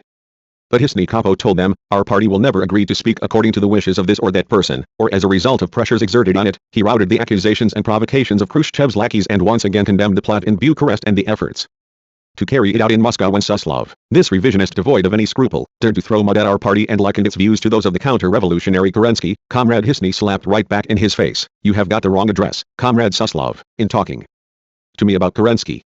I want to declare that the Party of Labor of Albania was not formed by Kerensky. Kerensky is yours. We have recognized and still recognize Lenin and the Party of Lenin. Our party, founded by Enver Hoxha on the basis of the teachings of Marxism-Leninism, is fighting to defend Marxism-Leninism loyally, and it will continue to do so. In conclusion, he added, those who were the supporters of the counter-revolutionary traitor, Imre Nagy, cannot accuse the Party of Labor of Albania of being a bourgeois party or the Albanian communists of being Kerensky's. There's a misunderstanding here. 11 said Suslov, trying to somewhat soften the crushing effect of the reply he received. Everything is clear to us, although perhaps not to you, replied comrade Hisny. Confronted with incontestable arguments, the Soviets were obliged to retreat during the sessions, but the next day the fight began afresh over matters which had been decided, because Khrushchev had tweaked the ears of Suslov and company. The Syrian, Bagdash, a very docile lackey of Khrushchev's, got up and made the accusation that our party, in criticizing the Soviet leadership, was allegedly wanting of new communism. Hisny Kapo made ready to reply to this base accusation from Bagdash. In a second speech which Hisny wanted to deliver in the meeting of the commission, amongst other things he stressed, our party sent us here to express its views. It has not intended and does not intend to formulate any new textbook of Marxism-Leninism, nor is it seeking any other communist movement, as comrade Bagdash has suggested. Our party has fought and is fighting courageously for the communism of Marx, Engels, Lenin and Stalin, and, because it has done this, it is in power and is successfully building socialism. You, comrade Bagdash, have apparently made a mistake in the address. Please direct your criticisms about the new communism to those who claim such a thing, the revisionists, and not to us. Despite the persistence of comrade Hisny, however, the presidium of the meeting of the commission, manipulated by the Khrushchevites, did not allow him to read his second speech, the text of which is kept in the archives of our party as usual. Besides the attacks and accusations, there was no shortage of expressions of hypocritical friendship towards our comrades. One day Kozlov invited comrade Hisny to lunch, but he thanked him and declined to go. The struggle of the delegates of the Party of Labor of Albania, the representatives of the Communist Party of China and of some other party, brought about that many of the revisionist theses were left out and Marxist-Leninist formulations were made on many questions. However, there were still unresolved issues, and about these Kozlov wanted to bring out internal communiques, afraid that they were losing the battle. The Khrushchevites were striving to save what they could. This was only the prologue to the fight. The real battle was still ahead of us. We knew that it would be difficult, stern, and that we would be in the minority. But this did not frighten us. We prepared ourselves carefully for the meeting so that the judgments and analyses of our party were mature and well considered, courageous and principled. We discussed the speech which I was to deliver to the Moscow meeting at a special meeting of the plenum of the Central Committee of our party, which endorsed it unanimously, because it was an analysis which the Party of Labor of Albania made of the problems of our doctrine and the anti-Marxist activity of the Khrushchevites. In Moscow we were to expound the unwavering line of our party, and display the ideological and political maturity and the rare revolutionary courage which has characterized our party throughout its whole heroic existence. The documents of the party deal at length with the proceedings of the meeting of 81 parties, with the speeches and contributions of our delegation at those decisive and historic moments through which the communist world, and especially our country and party, were passing. Therefore it is not necessary to elaborate on these things. Mehmet, Hisni, Ramiz and I, as well as a number of comrades assisting the delegation, set out for Moscow to take part in the meeting of 81 communist and workers' parties. We were convinced that we were going to a country in which the enemies had seized power and where we would have to be very careful because they would behave like enemies and would record every word and every step of ours. We had to be vigilant and prudent. We were convinced, too, that they would try to break the code of our radiograms in order to discover our aims and our slightest tactic.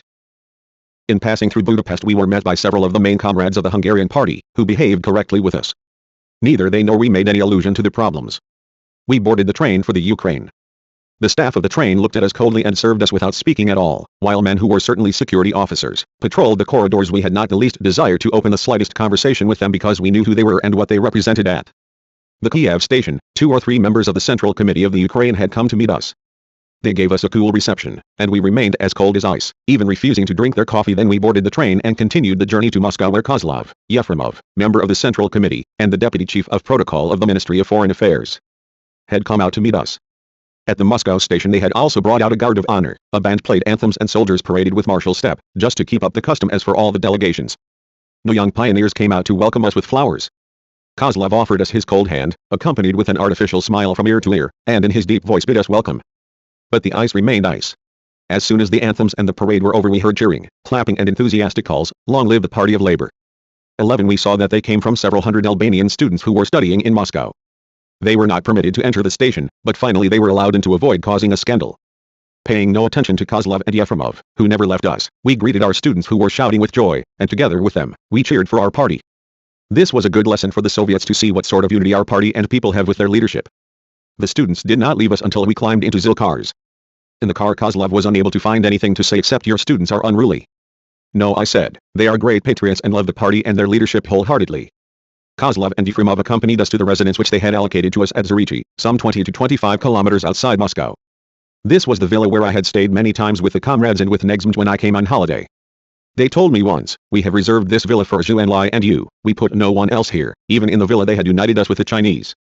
As we proved later with the special detector we had brought with us, they had filled the villa with bugging devices. I knew Kozlov well because I had talked with him many a time before. He was one of those who speak a great deal but say nothing. Quite apart from what we thought of them now, right from the first meeting I had gained the impression that this Kozlov had no brains. He pretended to know things, assumed poses, but his pumpkin had no seeds. He did not drink like the others, and it must be said he was considered the second man in the leadership after Khrushchev. I have written above about the quarrel I had with Kozlov and Pospelov in 1957, in the Kirov Academic Opera and Ballet Theatre in Leningrad. Over the speech I had made at the Lenin machine building plant I remember that night, when we returned from the theatre, the 3 of us were in one Zil. I was in the middle. Kozlov said to Pospelov, using the affectionate diminutive name, as is the Russian custom, "You are a great man, one of the greatest theoreticians we have." "New NJET, not me, not me," replied Pospelov modestly. I couldn't understand the reason for all this flattery, but later we learned that this Pospelov was one of those who formulated the secret report against Stalin. Kozlov continued, "What I say is right, but you are modest, very modest." This conversation continued the whole way, with one flattering the other until we arrived at our residence. This was sickening to me because it is not our way at all. I was less acquainted with Yefremov one Sunday when I was in Moscow with Mehmet at the time of the 21st Congress. Polyansky, then a member of the Presidium of the Soviet Party and now ambassador in Tokyo, invited us to lunch at his dacha outside Moscow. We went. Everything was covered in white because snow had fallen. It was cold. The villa too, was white as snow, beautiful. Polyansky told us, "This is the dacha where Lenin used to rest." With this he wanted to tell us, "I'm an important person." Here we found Yefremov and another secretary, from the Crimea, if I am not mistaken. They introduced us to him. It was 10 o'clock in the morning. The table was laid, and as in the fables about the Russian Tsars, "Let us sit down and have breakfast," said Polyansky. "We have eaten already." We said no, he said, "We shall sit down and eat again." Of course he meant drink. We did not drink, but we watched them drinking and talking. What colossal amounts they ate and drank. We opened our eyes wide as they downed whole tumblers of vodka and various wines. Polyansky, with his intriguer's face, was boasting without the least shame, while Yefremov, with the other secretary, and another person who came in later, drank and without the slightest sign of embarrassment from our presence, poured out their sickening praises on Polyansky. "There is no one like you, you are a great man, the pillar of the party, you are the Khan of the Crimea," etc., etc. The breakfast went on in this way until 1 o'clock. Mehmet and I were bored to death. We did not know what to do. I thought of billiards, and in order to get away from this room full of boozers, Al asked Polyansky, is there a billiard table in the house? Yes, of course, he replied. Do you want us to come? 11 With great pleasure. 11 I said, and we got up at once. We went up to the billiard room. We stayed there an hour and a half or 2 hours. The vodka, Pertsovska and Zakuski, peppered vodka and hors d'oeuvres were sent up to them in the billiard room. Then we asked permission to leave. Where are you going? Asked Polyansky. To Moscow, we replied. Impossible, he said, we are just about to have lunch. We opened our eyes in amazement. Mehmet said to him, but what have we been doing up till now? Haven't we eaten enough for 2 days? 11. Oh, no, said Yefremov, what we ate was just a light breakfast, while now the real lunch begins. They took us by the arm and led us back to the dining room. What a sight met our eyes. The table had been loaded all over again. The Soviet state of proletarians paid for all this food and drink for its leaders so they could rest and enjoy themselves. We told them, we cannot eat anymore. We declined, but they wouldn't hear of it and begged us to eat and drink without a break. Mehmet had a good idea when he asked, have you got a cinema here? Could we see a film? 11 We have, indeed, said Polyansky and rang the bell, ordering the projectionist to prepare to show a film. After half an hour everything was ready. We went to the cinema and sat down. I remember it was a Mexican color film. We had escaped from the Stolovaya dining room. The film had not been running for more than 10 minutes, when, in the darkness, we saw Polyansky and the others stealing quietly out of the room back to the vodka. When the film was over we found them sitting there drinking. Come along, they said, now we shall eat something, because it tastes fine after the film. No, we said, we can eat and drink no more. Please allow us to return to Moscow. Very reluctantly they allowed us to get up. You will have to sample the beautiful Russian winter's night. They told us let us sample even the winter. I said to Mehmet in Albanian, but let us get away from this drinking den and these boozers.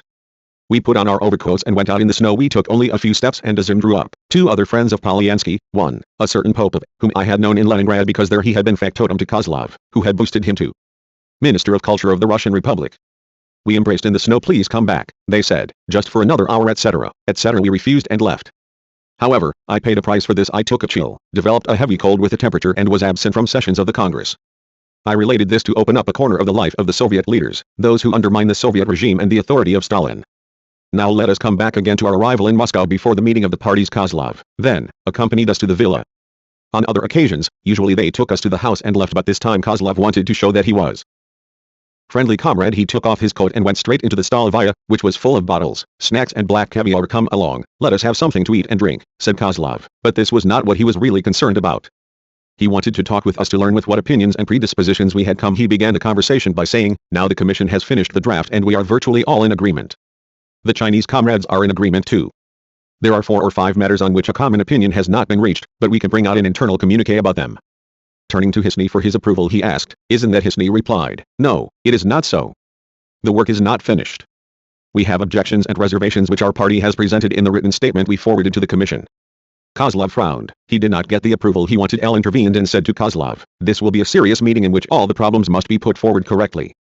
Many questions have been put forward in a distorted way, not just in the draft, but especially in life, in theory and practice.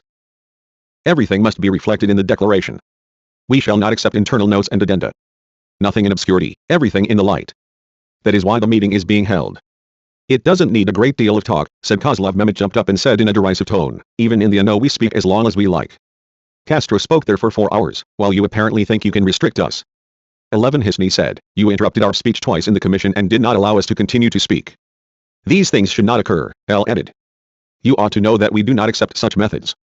We must preserve unity, otherwise it is tragic, said Kozlov. Unity is safeguarded by speaking openly, in conformity with the Marxist-Leninist line and norms, replied Mehmet. Kozlov got his reply, proposed a toast to me, helped himself to something to eat and left. The whole period until the meeting of the parties began was filled with attacks and counterattacks between us and revisionists of all ranks. The revisionists had opened war on us on a broad scale and we replied to their attacks blow for blow. Their tactic was to do everything in their power to prevent us from speaking out at the meeting and openly putting forward our criticisms about the crimes they had committed. Certain that we would not budge from our Korea opinions and decisions, they resorted to slander, alleging that the things we would raise were unfounded, would cause division, that we were making tragic mistakes, that we were at fault, and should change our course, etc., etc. The Soviets made great efforts to brainwash all the delegations of sister communist and workers' parties which were to take part in the meeting, in this direction. For their own part, they posed as infallible, blameless, principled, and as though they held fate of the Marxist-Leninist truth in their hands. The pressure and provocations were exerted against us openly. In the reception put on in the Kremlin on the occasion of November 7th, Kosygin approached me, his face as pale as wax, and began to give me a sermon about friendship. We shall safeguard and defend our friendship with the Soviet Union on the Marxist-Leninist road, I told There are enemies in your party who are fighting this friendship, said Kosygin. Ask him, I said to Mehmet, who knew Russian well. Can he tell us who are these enemies in our party? Kosygin found himself in a tight spot. He began to mumble and said, you did not understand me well. Enough of that, said Mehmet, we understood you very well, but you lack the courage to speak openly. We shall tell you openly in the meeting what we think about you. We walked away from that revisionist mummy. During the whole evening the Soviets acted towards us in such a way as not to leave us alone in peace, but isolated us from one another and surrounded us, according to previously prepared stage directions. A little later the marshals Kuikov, Zakharov, Konev, and others, surrounded Mehmet and me. As instructed, they sang another tune. You Albanians are fighters, you fought well, you resisted properly until you triumphed over Hitlerite Germany, and Zakharov continued to cast stones at the German people. At that moment Shelepin joined us. He began to oppose Zakharov over what he said about the Germans. Zakharov got angry and, disregarding the fact that Shelepin was a member of the Presidium and chief of the KGB, told him, go away, why do you butt into our conversation? You want to teach me what the Germans are? When I was fighting them, you were still drinking your mother's milk, etc. In the midst of this talk of the haughty marshals, full of vodka, Zakharov, who had been director of the Vershilov Military Academy, where Mehmet and other comrades were sent to learn the Stalinist military art, said to Mehmet, when you were here you were an outstanding student of our military art. Mehmet cut short his words and said, thank you for the compliment, but do you want to say at this evening too, here in Georgievsky Zal, we are superior and subordinate, commander and pupil? Marshal Kuikov, who was no less drunk, intervened and said, we want to say that the Albanian army should always stand with us. Mehmet replied, there and then, our army is and will remain loyal to its own people and will loyally defend the construction of socialism on a Marxist-Leninist road. It is and will remain solely under the leadership of the Party of Labor of Albania, as a weapon of the dictatorship of the proletariat in Albania. Do you still not understand this, Marshal Kuikov? So much the worse for you. 11 The marshals got their reply. One of them, I don't remember, whether Konev or some other, seeing that the talk was getting out of hand, intervened, let us end this talk. Come and drink a glass to the friendship between our two peoples and our two armies. Along with this feverish anti-Albanian and anti-Marxist activity, Khrushchev and the Khruschevites attacked us openly in the material which they sent to the Chinese, in which they also attacked them. They distributed this material to all delegations, including ours. As is known, in this material, Albania no longer figured as a socialist country as far as the Khruschevites were concerned. Apart from this, during a talk with Lushaky, Khrushchev had said, we lost Albania, but we did not lose much. You won it, but you did not win much either. The Party of Labor has always been a weak link in the international communist movement. The Khruschevites' tactic was clear to us.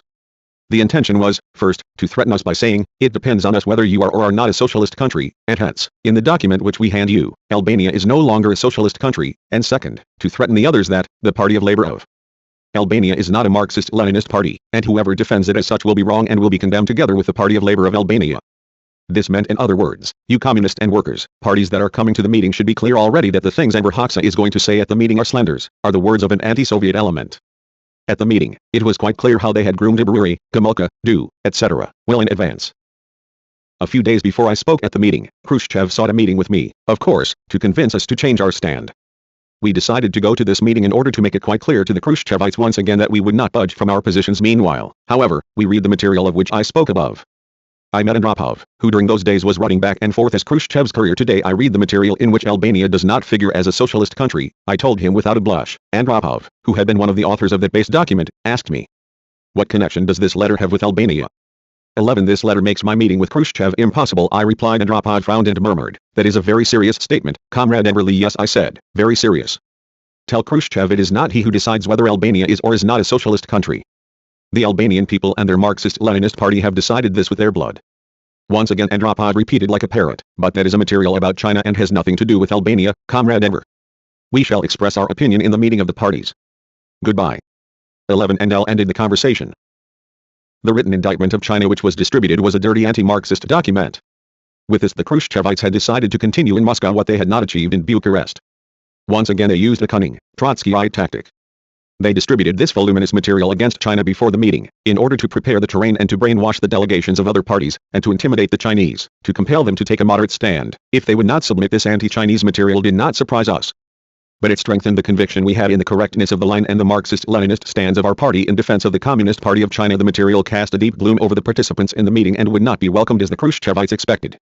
Splits would be created in the meeting, and this was in favor of Marxism-Leninism. We could count on 7 to 10 parties which would adhere more to our side, if not openly, at least by not approving the hostile undertaking of the Khruschevites. As it turned out, the Chinese delegation had come to the Moscow meeting with the idea that the tempers could be cooled, and initially they had prepared a material in a conciliatory tone, tolerant towards the stands and actions of the Khruschevites. Deng Xiaoping was to deliver it. As was becoming obvious, they had prepared a stand of 2 or 3 variants. This seemed astonishing to us after those savage attacks which had been made on the Communist Party of China and Mao Zedong in Bucharest. However, when the Khruschevites launched even more vicious attacks, like those which were contained in the material they distributed before the meeting, then the Chinese were obliged to completely alter the material they had prepared, to put aside the conciliatory spirit and to take a stand in reply to Khrushchev's attacks. There was a tense atmosphere when the meeting opened. Not without a purpose, they had put us near the speaker's rostrum so that we would be under the reproving finger of the anti-Marxist Khrushchevite prosecutors, but, contrary to their desires, we became the prosecutors and accusers of the renegades and the traitors. They were in the dock. We held our heads high because we were with Marxism-Leninism. Khrushchev held his head in his 2 hands. When the bombs of our party burst upon him, Khrushchev's tactic at the meeting was cunning.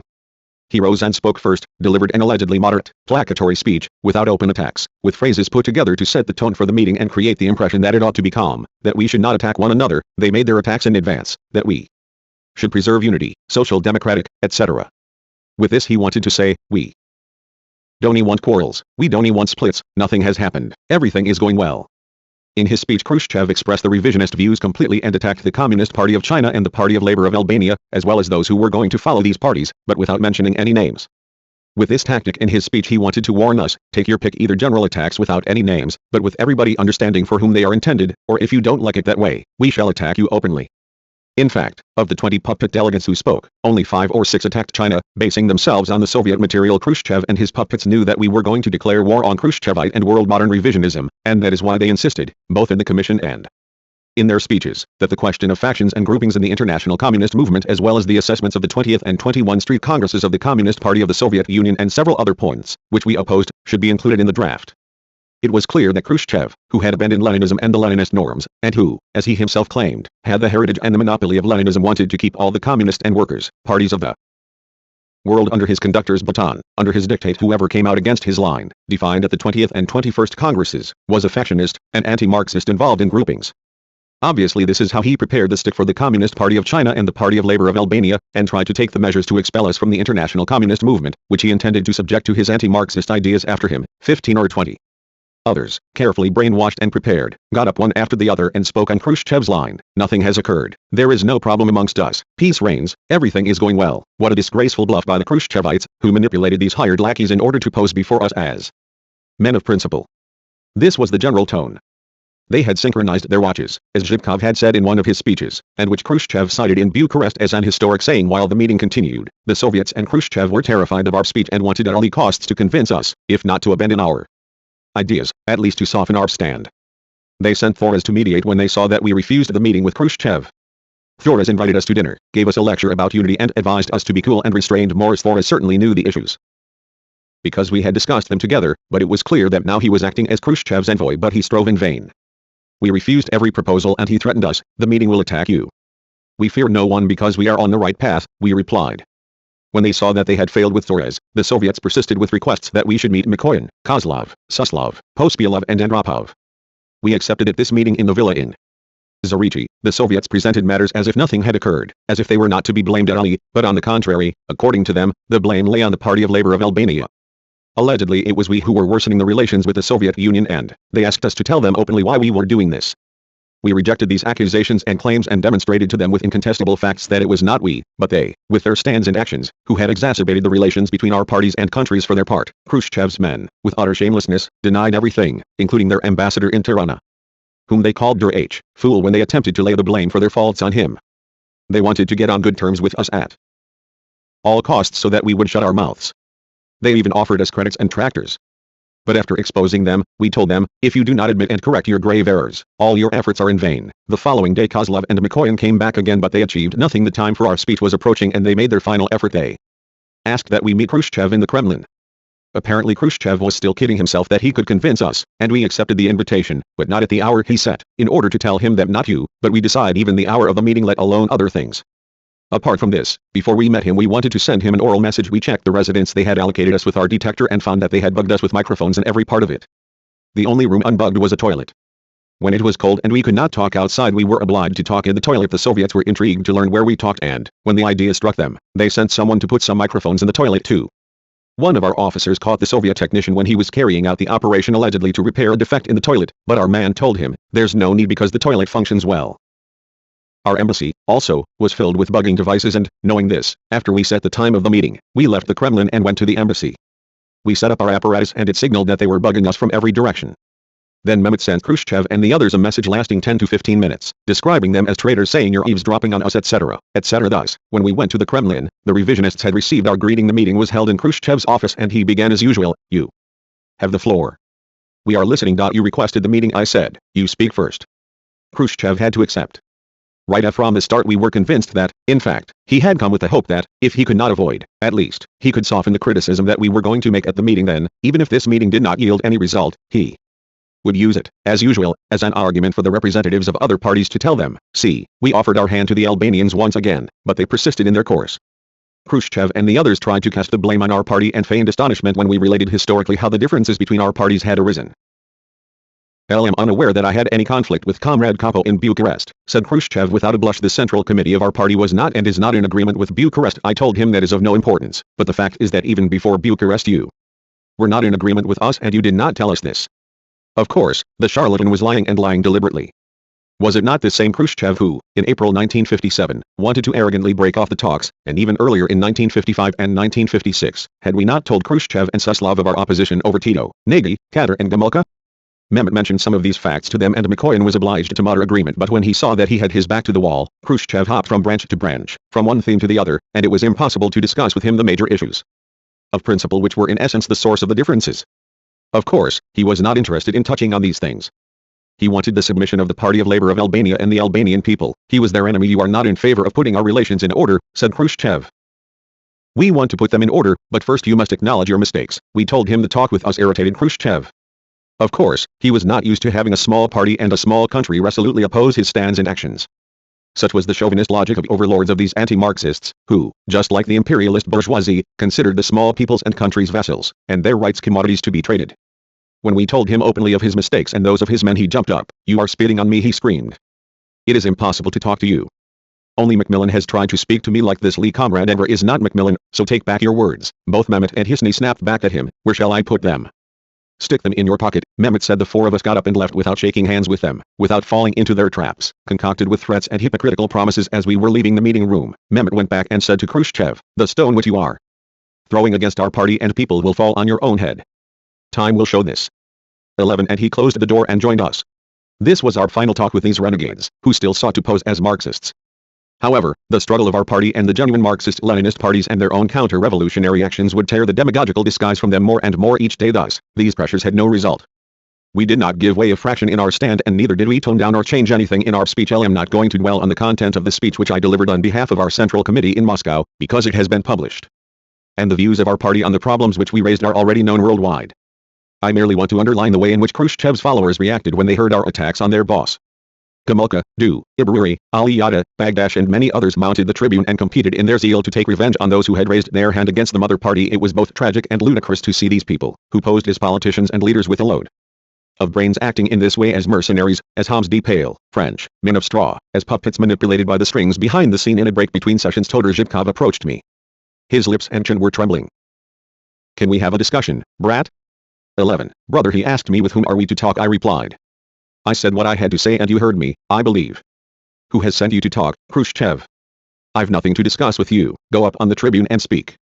He went waxy pale and said, "I certainly shall get up and give you your answer." When we were coming out of the Georgievsky Zal to go to our residence, Anton Yugov, at the head of the stairs, said to us in a shocked tone, "Where's this road leading you, bratya?" 11. "Brothers, where's Khrushchev's road leading you? Because we are on and always will proceed on Lenin's road," we told him. He dropped his head and we parted without shaking hands. After I delivered the speech, Mehmet and I left the residence in which the Soviets had put us and went to the embassy, where we stayed for the rest of the time we were in Moscow. When we left their residence, a Soviet security officer told Comrade Hisny in confidence, "Comrade Enver did well to go, because his life was in great danger here. The Khrushchevites were capable of anything and we took our own measures." We sent the comrades of the embassy and the collaborators of our delegation out to the shops to buy food supplies. When the time we decided to leave came, we did not agree to go by aircraft, because an accident could happen more easily. Hisny and Ramiz stayed on in Moscow, as they had to sign the declaration, while Mehmet and I left the Soviet Union by train and ate nothing that came from their hands. We arrived in Austria, went down by train through Italy and from Bari returned safe and sound to Tirana on our own aircraft and went directly to the reception organized on the occasion of the 28th and 29th of November. We felt a great joy because we had carried out the task with which the party charged us successfully. With Marxist-Leninist determination, the guests too, wartime comrades, workers, officers, cooperativists, men and women, old and young, were unrestrained in their enthusiasm and united firmly as a fist, as always. And all the more in difficult days, Khrushchev and all those who followed him tried hard to ensure that the endorsed document of an international character would include the whole line of the Khrushchevite revisionists, which distorted the fundamental theses of Marxism-Leninism on the nature of imperialism, the revolution, peaceful coexistence, and so on. However, in the commissions, the delegations of our party and the Communist Party of China strongly objected to and exposed these distortions. We managed to get many things corrected, many theses of the revisionists were rejected and many others were put correctly, until the final document emerged and was accepted by all the participants in the meeting. The Khrushchevites were obliged to accept that document, but Khrushchev had declared beforehand, the document is a compromise and compromises don't last long. It was clear that Khrushchev himself would violate the declaration of the Moscow meeting and would accuse us as though it were we who were violating the directives and decisions of that meeting. After the Moscow meeting, our relations with the Soviet Union and the revisionists of Moscow grew continually worse until they, unilaterally, broke off these relations entirely on November 25, in the final meeting which Mehmet and Hisny had in Moscow with Mikoyan, Kosygin and Kozlov. The latter made open threats. Mikoyan said to them, "You cannot live a day without economic aid from us and the other countries of the socialist camp. We shall tighten our belts and eat grass." Mehmet and Hisny told them, "But will not submit to you.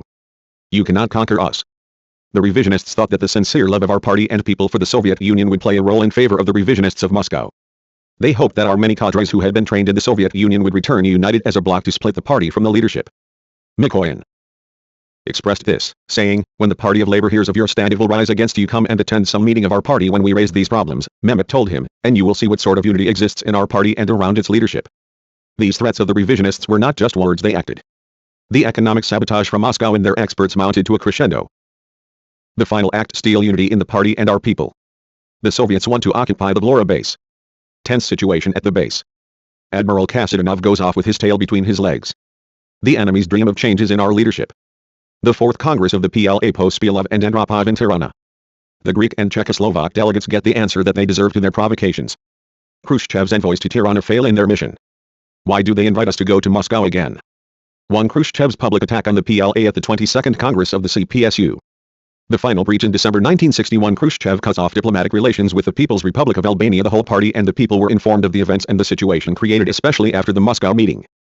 We knew that the attacks, provocations and blackmail would be increased and intensified as never before. We were convinced that Khrushchev's anger would be poured upon us, our party and people, to force us to submit. We spoke to the party and people with open hearts, explained everything that had occurred, and made the dangerous activity of the Khrushchevite revisionists clear to them. As always, the party and the people displayed their high level of maturity, their brilliant revolutionary patriotism, their love for and loyalty to the Central Committee of the party, and the correct line we had always followed. They thoroughly understood the difficult situation we were going through, therefore, they strained all their mental and physical energies to the maximum, mobilized themselves totally, further tempered their unity, and the Soviet revisionists found themselves up against a concrete wall. The year 1961 was turned into a year of glorious tests. Everywhere, in every sector, the provocations, insinuations and sabotage of the Khrushchevites were fearlessly and resolutely repelled. Nothing was allowed to pass Moscow, followed immediately by the capitals of its satellites, began economic pressure on us. As the first serious pressure, the revisionists suspended action on the signed contracts and agreements of every kind, and later tore them up in Hitlerite style. They began to withdraw their experts, thinking that everything in our country would come to a standstill.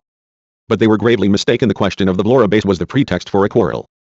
There was no doubt that the base was ours. We would never allow even an inch of our territory to be under the control of foreigners. By clear, official agreement signed by the two governments, without leaving the slightest ground for equivocation, the Vlora base belonged to Albania and, at the same time, was to serve the defense of the camp. It was stated in the agreement that the Soviet Union would provide 12 submarines and a number of auxiliary ships. We were to train the cadres and we trained them, were to take over the ships and we did so, as well as 4 submarines. Our crews were trained and were waiting ready to take over the remaining 8. However, the ideological differences between the two parties had begun, and with Khrushchev, they were bound to have repercussions on such a sensitive spot as the Vlora naval base. He and his men would distort the official agreement for 2 aims: first, to put pressure on us, to make us submit, and second, if we did not bend the knee, they would try to seize the base themselves, as a powerful starting point from which to occupy the whole of Albania. Especially after the Bucharest meeting, the Soviet experts, advisors and other military men at the Vlora naval base stepped up the frictions, quarrels and incidents with our sailors. The Soviet side stopped all supplies of the materials they were supposed to provide for the base according to the agreement concluded. All the work commenced was suspended unilaterally and the provocations and blackmail were increased. The staff of the Soviet embassy in Tirana, as well as the main representative of the General Command of the Armed Forces of the Warsaw Treaty, General Andreev, placed themselves at the head of this savage anti-Albanian and anti-socialist activity.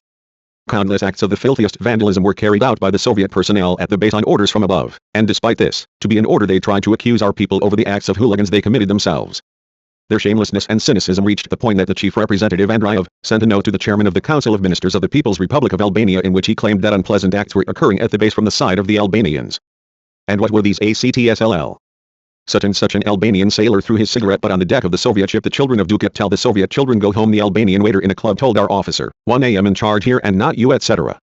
General Andreev even complained to the chairman of the Council of Ministers of the Albanian state that an unknown child had allegedly relieved himself secretly near the building used by the Soviets with completely just indignation. One of our officers answered Andreev, Comrade General, he said, why do you not take up the key problems, but involve yourself with such trifles, which do not come within the authority even of the ship's commanders, but of the boatswains and the volunteers of the front organization in charge of the residential blocks?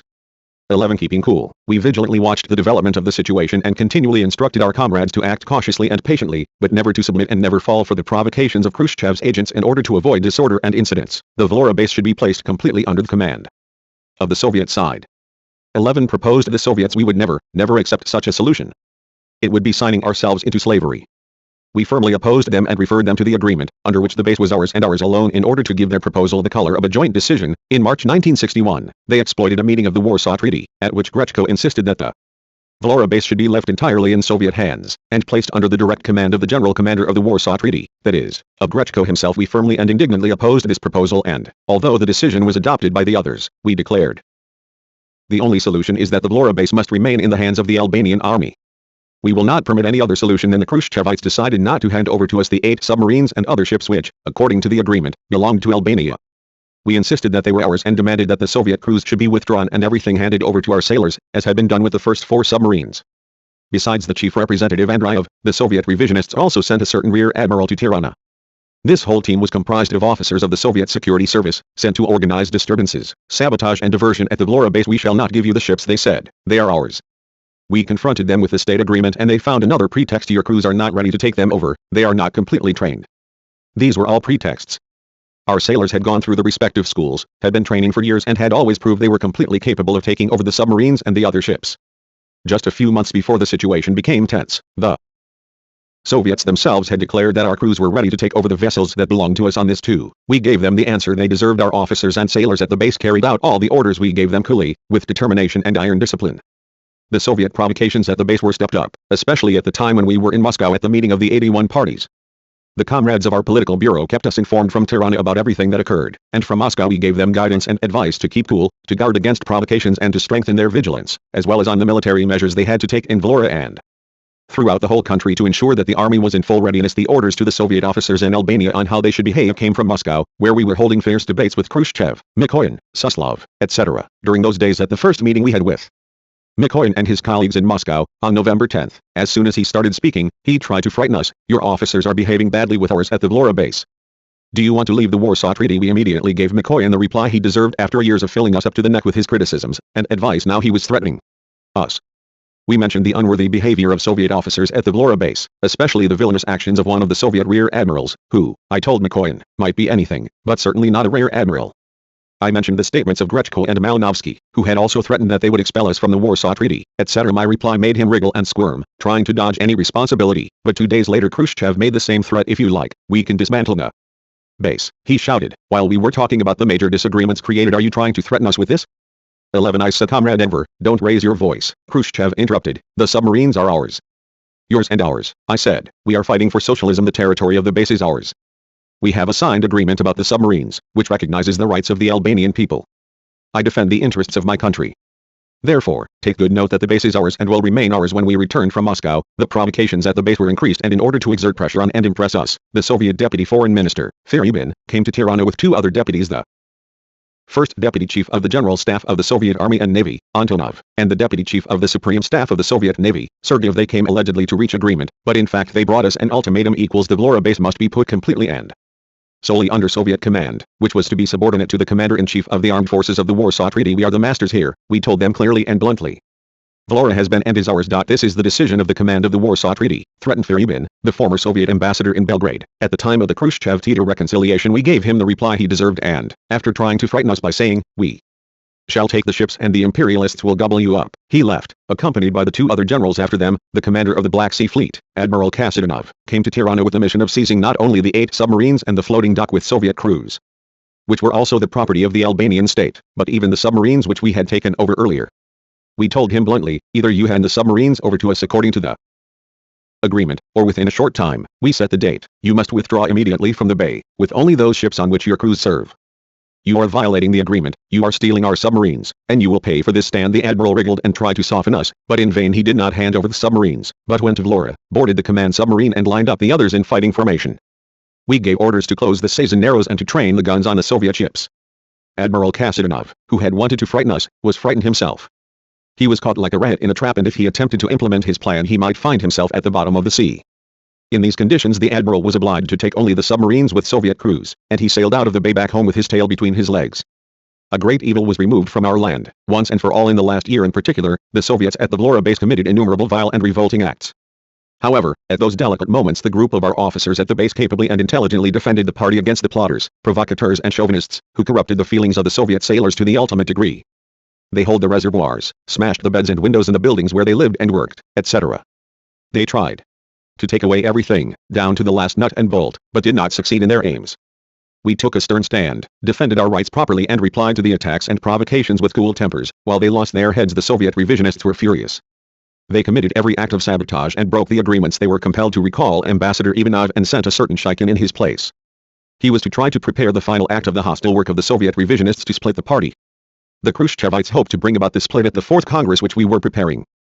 They deceived themselves that what they had failed to achieve in other ways might occur at our Congress. They expected that the Congress would denounce the line pursued by the leadership of our party in Bucharest and Moscow. At that period, the bourgeoisie in reaction, informed and directly and indirectly incited by the Khruschevites, Titoites and their agents, had launched a campaign of slanders against our country and party. They hoped that the revisionist cataclysm would occur in Albania too.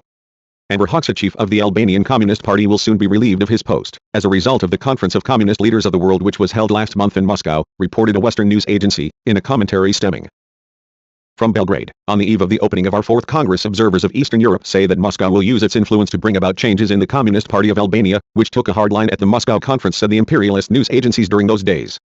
And continued, although even Communist China accepted the Soviet line, the Albanians have persisted in their stand. We read these reports of the soothsayers of imperialism with scorn and knew very well who had a hand in compiling them at the meeting which was organized on November 25, 1960, between the delegations of the PLA and the CPSU. Mikoyan personally told comrades Mehmet and Hisni, you will see what difficult situations will come about within your party and people with this change you are making in your relations with the Soviet Union. We heard such threatening statements, sometimes open, sometimes camouflaged, from all directions. Nevertheless we calmly continued our course. We invited delegations from the Communist Party of the Soviet Union and from other communist and workers' parties. From the Soviet Union came Pospelov and Andropov, from Czechoslovakia a certain Barak, who was Minister of the Interior and was later jailed as a thief, etc. Let them come and see with their own eyes what the Party of Labor of Albania and the Albanian people were. Let them try to achieve their secret aims. They would catch their own fingers in the trap the Congress opened in an atmosphere of indescribable enthusiasm and unity of the party and our people. The opening day was turned into a real people's celebration. The people, singing, dancing and carrying flowers, escorted the delegates to the entrance of the building where the Congress was to be held, and while the work began within, the celebration continued outside. This was the initial reply which the Khrushchevite, Titoid and other revisionists received right at the start.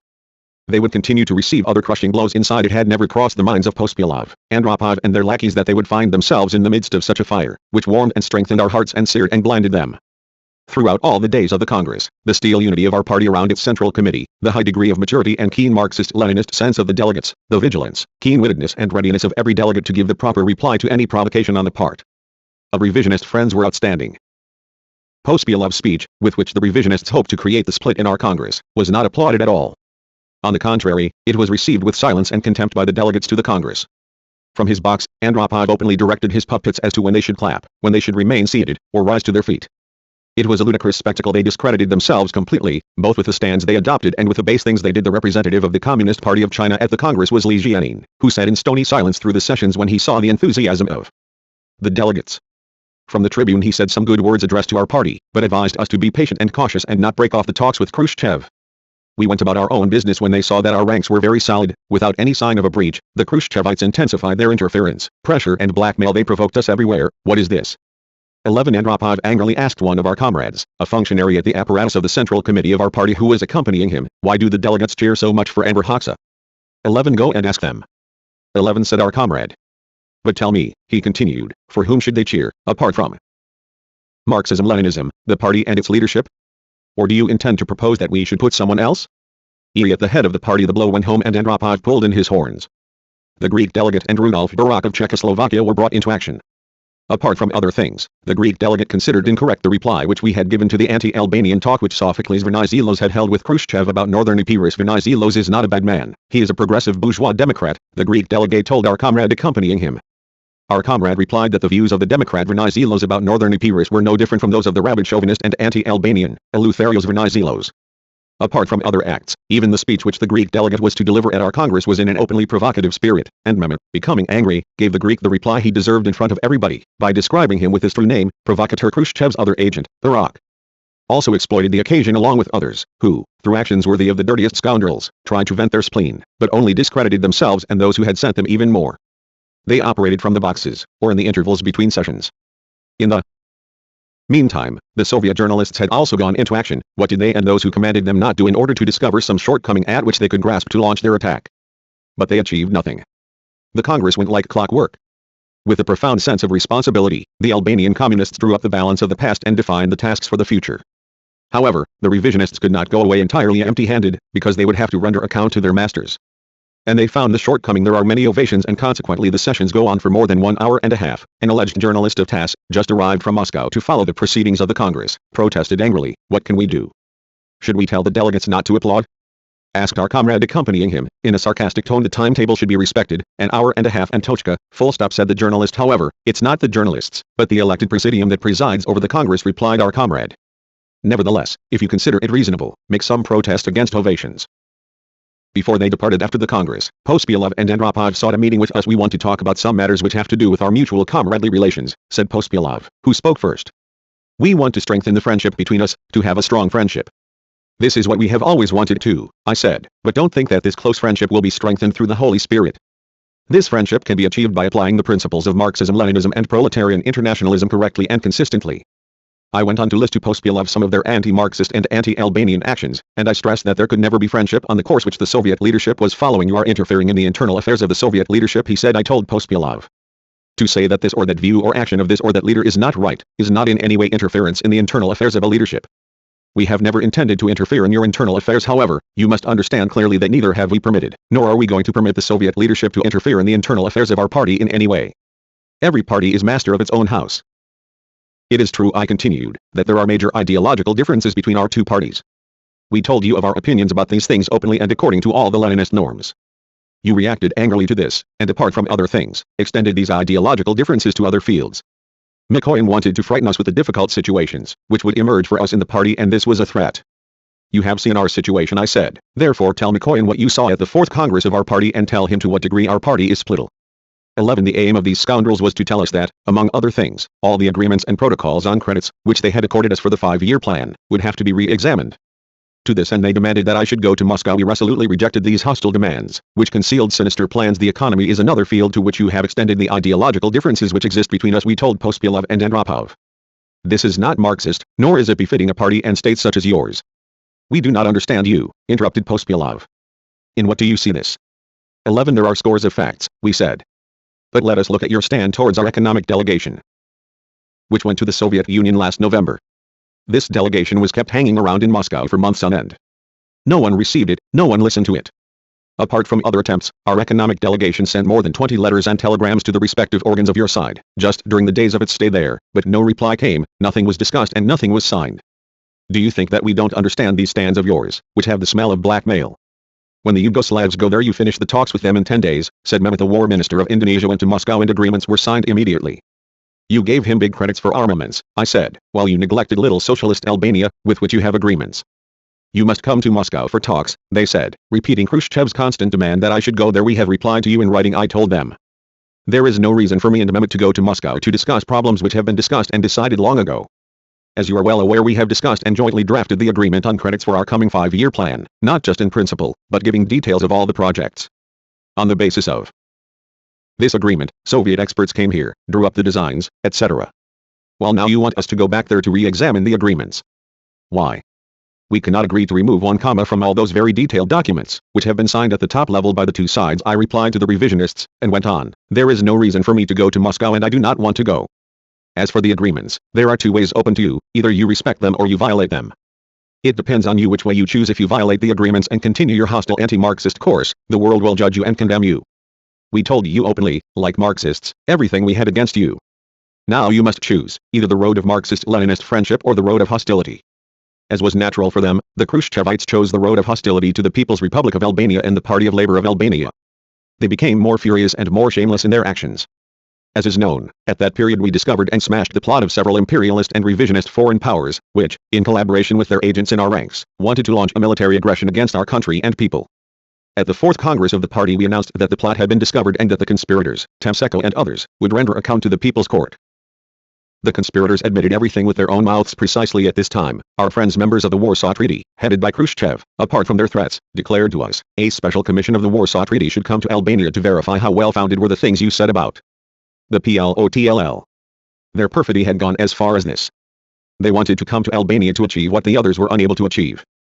For this too, we gave them the reply they deserved. Khrushchev was left without another move. He tried all his maneuvers, cunning, traps and blackmail on us and none of them yielded results. Then he came out openly against us. At the 22nd Congress of his party, in October 1961, Khrushchev publicly attacked and slandered the Party of Labour of Albania. We replied at once, openly, to his base anti-Albanian attacks and through the press made known to the party and the people both Khrushchev's accusations against us and our stand towards those accusations and attacks. Khrushchev immediately received not only our reply but also that of the whole Albanian people, in thousands of telegrams and letters which came to our Central Committee from all corners of the country, from the most varied strata of the population, the communists and our people, while expressing their profound and legitimate indignation at the treacherous actions of Khrushchev, supported the line of the party with all their strength and pledged that they would defend and apply this correct line to the end in the face of any test or sacrifice. Then Khrushchev undertook his final act against us. The only thing left undone unilaterally, he broke off diplomatic relations with the People's Republic of Albania. This was his final desperate gesture of revenge, since they did not want to stay under my wing, let the imperialists gobble them up, he thought.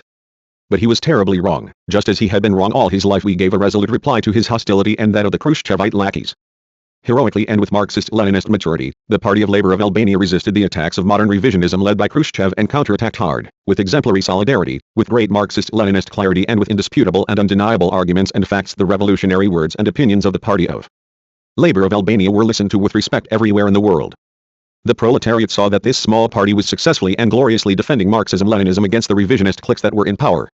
Modern revisionism, headed by Soviet revisionism, was exposed and is still being exposed with revolutionary courage by our party. The revisionist Soviet Union has suffered colossal defeats in every field. Its pseudo-Marxist disguise was torn from it and it lost the prestige and authority which had been forged by Lenin, Stalin and the Bolshevik Party which they led. The communists, the revolutionaries and fighters for people's liberation were not to be deceived by the demagoguery of the Khrushchevite revisionists. Our party has made, is making and always will make its contribution to this revolutionary work. Thus the relations of socialist Albania with the revisionist Soviet Union came to an end. However, our struggle against the treacherous, fascist, social imperialist activity of the Khrushchevite and Brezhnev revisionists did not cease and will not cease. We have attacked them and will go on attacking them until they are wiped from the face of the earth, until the joint struggle of the peoples, revolutionaries and Marxist-Leninists all over the world triumphs everywhere, including the Soviet Union. One day the Soviet people will sternly condemn the Khrushchevites and will honor and love the Albanian people and the Party of Labour of Albania, as they loved us in better times, because our people and party fought unflinchingly against the Khrushchevites, who are our common enemies. 1976. The end. More titles from us on Amazon Kindle. http://www.amazon.com ref =NBSB NOS. URL =search alias %3